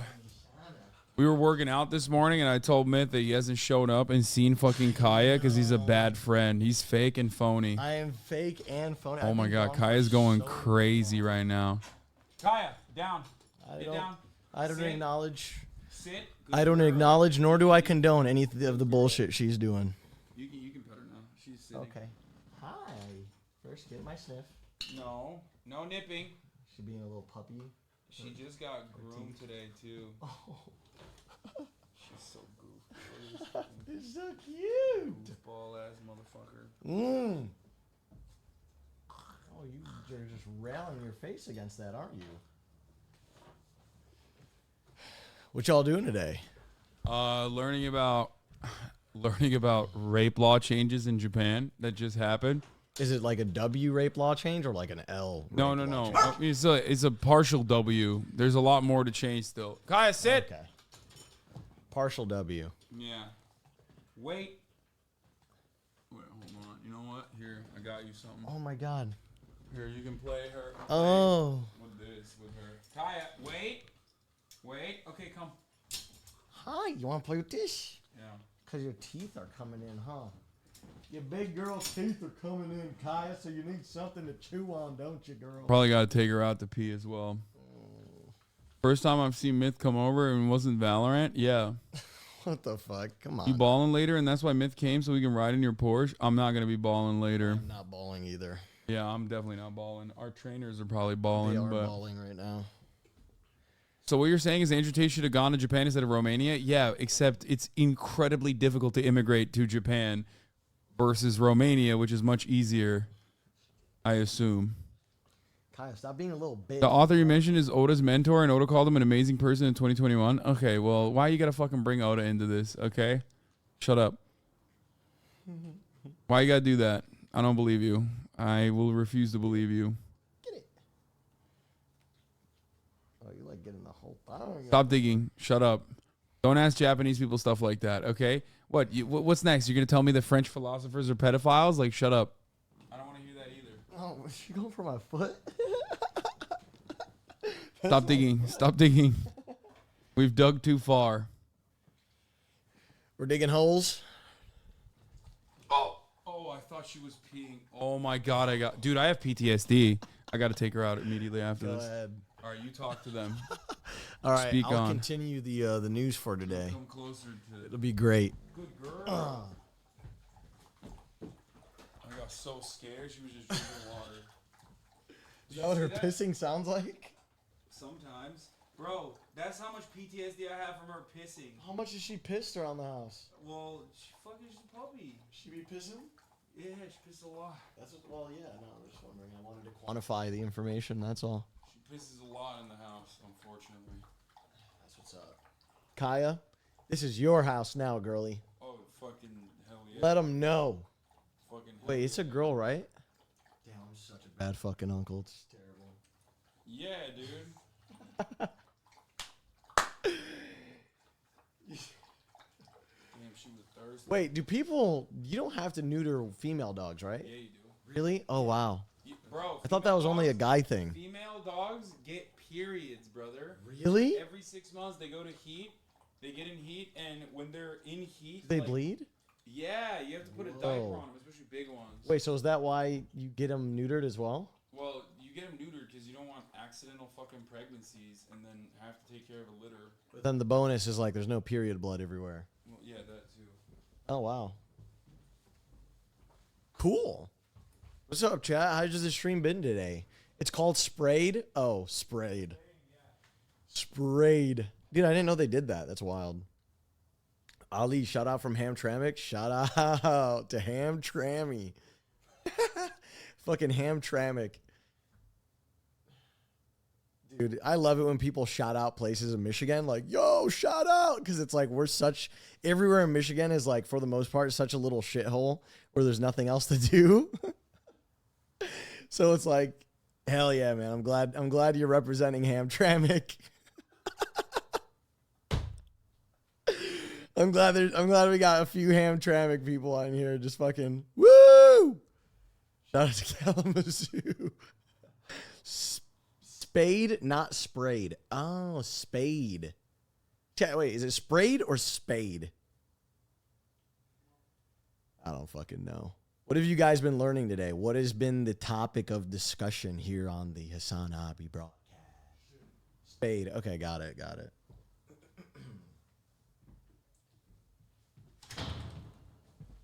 Oh, xQc leaving Twitch. That's been the main topic. Yeah, that's a hot one. 100 million, dude. 100 milli. 70 guaranteed, 30 in bonuses. Nutty. That's crazy. Dude, Kick wants to kill Twitch so badly. It's insane. Yeah, except they rely on Twitch and its infrastructure to exist. Yeah, I know. So Amazon gets the dub anyways. Yeah, fucking hell. Which is why I also think Amazon doesn't give a fuck. Yeah. Like, hey, more bandwidth over there on the guys at Kick? Yeah, Amazon does not give a fuck. I'm just wondering how the xQc situation is going to somehow magically turn into my fault. I'm still waiting on that. It isn't yet? It hasn't yet. People haven't been like, yo, fuck Hasan over this. I fucking hate that XQ got $100 million. It's Hasan's fault. There should be a new, like Rule 34 is like if you could think it, there's porn of it. Yeah. There should be like a rule for you taking hate for just things that happen on the internet for no apparent reason. Yeah. Rule 19. By the way, Kick is down. Wait, yeah, Kick, by the way, was not able to fucking handle xQc even like going on to it. Is it? Oh my God. Yeah, bad It's gateway. still fucked. Oof. Yeah, they've been broken the entire time. Rule 821. Yeah. Wait, what's 820? Oh. 821. When I say America, when I say what America deserved. That you guys got the date on that one. That's nice. Yeah. How's having a dog been? Fucking, I forgot. You forgot that you had a dog? No, I forgot how difficult it was. Shout out Paw Michigan and Jackson, Michigan, please. You got some chatters in the most boring part of the state. Okay, shouts out to Paw Michigan. Is that real? It sounds like some UP shit. I'm not gonna lie. That's some uppy shit. It sounds like it was made up. Paw. Yeah, it's because you banned gambling. Yeah, that's my. Yeah, there you go. That's the meta. I got gambling banned on Twitch, so Kick had to like come up and fucking take xQc, swoop xQc away. Absolutely, your actions have consequences. Yeah, who's not an adult who can make decisions on his own, and 100 million seems pretty fucking understandably solid to make a decision. Solid to make a decision like that, but me. Damn, bro. Dude, I wonder what car X is going to buy next that he's not able to drive. No, he can drive. He got a license. He's got a license now? He's working on it. Okay, he's working. He's working on it. Yeah.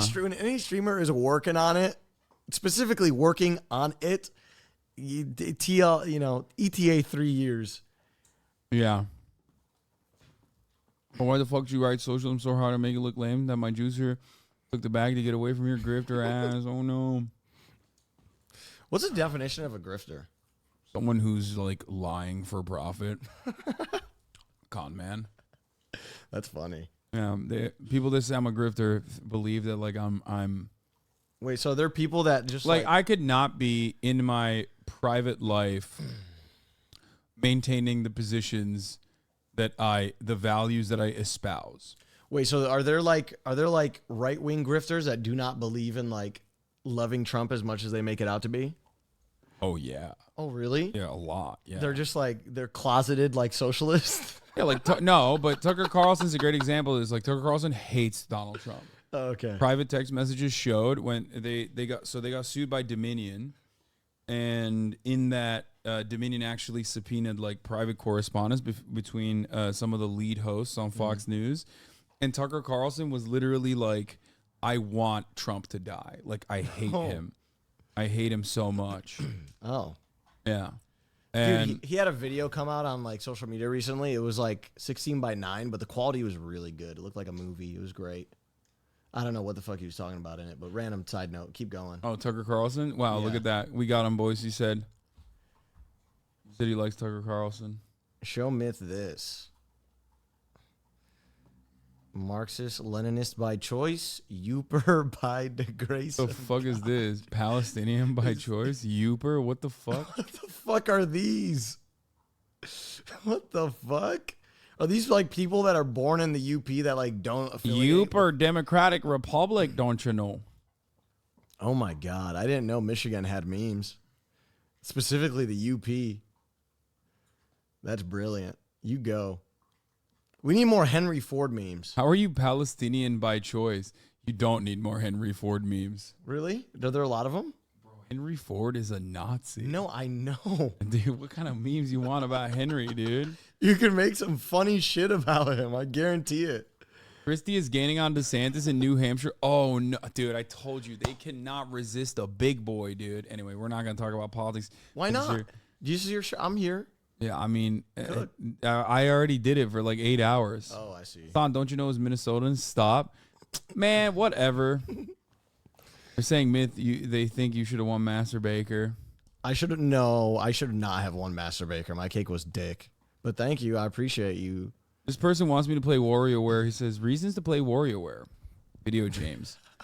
1, older equals less people worrying about spoilers. 2, ADHD friendly. 3, return to baby games. 4, fun with the guests. 5, look how hype chat was. I like making little persuasive mini essays on why you should play a certain game. That's so cute. It's so compact and effective, though. I respect that. I mean, I might test it out eventually, but I mean, you pulled up, but I'm like gonna end stream soon. No, yeah, do it. Tired. I just pulled up because I wanted to see you and Kaya. I literally left the gym and I was like, Hasan is right.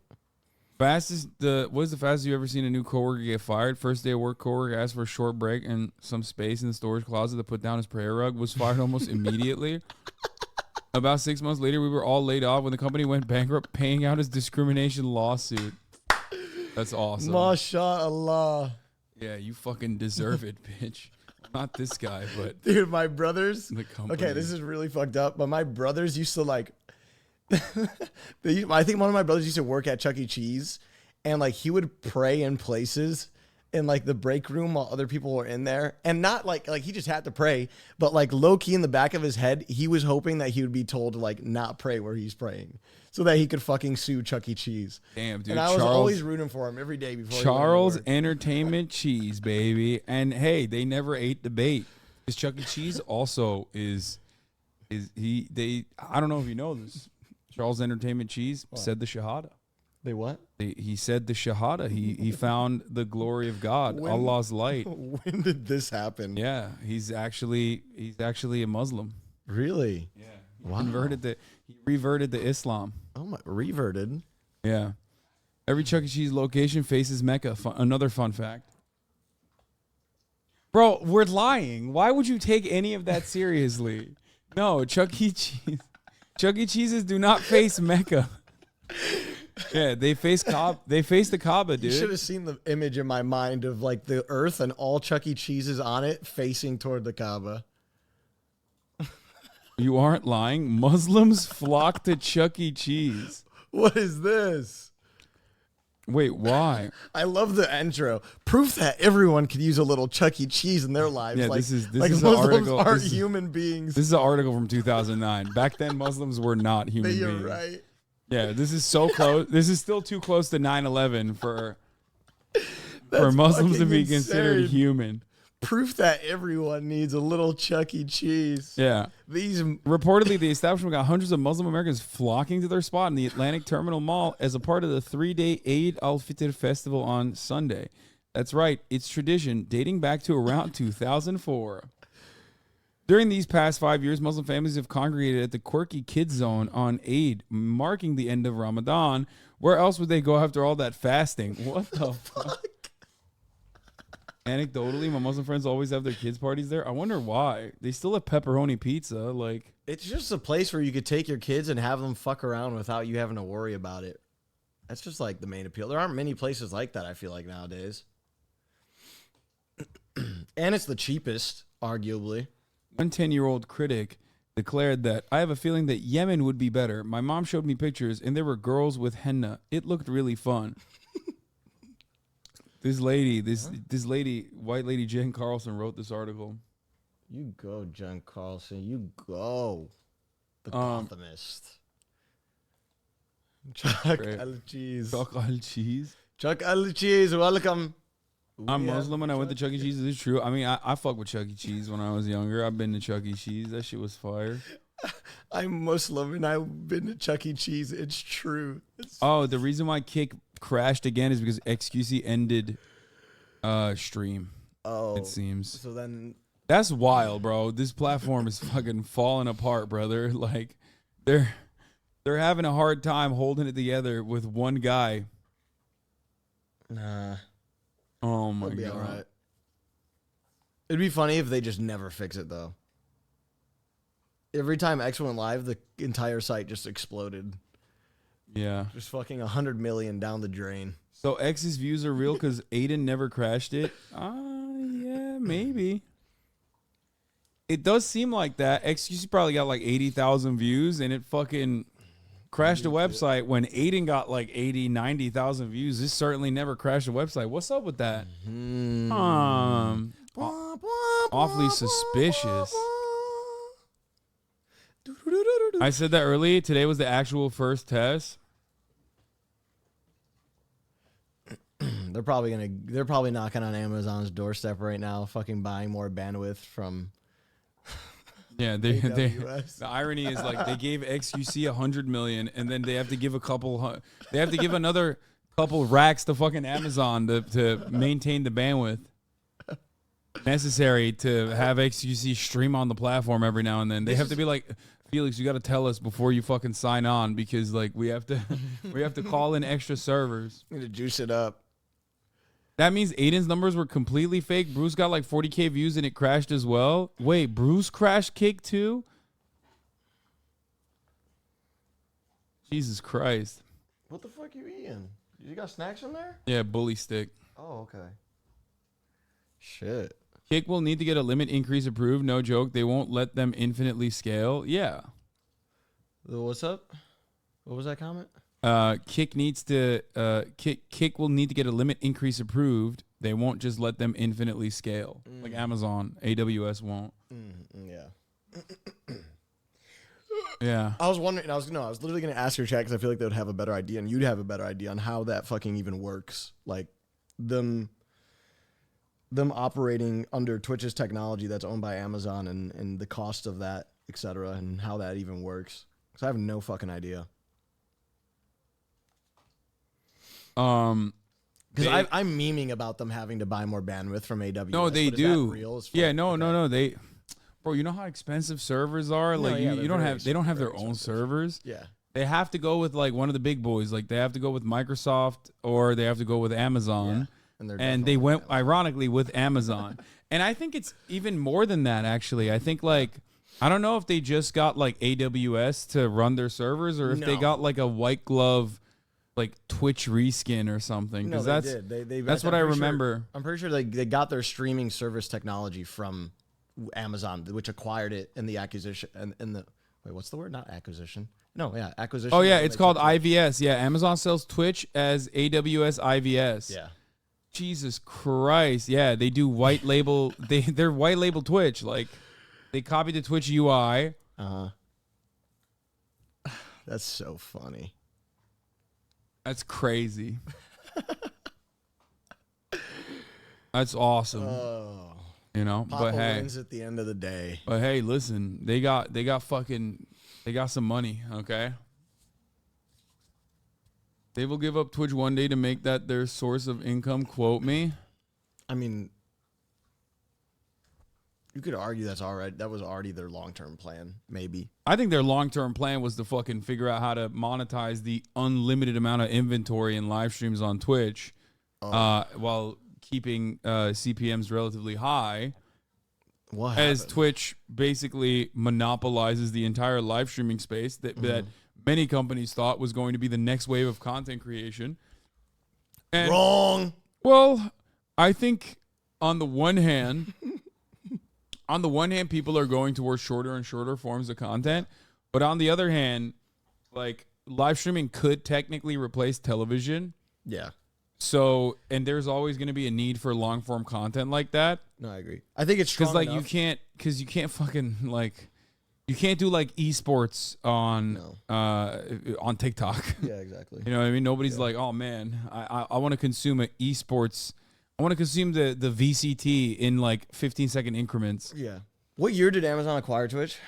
I don't remember, like fucking 2013, 2014 maybe. Oh my God, really? Oh yeah, dude, Prime has been around for a minute. Yeah. Holy fuck. That's crazy. I feel like it's wild. It took us this long to get to this point.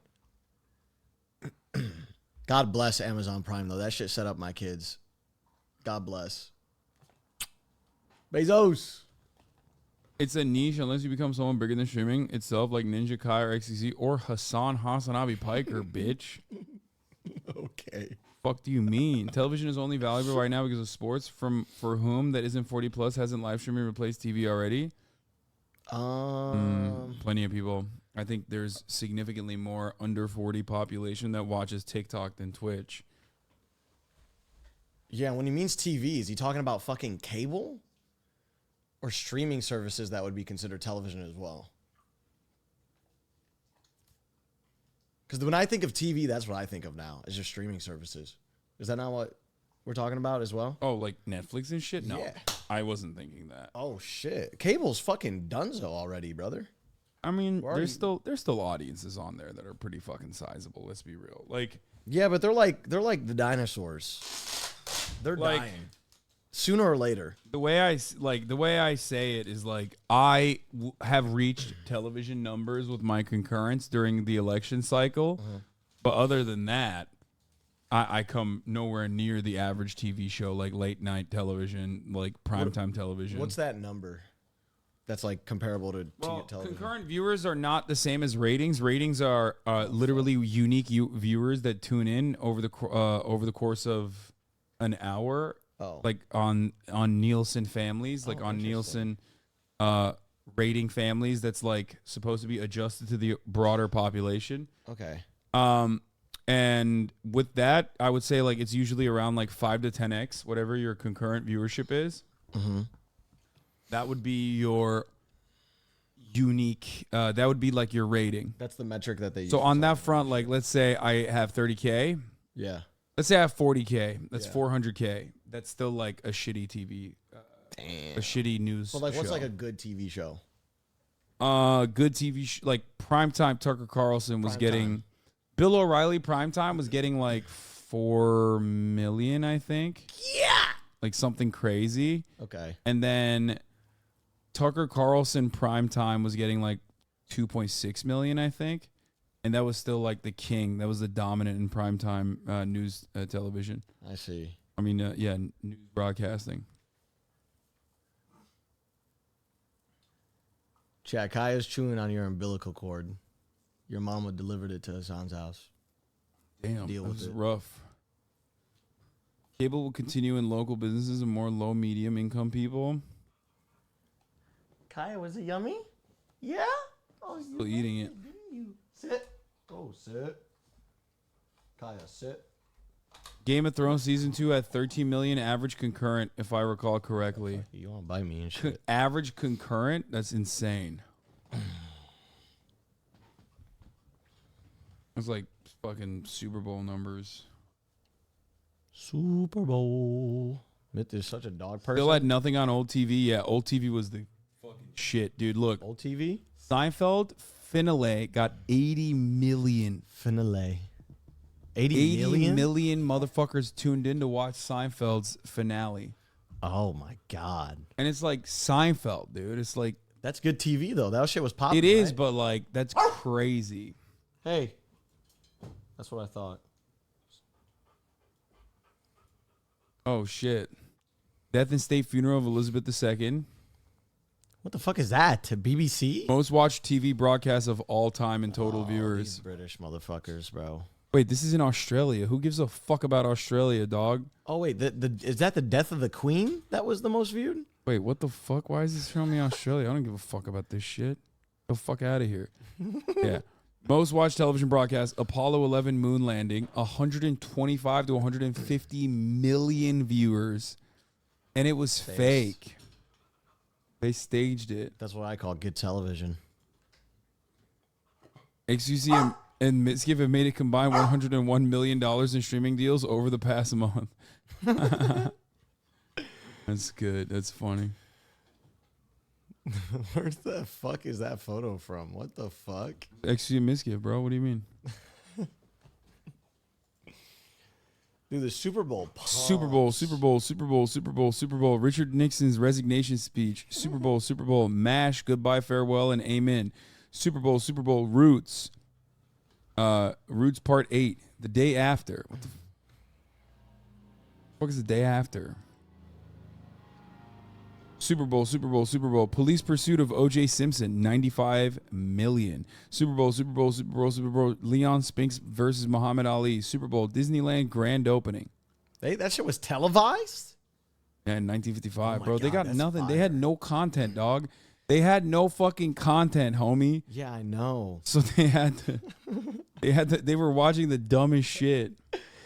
Hi, I am on the ground of Disney's grand opening, and as you can see, the Festival of Magic is beginning. Also, there was like 8 channels. I wonder if they interviewed little kids about that shit. There were Like, how do fucking. you feel about Disney opening? There were 8 channels back then. That's why. Like, other than the Super Bowl, you're never gonna get. No, other than you're the right. Super Bowl, you're never gonna get. Like, look at all the other ones. 1974, 1969, 1983, 1977, 1983, 1944. Or 1994 is like the latest. With how many channels there were, getting into TV and popping off was just major. 3. There were 3 Valid channels. as fuck. There were 3 channels in the 50s. In the 50s? Who owned them? Are they the same motherfuckers Same motherfuckers that own them now, probably. Aware. Wait, I kind of want to see what China's numbers look like, which is probably insane. Wait, what? China Central Television Spring Festival Gala has regularly attracted 700 million to 1.17 billion viewers annually. Oof. The CCTV main evening news broadcast, Xinwen Yambo, has a daily audience of 135 million. Daily? What the fuck do they broadcast? They're still hitting Super Bowl numbers, bro. Hey. Every fucking day. Sit. Kaya, quiet. Good girl. See your gay ass bow? Groomers put a gay bow on her. Where's your bow? That's not a... Is it a gay bow? 100 watch TV series this season's winners and losers. Fire Country. Year's hottest 2 new shows appropriately about an elite group of firefighters. CBS drama Season number 1 new drama and total viewers 8.3 million. They're just doing it better. Also, this is the funniest part. Adults 0.8. So like 18 to 49, which by the way they expanded on that demo if I'm not mistaken. I believe it back in the day used to be 18 to 35. 18 to 35. Wait, what? The biggest Chinese streamer has 60 million viewers.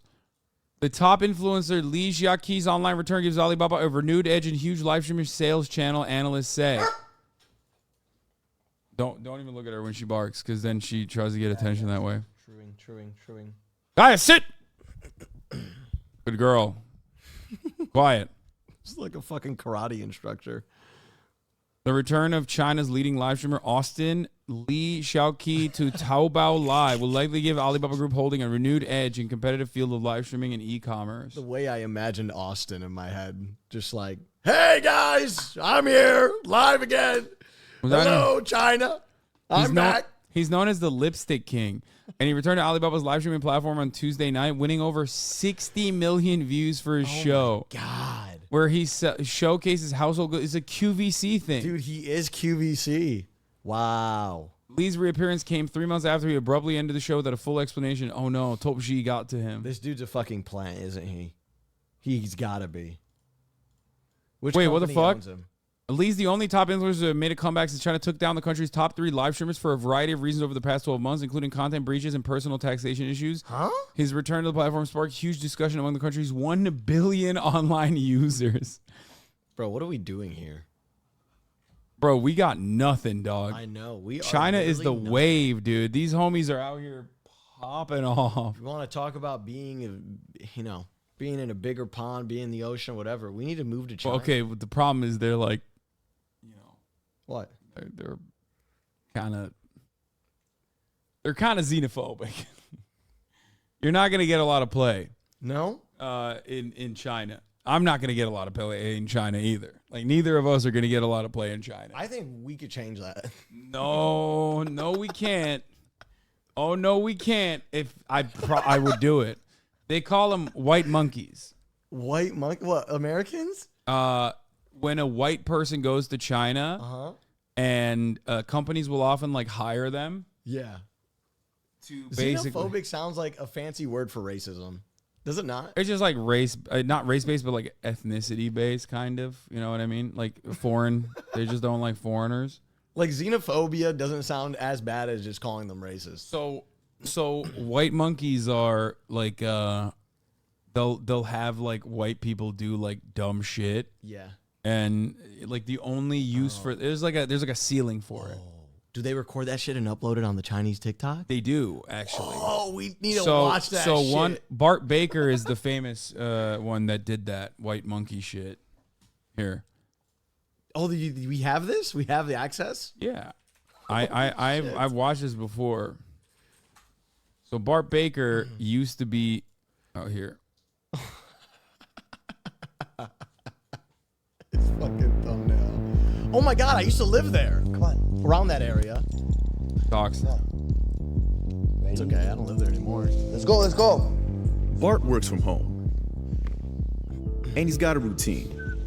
I've walked Wake up there. early, walk the dog, grab coffee, and get to do what he's always done best, making videos for the internet.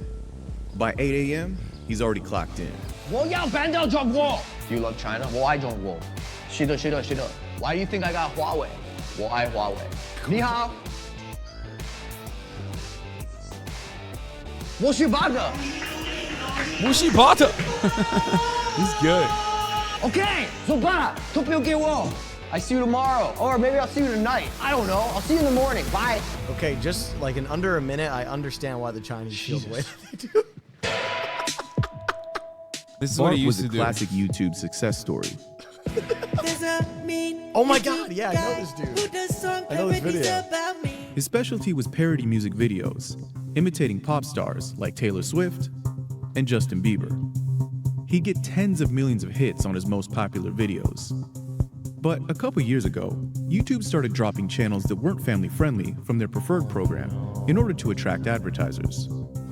I like that it's like poopy brain, not family friendly. Suddenly, big name YouTubers like Bart saw the revenue drop to a fraction of what it used to be. It used to be fine on YouTube. Actually, like the more edgy it was, the better.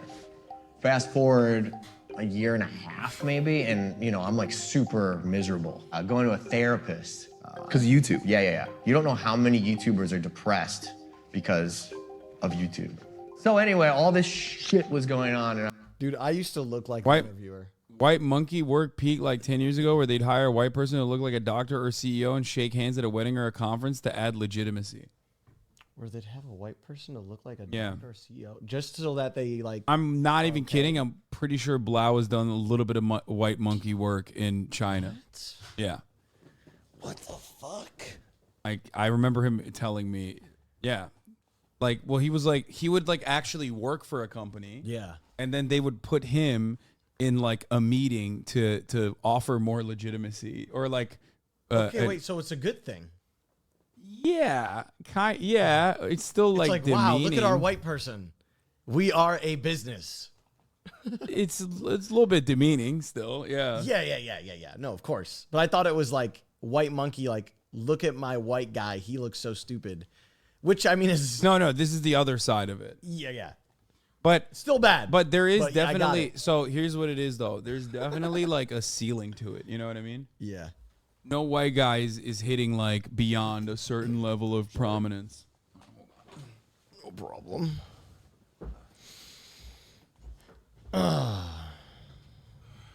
You want a protein bar or something? Are you gonna grab one? Yeah. Yeah, I'm down. Okay. I could use a little teen for the legs. Kaya, you're being such a good girl right now. I want you to know that. Keep it up.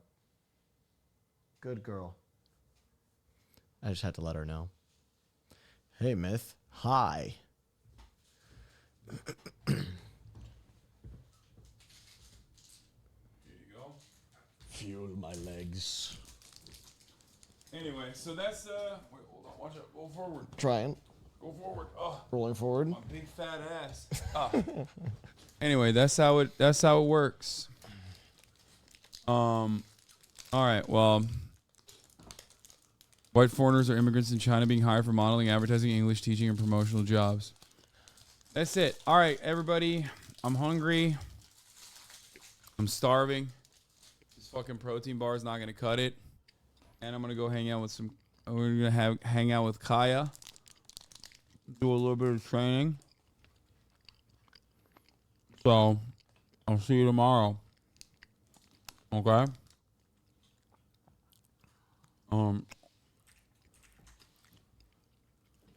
Thank you for coming on, Myth. Oh, no worries. Happy to. Finally. Bye, chat. I've been such a Yeah, bad friend. Myth and I are both moving to Kick. I'll see you there. Starting off the day. Bye, everybody. All the chatters trickling in has helped people hate. Sunny Los Angeles, California, says Hasan. The starlock to the starlock to the topic just begun. There he is again, Hasan is streaming. Hasan is streaming. There he is again, Hasan is streaming. Hasan is streaming. Reviewing the P.O. box, Uncle Uger's face. Sudden Discord agitprop, great names take embrace. Tiny Bernie Sanders, LGBTQ Air Force. The whole left at your fingertips. Ane at your door.